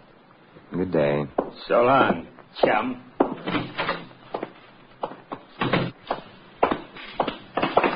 Mr. Templar! Mr. Templar! Been looking for you. What is it, Louis? I called your house to check if everything was all right, like you told me, and Miss Barton said Sam Chadwick had been calling, wants you to call right away. Hey, that's Joe Collins' manager, Louis. Wonder what he wants. I don't know, but it's supposed to be urgent. Here's the number, and there's a phone booth out here by the elevator. Oh, thank you, Louis.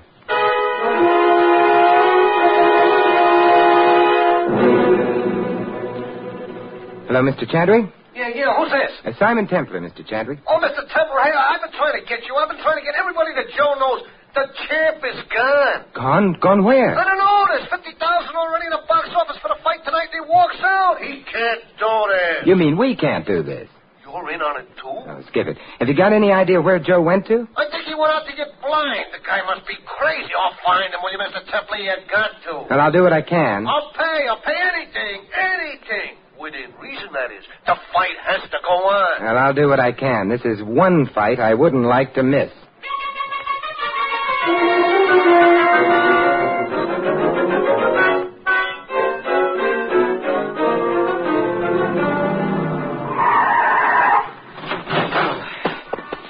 This must be about the last bar in town, Mr. Templar. I ain't hit so many bars since the night my nephew went into the Navy. And if we don't have any luck here, I'm about ready to give up, Louis. Well, come on, let's give it a try. Yeah. You see him? No, Yeah, I do.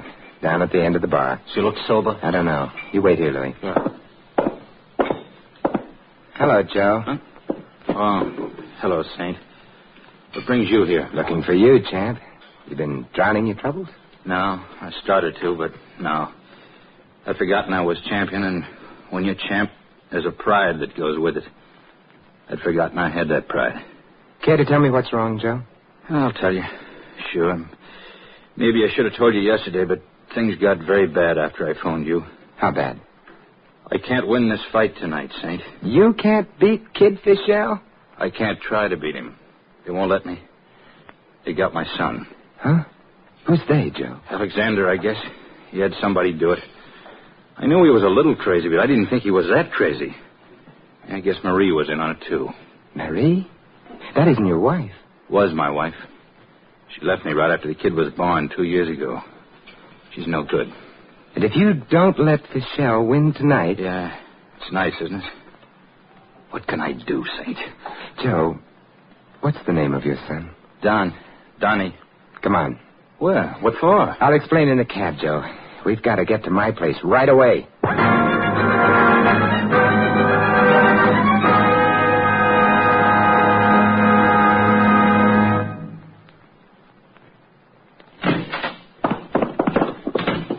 This way, Joe. Right behind you, Saint.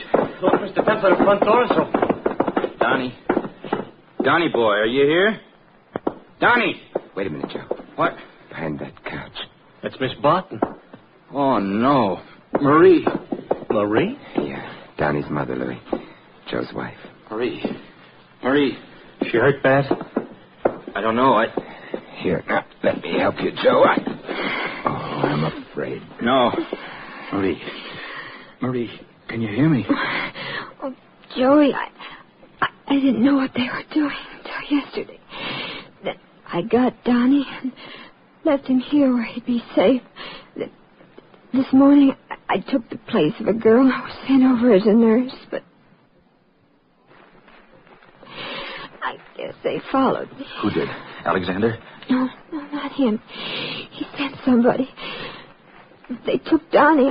I tried to stop them, but they... Where did they take him? Do you know? I think the training camp on the river, right above Milford. I know the one. Joey. Yes, Marie.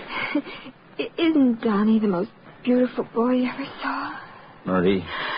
I know that this is what all mothers say, but isn't he really? He is, Marie. And Joey, when he gets old enough, will you just tell him that his mother loved him very much? Just that, not all the rest. Just that, Marie. Thanks, Joey. You're Marie. I'm sorry, Joe. She gave her life for Donnie. Yes, she did.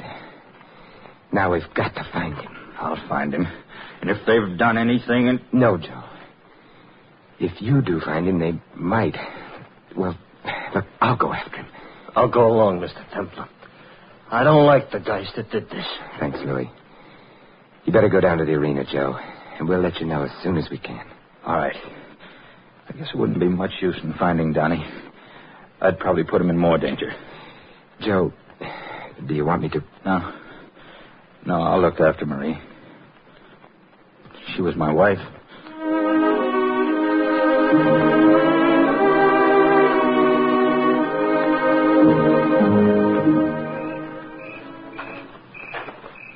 This looks like the place, all right, Mr. Templar. Want to look through that window where the light is? All right, Louis. Come on. Sorry, twig. Oh, keep down, Louis. I'm going to take a look. What did you see? Yeah, this is it. Donnie's in there, and that pug Frankie that I met with Alexander. You think we can take him? I think so. He's listening to the radio.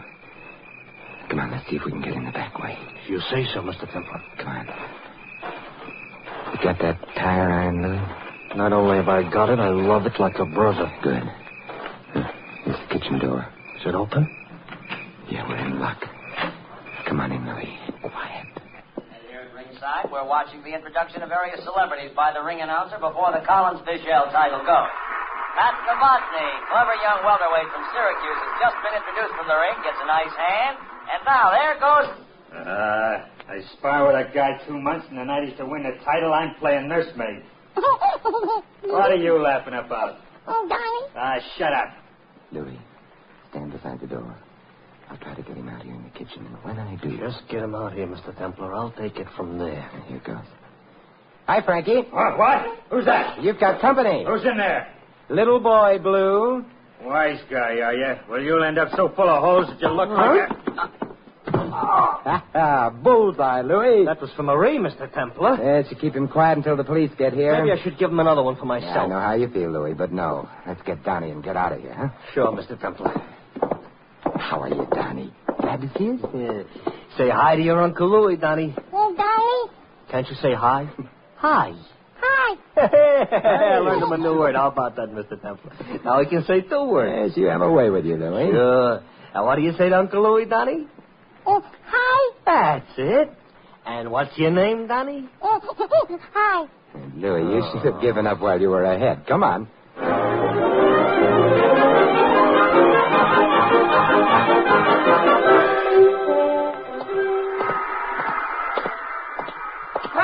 Hey, you can't go in there. That's the champ's dressing room. Nobody allowed in. Fight's not over, is it? Not yet. 6th round, but Collins has taken an awful pace, and I was just up there. Look, kid, get this straight. There isn't much time. Go up to Joe Collins' corner. Tell him Simon Templar has Donnie here safe. Have you got that? Sure, but I can't go up there and Here, tell him. look, does this persuade you? Yes, sir, Mr. Templar. Thank you. I'll tell him right away. Okay. Come on, let's go in and sit down, Louis. Donnie's about all in. Yeah, look at him. He can't keep his eyes open. Why couldn't we go right up to Joe's corner ourselves, Mr. Templar? Couldn't risk it with Donnie. I couldn't tell what Alexander might do. Oh, yeah, sure. Oh, poor Joe. You think we got here in time? I don't know, Louis. I don't know. Guy must be taking a beating and can't fight back. Yeah, but he can now. He's got anything left to fight with. Quiet up there now. Must be the end of a round. See, that crowd noise, I never heard it from down here. You know, it scares you. It should, Louis. It's the voice of the mob howling for blood. Same voice that howled in the Colosseum at Rome 2,000 years ago. For whose blood, the champs or for shells? Mob doesn't care, Louis. Just blood. Yeah. Scares you. What makes people go to these things, Mr. Templar? Will they ever stop? No, they go because this is an allegory of their own lives, Louis.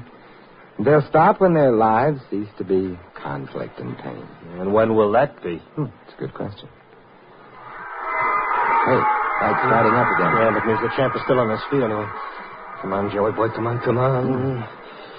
Hey, is it wrong to root, Mr. Templar? We're all part of the crowd, Louis, one way or another. Yeah.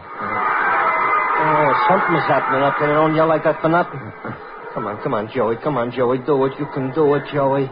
Donnie's down here. You can fight now, Joey. Careful of that tire iron, Louis. Oh, sure. I'm sorry. Come on. The straight left, champ. Come on, the straight left in the face, Joey, and cross with the right. Oh. What am I talking about? I can't even see him. Come on, Joe. Come on. Yeah. You too, Mr. Templar? Yeah, me too, Louis. Something happened, Mr. Templar. That was too short for a round. That was a knockout. It was, Louis, but who? Yeah, who? Oh, keep everything crossed, Mr. Templar. Fingers, toes, eyes, everything. Maybe he didn't get our message, Louis. Mr. Templar, don't say that. We'll soon know. It sounds like people coming down the hall outside. Yeah, but Joey couldn't have won. He would have had too much taken out of him. He couldn't have come back after the... Oh, was that great show? Hey, we took him, Mr. Templar. We took him. Oh. Clear everybody out of here, will you? Yeah, you heard us, everybody out. Come on, give us a chance to get our breath, will you? Everybody out. Come on, fellas. Come on, will you, fellas? Come on. That's it. All out, champ. Hey, that was a great fight. I thought it was even better than the one we fought against Babyface. Oh, boy, am I proud of us, Joe. Thanks, Sam. Yeah, well, you can excuse me now. I got some dough to collect. Donnie. Donnie, come on now. Wake up and say hello to your daddy. No, let him sleep, Saint. I'm not very pretty right now. But you should see Fischel. You clobbered him, champ? Good. He was a very surprised young man. Yeah. How about Alexander? I don't know. I didn't see him after it was over. I rushed right down here. And I'd better get the police on his trail. He might be able to get away if I don't tell them to. Alexander. Joe, did you think you could get away with it? And Joe, did you think I'd stand by and see you? That gun must be heavy, Mr. Alexander. You'd better put it down. No. The police won't like your negative attitude. What do I care? After what he did to the kid, you think I care any more about anything? The kid will be all right. He was just knocked out. Just. That beautiful physical machine, blooded, battered, stretched out in the dirt. Oh. Do you think the kid can ever feel the same again? Do you think I can ever feel about him as I did? He had the championship. Had it. Before Collins double-crossed us. That's one way of looking at it. Why didn't you keep out Mr. Templar? Why? Put the gun away, Alexander. You haven't a chance. Maybe I haven't. But neither have you, Collins. I warned you not to hurt the kid, but you wouldn't listen. You're a sick man, Mr. Alexander. Perhaps I am. Perhaps the world is sick and I'm well, but I know what I'm going to do. You first, Collins. You know how the kid felt. Mr. Alexander, I'm afraid you'll have to take care of me first. Stop where you are, Templar. Don't come any closer. I'll warn you once more, Templar, and then I'm going to... All right, Louis. Oh. Nice work. Lucky I kept this tire iron. Yeah. You know, I think he was serious. I don't think there's much doubt about it. A very twisted man, Mr. Alexander. Hey, look. Tommy's awake. You got a smile for your old man, Donnie. Oh, Donnie, hi. Hey, he knows a new word. How about that, Saint? Ain't that some kid? He's another champ, Joe. Oh, he'll be a champ in something. Not in this racket, but something good. Something he can take a real pride in. He'll be proud of you, Joe. He'll be proud of his mother, too. After I tell him about her.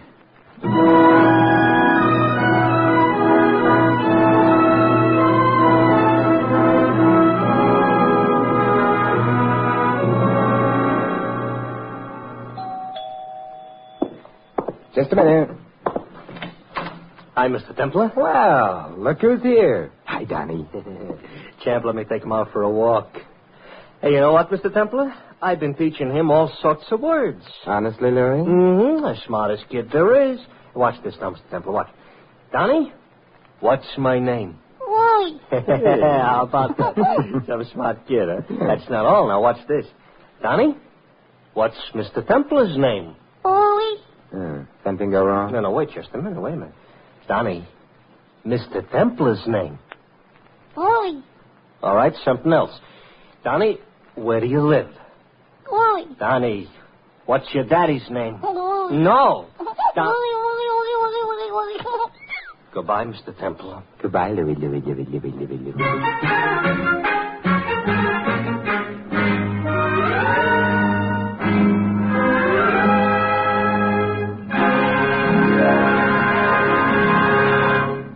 You have been listening to another transcribed adventure of The Saint, the Robin Hood of modern crime. Now here's our star, Vincent Price. Ladies and gentlemen, there are certain things in our daily life which we take for granted. Only when we are deprived of them do we realize what precious commodities they really are. Air may become the most vital thing in the world to the suffocating man, and water to the thirsty one. In the same way, freedom, when it is missed, suddenly becomes life's greatest treasure. In this country, we possess freedom. It is part of us. It is our American heritage.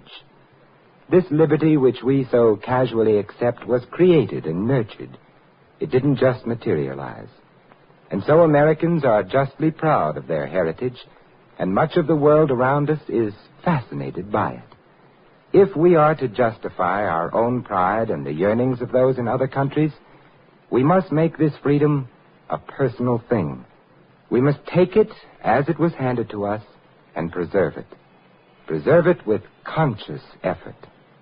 That is our job as Americans, as free men. For freedom is everybody's job. This is Vincent Price inviting you to join us again next week at this same time for another exciting adventure of the Saint. Good night.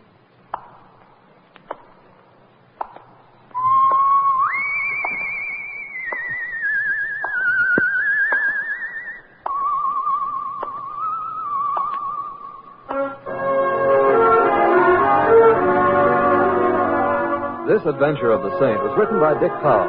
In our cast, you heard Larry Dobkin as Louie and Mary Shipp as Marie. Sheldon Leonard played Sam and Bonnie Phillips Joe. Downey was Jerry Hausner and Victor Rodman Alexander. Frank Gerstle was Frankie. The Saint, based on characters created by Leslie Charteris, is a James L. Safier production and is directed by Helen Mack. Vincent Price is soon to be seen co-starring with Errol Flynn and Michael Prell in William Marshall's production of Bloodline. All you Saint fans will be glad to know that the Saint comic books are now on all newsstands. Your announcer, Don Stanley.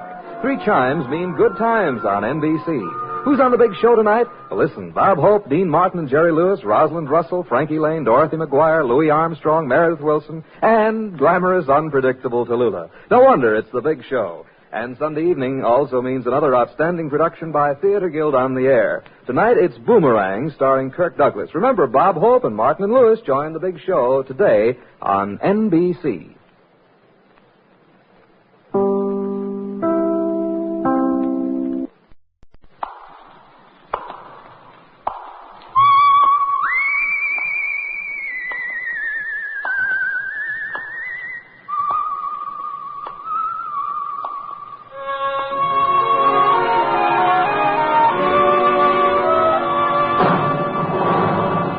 The Adventures of the Saint, starring Vincent Price.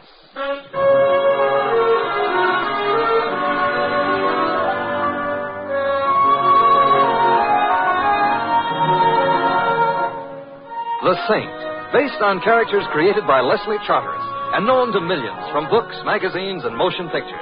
The Robin Hood of modern crime now comes transcribed to radio, starring Hollywood's brilliant and talented actor Vincent Price as the Saint. Come in. Hi, Mr. Templar. Oh, hello, Louie. Where are you? I'm in my room. I'll be ready in a minute. Hey, wait till you see my cat. I gave it a bath for Christmas. Well, congratulations. Look, I don't want to rush you, but if you don't hurry, Christmas Eve is going to be already Christmas morning, and what'll all them tots think? Oh, them tots will be singularly fortunate. However, all I have to do now is get my whiskers on. There. How do I look? Mr. Templar, if I didn't know you was Mr. Templar, Yeah. I wouldn't know who you were. Louis, don't I look like Santa Claus? This may come as a surprise to you, Mr. Templar. Santa Claus is fat. Oh. You're not fat. Oh. Well, hand me that cushion from the couch, huh? Okay. Here. Yeah, thank you. Now then. How's that? Now say ho, ho, ho. What for? Santa Clauses always say ho, ho, ho. Oh, I see. Ho, ho, ho. Well, anyway, you look like Santa Claus. Hey, Mr. Templar, whose idea was this? Mrs. Winterbottom's. Oh, the dame who annoys tots on Christmas Eve. Mrs. Winterbottom is a very well-known philanthropist, and every Christmas Eve she collects hundreds of small children and feeds them. Yeah. Who feeds them the rest of the year? Don't be bitter, Louis. Sorry. At least I ought to give the little tots a laugh. Yeah. And I suppose there is something to be said for Mrs. Winterbottom. Don't say it now. Don't worry. There's something to be said for Santa Claus, too. He does go around filling stockings. Yeah, I know a blonde. Shouldn't say that either, huh? No. Someone at the door. Louis, would you mind? No. It's probably one of them tots. Correction. It's a tot 20 years later. Get in. I'm already in. Back up. I'm backing up. Thanks. Now reach, gents. Hey, you know, that gun in her hand looks loaded. Now that you mention Reach. For what? The chandelier. I can't. Why not? No chandelier. Oh, a wise guy, huh? If you're going to shoot me, I insist on knowing your name. Just call me Sally. Sally. And your last name? Never mind that. How would you like to get plugged in the... Breadbasket? Where? Oh, let's pass lightly over that. I wouldn't like to get plugged anywhere. And shut up. All right. Where is it? Right down the hall. Are you trying to be smart? Not especially. So it's going to be like that, huh? Like what? Now you listen to me, Fats Boylan. Huh? You shut up, too. I didn't say anything. Well, shut up anyway. I'm shutting up. What was I saying? You just finished calling me Fats Boylan. That's right. That's wrong. I'm not Fats Boylan. Ha. Well, it helps keep the conversation Look, going. Fats, are you going to stop stalling and hand over the stuff, or will I have to shoot? Since I am not Fats Boylan, and since I have no stuff to hand over, I'm afraid you'll have to shoot. Mr. Templar, that could be fatal. You keep quiet, punk. Who's a punk? You're a punk. Mr. Templar, am I a punk?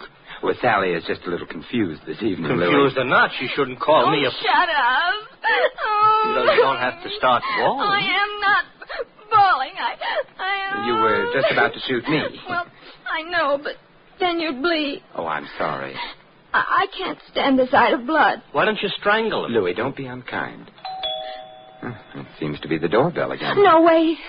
Oh, it's very impolite to keep people waiting. But I must have been followed here. Sally, look, stop illustrating a point with that gun. It might go off. I don't care. But then I'd bleed. But where can I go? I've got to hide. Well, try the kitchen. All right. Oh, come on in. It's open house tonight. Well, my old pal, Fats I am not. Boylan. Although I'm beginning to waver. Perhaps I am. Simon, the split personality. Who are you? Well, Joe Hudson. You remember your old pal, Hudson? Hudson. Well, I must admit you look like a hornet, but your lines aren't as nice. Look, if I'm your old pal, why don't I know you? Oh, that's easy. We never met personally. Well, how else can you meet? Ignore that. But if we haven't met personally or otherwise, how can I be your pal? Oh, I was just being friendly. Besides, hey, you got something for me. I have? Great little kidder, ain't you, Fats? Ain't he, pal? Now I feel better. I'm a pal, too. Look, I wish I deserved your delighted choice. Look, but... just leave me have the stuff, and then I'll get... Stuff again. What stuff? Am I going to have trouble with you? The door behind you is open. Why don't you use it, huh? In that way, nobody will have any trouble. I'll use it after. After what? Such like that, huh? Ever see one of these before? I'm afraid I'm going to disappoint you, but the answer is yes, I have. Good, good. And you know how it works. It shoots bullets at guys. Guys who get bullet shot at them have a habit of dying. Really? Well, then perhaps you'd better not shoot that gun at me. I won't. So give me. So I ain't got. Well, that is I. That is, you ain't got. Thanks, Louis. Basic, I ain't a patient man. Hand the stuff over, or I don't have any stuff. Or you get shot. I'd bleed. Who cares? I do. I hoped you might. However... This could be a stall. This could be trouble, so you... You can't shoot him. Why not? It's against the law. I read it in the papers. It's against the law. Yeah, I believe you. Oh, well, so that's okay. Yeah, but I like doing things against the law. Oh. Well, you could go to jail. I already been there. Well, for shooting somebody, they'll hang you or something. If somebody told them. Well, I would. You would, huh? I would. So maybe I'd better shoot you first. Well, I wouldn't want to deprive Mr. Templar of the privilege. Well, Fats, it's your last chance. Oh, not that phrase. Also, I still don't know... So it looks like I'm going to break a law. Hey, who did that? You did, you dope. I did not. This here's a plan. But you won't get away with it. Goodbye, Mr. Hudson. Mr. Templar, who made with the artillery? It must have been Sally. She's in the kitchen. She can stay there. She saved our lives, Louis. Yeah, but maybe by now she's found out she likes to shoot guns. Let's hope not. Hello. It was nice of you to frighten Mr. Hudson off. I did? You did. I didn't hit anybody? No. Oh, I'm so glad. Hey, I've got her. She's out cold. Come on, up. Put her on the couch. Yeah. Come on.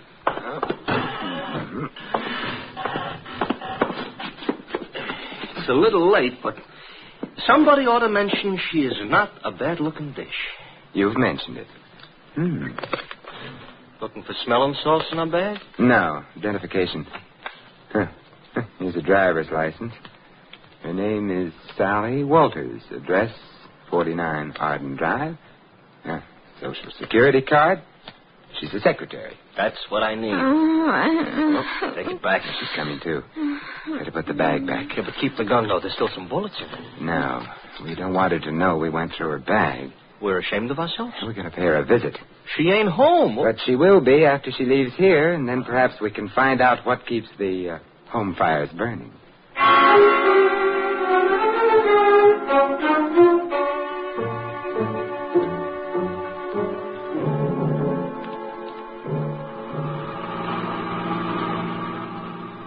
Sally was in kind of a hurry leaving us. So she was. Mr. Templar, don't look right, Santa Claus chasing a blonde. I'm not chasing her. Technicalities will get you no place. Hey, this must be it. 49. What is she a secretary of? The Treasury? I suspect this is where she works, Louis. She works overtime, huh? Yeah, and probably sleeps in. Come on. Yeah. I hope that nobody is peeking because they'll think Santa Claus is off schedule. I think perhaps I can manage without the whiskers. Yeah. Ouch! Now you look like an imposter. Will you ring, Louis? Okay. You know, this is the type house I got a feeling Santa Claus would have to use the servants' entrance. Yes. I'm Simon Templar. You are? I am. There's nothing I can do about it. Mr. Templar, all butlers are like him? I doubt it. I think he's been practicing. Haw. Haw?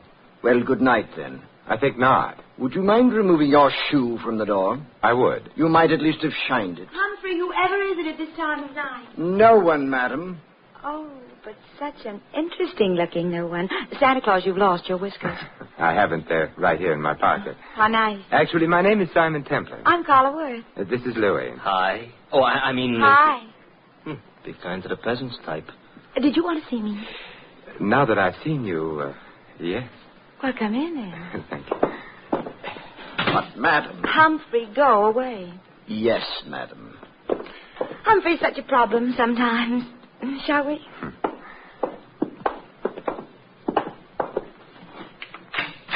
Nice? Yeah. Fire in the fireplace, books on the bookshelves, port in that decanter. Yes, would you like some? No, thank you. I just wanted to be sure the accessories were all correct. Someday, maybe I'll find some other wine besides port in the decanter. I dream. Simon, are you the one who found them? It's beginning again. Found what? My jewels, of course. Have they been lost? Simon, they were stolen. You know that, don't you? Should I? I've heard of the saint, Simon. I didn't know he was also a Santa Claus. Oh, it's a fleeting impulse. When were your jewels stolen? This afternoon. You see, Claude, my husband, that is, bought me them for Christmas. Santa Claus. Louis. Sorry. We decided to have the party this afternoon. We thought it'd be nice to have a quiet eve, so we did. The jewels were in quite a large box. There were quite a lot of them. And? Claude had hired a Santa Claus, but before the party was over, Santa Claus had disappeared. So had the jewels. Well, there must have been some precautions. Oh, there were several detectives. But the Santa Claus said he was going out to get some air while the party was on. He never came back. But he didn't have the jewels on him. The box was locked, and it was too large for the detectives not to have noticed. I see. The name of the man hired to play Santa Claus was, of course, Fats Boylan. And who may you be? Claude, this is Simon Templar. And Louis. I know neither of them. Snoops, obviously. Get rid of them.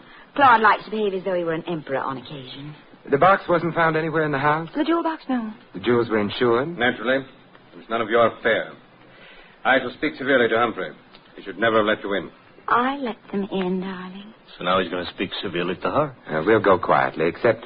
Mr. Worth, what is Fats Boylan's address? I have no idea. Good night. Good night, Simon, and I'm sorry. So am I. I'll show you out. Thank you. Wow, wow, wow, wow, wow. Pronounced Carla Worth. Yeah. What do we do now, Santa Claus? We get into your nice, clean cab and... Hey, wait a minute, Louis. Now we're going to find out what became of Sally. Simon. Well, good evening, Sally. I overheard. Fat's address is 17 Beale Street. 17 Beale? Yes, I've got to get right back to the house before anybody notices. Goodbye. An awful short visit. But long enough. Now we're going to visit Mr. Boylan? I think so. I hope he ain't so handy with a gun as the rest of these characters. He may be, he may not be. Now I'm all cheered up. But there's one thing I'm sure he isn't. What's that? Fat.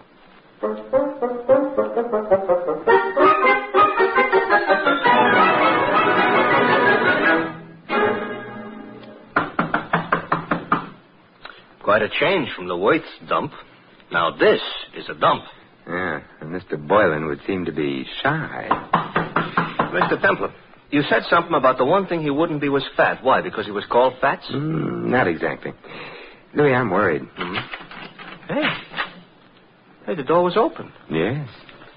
Maybe that means our bird has flown? Maybe. Come on, let's go in. Okay. I ain't usually so poetical, but the light's on. Yes. And the room looks funny. Looks like a hurricane came to stay for dinner. And remained for 6 months. Somebody was looking for a jewel box? And someone obviously didn't find it. The extent of the search indicates that. Nothing was left untouched. There's a funny smell in this room, you know. A couple of funny smells. Yeah. One's perfume and the other... Gunpowder. Huh? Gunpowder. That's why I ain't been looking behind any pieces of furniture. It really wasn't very far to look, Louis. Huh? He's behind the daybed. Fats? Fats, Louis. He ain't doing so good? He's dead. And Louis... Yeah? He wasn't fat.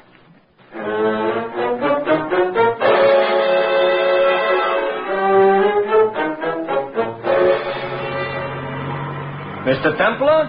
Yes, Louis? We're being followed. Since we got out of Boylan's place. That's interesting. Louis, stop the cab. That'll make it easier for whoever's following us. Exactly what I want. Even on Christmas Eve, this shouldn't happen. Now what? We get out. Don't look behind you. Start walking.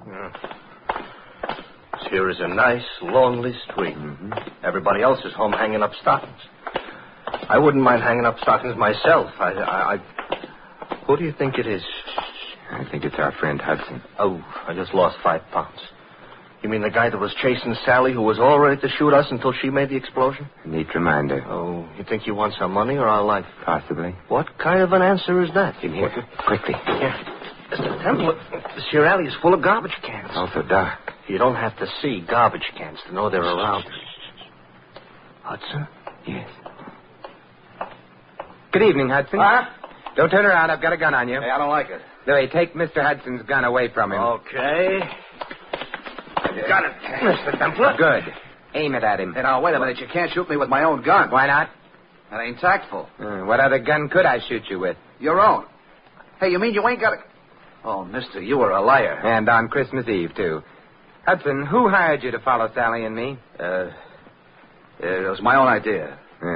Louis, Mr. Hudson isn't being friendly. He ain't, huh? He ain't. Therefore... Hey, now, don't lose your heads, fellas. We've lost patience with him, Louis. We have? Shoot him, Louis. He's beginning to bore me. He's beginning to... I should shoot him? Yes. Fatal? Fatal. Okay. Except I don't know what my wife and 6 kids are going to say. You haven't got a wife and 6 kids. Now, wait a minute, please. Louis, we're being cruel, prolonging Mr. Hudson's agony. Put him out of it. Now, wait a minute. Who hired you? Mrs. Worth. Mrs. Carla Worth. You quite sure? Strike me dead. That is, don't strike me dead. Look, if she didn't, why would I say she did? You have a point there.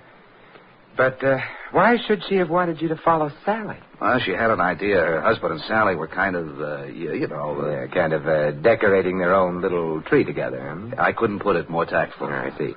So if you got enough divorce evidence, Mrs. Worth could hold up her husband for plenty of alimony. No. No, Mrs. Worth is the babe with the dough. Mr. Worth is a very well-educated bum. Indeed. It's interesting. Louis, let me have the gun. Yeah, here. Wait, I just told you the truth. I'm sure you did. No. Mr. Templar, that's gratitude? It's necessity. Oh. We need him out of the way for a little while. He's out of the way. Now, Yeah? Now we're going to find out who else knew that Fats Boylan was thin.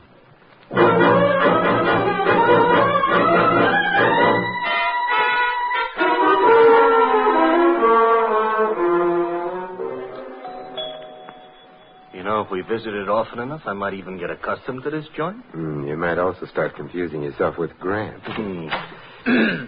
Good evening, Humphrey. I'm sorry the family retired for the night. Well, it is late, I know. I wish to retire myself. Why, Humphrey, you don't look 65. Good night, sir. Aren't you going to ask us in? No. Why, Humphrey, I thought you and I were going to sing Christmas carols together. Let go of me. Shut the door, Louis. Okay. I shall complain. All right, but not now. Mr. Templar, I'm going to wear that gun out hitting people over the head with it. And I couldn't have him warn anyone we're here. Why, we're going to burgle the joint? In a way. Huh? And a kinder description would be search the place, Louis. Oh, for what? Oddly enough, something that can't be seen or touched. Sounds like a ghost. Yes, and in a way it is. The ghost of a murderer.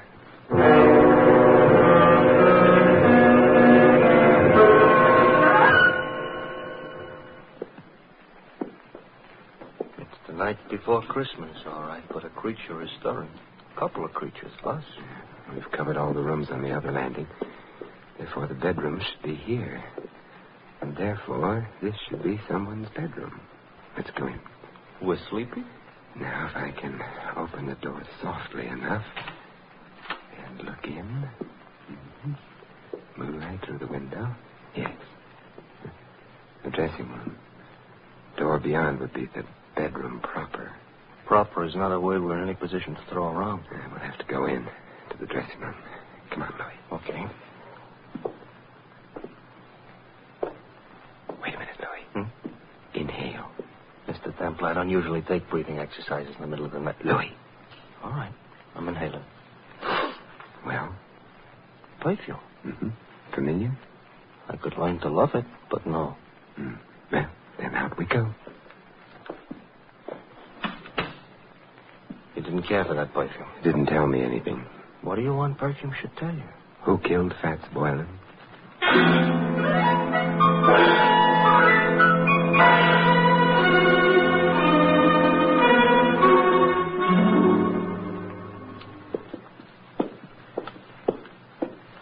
Another bedroom. We go in? Naturally. For a bachelor, that ain't the word you should have used. I'm beginning to get worried about this. Supposing somebody screamed. Hold yourself together, Louis. Okay. After all, like the poet says, strong heart never won fair maiden. You mean faint heart. All right, so for dinner I'll eat dog food. Now. Another dressing room. Well? Hey, Mr. Templar. Yes. The same perfume we noticed. Uh-oh. Don't be frightened. Simon, what are you doing in here? Louis and I have been testing perfume. It's the middle of the night. You'll waken me. I'm sorry. I'm even sorrier about something else. What's that? The perfume you use is very distinctive, Sally. Am I supposed to say thanks? No. Because the last place Louis and I noticed it was in Fats Boylan's room. Minutes after he'd been killed. Oh. Not good, Sally. You're making all this up. No. This bottle of perfume will be evidence. But I didn't kill Boylan. You must be joking about that. I don't think a jury would find it funny. You knew about Boylan stealing the jewels. You must have helped him. I didn't. But then you found yourself being trailed by Hudson, who'd been hired by Mrs. Worth. You were afraid he'd discover the connection between you and Boylan. That's why you came to my apartment. No. Oh, yes. You hoped I'd throw Hudson off, perhaps frighten him. In the meanwhile, you could get to Boylan, get the jewels from him. That isn't true. But when you got to Boylan's place, you found him already dead, and the jewels gone. I didn't. It would be much better for you that way. What do you mean? You wouldn't be liable to a first-degree murder charge. But there were detectives here while the party was going on. Boylan couldn't have stolen the jewels. They saw him leave. He didn't have them. He did have them. He was playing Santa Claus, and he was a thin man. Santa Clauses, as Louis pointed out to me earlier tonight, are fat. Therefore, Boylan entered this house wearing padding underneath his costume. He left it with a large jewel box in place of the padding. That's how he did it, Sally. You're smart. You found Boylan. You knew his address. Therefore, you'd hired him in the first place. And therefore, also, a jury would believe you'd killed him unless you tell us who did. Well, all right. I'll tell you. There's really no need, my dear. Oh, Claude. Hey, Mr. Templar, tell him to point the gun someplace else. Mr. Worth, point that gun someplace else. I prefer this direction. You were saying, Mr. Templar, about the jewels? The jewels were insured. Therefore, you, Mr. Worth, arranged to have them stolen. Indeed. Indeed. In that way, you could retain the jewels, the insurance money as well, and not worry very much whether or not your wife divorced you. Clever. Boylan is dead. How true. You had to see to that, didn't you? Otherwise, he might have blackmailed you for the rest of your life, or for whatever money you got out of the entire crooked deal. I can see two other deaths. Yours, your friend. And Sally? You going to kill her, too? That depends, I should think, on Sally. Claude, I never knew you intended to kill anyone. There's no need to play the ingenue quite so strenuously, my dear. You were in on most of it. But not murder. I'm afraid Mr. Templar's pessimism is justified. I shall have to include you. But however did you get onto her, Templar? A perfume. To be precise, this perfume. Well, you got him in the eye. Yeah, I hope this gets him someplace more effective. Mr. Templar, the trail of unconscious bodies you're leaving behind you tonight, if laid end to end, yes, Louis, would look terrible.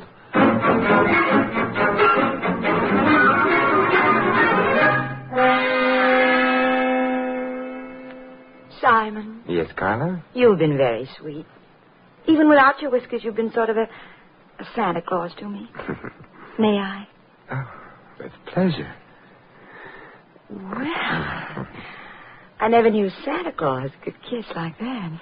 Santa Claus is no saint. Yes? Oh.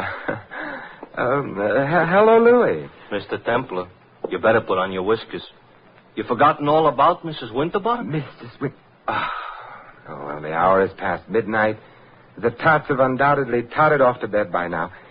Louis, you may tell Mrs. Winterbottom. I know. That the saint ain't no Santa Claus.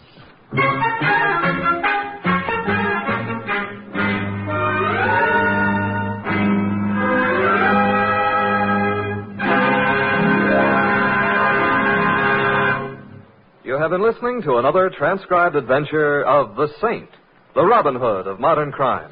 Now, here is our star, Vincent Price. Ladies and gentlemen, all of us who live in the United States are aware of the spiritual values of American life, our factories and machines and luxuries. But there is another side to American life, a side made up of spiritual values. Our country was founded upon faith in God. In the Declaration of Independence, it states that men were endowed by their Creator with certain inalienable rights.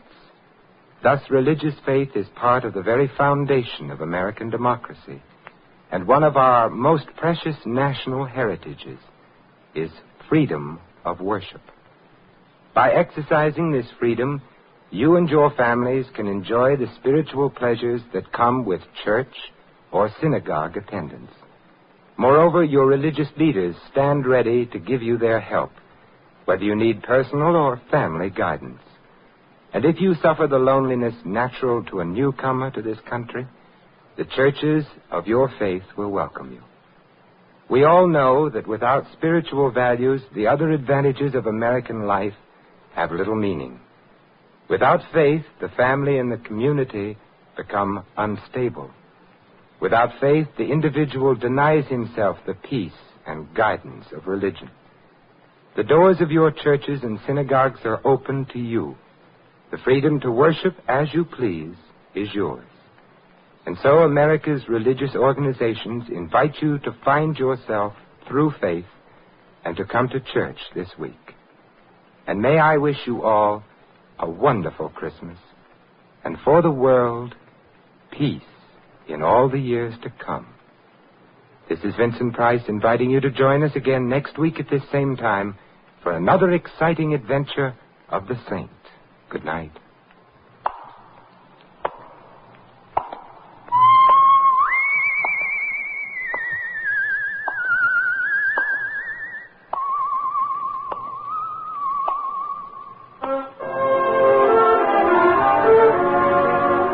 This Adventure of the Saint was written by Louis Vitti. Our cast included Mary Shipp as Sally and Betty Lou Gerson as Carla. Hy Averback was Hudson, Ted Osborne, Claude. The butler, Stanley Farrar. Louis is played by Larry Dobkin. The Saint, based on characters created by Leslie Charteris, is a James L. Safier production and is directed by Helen Mack. Vincent Price is soon to be seen co-starring in RKO's production of His Kind of Woman. All you Saint fans will be glad to know that the Saint comic books are on sale at all newsstands. Your announcer, Don Stanley. 3 chimes mean good times on NBC. For your Christmas Eve listening pleasure, there's another broadcast of NBC's Sunday hour-and-a-half extravaganza, The Big Show. There's a whole Christmas stocking full of stars, including Tallulah, Jimmy Durante, Ed Wynn, Charles Boyer, Robert Merrill, and many more. Tonight also means your weekly visit with the Harris family on the Phil Harris Alice Faye Show. Be sure to hear this special Christmas program later today on NBC. Happy holiday, happy listening. Happy holiday, happy listening. NBC wishes you a season of good cheer. A merry, merry Christmas and a happier New Year.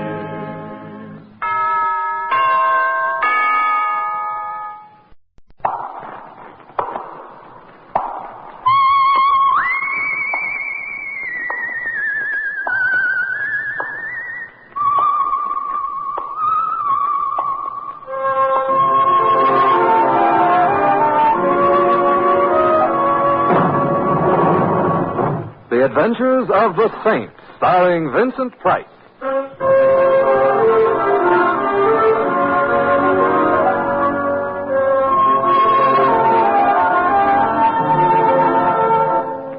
The Saint, based on characters created by Leslie Charteris and known to millions from books, magazines, and motion pictures. The Robin Hood of modern crime now comes transcribed to radio, starring Hollywood's brilliant and talented actor Vincent Price as The Saint. They say each man kills the thing he loves. And so I have killed you, my love. But the cruel, merciful knife which parts our flesh shall bring us yet together, in a together which is forever. I am ready, officer.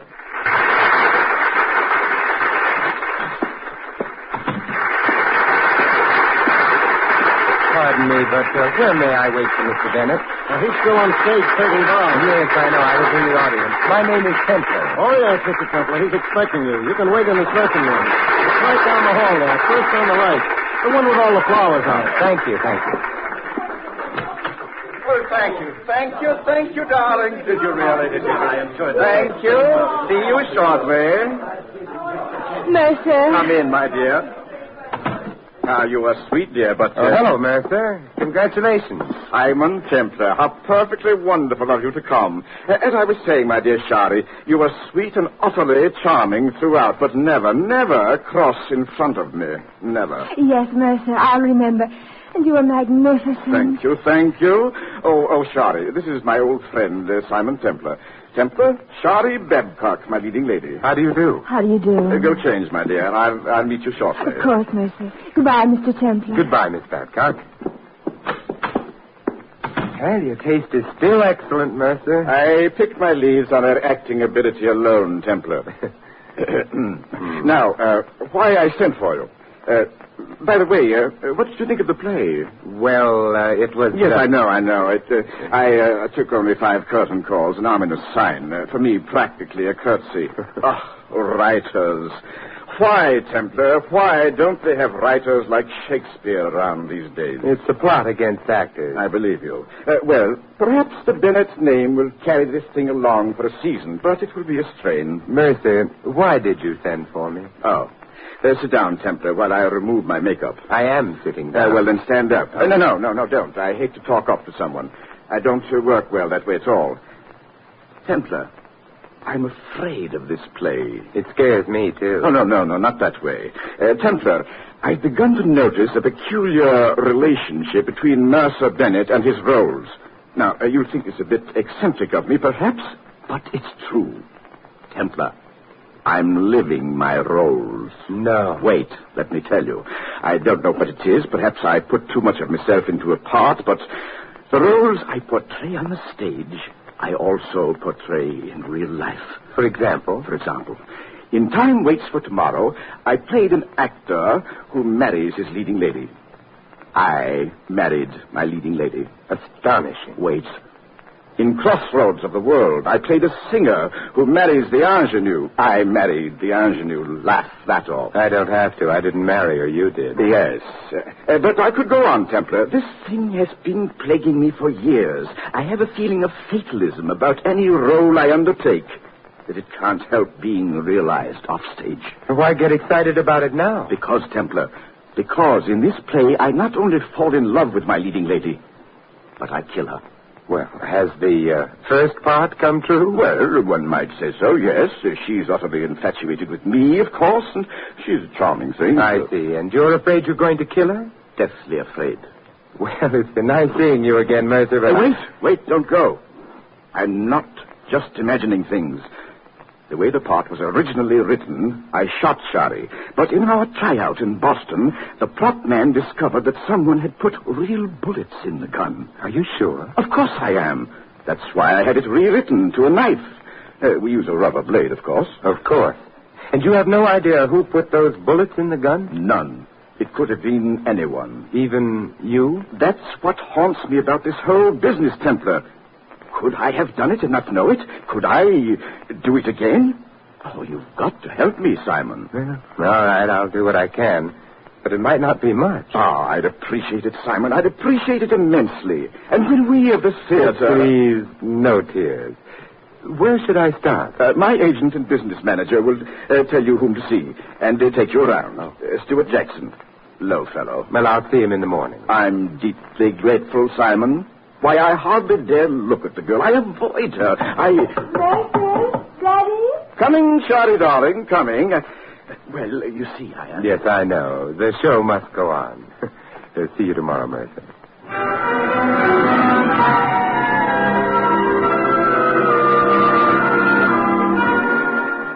Mighty nice of you to take this on for us, Mr. Templar. I know it's been working on Mercer. What do you think of this, Jackson? This idea that Bennett has about his roles coming true? Well, I've represented a lot of actors, Mr. Templar, and they're screwy, every one of them. And I'm not sure Mercer Bennett's not the screwiest of the lot, but he's a great actor. Do you think this whole thing is about nothing? I didn't say that. Maybe all in the head, but what's in the head gives plenty of trouble. You know what I mean? I know what you mean. And after the notices on the play this morning, he'll be screwier than ever. Not good? From Stinkville. And he needed the dough, too. Oh, I thought Bennett had plenty. Paying alimony to 4 wives? Nobody's got that much dough. Well, the first one Bennett wants you to talk to is Lola Enright. She was his first wife. We're not going to talk to all 4. Lola is the only one in town. Kind of an old lush, but a good kid. She used to be quite an actress. Well, let's go collect her autograph.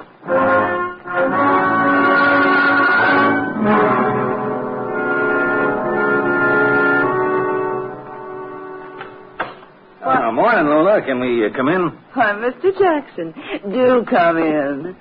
I hope you'll excuse my dishabille. Just reading over a frightful stack of plays they're begging me to do. Safely wearing, finding a vehicle. Skip it, Lola. This isn't the producer. This is Simon Templar, the saint. Now, why didn't you say so? How do you do, Mr. Templar? Sit down. Thank you, Miss Enright. I've enjoyed your performances many times. Must be older than you look. What's up, boys? Mr. Templar, I'd like to ask you a few questions, Lola, about Mercer. Well, if you're going to talk about him, I've got to be fortified. Excuse me. Mr. Templar, have you ever met my friend? Huh? Oh, yes, I have. Oh, good. Then I don't have to introduce you. How about joining us? Well, I'm very fond of your friend, but not this early in the morning. About Mercer Bennett, Miss Enright. What about him? Well, very briefly, he has a fixation about roles he plays on the stage and acting themselves in real life. And in his latest play, he kills his leading lady. Tell him not to worry. That turkey won't run long enough for him to step on an ant. Something has occurred, however, to indicate that this isn't all imagination. You know anyone bearing any ill will against Bennett, Miss Enright? Sure I do. Anybody that knows him. Oh? Well, how about you, if I may be blunt? You mean, would I kill his leading lady and frame him with a murder? Let me think it over, Simon. Sure you don't want to say hello to my pal here? No, thanks. Well, I do.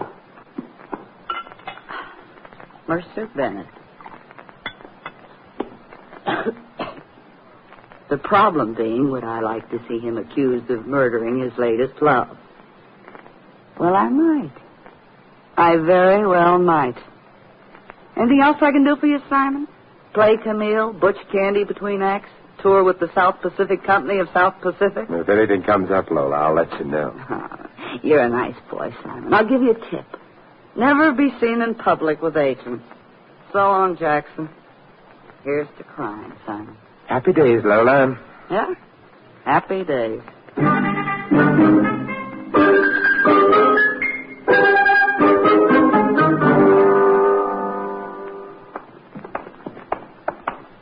Well, what's the next port of call, Jackson? Arnold Prince, Mr. Templar. Broker, he says.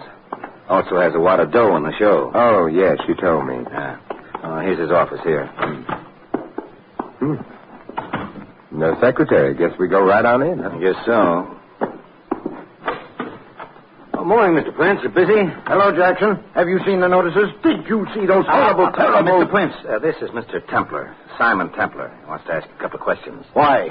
Because I think a crime may be committed, Mr. Prince, and I'm trying to prevent it. You're too late. The crime happened last night when 3 6s of 17 opened. Yes, I can understand your point of view. Tell me, Mr. Prince, what was your reason for putting money into the show? The play itself? I'll tell you. The reason was Sherry Babcock. I was made a fool of. Sherry was your girl? If I hadn't thought so, I wouldn't have put a cent into this egg. I couldn't afford the money. Do you hold any animosity toward Sherry or Bennett? Toward both of them. How much animosity? Just this, Mr. Templar. I have a reputation for being a man it isn't safe to make a fool of. Do I make myself clear? I think so. Good. Good day, gentlemen. Oh, just one more question. Are you what they call an angel, Mr. Prince? An angel? You needn't answer that. Good day.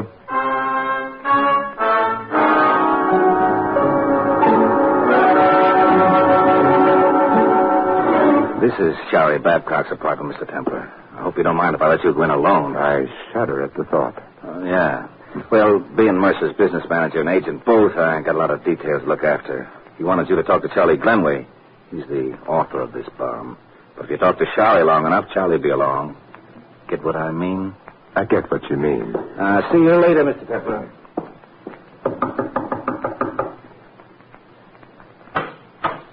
Good morning, Miss Babcock. I don't know if you remember me, but How could I forget? Won't you come in, Mr. Templar? Simon? Oh, thank you, Sally. Have you seen the notices? Yes. Well, it was to be expected, of course. Charlie's a nice boy, but just not a writer. Just not a writer. Charlie, are you aware of the fact that as long as this play runs, you may be in considerable danger? Terribly exciting, isn't it? Huh? You're not frightened? But that's theater, Simon, dear. Actors living their roles, the excitement of opening night, the smell of grease paint. Sorry. Let's not do the grease paint in the veins bit, huh? Of course.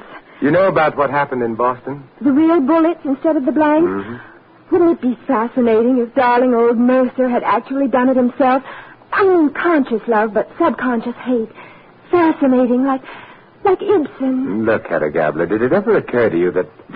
Sorry, you seen the reviews? Oh. Knock, Charles, darling, knock. Simon Templar, this is Charles Glenway, our author. The rats desert the sinking ship. You thought the play was pretty hot stuff this time yesterday, Shari. Oh, how are you, Templar? Thank you. Don't be rude, Charlie. And if one simply isn't a playwright, one should face it. Quote, Mercer Bennett, unquote. It was a play before he got hold of it, him and his rewrites.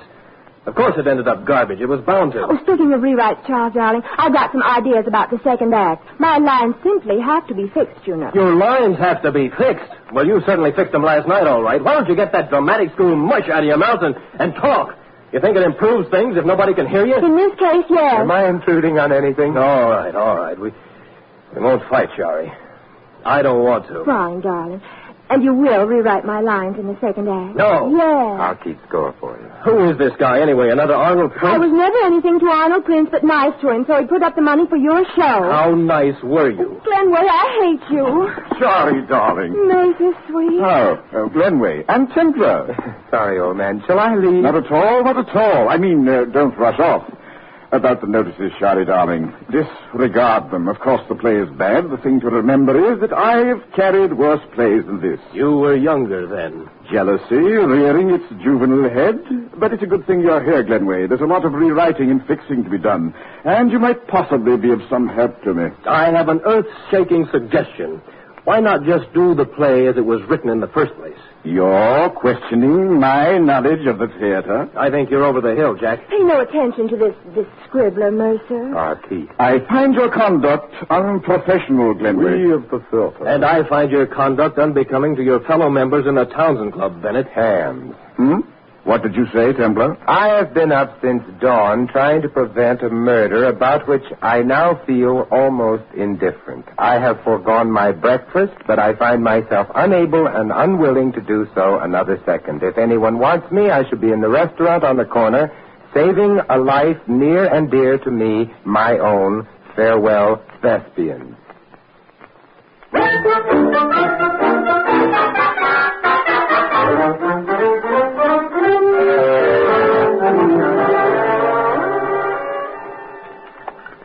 Mr. Templar. Oh, sit down, Mr. Jackson, sit down. But I warn you, if you interfere with my Eggs Benedict with Tabasco sauce, you're a dead man.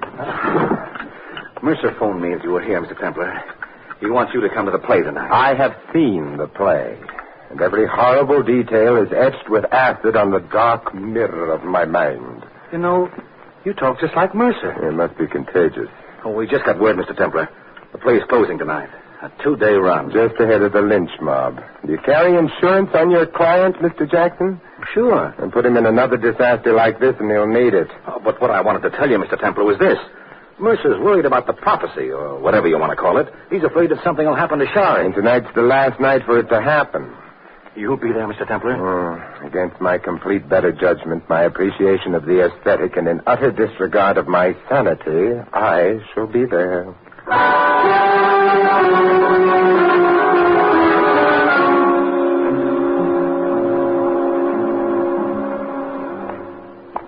Hello, Mr. Templar. Oh, hi, Charlie.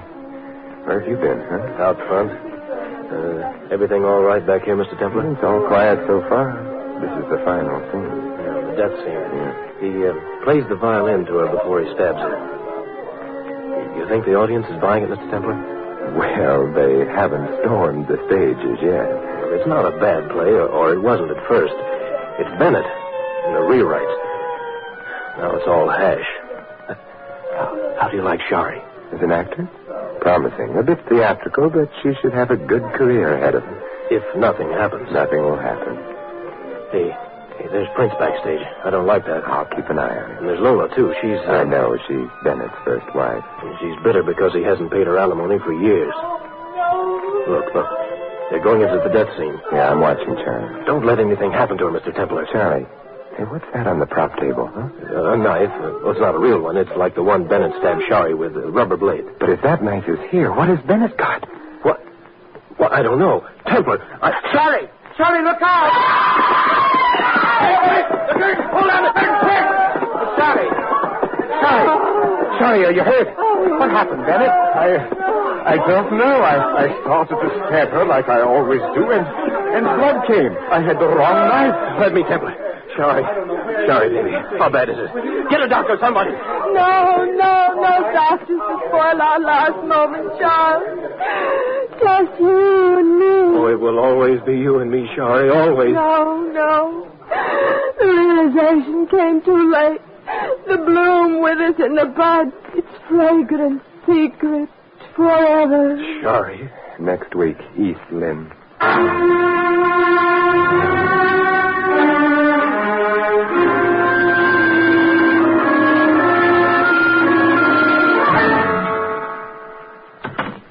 Simon. Yes, Bennett? How bad is it, Simon? Is it fatal? Tell me, Simon. I can take it. Oh, the doctor said he had great difficulty finding the scratch. Scratch? Yes, it was a very minor flesh wound. Shari just couldn't resist playing a deathbed scene. You've got her well trained. Templar, do you realize what this will do for 3 6s or 17? No, what? Publicity! Reams of publicity. The show will run for months.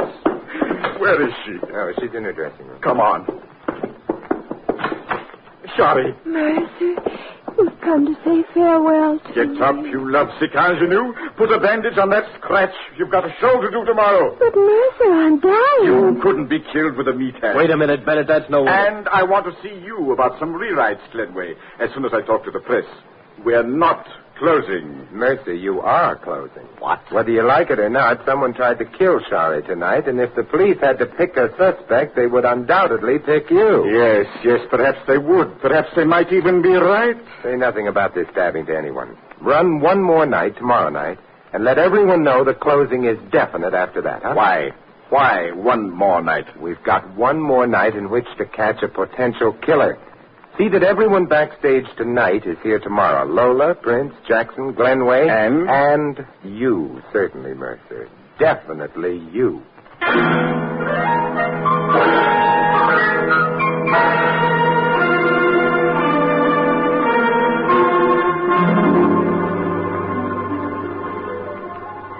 They say each man kills the thing he loves.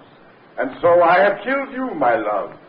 But the cruel, merciful knife which parts our flesh shall bring us yet together, in a together which is forever. I am ready, officer. Nothing happened. The play's over, Mrs. Templar. Nothing happened. Charlie's safe. Not quite yet, Charles. What do you mean? Mr. Bennett, Miss Fullerton, is this the first call? No calls tonight. No calls tonight, Sam. None. As you say, Mr. Bennett. Open it up, Joe. Oh, God, I'm safe. Yes, darling. Well, Simon, the role is over. The play is finished. And the leading man did not kill his leading woman. No, he didn't, Mercer. Come on, Charlie, let's get out of here. No, Charles. Why not, Simon? The play is over. Not quite yet, Mercer. You forget that in your own play, Charlie, the murder occurred at 6 minutes past 11. It's now just 10:45. You're suggesting we stay here until 6 after 11? I'm suggesting it very strongly.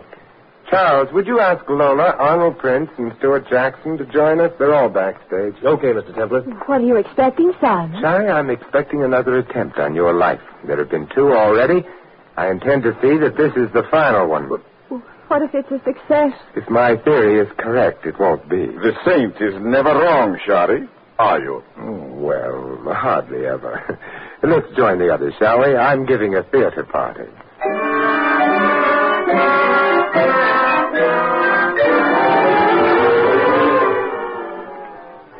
How much longer are we going to have to sit here, Templar? Oh, just a few minutes, Mr. Prince.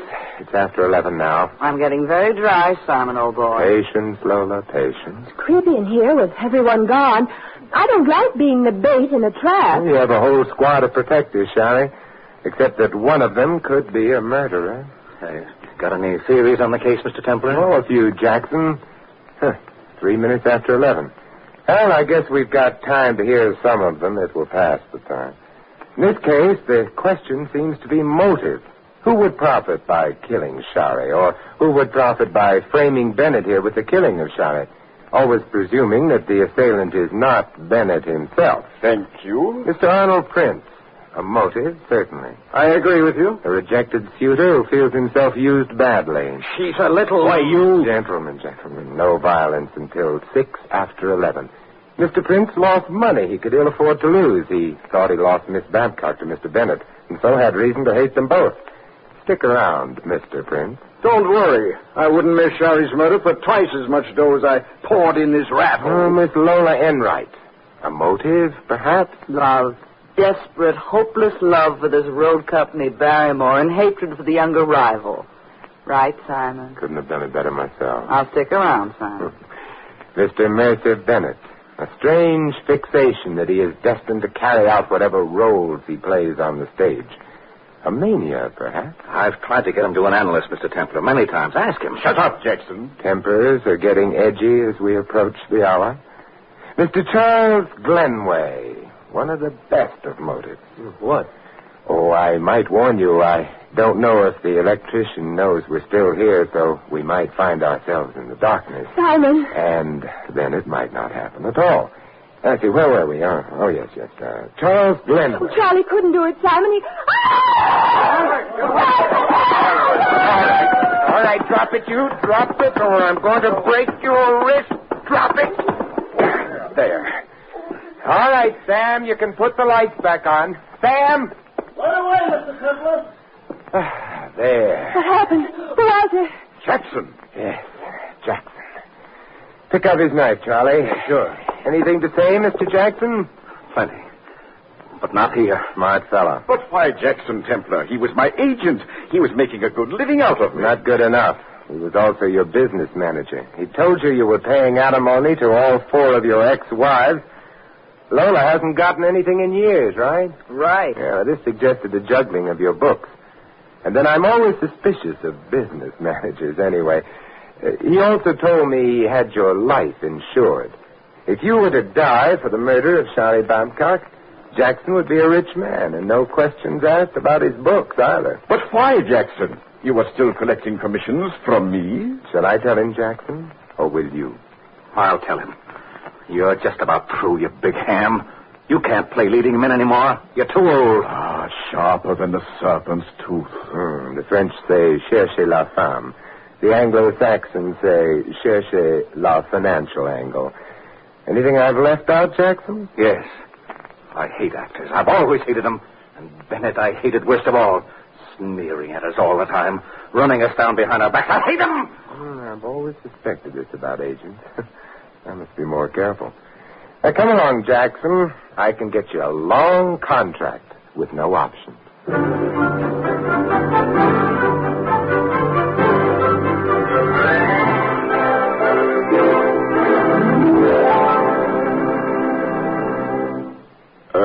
Templar. Yes, Mason? After you turned Jackson in, you didn't give the full story to the papers, did you? The full story? Not yet. Why? Don't, as a favor to me. Oh, but this will be wonderful publicity for your show. It will run forever. I'd rather you didn't. But why, Mercer? Well, Jackson's statement about me being too old for leads. Of course, it's totally untrue, but if word of a charge like that gets around show business, well, you know... I see. My lips are sealed. Thanks, Templar, thanks. Maybe the trouble is I'm not wearing a tight enough girdle, or maybe chin straps while I sleep at night. Actors. You know, Jackson may have been right.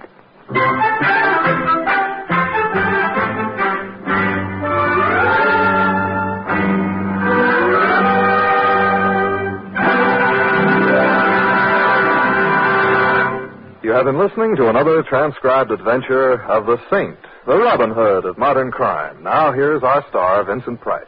Ladies and gentlemen, it's difficult to comprehend the fact that you can hold life itself in the palm of your hand. The shape it takes isn't particularly dramatic. It's as simple as this. A few coins, a few dollars, your contribution to the Red Cross. The life you hold is that of some unknown person who will be restored to health through the Red Cross National Blood Program. That program is already in its second year. It still hasn't been fully developed, it still isn't bringing the amazing medicine of whole blood to all those who need it. That won't come without more doctors, nurses, technicians, and equipment. That won't come without your help. The only thing that makes it possible for the Red Cross to carry on its mission of mercy.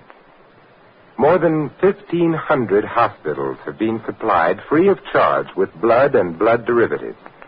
More than 500,000 pints have already been provided for medical use. And yet this is only part of the Red Cross program. The Red Cross follows in the wake of disasters of all kinds, treating the injured, feeding the hungry, and sheltering the homeless. From the Red Cross emanates a network of services to the armed forces, to veterans, to the community as a whole. The complete cost of all these operations for the next year will be $67 million. But the cost to you is whatever you can give to help the helpless. Remember, all of us can help through the Red Cross. This is Vincent Price inviting you to join us again next week at this same time for another exciting adventure of the Saint. Good night.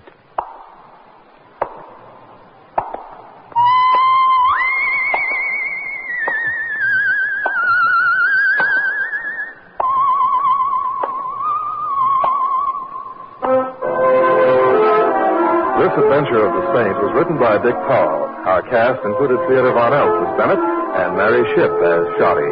Ed Begley was Jackson, Maggie Morley, Lola. Prince was played by Stanley Farrar and Charlie by Bob Clark. Harry Brown was the doorman. The Saint, based on characters created by Leslie Charteris, is a James L. Safier production and is directed by Helen Mack. Vincent Price is soon to be seen co-starring in RKO's production of His Kind of Woman. All you Saint fans will be glad to know that Mr. Price is guest editor of the January issue of Inside Detective, world's largest-selling detective magazine. Your announcer, Don Stanley. 3 chimes mean good times on NBC. The chimes are ringing for tonight's broadcast of The Big Show, radio's greatest spectacle. Your stars for this evening's Big Show, in addition to the unpredictable Tallulah, will be Louis Calhern, Jimmy Durante, Jack Carter, Martha Ray, and many, many more. For drama tonight, Theater Guild on the Air presents a 1-hour adaptation of the fascinating story Trilby, starring Rex Harrison and Teresa Wright. So remember, The Big Show and Theater Guild on NBC.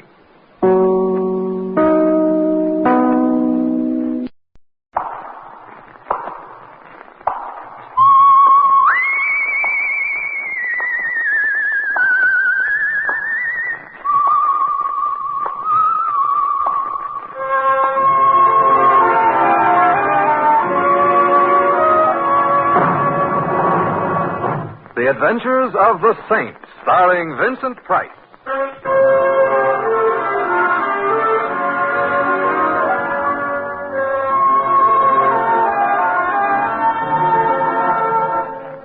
The Saint, based on characters created by Leslie Charteris and known to millions from books, magazines, and motion pictures.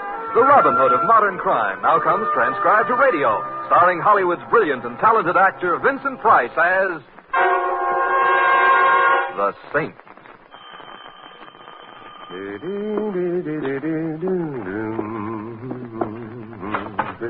Hi, Mr. Templar. Theodore. Excuse me while I drag her in, huh? Drag her. Oh, yeah. She is in. Good. She is a very nice tuba, Mr. Templar. Perhaps. I will take her out of the case now and... Theodore, if you lift that confounded thing to your lips, you're a dead man. You do not have to get violent, Mr. Templar. I don't. Theodore, you forget that on one occasion you trapped me. I have heard you play that thing. Well... I have never before nor since wanted to be deaf. Well, Mr. Templar, I have been practicing since then. Are you trying to tell me you now play better? Well, louder. Goodbye, Theodore. I have got a problem. I don't doubt it. But not what you think. It ain't the neighbors. Oh, they've all moved out, huh? The landlord nailed my windows down. He's a man of genius. My problem is something else.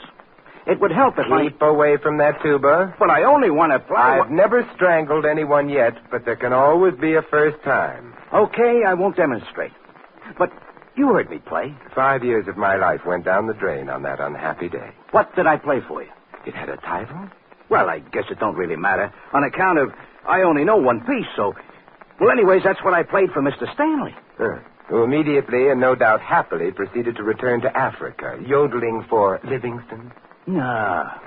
Mr. Stanley is hard of hearing? No. He's a maniac? Nah. He hates music. No, he is the guy who owns a Stanley Casino, which is kind of upstate and is a very swanky roadhouse-type roadhouse. Oh, you had him tied to a chair. Mr. Templar, he asked me to play. He called me up and asked me to come over and play. And? And after he heard me play, he hired me.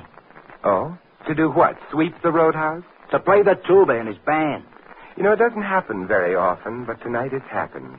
Words have failed me. Not only has Mr. Stanley hired me, but he is going to pay me $100 a week. And not only is he going to pay me $100 a week, he also handed over $100 in advance, in cash. Theodore, I suppose I should congratulate you. Oh, thanks. But what's your problem? Mr. Templar, I love to play the tuba, but I don't play it good. I know that. You're an honest man, Theodore. Even I sometimes can't stand the sounds I make. Mr. Templar, nobody would pay me dough to play if it was legitimate. You may be right, Theodore. So what should I do? I still got the whole $100. Should I give it back to Mr. Stanley? What kind of a man is he, anyway, by reputation? Huh? From what I have heard around, he is a very big operator type. And I do not think he has had a reputation ever since he was expelled from reform school. Oh, why was he expelled? Oh, he lowered the tone of the place. Theodore, when do you start working for him? I make my debut tonight. Debut. I see.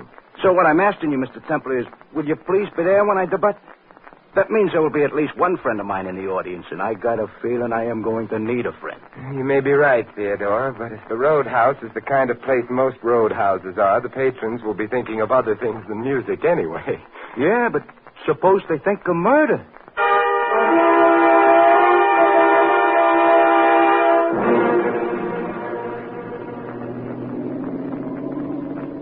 Mr. Templar. Yes, Louis?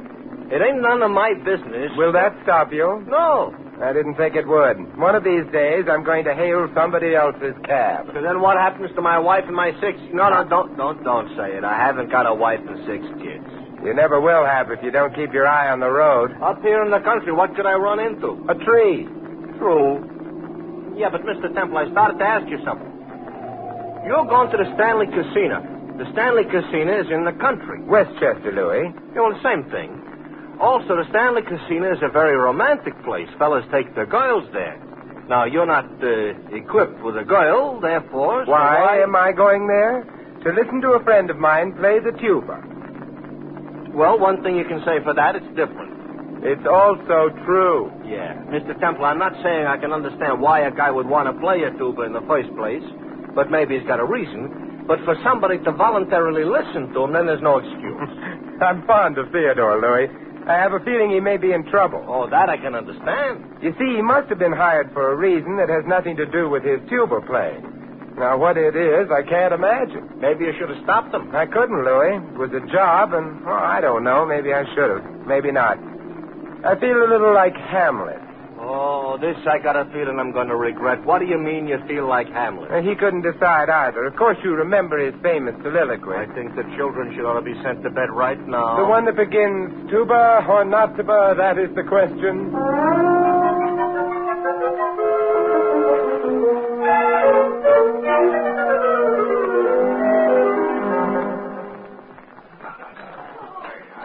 Oh, it's a nice joint, Mr. Templar. So it is. Nice of you to ask me into dinner. Can you afford it? Yeah, the prices are a little high, Louis. My steak would have bought a cow. Perhaps, but it wouldn't have bought a floor show. And judging from the decor, the floor will shortly have plenty to show. I wouldn't be surprised. Embarrassed, maybe, but surprised, no. Hey, look, the band is climbing into the bandstand. Yeah, I noticed. Only trouble is... Oh, I don't see no tuba. No Theodore either. Maybe he got fired. Before he even started to play? No. Louis, finished my dinner. Don't have to digest it for a while yet, so if you want to go pay a visit or something. I very definitely do. Come along. Okay. Only where are we going? No, there's a door at the left of the bandstand. Several people have used it. We might try it. Could be maybe an exit. And then the head waiter will stop it. Yeah, and he ain't, so? So we try it. Well, very nice hallway. Got walls on both sides. Yeah, not to mention a roof. Light coming through the transom of that door up ahead. Mr. Templar, we're looking for Theodore. We're looking at the moment for anyone we can find. I don't hear much noise coming out of that room. This might be Stanley's office. Come in. Good evening, Mr. Stanley. Yeah. Guests here, gentlemen? Guests, yeah. Well, of course, I'm always delighted to see guests in person, but I'm sure my head waiter will do anything to satisfy you. Tell me, does he employ the musicians for your orchestra? Are you musicians? Well, not exactly. We're interested in one of your musicians. That's so? Which one? Theodore Coogan. Coogan? Coogan. Well, I'm sorry, but the name isn't familiar. Of course, I know all the boys in the band, of course. What does he play? He insults a tuba. Tuba? Well, I'm sorry, but we don't have a tuba in my band. What made you think your friend Theodore might be playing for me? Oh, rumor? Well, I'm afraid it was an incorrect rumor. However, if your friend's a good man, you know, the novelty might be worth something. Send him along to me, and I'll see. Oh, that would be very nice of you. Only thinking of the casino, that's all. And now, why don't you gentlemen run along and enjoy the floor show? Oh, thank you. That's exactly what we'll do. My apologies for having intruded. Not at all. It was a pleasure to meet you. Good night. Good night. Good night. Oh, real courtly type, huh? Very. Come along, Louie. Hey, this ain't the way back to the floor. I know it isn't. We're not returning there. Why not? We don't approve of floor shows? It's not that. Back of the building would be around this bend and... Come on, Louie. We'd better go back. Mr. Templar, I could lend you a few bucks if you're short and you're trying to duck the dinner bill, you know. Thanks, Louie, but it isn't money I'm worrying about at the moment. This leads right back to the casino floor, which is bad. Therefore, we're left with, that staircase. We go up quickly. Okay. Of course, we don't know what's upstairs, but at least we may not be expected there. Is that good? Better than what's likely to happen downstairs. What makes you think something's liable to happen downstairs? The instant I mentioned Theodore to Stanley, he casually pressed a button at the side of his desk, a button which I suspect is his equivalent for a danger signal. Danger to who? I'm afraid, Louis, to us. Turning the landing and... Another hallway. We'll have to try. Locked. There's another door on this side. Also locked here. So far, all this upstairs consists of is a lot of doors which are locked. The rooms are probably used for storage. Stanley will realize shortly that we didn't return to the floor show. The back door was guarded, so he'll know we didn't leave through it, which means... Yeah, he'll come up and see us sometimes, and the sometimes is going to be now. It is. Of course, I don't know whether Stanley intends anything too drastic. We haven't seen Theodore. Yeah, supposing we had. Well, let's try this door. This one's open. Come on. Quite a suite. Too bad they didn't use some sweet air in their suite. Maybe they jumped up here. Hey, shut the door, Louis. Okay. Is there a bolt on the door? Yeah. I slide it? You slide it. You know, it ain't very strong. Window over on this side. Hey, it's a room with a view. Yeah? Yeah, what we've got is a view of the parking lot. Directly below the window is an extension of the building proper. Mr. Templar, this is the time to get architectural. The window. Ooh, it's cold out. Right. Hey, Joe. Out, Louis. The roof of the extension is only a few feet below. So it's out. Good. It's a solid roof, Mr. Templar. Good. Move over. So we're out on the roof. So? Hey, wait a minute, Louis. Huh? Someone down there in the parking lot. Oh, yeah. And even from here, I can see he's carrying something besides small change in his right-hand coat pocket. Armed and unquestionably forewarned. Room service back in the room is getting impatient. Only a short drop to the ground. Louis, jump down. Jump? But... And let that man down there come to you. You stay right down below the edge of the roof. I'm caught, yeah? Louis, hurry. Okay. Hey, you.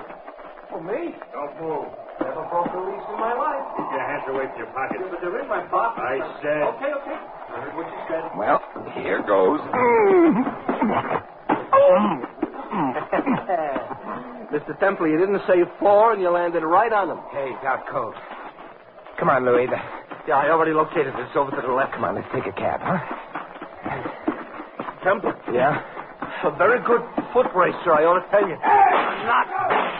I take it back. I just gained 50 miles an hour. We're almost to the cab. The light isn't too good for their aim.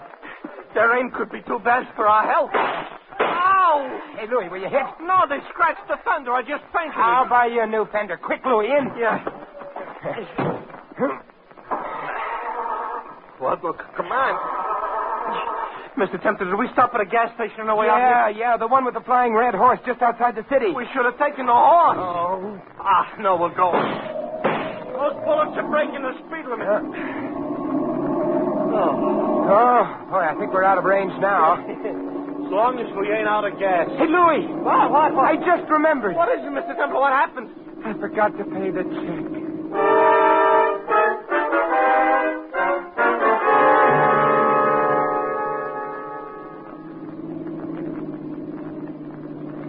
Mr. Templar? Yeah, Louis?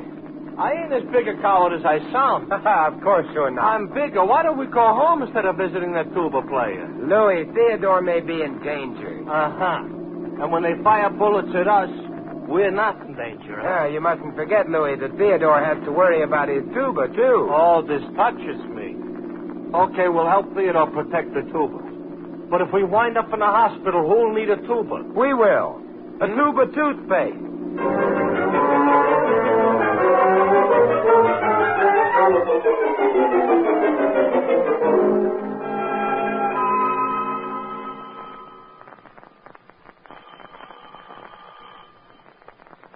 I guess he ain't in, Mr. Templar. Apparently not, however. Oh. Ooh. That's a tuba player? Good evening. I'm Simon Templar. This is Louis. I'm the Queen of Transylvania. But don't let that bother you. Oh, may we come in? Of course. The king is out of town. Now, there's only one trouble about being the Queen of Transylvania. What's that? There is no such place as Transylvania. You're bright. But I didn't want to frighten you outside. Or upset the neighbors with your gun. I always worry about the neighbors. And now that you have your gun pointing at me, what am I supposed to worry about? A good explanation of why you're looking for Theodore. Why does that concern you? I don't think I like people who go around looking for Theodore. Maybe they can't help it. It's a neurosis or something. Yeah, I might want to offer Theodore a job. Doing what? Well, playing the tuba in an orchestra. And I'm the Queen of Transylvania. You'll have to do better than that, Mr. Templar. Hey, that car. Unless I'm guessing badly, the number of people you dislike is shortly going to be increased. I don't... That car which just stopped outside may be bringing more seekers for Theodore. Don't move, please. See anything interesting through that window? The car just stopped here. Somebody's getting in. Oh. Both of you stay where you are. And don't try to follow me. Hey, look at it. Well, right out the back door. That's not polite. No point in following her. Yeah, I'd rather find her than Theodore. There must be another room. That door. You still think maybe Theodore is here? I don't know. This is the bedroom. Well. Well, you found Theodore? On the bed, Louis, lying on a lovely white sheet. Whoa. He's been shot full of holes. Don't look good on him. No, he's dead, thoroughly dead, but that's not Theodore.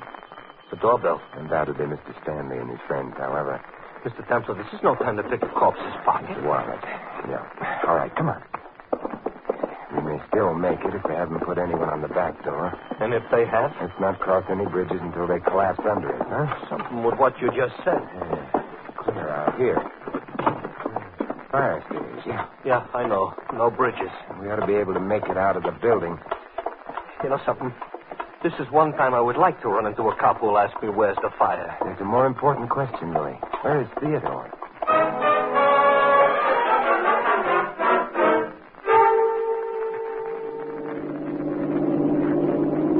What, Mr. Templar, we had enough escapes for tonight? I don't know. Louis, the corpse back in Theodore's apartment was a man named Max Carter. Oh, that's why you swiped his wallet. There wasn't nobody around to introduce him to it. Yeah, that's right. Does that wallet also tell you why he was murdered? No. Therefore... Yeah? Suppose we stop at the nearest drugstore. Mr. Templar, I couldn't eat a thing. That's not what we need a drugstore for. Now, look, there's one up ahead, Louis. Okay. Hey, no, Mr. Templar. Wouldn't you have thought that whoever killed that Carter guy could have been smart enough at least to swipe the wallet so that the body wouldn't have been immediately identified? No. I suspect it was very important to the killer that the body be identified, and quickly. I will say aha. This makes me sound smart, like I understood what you said. So now I can be a dope again. We're in the drugstore, now what? So we find a phone booth. Yeah, this one. Yeah. And we make a phone call. Well, if you'd have had a chance at least to get a phone number, I would know who you were phoning. But you didn't. So who you phoning? The police. Louis, I've got to find out who Max Carter is. Lieutenant Archer here. Oh, Lieutenant Simon Templar. The lieutenant just left for the upper Amazon. Good night. Well, what's the matter with the lower Amazon? Too low. Simon, what can I do for you? Who is Max Carter? Crook, drug addict, blackmailer. A wholesome little character. I see. Suppose he was found murdered. I'd give 3 cheers. And after that, you'd suspect whom? Killing Carter? Thousands of people. But the first guy I'd try to get in touch with would be a little tuba player named Theodore Coogan. Theodore Coogan? Why, Lieutenant? Well, Coogan was engaged to a girl named Wendy Breen. Very much in love with her. She committed suicide. Because of Carter, huh? Yep. So, unless Theodore had an ironclad alibi... Lieutenant, not ironclad. That went out with the bustle. Simon, why are you interested? In the bustle? No, in Carter. Well, maybe he has a bustle. Goodbye, Lieutenant. That's interesting. What is? Louis, I am about to ruin an old proverb. Oh, Mr. Templar, be careful. It's sometimes necessary to pay the piper, true. But then it may also be necessary to prevent him from piping. Mm-hmm. Let's get back to the cab.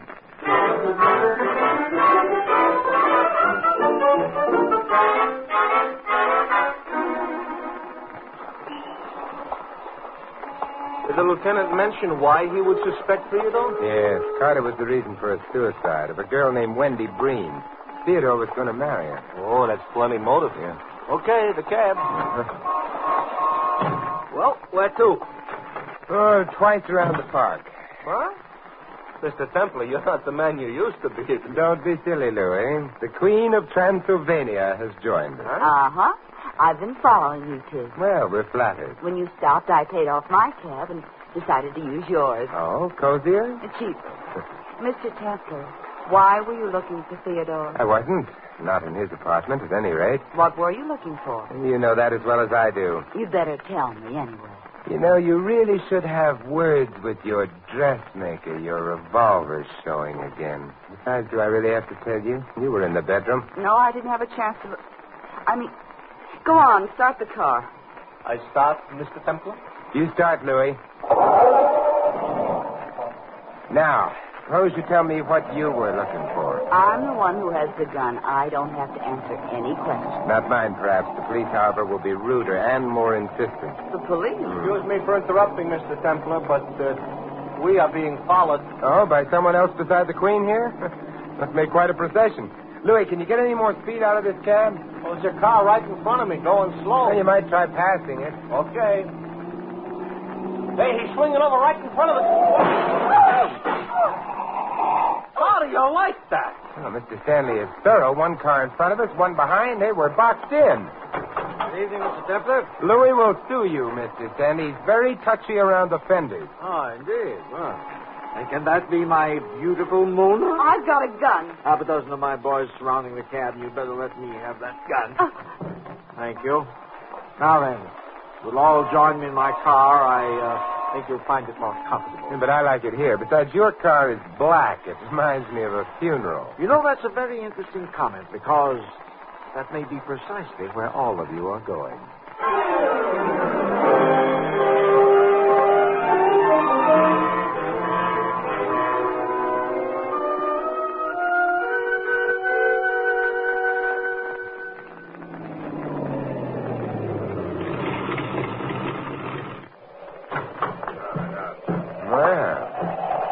Stanley Casino, huh?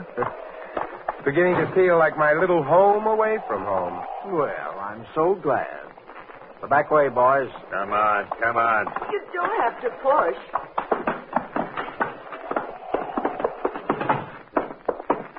My office. No one minds. Oh, no, my love? I don't mind. Good. Is you going to ask me to? No. But I mind. Shut up. All right. I just don't like to be overlooked. Well, make yourselves comfortable. My boys will remain here to keep us company. Now then, what to do about you? Not quite yet. Mr. Stanley, I need 5 minutes of your time. 5 minutes? Well, I might be able to spare them. Why would Mona here have wanted Max Carter dead? An interesting question. I suspect he was blackmailing her. Mona has been a naughty girl, on occasion. Then she was in Theodore's apartment in order to kill... I wouldn't kill Theodore. We're friends. I beg your pardon. I hadn't been thinking of Theodore, however. Mr. Stanley, had you also tired of paying Carter off? The tense you're using bothers me, Templar. Oh, stop. You know as well as I do that Carter's dead. Oh? But, Mona, you told Louie and me that you hadn't been in the bedroom. How did you know Carter was dead? I just guessed. That's a very tired attempt, Mona. You know, Templar, you're the bearer of very welcome news. I am? Then Carter was blackmailing you, huh? Discreet silence. However, it's no longer worrying you, with Mona's admission. By the way, Theodore must be on his way home now, huh? I wouldn't be at all surprised. Although I can't understand why you assume I know anything of Theodore's whereabouts. No? Well, in that case, we may as well leave. Yes, I think so. Will you drop Mona off at police headquarters? I didn't kill Carter. I would have liked to, but he was already dead. My dear girl, I suggest that you save that impassioned cry for the jury. What jury? The one that will try her for the murder of Max Carter. Oh, but she won't be tried for that. She didn't murder Carter. Well, I thought... I'm sure the police would prefer Theodore. Theodore? Of course, Louis. We know he had a magnificent motive. Lieutenant Archer himself said Theodore would be in line for the chair unless he had an alibi. Yeah, but he's got an alibi. No. What Theodore will try to say is that he was hired as a tuba player by Mr. Stanley here. He came to the casino, but instead of being permitted to play, he was bundled into a car, driven about for hours, and then released. Well, that would give him an alibi. If he were believed. But his alibi depends entirely on whether or not Stanley really hired him. Mr. Stanley has already told us he didn't. Yeah, but he could be lying. Possibly, but after a jury heard Theodore play the tuba just once, whom would they believe?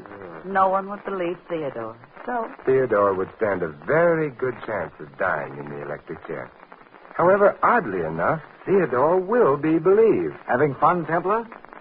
First you pinned it on Mona, then on Theodore. Now suddenly you're changing your mind again. What's the idea? He'll be believed because first I shall corroborate his story. The jury could think that you were perjuring yourself for a friend. No. Because you see, Stanley, other people besides Mona and Theodore wanted Carter dead. Let's suppose that one of them got Theodore out of his apartment and then put Max Carter's already dead body in there. That would put Theodore, if you'll pardon the expression, on the spot. Well, how would this theoretical person get Theodore out? By making him a fake offer of employment, by seeing to it that no one would later believe in that offer, by also making sure that Theodore would have no alibi for the critical time. Mm-hmm. That person, according to you, could only be myself. Well, that's a clever theory. More than a theory, Stanley. Carter was shot full of holes. That's how I described it. Yet the sheet on which he was lying on the bed in Theodore's apartment was a lovely white sheet. That's how you described it. But it should have been red with Carter's blood. Therefore, Carter was killed elsewhere and moved to Theodore's apartment. That does it, Templar, I'm afraid. You'd been bright enough to keep your mouth shut. What's that? I suspect it's the police. I didn't notify them earlier because Theodore was in your hands. What I did do, however, was leave a matchbook in Carter's pocket. A matchbook? Yes, one supplied by your management when Louis and I dined here. I knew your plan called for one of your men to notify the police anonymously of Carter's death in Theodore's apartment. Therefore, Okay, open up. You're having company, Mr. Stanley. You'd better open the door. They're calling for you.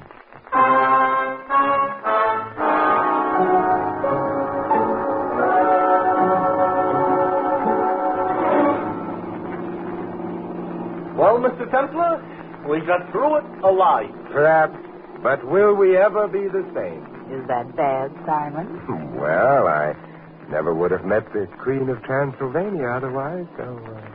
Simon. So long live the Queen.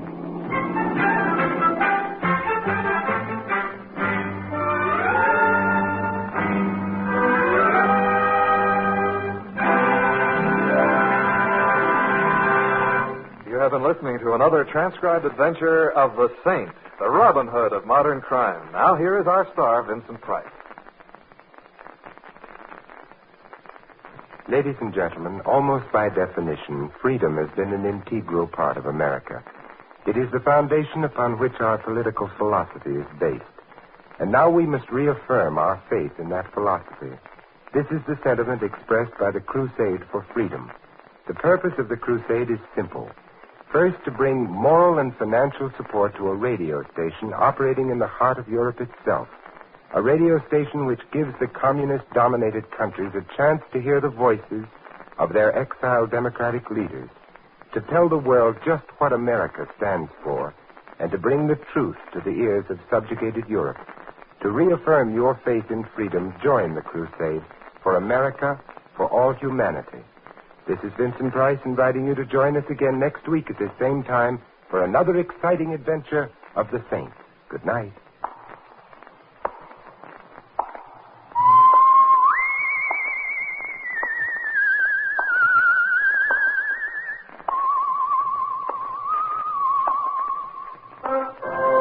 This adventure of the Saint was written by Louis Vittes. Our cast included Maggie Morley as Mona and Jack Moyles as Theodore. Victor Rodman was Stanley, Frank Gerstle the lieutenant, and Louis is played by Larry Dodkin. The Saint, based on characters created by Leslie Charteris, is a James L. Safier production and is directed by Helen Mack. Vincent Price is soon to be seen with Errol Flynn and Michael Imprell in William Marshall's production of Bloodline. Saint fans will be glad to know that the comic books are now available on the newsstand. 3 chimes mean good times on NBC.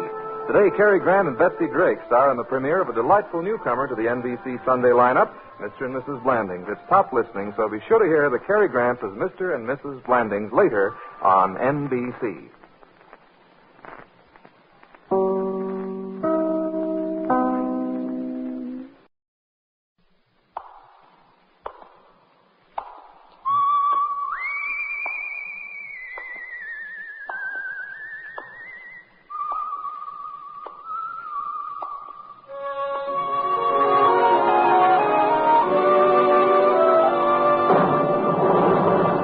The Adventures of the Saint, starring Vincent Price.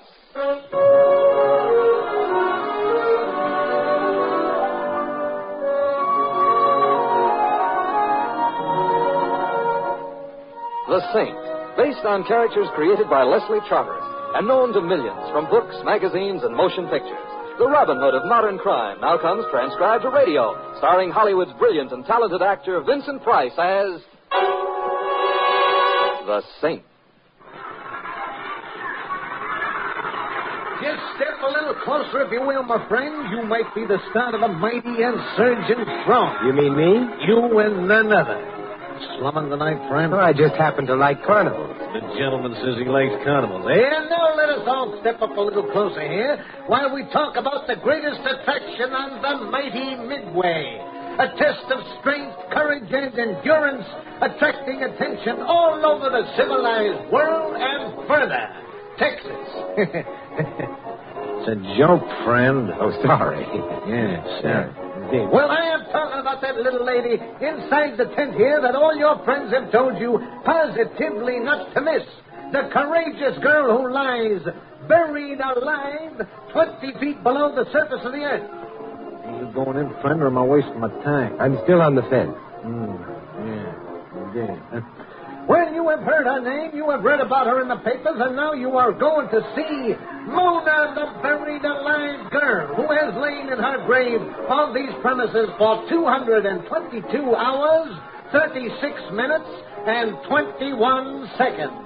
And is now attempting to break the world record of 244 hours. Ooh, how strenuous. Inside the tent, you will see her, talk to her, ask her any questions that happen to be on your mind. Tell me more. My friend, I don't request that you buy a ticket for this great attraction. I just ask that you put this question to yourself. Yes? Would I have the courage to change places with Mona, the buried alive girl? No. I thank you for your kind attention, and the box office is now open. Oh. One, please. One, he says. Some days it don't pay to get buried alive. Hey, son, the entrance is right in front of you. My change? Oh, yeah. Yeah, the change. That's right. It's mere oversight, sir, I assure you. Here you are, right straight ahead. Yeah, thank you.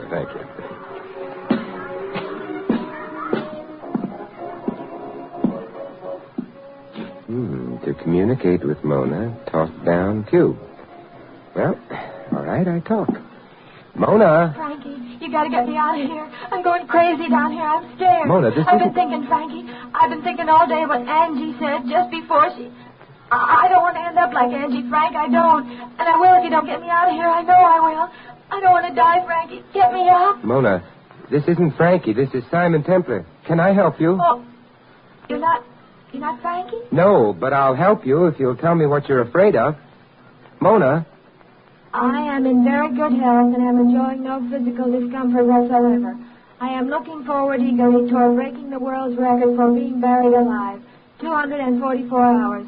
Pictures of me are available at the box office at nominal cost. Mona, what are you afraid of? I am in very good health and am enjoying no physical discomfort whatsoever. I am looking forward eagerly to... I know, I heard. Hey, what are you doing here? Who are you? I'm Simon Templar, a customer. Who are you? Customer, all right. Excuse me, I thought... excuse me. Oh, say, aren't you the strong man? I saw your act a few minutes ago. Segundo, huh? Pretty good. Yeah, pretty good. Tell me, Segundo, what about Mona? Who was Angie? Angie? Excuse me, I gotta go. Hey, wait a minute. Excuse me. So you got two for the price of one, eh, friend? Mona and the strong man Segundo. I caught his act before. Quite a large hunk of muscle. I wouldn't like him to step down on my foot. Yeah, the guy is built like a Hudson. Only trouble is his motor don't run so good. Oh, a few chips light in the head, huh? A whole stack. Well, did you enjoy your chat with Mona? Tell me, who was Angie? Angie, oh, yeah, that's a real sweetheart. That was Mona's sister. Angie used to do the buried alive act before she died. Oh, a real doll. Was it an accident? Accident? No, it was a weak heart. That Angie, oh, she was all heart. Oh, we miss her. How'd you know about her? Tell me about Mona. Why? I might like to help her, that's all. Hey, look, my friend, nobody in this county needs no help from you. We take care of each other. We always have and we always will. Nobody on the outside cares nothing about us, and we don't care nothing about them. Now, beat it. Who's the owner of this carnival? B. St. Clair, and the trail is right down the midway, and she'll tell you the same thing I did. I'm hard to discourage. Friend, there's nobody here needs no help. Friend, you forget that I've heard your jokes. See you later.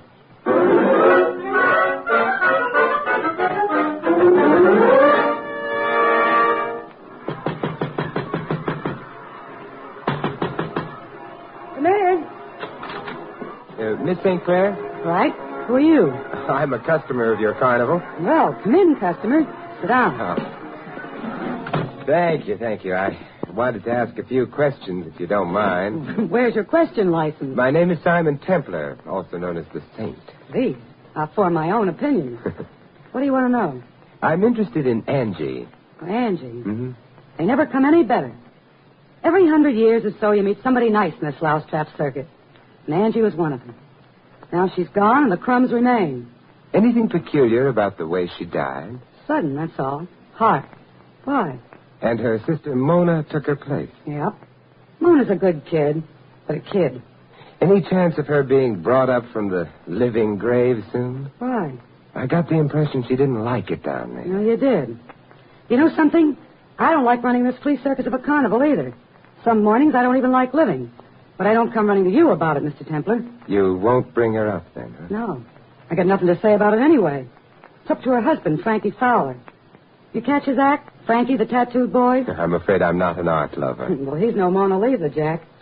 Any more questions? Would I get any more answers? No. But when a woman says no, that's not always what she means. Jack, that's an entirely different type of question.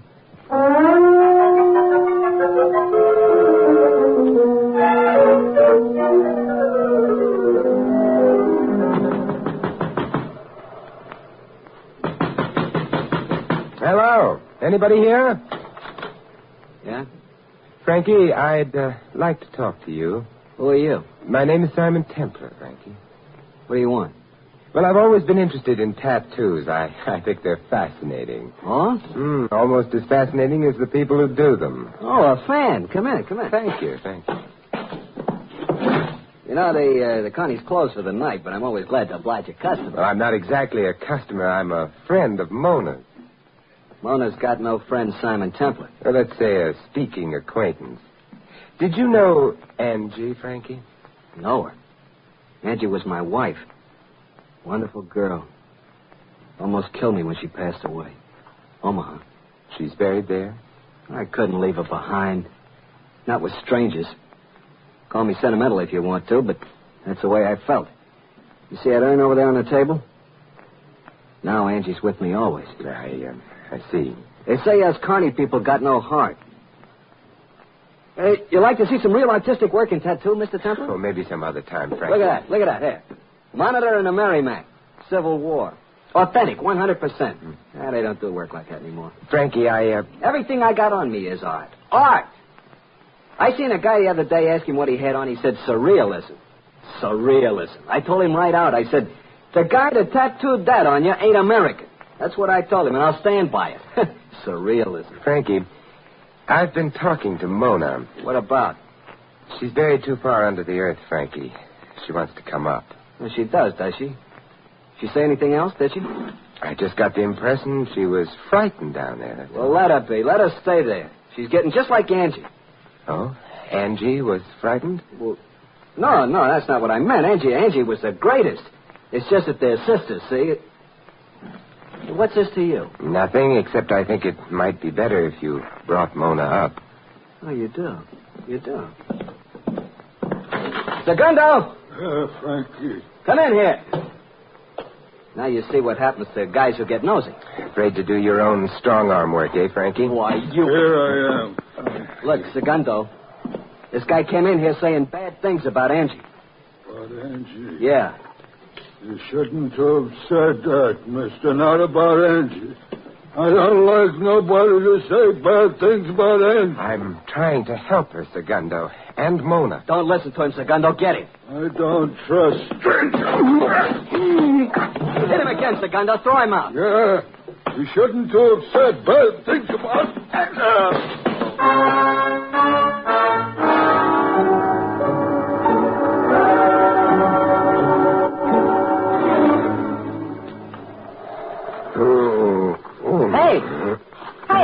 Hey, wake up, mister. Wake up. Hey, Carnival's closed for the night, friend. Why don't you go home and sleep? Where did I find my head? What happened? Well, let's say too much cotton candy and circus peanuts, huh? Drink help you out? Ooh, immeasurably. Lead the way.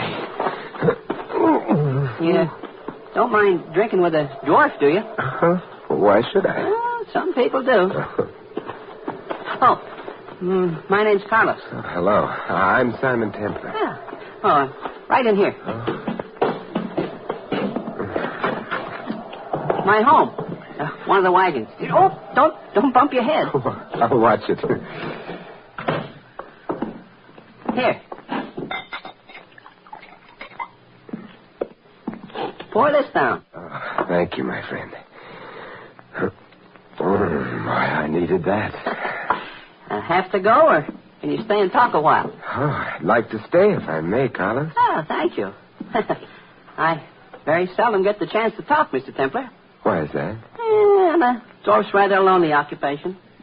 Not freak enough to make much money in the carnival, and too much of a freak to be accepted out of it. Sorry to burden you with my troubles. Everyone's troubles are everyone else's, Carlos. Well, thank you. Want to tell me about yours? Well, I had a call for help tonight from 20 feet under the ground. And I just don't know what to do about it. Mona? Yeah. She said she was afraid she would end up like Angie. She wanted to come up, or nothing at all, since Angie died of natural causes. That's what they all said. Did you tell anyone else about this? Not directly, no. Frankie refused to let her come up. We got into it. Don't throw you out. An understatement, Carlos. Have another drink. Mona never talked like this before. She was never scared, not like Angie. Mona's got guts. It worries me. Go here. Oh, thanks. What about the man who was married to both of them, huh? Frankie. Simon, if you were born a freak like I was, you had no choice and you can be philosophical. But if you make yourself a freak like Frankie did, you gotta hate yourself and everybody else as long as you live. And yet 2 women married. Don't rub it in. I'm sorry. I shouldn't have jumped you. I'm not always as philosophical as I try to be. I can't help thinking of Mona, buried alive, afraid. Afraid of what? And she mentioned that Angie said something to her just before she died. What?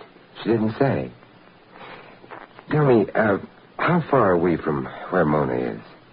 Just across the Midway. You want to go over there? I'd feel better. And so would I. Let's go.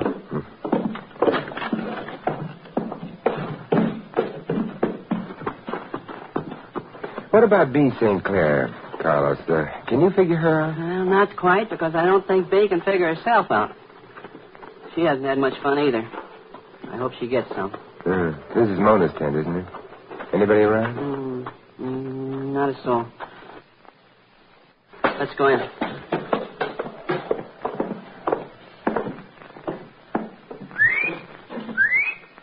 Mona! Mona! Huh. She must be asleep. Well, let me try. Mona? Can you hear me? Mona? She's not asleep. There's something wrong. Mona? Mona, it's Carlos. Mona! What was it she said? She might wind up like Angie. Mona! Carlos, go get every man you can and every shovel, and then get a doctor and an ambulance. Yeah. He wanted to break the record. Well, maybe she will. Maybe she will. Like Angie.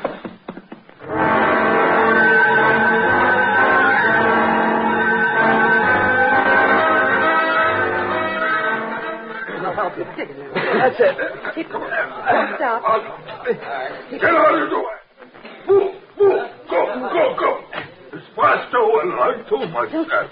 Okay. Are they almost down to her, B? Well, I think so. It's only about 8 feet. We advertised 20, but 8 is enough. What do you think happened, Carlos? I don't know. What happened to Angie? A heart attack, you know that. Do I? She's just fainted, maybe. Maybe this is all about nothing. I doubt it, Frankie. And so do you. What do you have to come nosing in for, Templar? B and I don't need you. We can get along. B and you? All of us, that's what I mean. You mean you'd rather have left her down there? I'm not taking this from you. Frankie! I got the bottle. Oh, come on. Come on, you guys. Grab it. Grab it. Come on.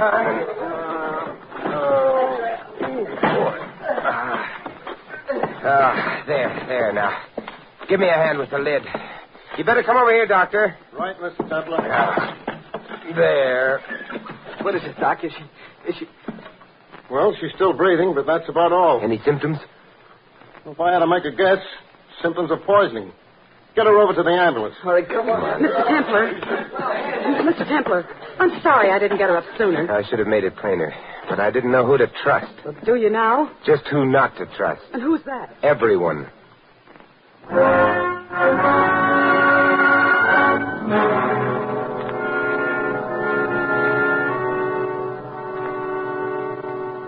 How is she this morning, Doctor? Oh, she's a sick girl, but she'll live.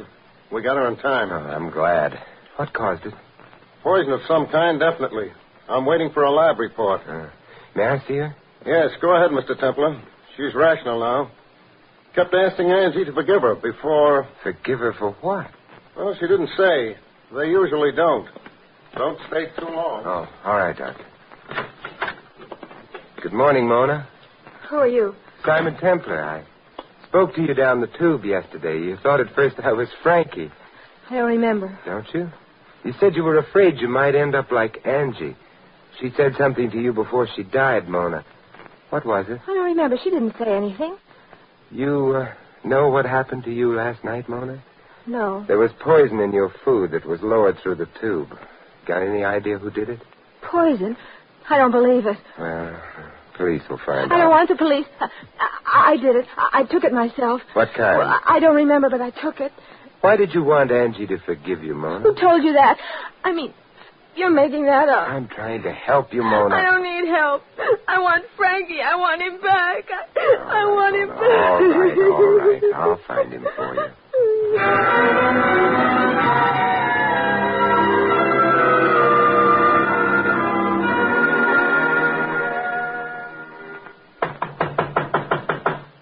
Come in.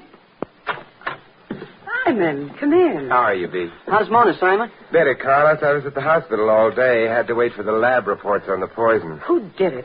Oh, it could have been put there by anyone. To the police now? Not yet.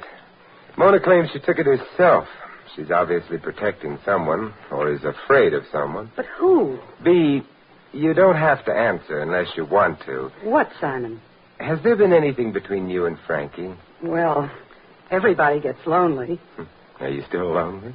Jack, I got no ambition to travel around the country and earn. That answer it? That's good enough. If I can wind this thing up tonight, will the two of you help me? You especially, Carlos. Anything I can, Simon. All right. You're not closing the carnival down tonight, Dee. We'll stay open if you say so. Well, it might make it easier. Carlos, you go to Frankie's trailer while he's doing his show and take the urn. Would you mind doing that? I'll do it. Good. Put it in a safe place, doesn't matter where, and come back to the trailer.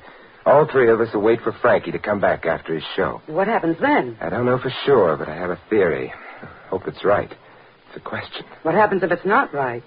B, that's an entirely different type of question.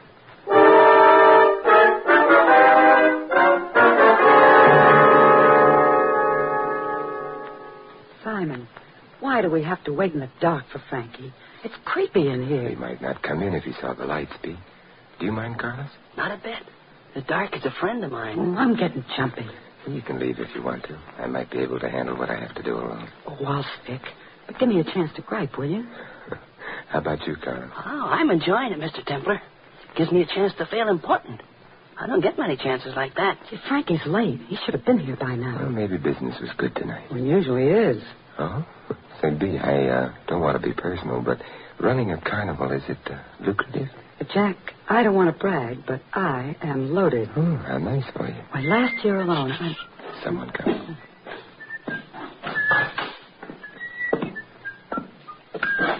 Good evening, Frankie. Templar. What is this, B? I couldn't keep away, Frankie, but I brought my chaperone. Well, get him out of here. Some chaperones. The saint and a dwarf. I didn't choose to be a freak, Frankie. That's the difference. What's going on? Look around, Frankie. Anything missing? What do you mean? The urn. Where is it? What'd you do with it? We took it. You took it? Segundo, come in here. I don't think you'll need Segundo this time. No? Sit down, Frankie. If you don't like that seat, I can get you a hotter one. You think you know something? I'm nosy, Frankie. Very nosy, as you pointed out. What is it, Frankie? This guy Templar again, Segundo. He's been saying bad things and doing bad things.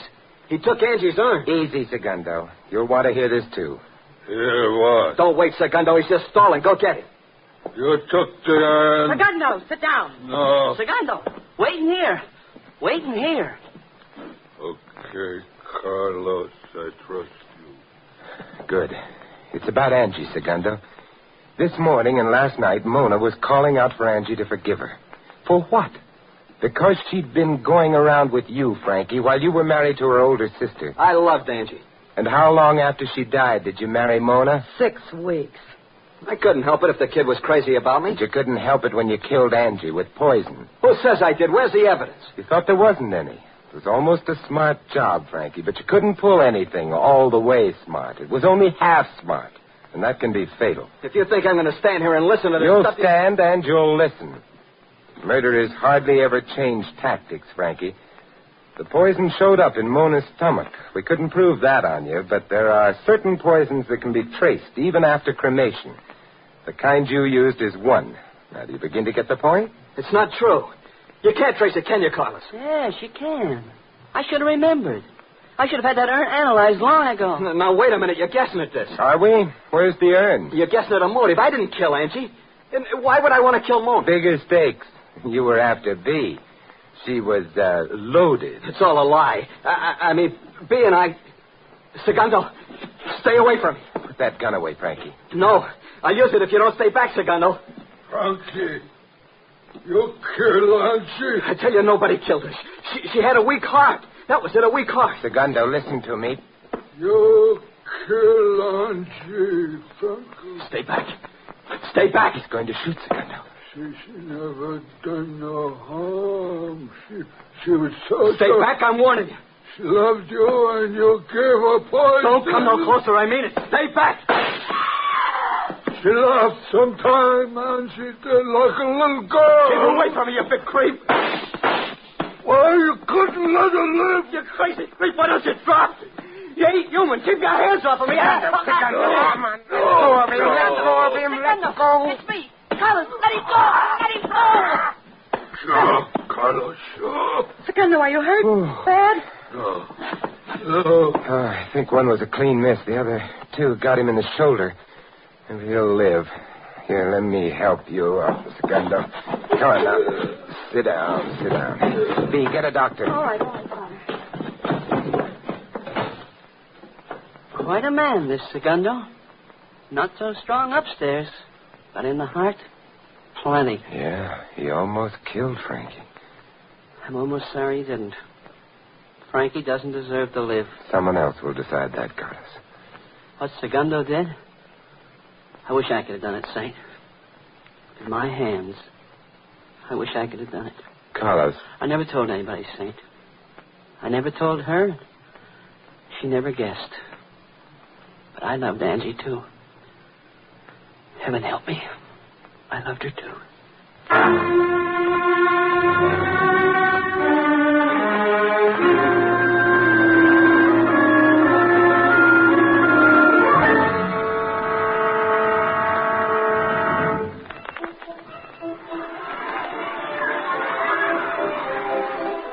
Step a little closer, if you will, my friend. You mean me? I mean you. Do you care to see the fat lady, friend?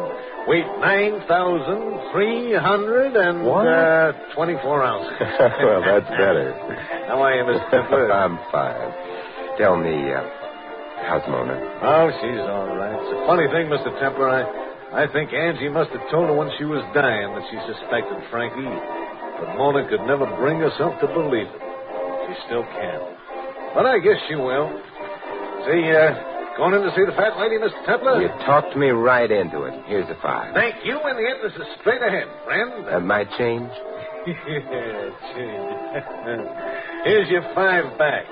For Simon Templar, everything is always on the house. On the house? Yeah. Well, thanks.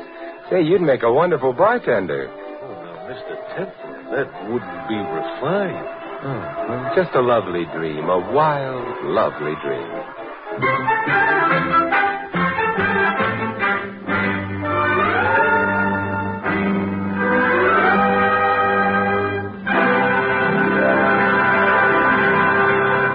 You have been listening to another transcribed adventure of the Saint, the Robin Hood of modern crime. And now here is our star, Vincent Price. Ladies and gentlemen, your life is your own. It's yours to guard when danger is near. And danger is never absent from the highways of America, where some 30,000 persons are killed every year. Only you can take the responsibility for averting the most tragic of all traffic accidents, the accident that happens to you. You can take that responsibility by recognizing the dangers of the road and by obeying the laws that have been made to protect your life. In almost every single motor accident reported by the National Safety Council, there was at least one violation of traffic regulations. The most common violation was speed. Speed too great for safety. Speed to save a few seconds. Speed that spelled out death and tragedy on the road. And, as always, the National Safety Council warns about driving after drinking.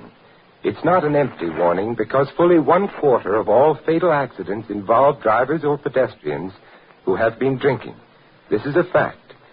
So when you drive, remember that an accident can happen to you. Learn and obey the traffic laws and don't take the little chances that so frequently result in a smash-up. The care you take may save a life, and that life may be your own.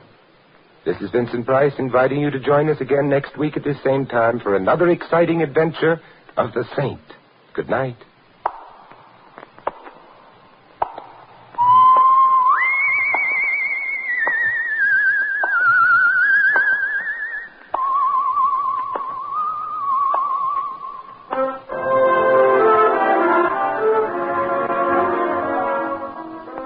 This adventure of the Saint was written by Dick Powell. In our cast, you heard Mary Shipp as Mona and Sheldon Leonard as the barker. Bob Jellison was Carlos, Ed Mack, Segundo.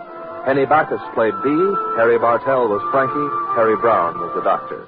The Saint, based on characters created by Leslie Charteris, is a James L. Sassier production and is directed by Helen Mack. Vincent Price is soon to be seen co-starring in RKO's production of His Kind of Woman. All you Saint fans will be glad to know that the Saint comic books are on sale at all newsstands. 3 chimes mean good times on NBC. Today, Theater Guild on the Air presents the dramatic story Come Back, Little Sheba, starring Gary Cooper and Shirley Booth. Sunday also means another 90 wonderful minutes with The Big Show. And among this Sunday's stars are Jimmy Durante, Fred Allen, Judy Holliday, and many, many more. And, of course, Tallulah will be the MC. And for a sparkling article about the glamorous Tallulah, see the latest issue of Look magazine, now on sale. This is NBC, the national broadcasting company.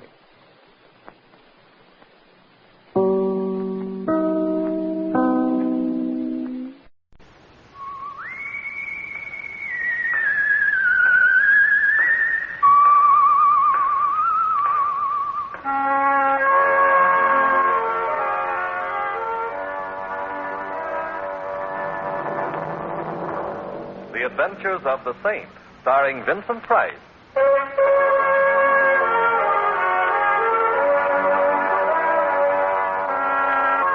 Saint, based on characters created by Leslie Charteris and known to millions from books, magazines, and motion pictures. The Robin Hood of modern crime now comes to radio, starring Hollywood's brilliant and talented actor Vincent Price as The Saint. Waiter. Yes, monsieur. Waiter, will you tell the chef of this unhappy restaurant that he'd make a better shoemaker? Monsieur, shoemaker? Look at this miserable concoction. It's called a salad. But, monsieur... Don't butt me. But, monsieur, I have something to tell you. Yes? Someone is waiting for you at another table. Well, get back to him at once. Warn him against eating anything in this establishment. Tell him his life is in danger. Mr. Templar, there is something strange about the gentleman. I think he has a gun in his pocket. Aha. More severe critic of food than I am. Well, tell the chef he'd better flee for his life. Oh, do you wish to see him? The chef? No, he'll have to look out for himself. Not the chef, monsieur. The little man. He is little, isn't he? Yes, sir, but... Desperate air about it. Well, I'll go see him. How do you do? You wish to see me? Mr. Templar, my name is Potts. How do you do? I need help. I'm the senior partner of Potts & Carter, Jewelers Extraordinary. Extraordinary. Earlier this evening, Mr. Carter was killed. Oh, too bad. Mr. Templar, it wasn't an accident. Oh? He was murdered. Oh, I see. And the police are picking you for Queen of the May. And you want me to prove you didn't murder Carter? Oh, no, Mr. Templar. No? No. I want you to prove I did.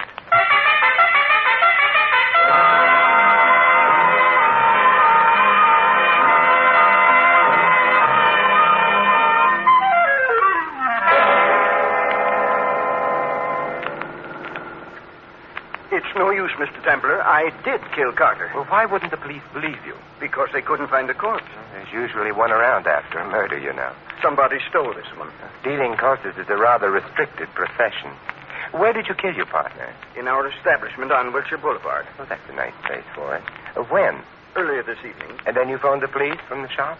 No, I couldn't bear the sight of Carter's body. I walked over to a nearby hotel and made my call from there. And then? I returned to the shop. I didn't go into the back. Where the shooting had taken place? Yes. I waited for the police. They arrived. I told them what had happened and led them into the back. But when you got there, the cupboard was bare. Yes, Mr. Templar. No one had heard the shot? No, you see, it's a business neighborhood. It was evening. That's understandable. May I ask you a question, Mr. Park? Of course. Are you tired of living? Right. Oh, you mean, why am I so anxious to have the police believe me? Yes. Because I shot Carter in self-defense. He's a larger man than I am. He was threatening me with physical violence. I acted only in self-defense. Oh, I see. Well, I'll drop you at your home, and, Mr. Potts, you've got a job. Yes? You've got to find your partner's body. But Now, ask yourself where you'd go if you were... No, he wouldn't be going anywhere himself. You better spend some time thinking about your friends. One of them might have removed the corpse in order to shield you. Or think of your enemies. Are you married? Yes, I am. Well, anyway, an enemy of yours might have moved the body to make the killing look like premeditated murder. One way or another, Mr. Potts, you've quite a bit to think about, haven't you?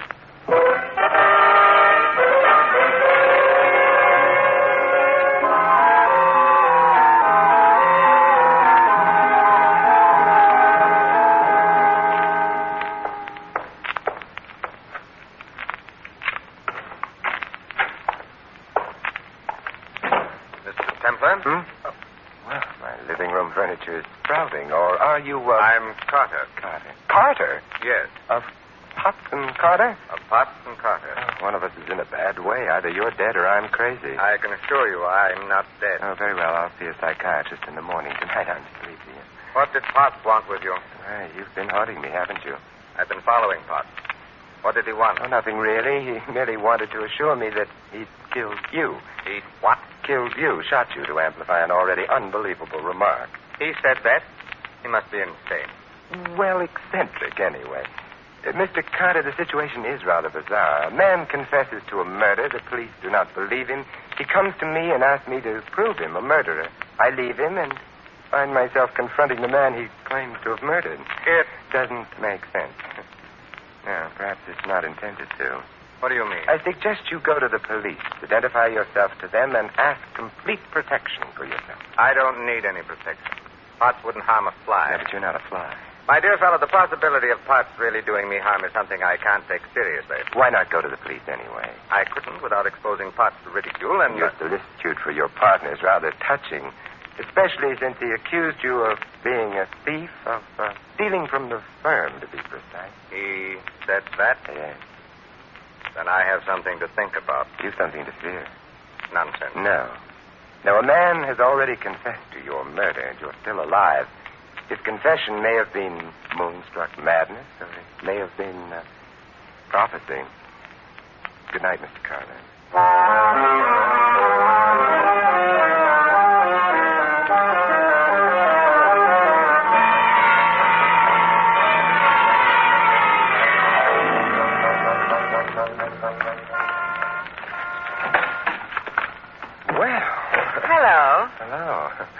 The cars they put out nowadays have rare and wonderful gadgets attached. Pardon me, but I'm trailing a fellow. Who? A man named Carter. Do you know him? Mm-hmm. Do I know you, or should I? What do you think? Carter's cab is well in sight. Just a moment. I'll take my eyes off the cab for a moment and... yes, I should. What's your name? Yeah. I'm Simon. You know, I only bought this car yesterday. Are you part of the standard equipment? No, I go with the deluxe models only. Well, I'm so glad I paid for the extras. Clear what? Doesn't matter. Depends on where we're going or what we do when we get there. This is a nice, quiet street. Hey, wait a minute. That's the ignition key. I know. Look, you've got the key. Mm-hmm. Well, may I borrow, eh? No. Oh, no. Carter's cab is out of sight. Oh, you're cute. This is as far as we're going. And now, Simon, what are we going to do? I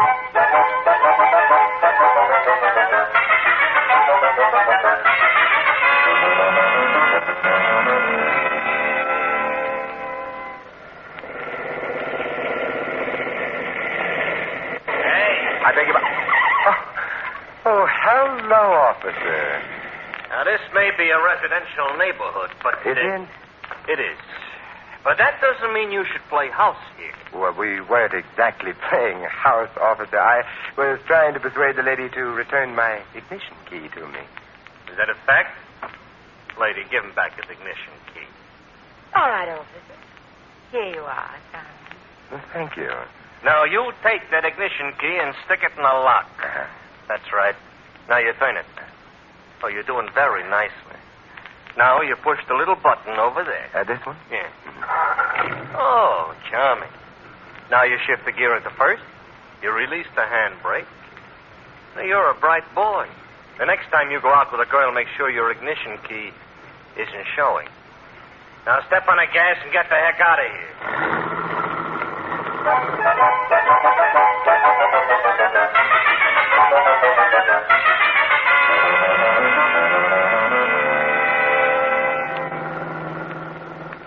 Simon, are you angry with me? For delaying me? Not especially. Where are you taking me? To a jewelry store. Oh, you really shouldn't. You don't know me well enough. Which jewelry store, Simon? Potts and Carter. You know the place? I should. My husband owns half of it. Oh. Potts or Carter? Potts. They must have a nice assortment of stones. What makes you think so? Potts doesn't bat in your league, baby. Not in his own merit. Well, I'm not so sure that's a compliment. Brood about it, huh? Because, he was arrived. Hey, there's a light in the back. Are you coming with me? No. Oh, why not? You think your hubby might be there? I'm brooding. All right. Just don't hatch anything.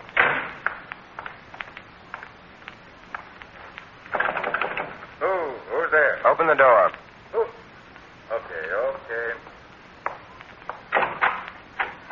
Templar. Now, how right you are, Mr. Carter. What do you want? Let's go inside. I said inside.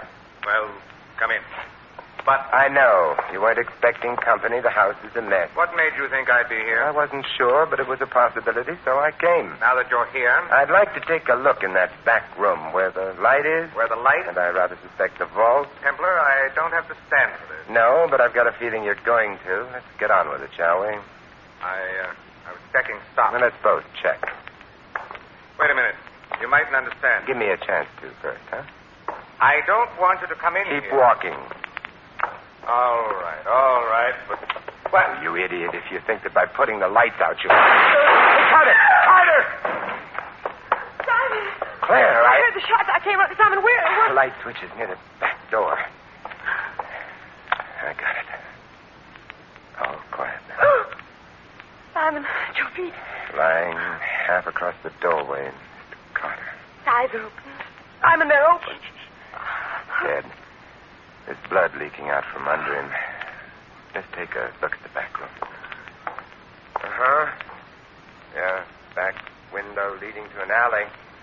Not so much for that. Now, the vault's open. Simon, how can you worry about that when the man's I've dead? seen dead men before. The vault's empty. I don't care. Your husband might. The police certainly would.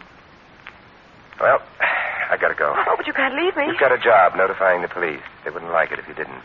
What are you going to do? Where do you live? Bell Tower Drive. What number? 39. All right. Dial operator asks for police headquarters. Tell them all. Me, I'm going to visit with a man who confessed to a murder before it was committed. Curious to see whether he's going to stick to that confession now that the murder is a murder.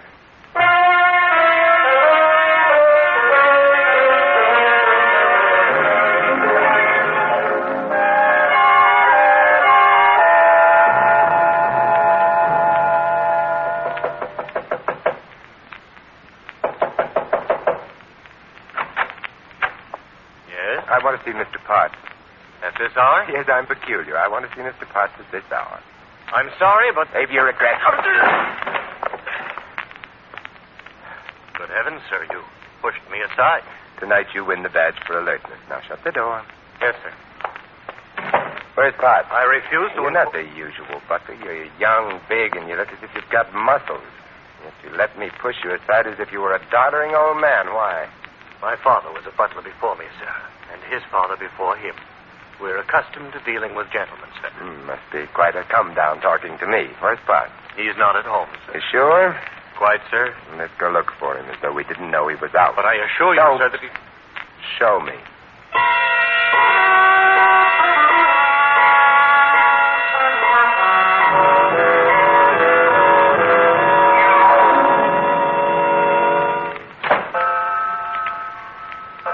Well, he's not in the house.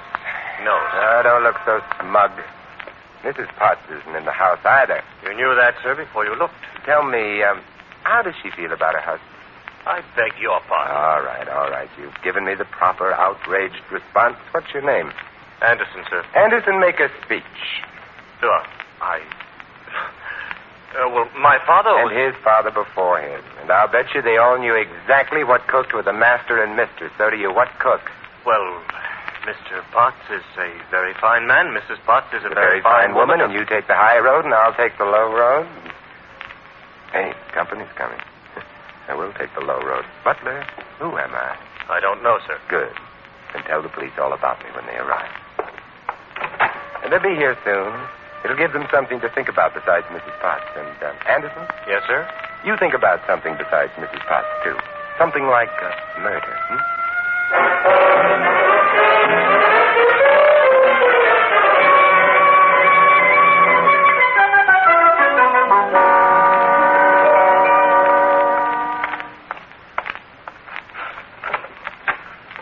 Good afternoon, sir.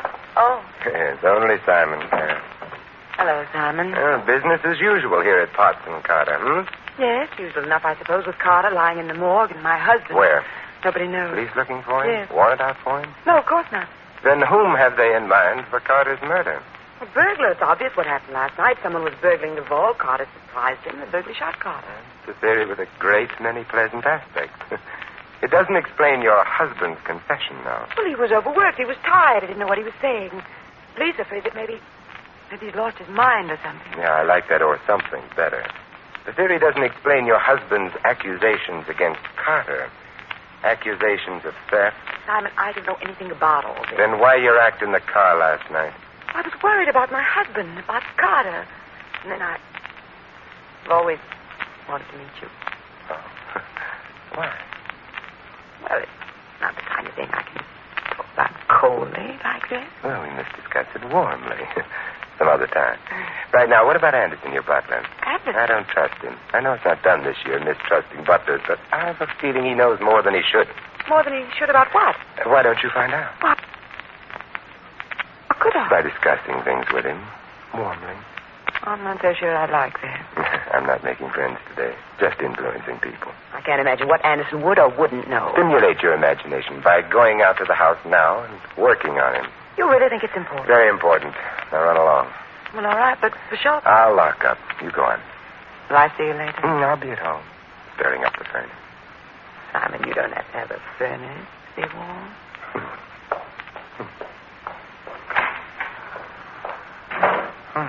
Well, first the back door.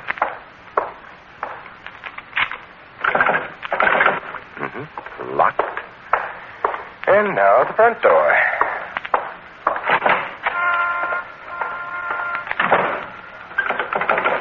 Locked. Now? Hey. Yes? Hey, pal. Yes? That's your heap over there? Yes, it is. Better take a cab. I like my heap. Now, don't look now, but some low characters let the air out a couple of your tires. Oh. Well, then suppose we go for a ride in your cab. 39 Bell Tower Drive. Okay. Say, did you happen to notice the happy prankster who deflated my tires? Sure, I noticed it. Why not? I'm under 80. Oh, well, why didn't you stop her? Mister, I'm a married man. That means I'm cautious. For all I knew, maybe you're the kind of fella likes a girl to deflate his tires for him. It depends on the circumstances, Kathy. Not so early in the morning. Okay. Next time I'll know you don't like a girl to deflate your tires for you in the morning.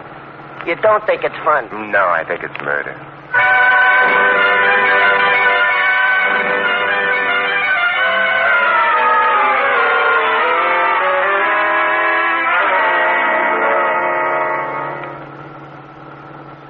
Bell Tower Drive up ahead. Okay.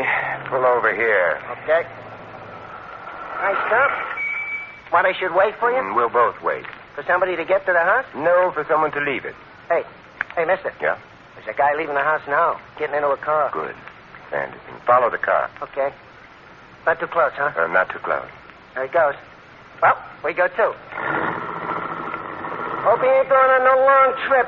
I ain't got too much gas in the tank. He's going on a very long trip, and yet I don't think he's going far. Huh? Space is relative, Cabby. Remember what Hamlet said? Well, I wasn't around at the time. I could be bounded by a nutshell, yet count myself king of infinite space. Oh, yeah, I remember it now. Were it not that I have bad dreams. Nice guy, Hamlet. I wonder, does Anderson have bad dreams?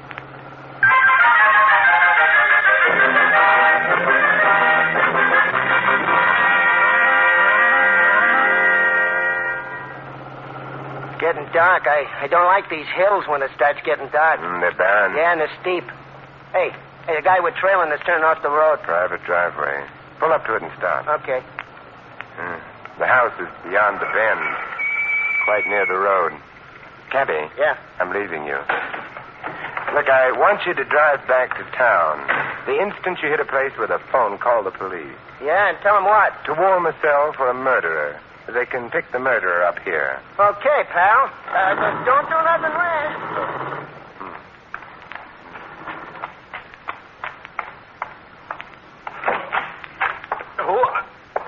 Oh, hello, Anderson. Fancy finding me here, Templar. Mr. Templar, whatever would your grandfather say? What do you want? I'm admiring the country home of the Potts. By the way, where is Mr. Potts? I don't know. Oh, who's that, a sick friend? Stay away from that door. Nonsense. It looks like a charming door. Works, too. Oh.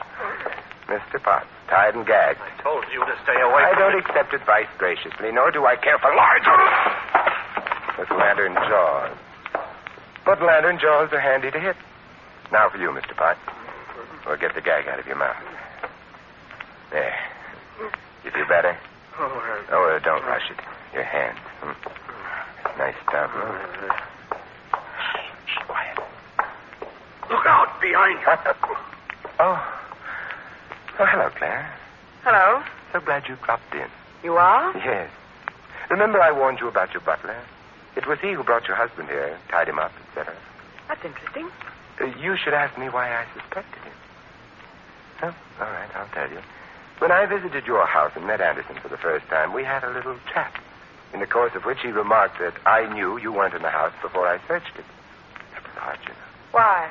Because how did he know I'd seen you outside the house unless... Unless what? Let me help you to your feet, Mr. Barnes. I can't move.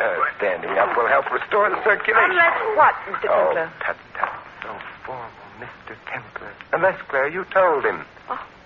Why should I have told him that? Obviously, because you and he were in on this little plot together. Plot? To kill Carter and frame your husband for the murder. Thus you would inherit the business. And the butler. You're charming, Simon, but fantastically wrong. You're implying Anderson killed Carter. No. He'll go to the gas chamber as accessory. To whom? To you. Silly. Carter was shot from the back room. I was out front with you. You were at the front door, that's true. Carter was shot as he was going into the back room. His back, therefore, was to us. And yet, if you remember, he was shot in the back. Afterwards, we remarked how he lay face upward with the blood coming out from underneath him. You aren't a fool, are you? Oh, dear. I was wondering how long it would be before you produced the pistol. Mr. Potts, can you stand alone? I can't. I'm falling. Oh, then fall in your wife's direction. Well, Mrs. Potts, your gun, if you please. Thank you. Well, that's a good deal better. The police will be here shortly, and that will be that. Oh, relax, Mr. Potts. You've fallen to rise again, but your wife, I'm afraid, has deflated her last tire.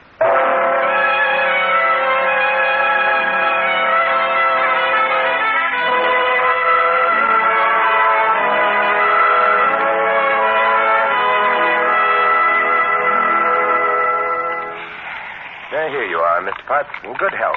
Mr. Templar, how could I have killed Carter and not killed him? Simplicity itself, Mr. Potts. Your gun had been carefully loaded with blanks. Carter pretended to be dead. But why should he have done that? Your wife must have persuaded him that by doing that he would escape going to jail for theft. She'd have a hold over you. She's not a very nice woman, is she? No. With Carter murdered, she was preparing to have you disappear permanently. It would seem to the police that you'd killed Carter and fled to the country. I can't thank you. Don't bother. It was fun.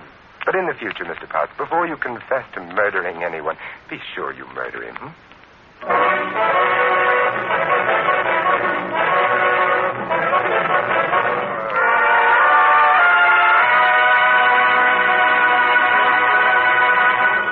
Been listening to another adventure of the Saint, the Robin Hood of modern crime. And now here is our star, Vincent Price. Ladies and gentlemen, freedom is everybody's job. The Bill of Rights established our freedom and protects it. But freedom demands that each of us carry out our duties as a citizen. To vote in an informed way so that the best man is placed in public office, to serve on juries, to take an active interest in public issues. Remember, by making our form of government work better here, we strengthen democracy everywhere. This is Vincent Price inviting you to join us again next week at the same time for another exciting adventure of the Saint. Good night.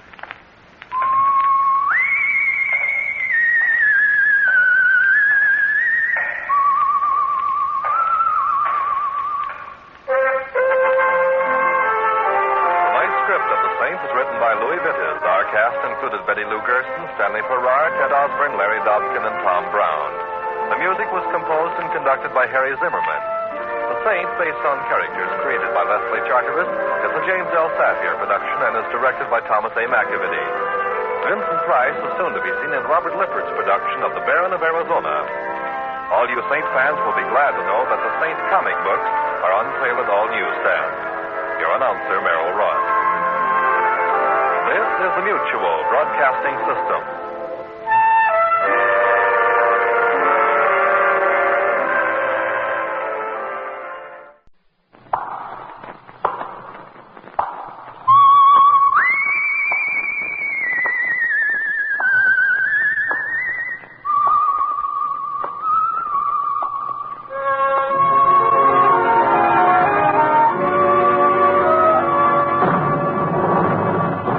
The Adventures of the Saint, starring Vincent Price.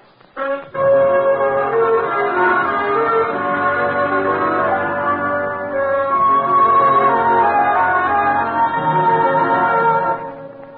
Saint, based on characters created by Leslie Charteris and known to millions from books, magazines, and motion pictures.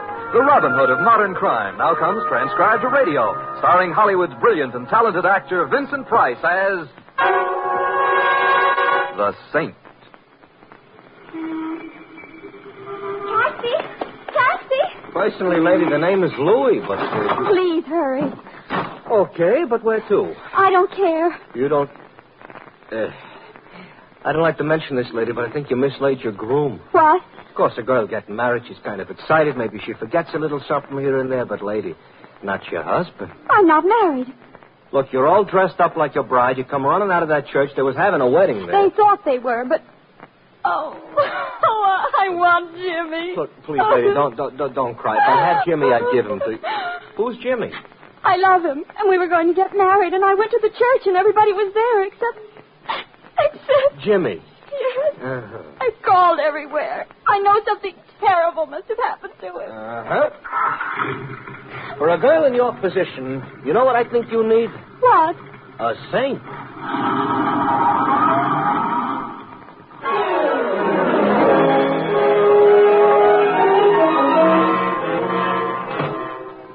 Mr. Templar, I hope you don't mind our barging in like this. Of course not, Louis. But you see, this here is...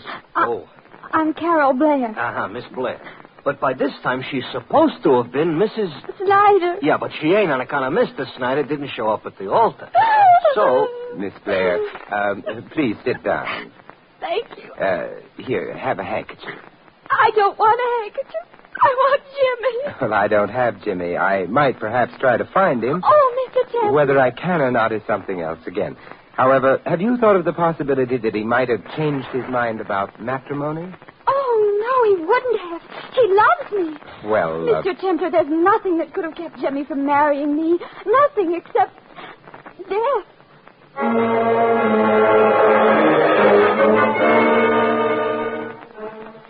Thank you for bringing me home, Mr. Templar. You're very welcome, Carol. I'm sorry I cried so much. Well, I'll call you as soon as I have any news. Good night. Yeah. Miss Blair lives in a very mansion-type mansion. So she does. Well, let's go, Louis. Okay. Where to? James Snyder's apartment. You think maybe he overslept? I doubt it. Hey, Mr. Templar, I read a book once. So I wouldn't brood about it, Louis. No, listen. In this here book, a girl's fella don't show up to marry her on account of he's dead. You know, on account of somebody killed him? Oh, well, that would explain why he's dead, all right. So the girl says zounds. In those days, girls used to say zounds. That ain't what Miss Carol Blair said. Well, I guess she didn't read the book. Well, probably too busy clipping her coupon. Oh. She's loaded, huh? She is loaded. Well, money and everything. I wonder if that's what James Snyder thought. Huh? Oh, yeah, Miss Blair told us he was broke, yeah. Hey, I got the solution. Yes, Louis? Yeah, maybe he got a job.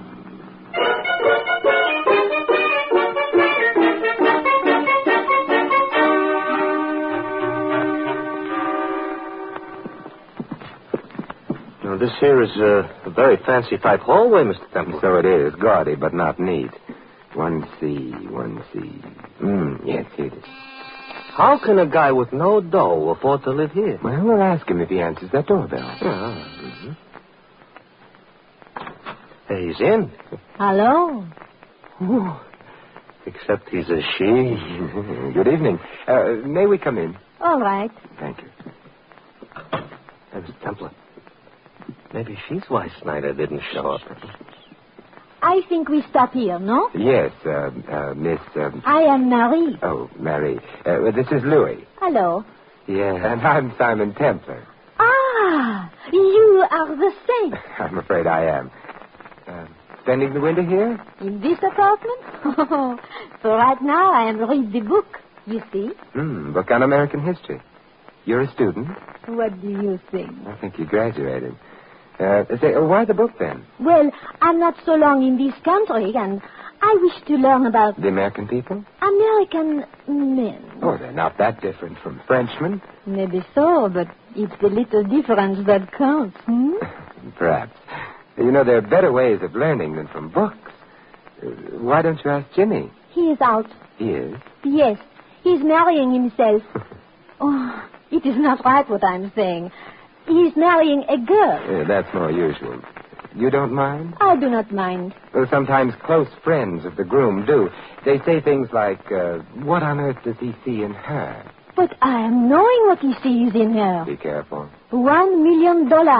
Is not bad. He's fine. Well, that is, Carol is a very pretty girl, too, despite her $1 million. Who cares? Of course, you'll probably laugh and... are you Jimmy's sister? Yeah, I thought so. But if you're not his sister, you must be... You look very pretty in red, Simon, but it is not necessary to blush. I am Jimmy's... Whoop, Kitty, it's time for bed. Wife. You said wife? Wife. Excuse me, huh? Hello? Huh? He's not here. Monsieur Templar is here. Goodbye. Was the doorman. I was saying... You said you were Jimmy's wife. It's true. Well, then if he'd married Carol, it would have also been bigamy. We were divorced in Mexico last year. Not his wife. I am fine. The lawyers say divorce not so good. So now, Jimmy, you marry a rich girl? Maybe Jimmy gives me a big present, Big present, huh? There's another name for it. Is so? Is so. The other name is Blackmail. You are a funny man. I haven't been trying. Maybe you go away now, huh? Mary, I have news for you. What kind of news? Jimmy didn't show up at the altar. You make the joke once more. No joke. He's terrible. Which means that Jimmy hasn't married that $1 million yet. I think of the poor girl who waits at the altar. Almost I cry for her. Your eyes are dry. I said almost. Goodbye. You want to be alone? From you, yes. Goodbye also to you. Oh, thanks for remembering me in time to say goodbye, Mr. Templar. We're leaving, Louis. Except, Marie, if you happen to run into Jimmy... Yes? Advise him to be very careful. So? To date, he's left one woman at the altar, another in his apartment. He'd be safer juggling dynamite.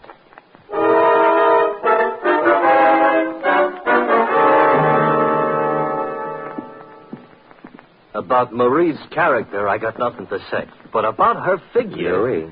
I also got nothing to say. But, I can dream. It's dark. Yeah, it usually is at this time of night. I know, but it don't hurt to mention it. Back to the cab? I suppose so. Hey, you Templar? Huh? Me? Yeah. Who wants to know? Who's asking you? You are? So figure it out. All right. You got a pencil and paper, maybe? Oh, wise guy. If you don't mind my intruding, I'm Simon Templar. Well, thanks for telling me, Silwick. Hey, you can't. I did. Now, don't move too quick. Him I gave the butt, but it's you I'm pointing the business in. Get in the car. Not just yet. If you've hurt Louis... You want to get shot? Not especially. But first I'm going to look at Louis. He's unconscious. Hey, what was the idea? Well, all I wanted was you, so let's get going, huh? But Louis... From what I gave him, he'll wake up, but you won't if you don't get in the car. Oh, very well. Your name would be... you already know mine. Where are we going? That's what you're going to tell me. I am? Yeah. Because we're on our way to visit Jimmy Snyder. You've told me. Just so happens his present address slips my mind, so give, huh? Or else? No. Tonight we don't play. Tonight it's for keeps. Take me to Snyder. Nobody likes to die.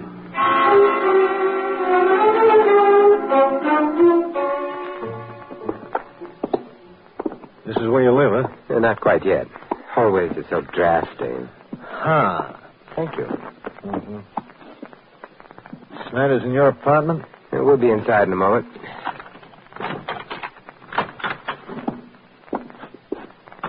Hold it. Hold what? Shut up. Okay.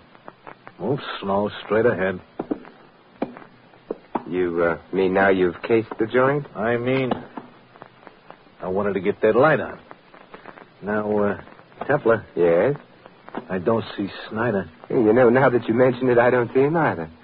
Hey, you could overdo that light stuff. You really think so? Where is he? I don't know. But he might be along at any moment. Yeah? Why not? How'd you like a slap in the eye? Put your gun down and try it. Why, Careful. Besides, would Marie approve of your language? Not to mention your tactics. Well, she don't have to. I'm the one that gives the orders and... Oh, thank you. For what? Telling me that you're the person who spoke to her over the phone a little while ago, back at Snyder's apartment. It explains how you happened to know I was there. Forget it. Now, what I want to know is when is Snyder going to show here? Well, of course, he may have mislaid his timetable. Yeah? Or perhaps even his life.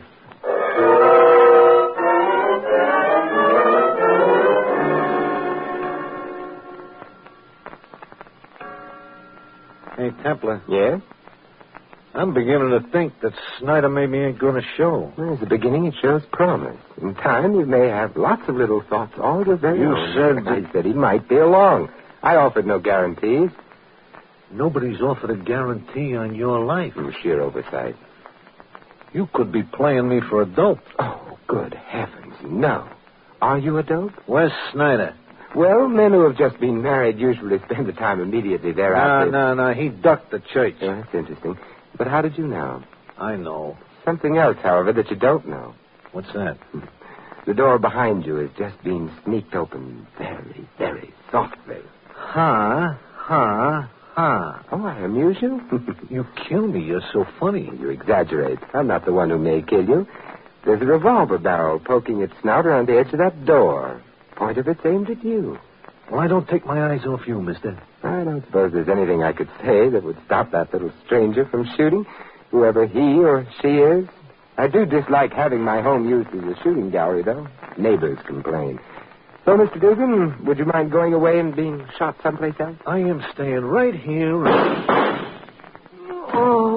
Get out of my way. No. Oh, you fool. I want to go after whoever shot you. No, that's a trick. It's some kind of trick. You move it up.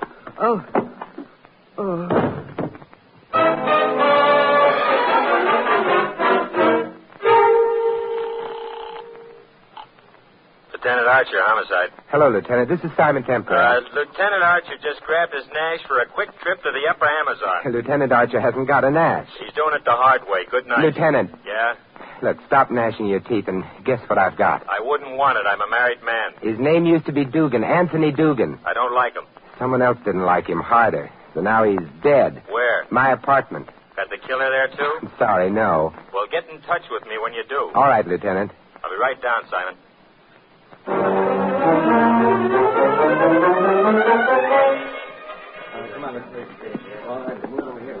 He doesn't make a pretty corpse. He makes a very dead one, though. Friend of yours? Lieutenant, neither of us really care. Yeah, company, Simon. Who? Oh, Louis. Louis, he says.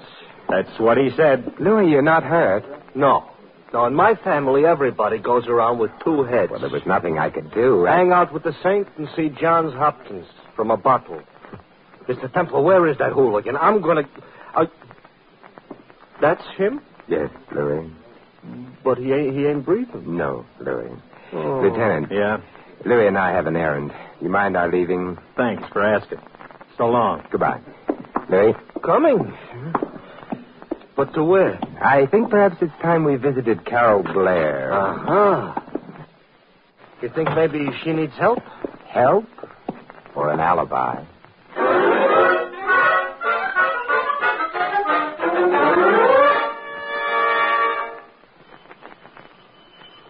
Looks like the mansion is all closed up for the night. I hope not.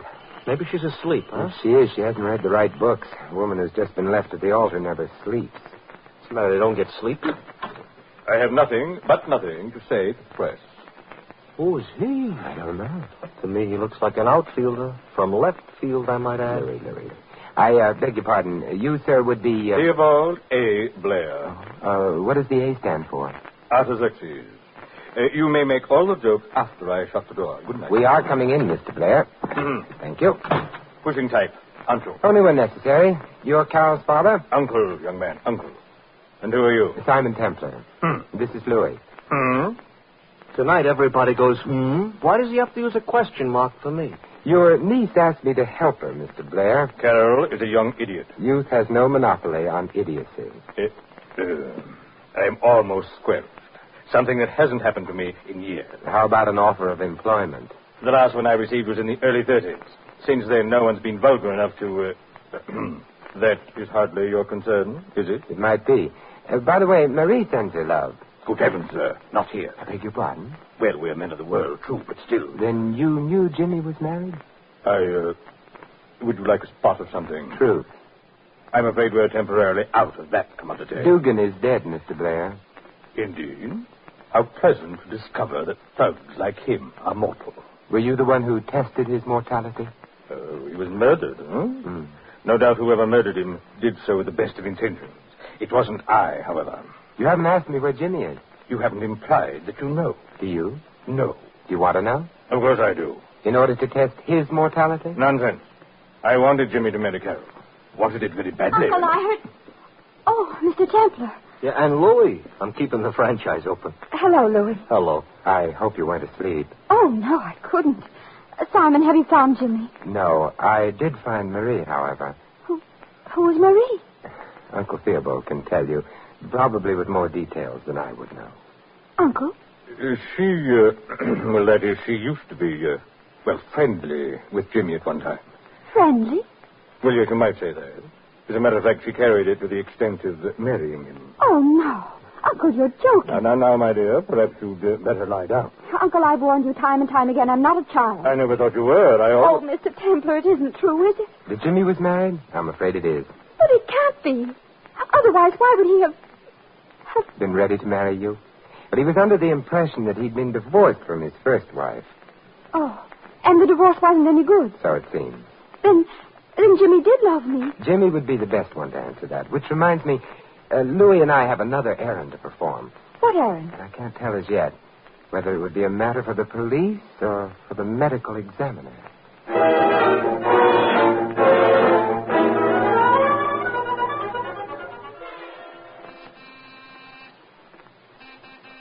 Mr. Templar, you're excited. Worried. What about Marie? Yeah, that's why we're ringing her doorbell. No answer. It's locked. I don't like that. Not much of a lock. Don't look now, but you just ruined that lock. Not important. What is important is... Ooh, Marie. Yes. Blood on her nightgown. She's dead. She was shot, huh? Yes, close range. Trail of blood leads from the couch there to this overturned end table. You mean she crawled after... Whoever shot her left her for dead at the couch.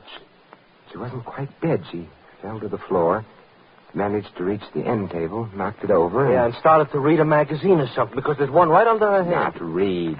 No? Actually, she tore a page out. That's all she was able to do.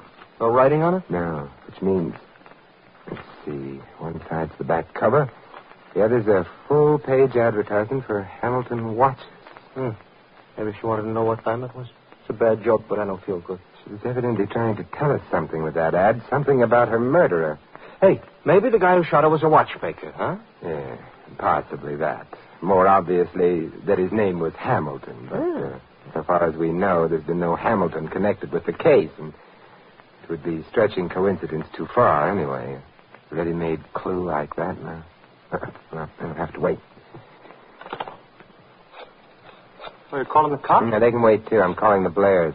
You want to let Carol know her husband is now a widower? I want to find out who's home. Hello? Carol? Simon Templar. Simon, you found Jimmy? Not exactly. Carol, is your uncle in? No, he went for a walk. In the park. He was upset. Thanks, Carol. Goodbye. Come on, Louie. Where are we going? We're upset, too. So let's make it the park.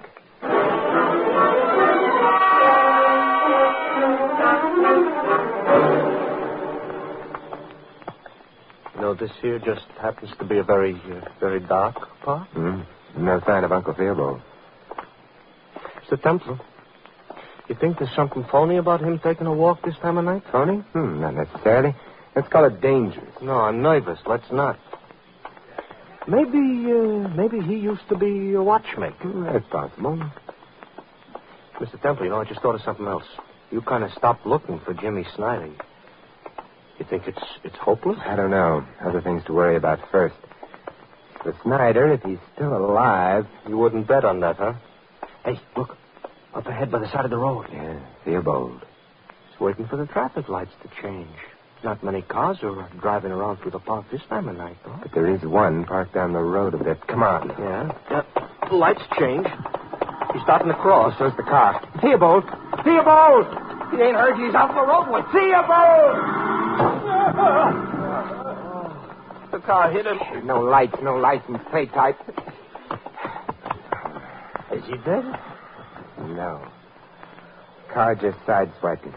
Oh. Hey, Theobald. Hello, there? Bad driving. No. Murderous driving. That car tried to kill you. Theobald, we'll get an ambulance for you. You'll be all right, but look, I've got to know something. Do you have a place of your own besides Carol's house?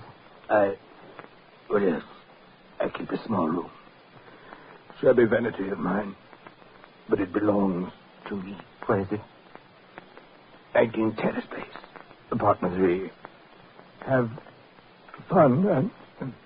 Oh, he's fainted. Billy, go get help for him. I'll wait till you get back, and then... Yeah? And then we'll remember the forgotten man.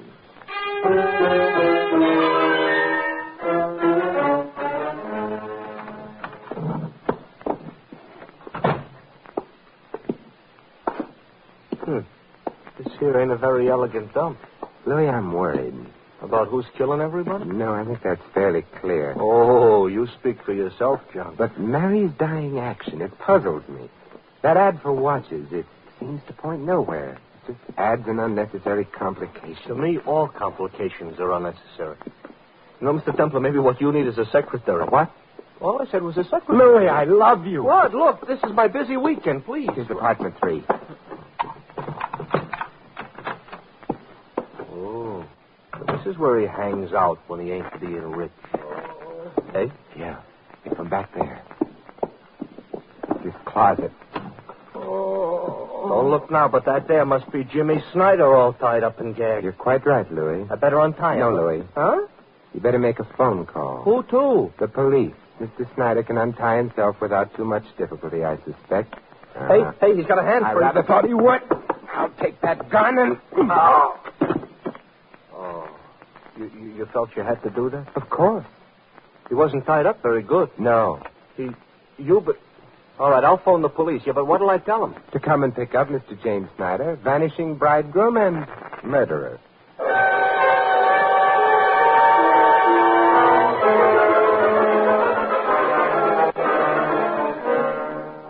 Simon, I don't understand. How could it have been Jimmy? Well, he was married to Marie. Marie and her happy little triggerman, Dugan, were preparing to blackmail him as soon as he'd married you, Carol.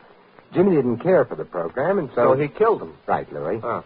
Your uncle also knew, so that meant that he, too, would have to die. But Jimmy tried to arrange it so that Theobald's death would seem to be an accident. After he had ran him down in the park, he went to Theobald's apartment and tied himself up. He knew someone would find him there shortly. And everybody would have thought that Uncle had killed Marie and Dugan. Simon, however did you know? Marie. She was murdered in her living room. She was wearing a nightgown at the time. It's hardly likely she would have received any ordinary visitor in that state. Yeah, except her husband, Jimmy. Right, Louis. Only now, look, what's the business with the watch ad? Well, we know that Marie dying tore a page out of a magazine. Obviously because that page contained an indication of who had killed her. Wait a minute. All that page contained was an ad for Hamilton watches. No, you're forgetting something, Louis. Yeah? What was Marie doing the first time that we met her? She was, she was reading a book. About? American history. Mm-hmm. I remembered that. And then when you mentioned the word secretary... Yeah, this I mentioned, all right. I knew whom she'd named as her murderer. Uh-huh. I still don't know. Louis. Yeah? Look, in American history, who was Alexander Hamilton? The Pilgrim Father. No. Pilgrim's son? Louis. What? Alexander Hamilton was the first Secretary of the Treasury. Uh-huh. So? So, who's the Secretary of the Treasury today? Oh, well, that's a guy named, wait a minute, let me look at a dollar bill. Oh, yeah. Right. And Jimmy Snyder was a suspect. So it goes to show people ought to read American history. You know, Marie was awfully bright. I'm not. I feel terrible, Simon. You needn't, Carol. You'll get over Jimmy. Do you think so, Simon? How? Well, Louis. Oh, yeah, Mr. Templar? Please go take a cab.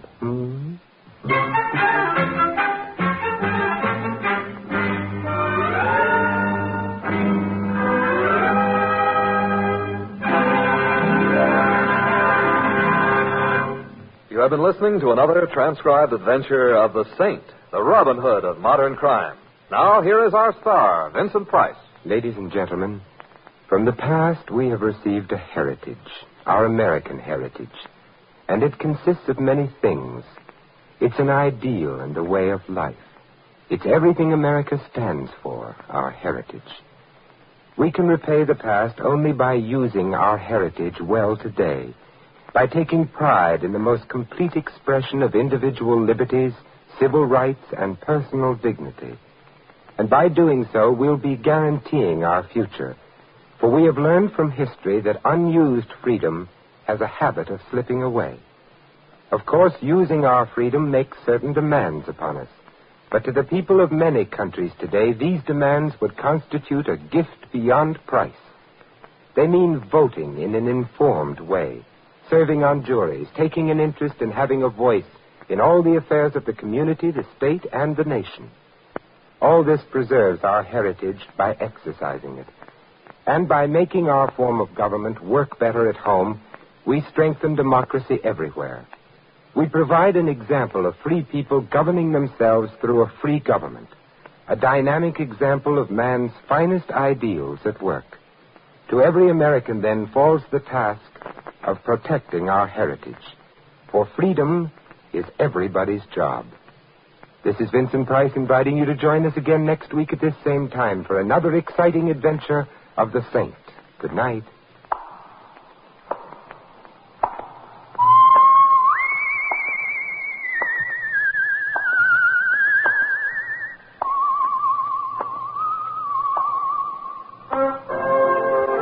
This script of The Saint was written by Louis Vittes. In our cast, you heard Viola Vaughn as Marie and Sharon Douglas as Carol. Sheldon Leonard was Dugan, Ted Osborne, Uncle Theobald, Frank Gerstle was Lieutenant Archer. Louis is played by Larry Dodkin. The Saint, based on characters created by Leslie Charteris, is a James L. Safdie production and is directed by Helen Mack. Vincent Price is soon to be seen co-starring with Errol Flynn and Michelin Prell in William Marshall's production of Bloodline. All you Saint fans will be glad to know that the Saint comic books are now on sale at all newsstands. 3 chimes mean good times on NBC. There's fun every Sunday on NBC with 2 delightful and sometimes very bewildering families. The Blandings family continues to have typically suburban adventures in their famous dream house. Cary Grant and Betsy Drake star as Mr. and Mrs. Blandings. And Sunday also means a visit with the hilarious Harrises and their friends on the Phil Harris Alice Faye Show. This is NBC, the National Broadcasting Company.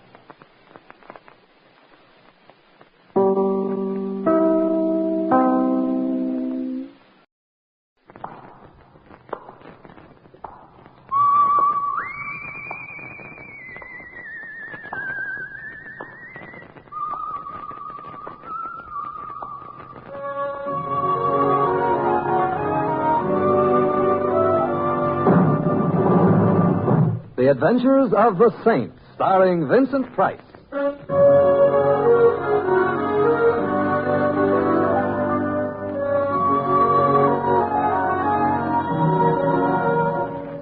The Saint, based on characters created by Leslie Charteris and known to millions from books, magazines, and motion pictures. The Robin Hood of modern crime now comes transcribed to radio, starring Hollywood's brilliant and talented actor Vincent Price as The Saint.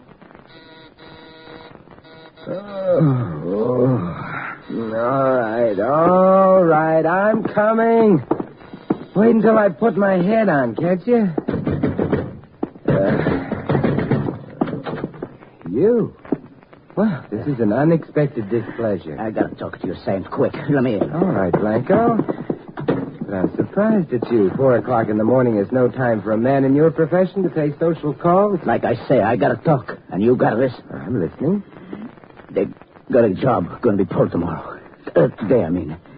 It's a big deal, Saint. big dough. I'm glad. I'd hate to think you'd retired from crime, Blanco. It would throw so many deserving policemen out of work. It's a dirty deal. Filthy. Sounds like something right up your alley. Not this kind of thing, Saint. This is one line I draw. And it's a straight line, you hear? Yes, I hear. Before I know what the score is, before I know who they're going to use it on, I rig it. The best job of its kind I ever do. It's going to work. And he ain't going to leave a trace. Yeah, I should never have had that spumoni right after a lobster dinner. Blanco, do you think if I get up and take some bicarb, you and the rest of this dream will go away? Listen to me. I can't go to the cops. You're the only one. You got to stop it, Saint. You got to. I got her? Yeah, you got to. And you only got till noon. Blanco, at the rate you're painting this picture, it's going to be at least noon before I know what it's all about. It's about murder. Oh, well, let's get down to personalities. Who is going to be murdered by whom? Why and how? Let's have the name of the potential victim as an appetizer, huh? We'll get down to the main course later. That calls for a kind of complicated answer. It was kind of a complicated question. But do your best. Neatness counts. You remember Frankie Kane? Of the Chicago Canes? Of course. Who could ever forget the inventor of the game of encase your friends in a barrel of cement and dump them in the river? Yeah, you'll remember. Yeah, I also remember that when the federal men were just about to catch up with him in Central America a few years ago, he was discourteous enough to die a natural death. Yeah. Somebody died in Central America 3 years ago. Not Frank Kane? There are places where a buck here and a buck there can get any moniker you want for a death certificate. And Kane had plenty of bucks. And getting the corpse to plant in that same moniker is easy. So Frank Kane's still alive?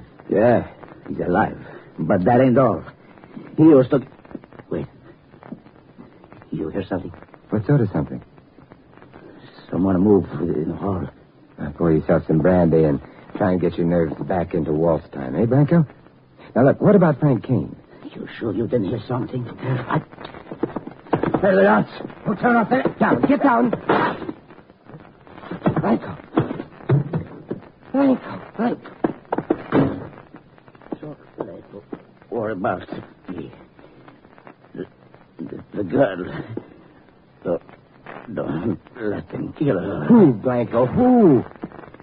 She on way to party. Because God, don't let it. So...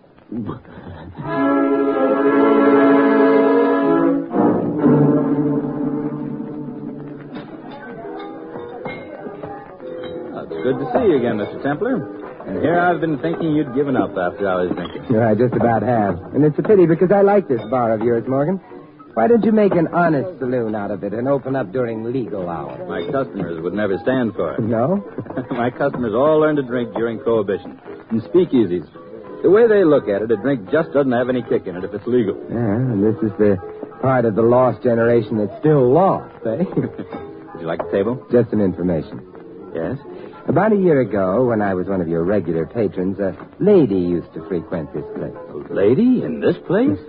Her name was Violet, and so was the color of her hair. She used to sit at a table around the bend there and make tender speeches to a bottle of scotch. Do you remember Violet? Indeed I do. Where can I find her? At a table around the bend there, making tender speeches to a bottle of scotch. I should have known. There was a love that was fated to last. Thanks, Morgan. You're welcome, Mr. Templar. Hello, Violet. Go away. Oh, now that's no way to treat an old friend. No friend. You're no old friend. Don't have friends. Go away. You mean you've forgotten me? What's your name? It's an old Scotch name, 8 years old. Sit down, friend. Thank you. Hey, waiter. Yes, sir? The usual for the lady, doubled, hmm? Coming right up. Sit down again, friend. Thanks. No. Look, speaking of friends, whatever became of Louis Blanco? Blanca? Mm-hmm. You friend of Blanca? A former friend. What do you want for? You cop? No. I have some money for him. Money? You owe money? What for? Well, he did a job for me. Job? How about? I'd like to pay him before he gets the wrong idea. Where did he hang out? You don't know? What? About the job he got, the garage. What garage? Central Garage, 55th Street. Oh, yes, of course. Here you are, sir. My old friend. Violet, look, tell me something. You know I like you. Yeah, I like you, Violet. But tell me, why does a fellow like Blanco hang around the garage? You don't know? No. You're no friend of Blanco. You're a cop, and you're pumping me for him. Let's have a drink. Yeah, let's. How's Frank these days? Frank? If you know Blanco, you certainly must know Frank.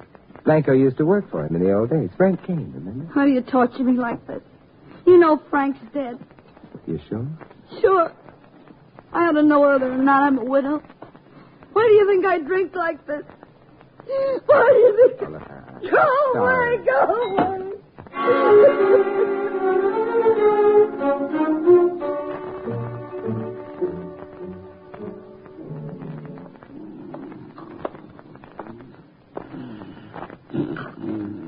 Wake up.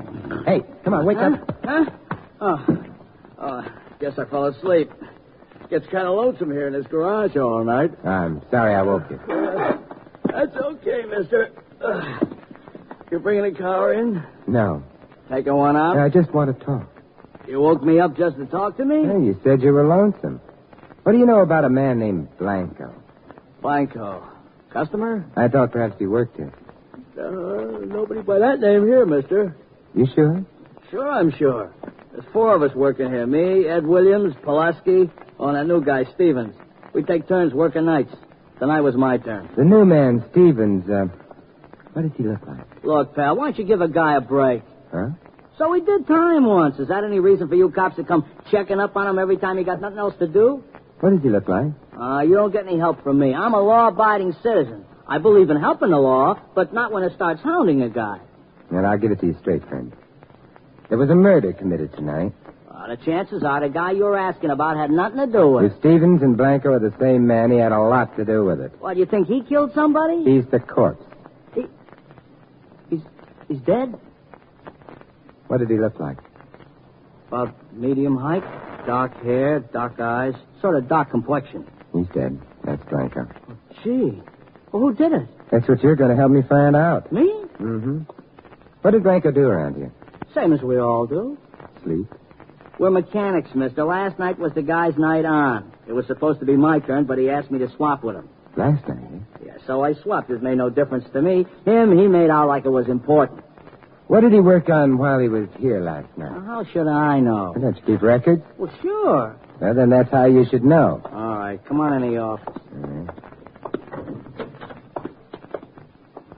This is your record file, huh? Yeah. Here's the report. Yesterday's date. Mechanic, Stevens, lose job, Andrews. Oh, yeah, that's that Hudson Hornet out there. Belongs to a real classy chick. Here's another report. Engine tune-up. Maddox. Maddox. Oh, yeah, that's a foreign job. The chauffeur-driven bus over there, but, you know, that's funny. Oh, why? Oh, I tuned the engine on that heap only 3 days ago, and I did a good job. Why should they want it done again? Let's go take a look. Maybe we can find out. Yeah.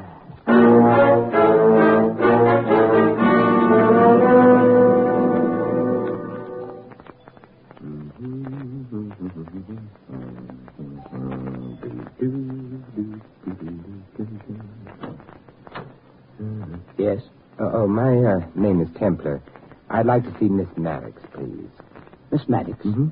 Miss Virginia Maddox? Yes, please.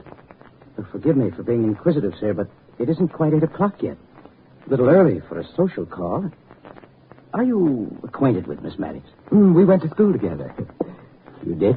Who is it, Carson? There's a gentleman calling on Miss Maddox. What's that? Calling on Miss... You wish to see Miss Maddox? Yes, but I didn't realize I'd create this much of a sensation. I must remember to include I'd like to see Miss Maddox in my repertoire of startling things to say. Well, I'm Mrs. Anders. I'm in charge of this household. Do you know Miss Maddox? The gentleman went to school with Miss Maddox. He went to school with her? That's what he said. You know, there's something about all this that reminds me of the time a friend of mine tried to negotiate a federal loan. Oh, show the gentleman into the library, Carson. I'll go call Miss Maddox. If you'll just be seated, Mr. Templar. Okay. No, I didn't catch his name, but it's someone who went to school with you. I know. I'll bet it's Fatso. Why, you're not Fatso. I suppose I should say thank you, but certainly you're not Miss Maddox. Why, of course I am. Now, don't tell me she's changed that much since your school days. I'm afraid I'm the one who's changed. As a matter of fact, I feel myself changing slightly this very moment. Oh, well, when you find the right Virginia Maddox, you can both have a laugh over this. Yes, a good long laugh. Yeah, I think the time to laugh is right now. And you can all join in. You see, this is the Virginia Maddox I'm looking for. I beg your pardon? There's a foreign car, an Asata Fascini, at the central garage, registered to a Virginia Maddox at this address. Why, of course, it's mine. Yours? Oh, it's mine, all right. Although, naturally, I don't drive it. You see, I'm only 8. And if you lived in California, you'd have been driving it for years. I'm afraid I don't understand what you're trying to say. I'm not saying, Mrs. Anders. I'm asking. Did you ever hear of a man named Blanco? Blanco? No, I don't believe I ever have. I haven't. Have you, Carson? No, Miss Virginia, I don't... Wait a minute. When I took the Asada down to the garage the other day, there's a new mechanic there. I think his name is Blanco. Now, that's interesting. You're a detective. That's what you are. A detective. No, Virginia. Besides, if I were a detective, I'd know the answer to something Carson just said without having to ask. And what does that mean? Suppose you tell me. What? How you knew that the new mechanic's name was Blanco when even the men who worked with him thought it was Stevens. Well, maybe it was another man. I'll tell you what I mean, Carson. You're the first real link, the first hopeful sign that I'm heading in the right direction. Look here, what is this all about? Virginia, didn't I just hear your doll cry? Oh, Mr. Templar, I haven't played with dolls since I was a child. Oh, yes, of course. I should have known. You don't have to make an excuse, Mr. Templar. I know you want me to leave the room. You want to talk grown-up talk. Virginia, you're the most fascinating woman I've met in years. But there are a few questions I want Carson to answer. Mister, whatever your name is, I'll give you just 3 seconds to put up your hands. Very well, if you insist. And now, sir, I should like to know what you mean by forcing your way into this house. But Uncle Roger, can't you see? He's a detective, just like in the comic book. Exactly. Fire that gun, sir, and I'll bleed ink all over this handsome carpet. He forced his way in on the pretense of seeing Virginia, Mr. Pierce. But it appears that it was really Carson he wanted to see. You know this man, Carson? No, Mr. Pierce. I never saw him before. His name is Templar. Templar? Simon Templar? And I'm certainly not Fatso, am I, Virginia? No. Oh, so you're the saint. I'm very glad to meet you. Then, may I put my hands down? Of course. But what is the reason for this rather strange and unsaintly visit, Mr. Templar? Virginia, why don't you go try on your party dress? Huh? The one you're going to wear this afternoon? Oh, I've already tried it. But how did you know I was going to Janet Fuller's party this afternoon? We comic book detectives know everything. Is Carson going to drive you in the car? Well, of course. The only way to get to Janice's house is by car. Unless you feel like walking all the way up the mountain. Mountain? Yes, it would have to be a mountain, wouldn't it? Mountain road with a great many curves. I'm still waiting for your explanation, Templar. The child. Leave the room, Virginia. No, I want to Virginia? Oh, very well. But you know I'll find out everything anyway. Carson will tell me. Won't you, Carson? If I can, dear. Goodbye, Mr. Templar. Goodbye, Virginia. I've enjoyed meeting you. Now, Mr. Templar, what did you want to see us about? About murder, Mr. Pierce. One that was committed a few hours back and another one that I helped to prevent. It's scheduled to take place in a few hours from now. What? Mr. Templar, please explain. Well, a few hours ago, I was paid a call by a hoodlum named Blanco. This led to a brief but informative conversation with a lady barfly named Violet, which in turn led to an interesting half hour with a limousine named Asata Fascini. And so, here I am. I'm afraid I don't understand either. All that's clear to me as of now is that there's been a murder, and there's a good chance there's going to be another one. Murder? Who was murdered, Mr. Templar? The aforementioned hoodlum, Blanco. But shed no tears. He'll be missed only by the manufacturers of small arms ammunition who, I'm afraid, are going to notice a rather remarkable drop in their sales. What? It's the car that I'm here about, Mr. Pierce. The Asata Fascini that spends its spare time at the central garage. The registration slip says that it lives here. Yes, that's our car. It is the central garage we use, Carson, is it not? Yes, sir. I understand the car is owned by that charming child, although she informs me she doesn't actually drive. Yes, the car is hers. Mr. Pierce, I hope you won't think I have an ulterior motive. I'm a little old for Virginia, but she's loaded? She's extremely wealthy. You see, Mr. Templar, shortly before Virginia's father died in South America, he drew up a will giving the child his entire fortune. I was designated her guardian until she comes of age. Oh, then you're not really her uncle. I'm an uncle in name only. Oh, I see. Tell me something. Where in South America did the child's father die? In Honduras. That's Central America. Oh, is it? Well, I do believe it is. Why do you ask, Mr. Templar? I wasn't really asking. I was shooting in the dark. What's that? When I return to this house in an hour or two, Mr. Pierce, we must all have another delightful talk. It will be a different kind of talk, perhaps, but nonetheless delightful. But what in heaven's name? Later, Mr. Pierce, later. Right now I have a date with a lady with violet hair who thinks I'm a bottle of scotch.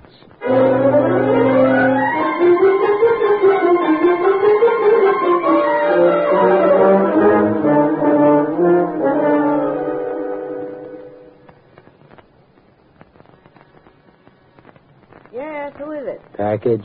Package. I didn't order any. Package from what? What is this? Hello, Violet. I'd like to have a talk with you. A talk?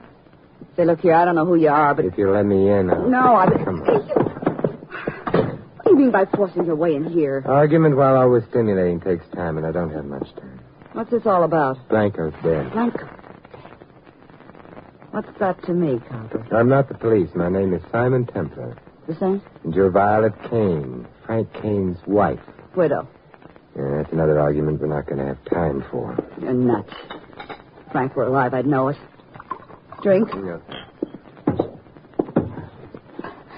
There, that's better. All right, we can talk now. What's Blanco's murder got to do with me? You're next on the list. Hey, you dropped your glass. What do you mean by that crack? There's nobody... I don't feel so good. May I help you? No, What? Who'd want to kill me? Somebody who's related to you. I'm not sure who. Related to me? I've only got one...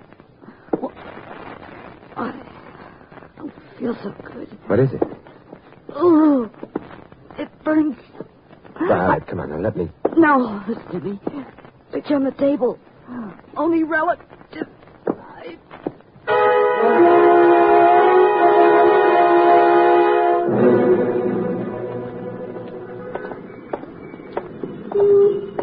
Hello there, Morgan. Oh, like Mr. Templar. What brings you out in the cream of the day? I'd imagine a man who runs an after-hours saloon would naturally indulge in after-hours sleep. Well, as a matter of fact, I was just about to go home, on my way to pick up my car. Not by any chance at the central garage? Well, yes. How'd you know? Deduction. That's incredible. Not too incredible. It's easy enough to deduce that a man would keep his car in a garage that happens to be the owner of. Oh, so you know that, too.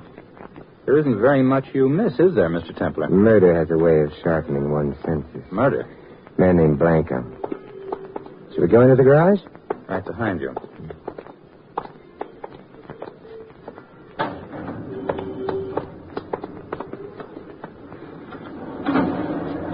You said his name was Blanco? Yeah. And just now, Violet Kane. Violet dead? But how? Someone evidently thought her whiskey would have a bigger kick with a pinch of poison in the bottle. It did. It's ghastly. Terrible. But who did this thing? You did. Me? I realize it's rather early in the day for a man to be at his best, but don't you think that joke is in bad taste? If it were a joke, it would be. The Asata. Beautiful automobile that child owns, isn't it? Look at those lines. So sleek, so graceful. Get in, Morgan. Get in. It's a perfect morning for a drive. I don't think anyone would mind if we took her out. You see, I'm rather friendly with the owner. She likes me. To her, I'm a character straight out of her favorite comic book. Get in, Morgan. No, thanks. Why not? We'll take her climbing. I'd like to see what she'll do on a mountain road. Road with a couple of hairpin curves. Come on. No, some other time, Saint. Won't be another time. Or didn't you see the beautiful job Blanco did on the tie rod? No. Sawed through until it's hanging together by the proverbial hair. One sharp turn, like the turns you'd find on a mountain road, The steering system collapses. And there's an accident. Yeah. Yeah, Blanco did an excellent job until he learned who the victim was to be. It was too much for even his stomach. Oh, you're dreaming. Why would anybody want to wreck an expensive bus like this? A little girl who was going to a party on top of a mountain this afternoon has too much money, Morgan. If she should happen to fall off that mountain in this car, some happy next of kin would have a very happy fortune. Well, that lets me out, Saint. I'm nobody's next of kin. There was a picture Violet pointed out to me before she died. A snapshot taken at a wedding. And do you know who the bride and groom were? Okay, we've talked long enough, Saint. Frank Kane left a lot of money when he died. I'm too close to it. That's another mistake you made, Morgan. Huh? Who's me, Frank Kane? Kane?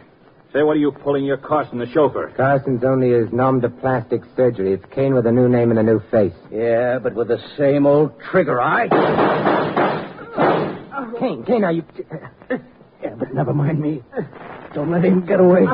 You took care of that. You're the one who didn't let him get away, Kane. A man loses all inclination to run when there's a bullet in his kneecap. He'll keep until the police come. Good. Saint, Virginia, little girl. See, don't try to talk now. Gotta tell you. See the G. Don't worry, Kane. Your daughter will be safe. I'm going to make sure of that right now.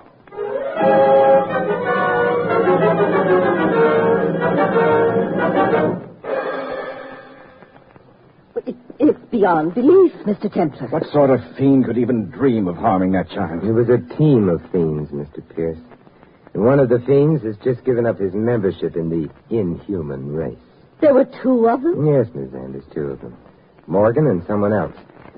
Someone who would be Virginia's only surviving relative once Violet Kane, the child's mother, had been erased from the picture. The only surviving relative and inheritor of the child's fortune. But we know of no relatives, do we, Roger? There was only Frank Kane, her father, but legally, at least, he was dead. No, he's dead in fact as well. But there is another relative. I'm amazed that you don't know. Who? Violet pointed to a wedding picture as she was dying. It was your wedding picture, Miss Anders. You were the bride. Morgan was the groom. Yes. I was married to Morgan once. But surely that doesn't mean that I... Look here, Templar, this is preposterous. It would be even more preposterous if Violet hadn't had a sentimental nature. What do you mean? The snapshot. She wrote the names of each member of the wedding party on the snapshot. The name? Mm-hmm. She had your name written. Rose, isn't it? And what makes the photograph really interesting is the man standing next to the groom. It was you, Mr. Pierce. Of course it was me.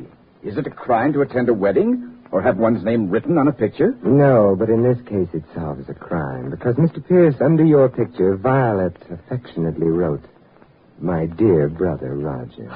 What? You... Don't bother. I'm sure I've been called it before. Come on, brother. We're going visiting. There's a new district attorney downtown who's dying to make himself a reputation.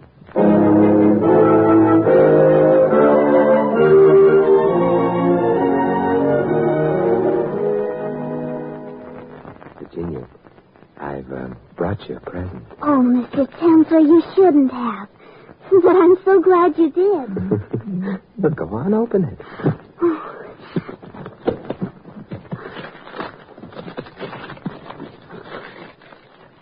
Oh, it's the most beautiful doll I ever saw. You did tell me once that you hadn't played with dolls since you were a child, but... Mr. Templar, I'll tell you a secret. What, Virginia? I just said that to be sophisticated. Something tells me that a certain young man named Fatso is going to be trimmed right down to your size.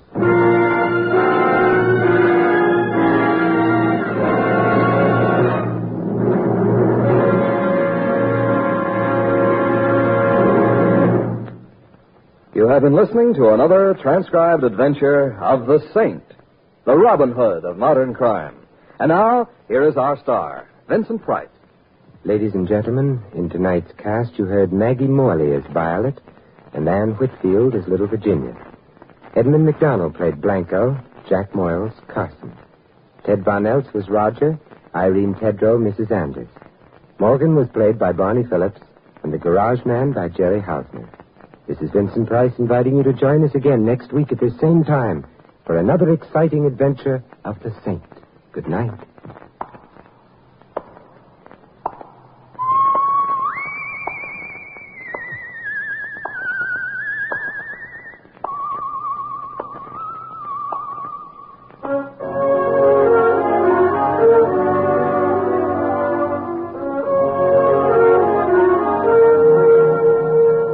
This adventure of the Saint was written by Michael Cramoy. The Saint, based on characters created by Leslie Charteris, is a James L. Safia production and is directed by Helen Mack.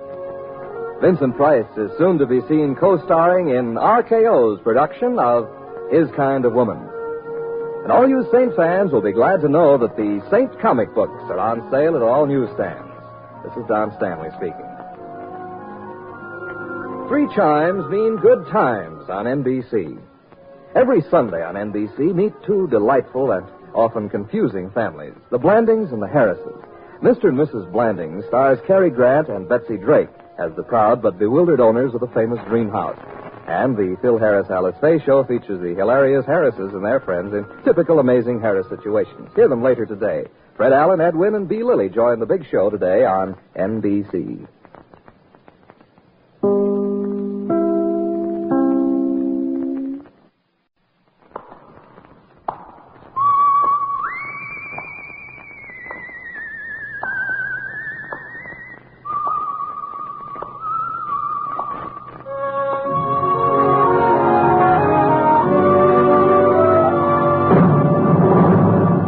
The Adventures of the Saint, starring Vincent Price.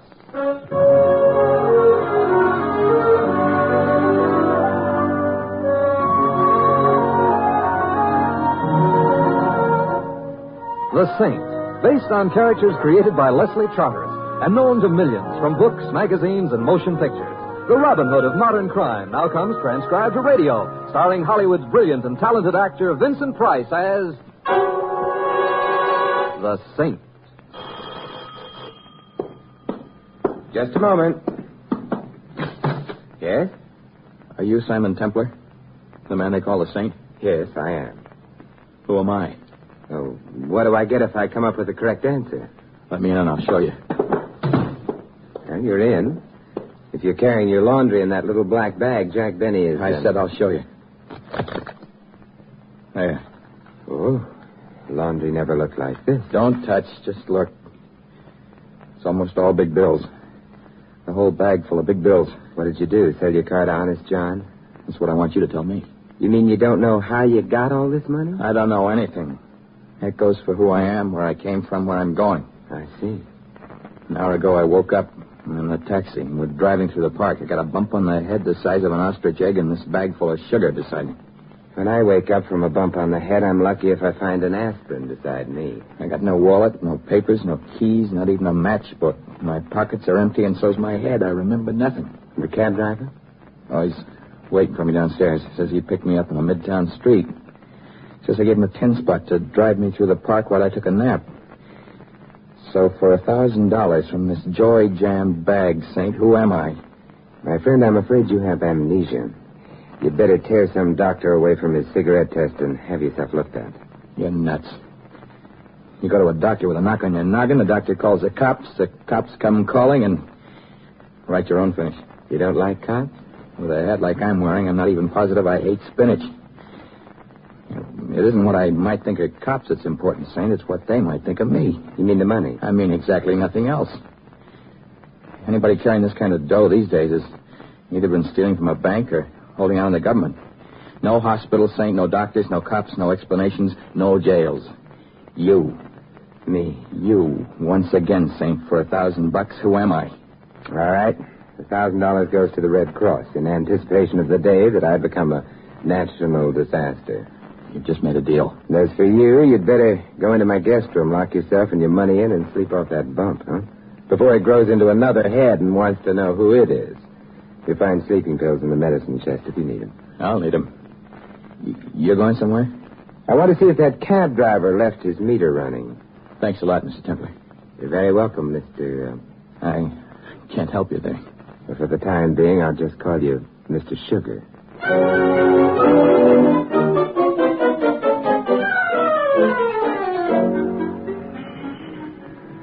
Mister, all I know is the guy climbs in the cab at 48 and Madison, hands me a 10-spot, tells me to take it off through the park while he snatches 40. He handed you the money before you took him riding? Yeah, before. Let me have how come. Because I didn't want him in my cab, that's how come. The way he was bobbing and weaving, I thought he was lushed. I didn't want no trouble with no drunks. So you had a little argument? A little discussion. Then he takes out a $10 bill and forces it on me. So I stop discussing and start driving. The $10 bill, he took it out of his pocket, huh? If you know any other place a guy can carry his dough, let me know, and I'll take the bill off of my wife's neck when we go to bed nights. Out of his pocket. What's the matter? You think I'm lying? You're not lying. Now I know how my old grandmother felt when the medicine man swore that the snake oil would cure her rheumatism. Well, you're having trouble finding out what the score is, huh? I don't care what the score is. I'd just like to know what the game is.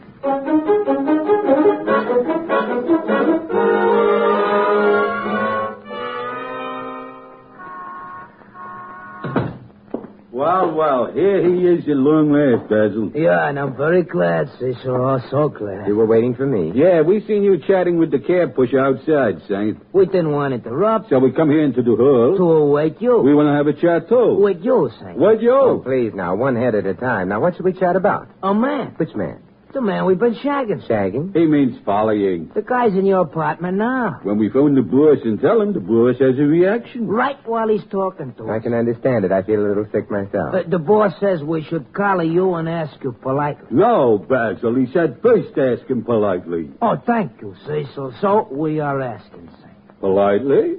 So why don't you politely tell us? Look, if you boys are auditioning a new television act, Radio City went that-a-way. We almost all out of politely, Saint. We hardly got one good man left. So what goes with the man in your apartment, Saint? The boss says he wants to know. The boss says he gotta know. The boss says he don't want that old trouble with the law should start up again. Basil, you're talking too much. I apologize. And Saint, you are not talking enough. Now, politely, for the final time, the man with the black bag, what's he up to? Yeah. And what's he carrying in a bag? Mustache wax. Mustache wax? Yes, a new kind of mustache wax, homogenized. He dropped in to give me a free home demonstration. No, don't give us none of that. You ain't even got a mustache. Well, he said he didn't mind waiting. Oh, there. Basil, shall you hold him while I hit him, or shall I hold him while you hit him? No, you make the choice. No, Basil, I insist. I couldn't bear to see such a beautiful friendship broken up. Stop it! Oh, hello, boss. Stop! Hell here! Hello, boss. Hello, Saint. Hey, you're just in time to accept my thank you. You thanking me? Yeah, for making me a member of the Thug of the Month Club. To think of all the money I've been wasting on gymnasiums. From where I sat, it didn't look wasted. Go on, beat it, boys. I'll talk to you later. Now, don't be sore, boss. We try to be polite, didn't we, Cecil? We ain't Jason. Yeah, beat it. Yeah. You know me, Templar? Not as well as I would if I bet on horse races. Frank O'Connor, you're a bookmaker. Well, you don't know me at all, Saint. I'm not a bookmaker. I'm the bookmaker. Bully for you. We'll get right to the heart of the thing, eh? How much? I've got nothing for sale. Try Macy's. Let's be a little realistic, Templar. The way you live, the way you dress, you got that dollar look. All that you got to do is tell me in 50 words or less what I want to know about your guest inside, and the big cash prize is yours. What's he up to? He doesn't know either, he says. Oh, come on, fella. Give a little. Do I have to start mentioning amounts? You can mention any amounts you want. I've nothing to sell you, O'Connor. All right, okay, if that's the way you want to play the hand. But you won't hold out long. I've found that people and racehorses have one important thing in common. They both have a price. And then why bother me with your impossible questions? Go make a deal with Citation. Now, the deal will be with you, Saint. And if my money won't make the record spin, the boys have a way all their own.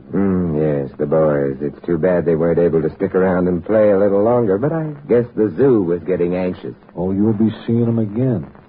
Soon. And, Saint, maybe you better start getting anxious.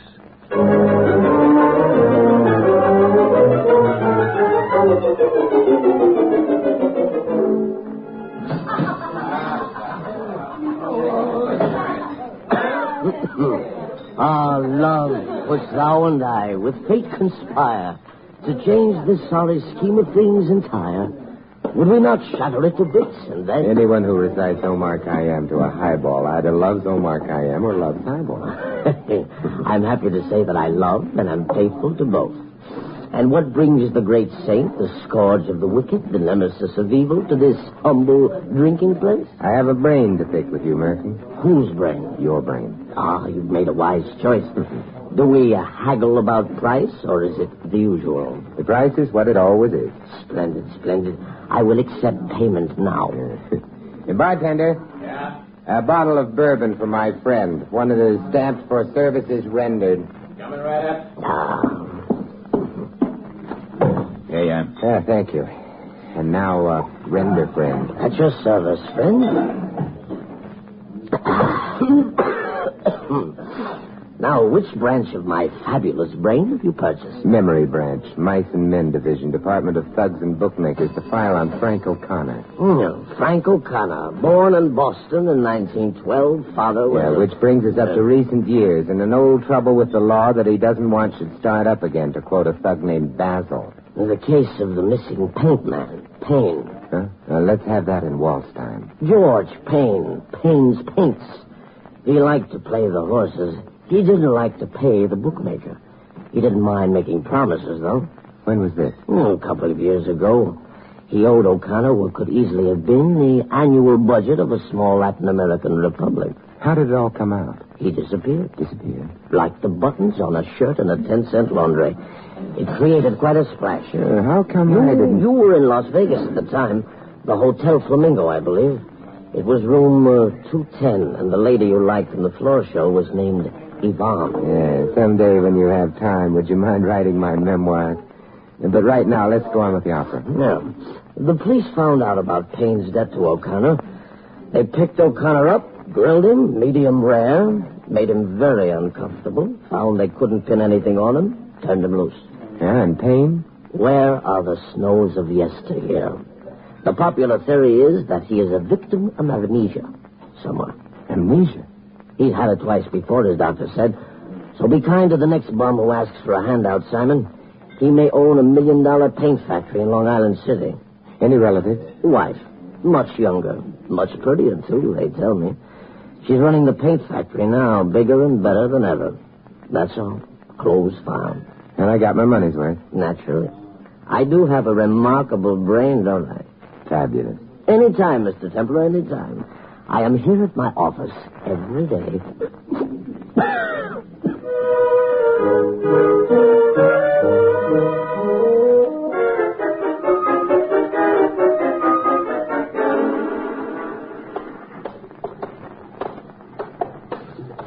Excuse me. You're excused, but with reluctance. I'd like to get by, please. You'd get by anywhere. Look, I'm a very busy woman. I have no intention of standing here on a catwalk suspended over a 1,000-gallon vat of boiling resin while a stranger throws passes at me. So that's what's boiling in that outsized tub below us, huh? Resin. And I had hopes it would turn out to be a hot Tom and Jerry. See here. Who are you? What are you doing here? Well, they told me in the front office that Mrs. Payne would be back here in the production office. I'm Simon Templar. I'm Mrs. Payne. And if you want to talk to me, Mr. Templar, let's get away from the heat of that vat before my makeup runs. Well, if it runs, I'll chase it for you.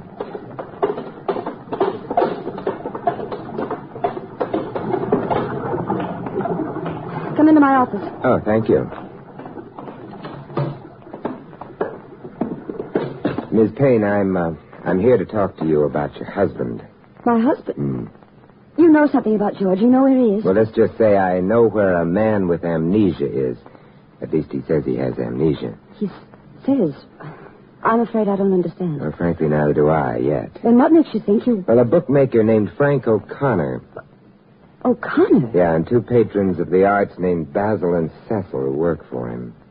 I'm afraid I don't follow you. In the course of a dull conversation, Basil let it slip that their interest in my man with the paralyzed memory is a continuation of their one-time interest in your husband.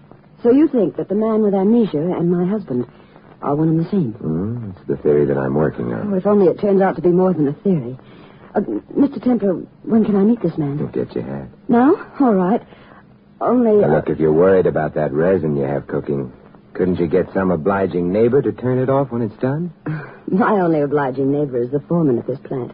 I can leave as soon as he comes back. Sorry. Here's my card. Thank you. Oh, if only I could have George back again. Mr. Templar, if the man with the bump on his head does turn out to be my husband, I shall be eternally in your debt. That idea has some fascinating connotations.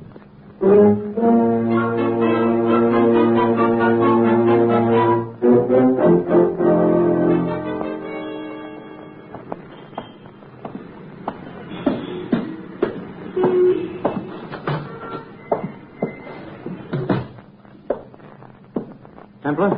And if I say yes? Joe Fowler, Interurban Insurance Company. Oh, I don't need any. I'm not a salesman. I'm an investigator. Of what? People, mostly. I hear you've dug up a guy who might be George Payne. You have big ears. I have a big telephone. Mrs. Payne called me right after you left her. I'd like to have a talk with this book. Somebody else wants to talk with him? Yes. Me. Come on in, Fowler. If there's anything left of the guy when I get through with him, it's yours. You don't sound happy about this character. No, and I won't be until I know why he's pretending to have amnesia. Pretending? Yeah. Why is the insurance company dipping an oar into this? $250,000. Good reason? $250,000. Good reasons. That's the amount you won't have to pay if Mr. Payne is still living, huh? That's it. Yeah. Well, come and meet my guest. Yeah, I'd like to, very much.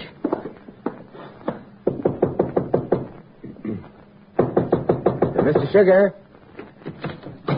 You didn't lock Templar. Look, hanging from the... Oh. Wait, he committed suicide. Yeah, it looks that way. It was supposed to look that way. But if he could talk, I think he'd tell us he'd been murdered.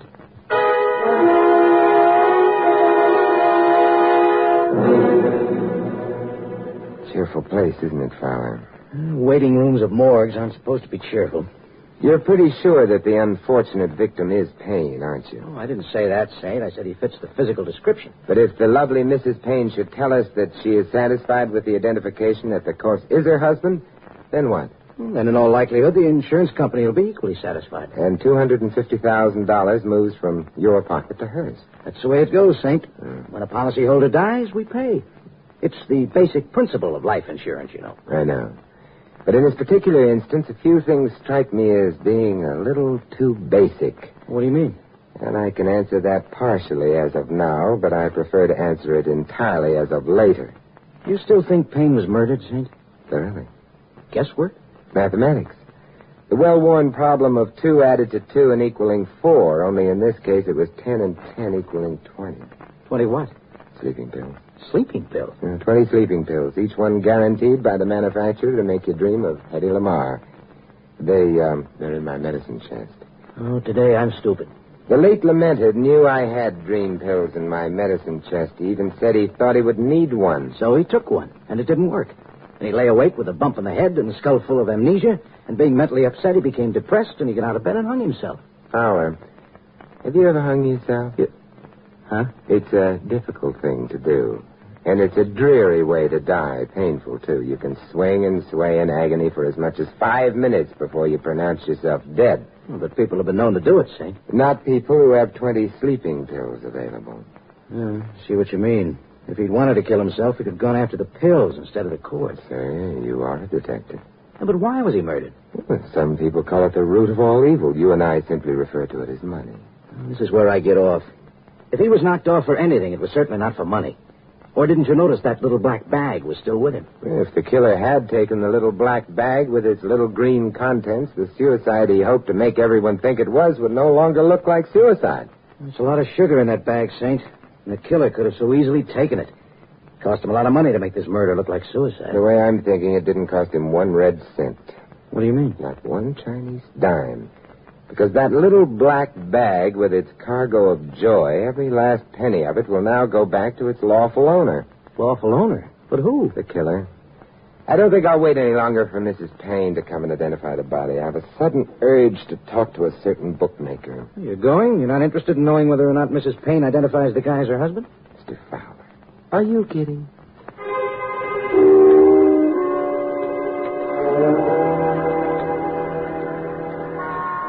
Hey, taxi! Taxi! You don't want a taxi, Mr. Templar. Does he, Basil? No, indeed, he don't, Cecil. You have used your head. He's used both his heads. Is it recess time at the monkey house again, boys? He is funny. Is he, Basil? He is funny now, Cecil, but will he be funny later? No, he will not, Basil. It is not possible to be funny when you are sleeping on the riverbed in a pair of cement pajamas. I want you Knights of the Round Table to take me somewhere. Oh, we're going to take you somewhere, all right. Yeah, I want to see O'Connor. There are some questions I intend to make him answer. You are going to make him? Yeah. Basil, either this chap is screwy or somebody already beat his brains out. Come, Saint. The boss is awaiting in the car. Well, I hope he hasn't been awaiting too long. This way, Pigeon. And, Saint, we are just about on the verge of losing our politeness, are we not, Cecil? We indeed are. What my colleague means, Saint, is don't venture to try nothing.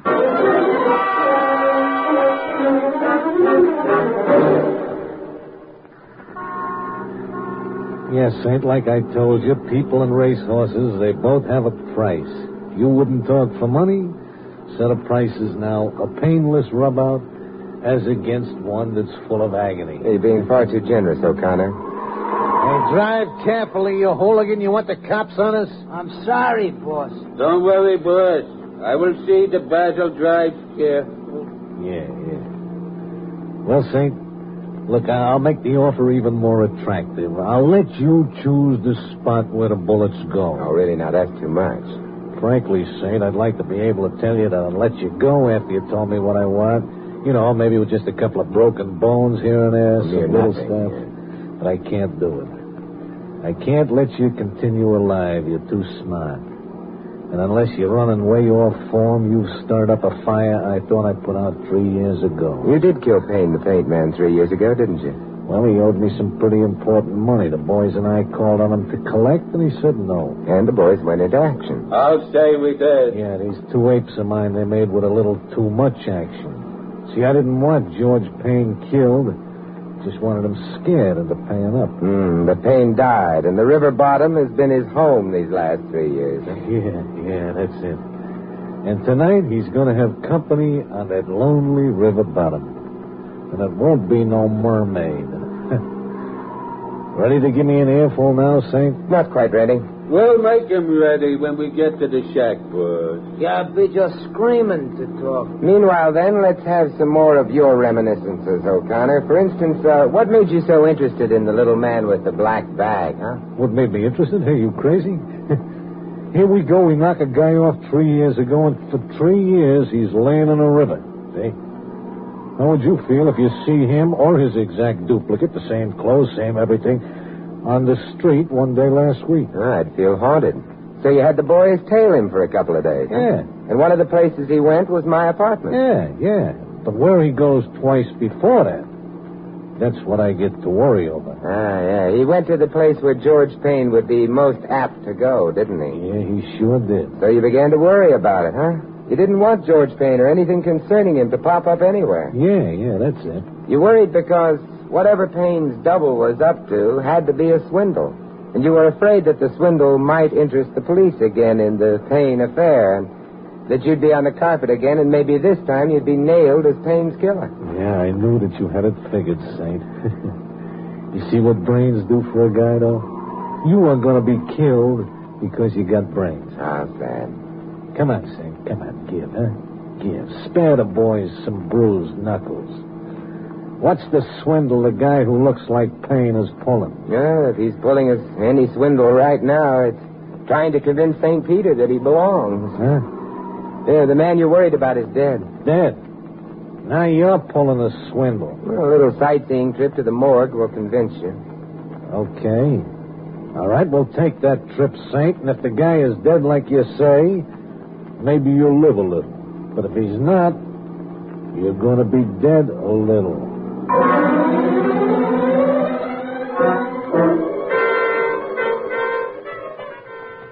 Well, I'm glad you're still here. I see everyone else is gone. Oh, I dread the thought of going home. After seeing my poor husband in the morgue, Thought maybe if I could work, I'd not think too much. And what do I do now, applaud? Pardon? The performance, the speech you just gave. Mrs. Payne, frankly speaking, you're just about as bad an actress as you are a swindler. Why, how dare you? Look, are you going to climb down off that high dudgeon, or must I push you? Your little plot was a honey. It was so simple it almost worked. Look here, I demand to know what... Such a simple swindle, almost stupid. We have a Mr. Payne who has been missing for 3 years. We have a Mrs. Payne who is dying to get her hot little hands on $250,000 worth of insurance money. You're insane. And finally, we have the highly fortuitous appearance of a man who looks so much like the missing Mr. Payne that even his bookie gives him a double take. Plot? Make a deal with the double. Have him fake amnesia. Tell him to call on the Saint and ask the Saint to find out who he is. I don't know what you're talking about. Give the man a prop, a bag of money, so that the man can say, I wouldn't be bothering you, Saint. I'd go to the police and ask them to find out who I am, except that this money I've got is probably illegal. So the Saint puts his fabulous nose to the grindstone and sniffs out that the man is George Payne. And the man, of course, willingly allows himself to be murdered so that I can collect my husband's insurance. The man thought he would take over a paint factory. That's all he thought. He didn't know about insurance. So the man is then murdered. By me, of course. No. You and I were here together, remember? We were standing over that hot vat of resin at the time the man was murdered. Well, thank you at least for not accusing me of murder, Mr. Templar. I said you didn't actually commit the murder, but your colleague did. So you're just as much of a candidate for the chair as he is. Oh, I have a colleague, have I? With an imagination like yours, Mr. Templar, I'm surprised you didn't make it a whole gang. So the man is murdered, and Mrs. Payne says, yep, that's George Payne, and collects all the insurance money as of now without having to wait that long, dreary 7 years before her missing spouse can be declared legally dead. End plot. You should write comic books, Mr. Templar. Yeah, I should. At least the murderers in that business are all made of ink. You know, this whole affair might have given me great difficulties if it weren't for one thing. Oh, what one thing? A stupid thing. The man with the alleged amnesia telling me he awoke from his deep nap with his pockets picked dry. And yet the cab driver telling me that he took a $10 bill out of his pocket. A little unimportant and stupid. Of course, you can prove all the wild things you've been saying. There's only one thing that still consumes my curiosity, Mrs. Payne. Who is your accomplice, the man who actually committed the murder? Well, all you have to do, Mr. Templar, is turn around and you'll see him. And you'll see this beautiful gun I'm holding, too. All right. Yes, an insurance company detective would be a big help in swindling an insurance company. Stay where you are, Saint. I said stay where you are. Give me that gun. Give it to me. Thank you. Run! That won't help, Mrs. Payne. Hey, be careful, the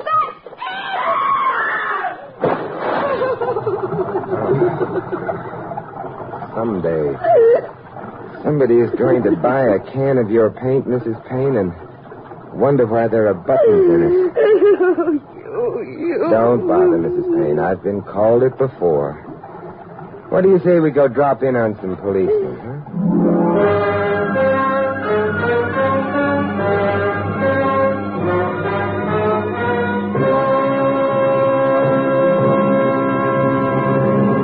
You've been listening to another transcribed adventure of the Saint, the Robin Hood of modern crime. Now here is our star, Vincent Price. Ladies and gentlemen, in tonight's cast, you heard Joan Banks as Mrs. Payne and Sheldon Leonard as Frank. Ed Max and Tony Barrett were Cecil and Basil. Sidney Miller was Murphy, Lamont Johnson, Mr. Sugar, and Jack Moyles Fowler. This is Vincent Price inviting you to join us again next week at this same time for another exciting adventure of the Saint. Good night.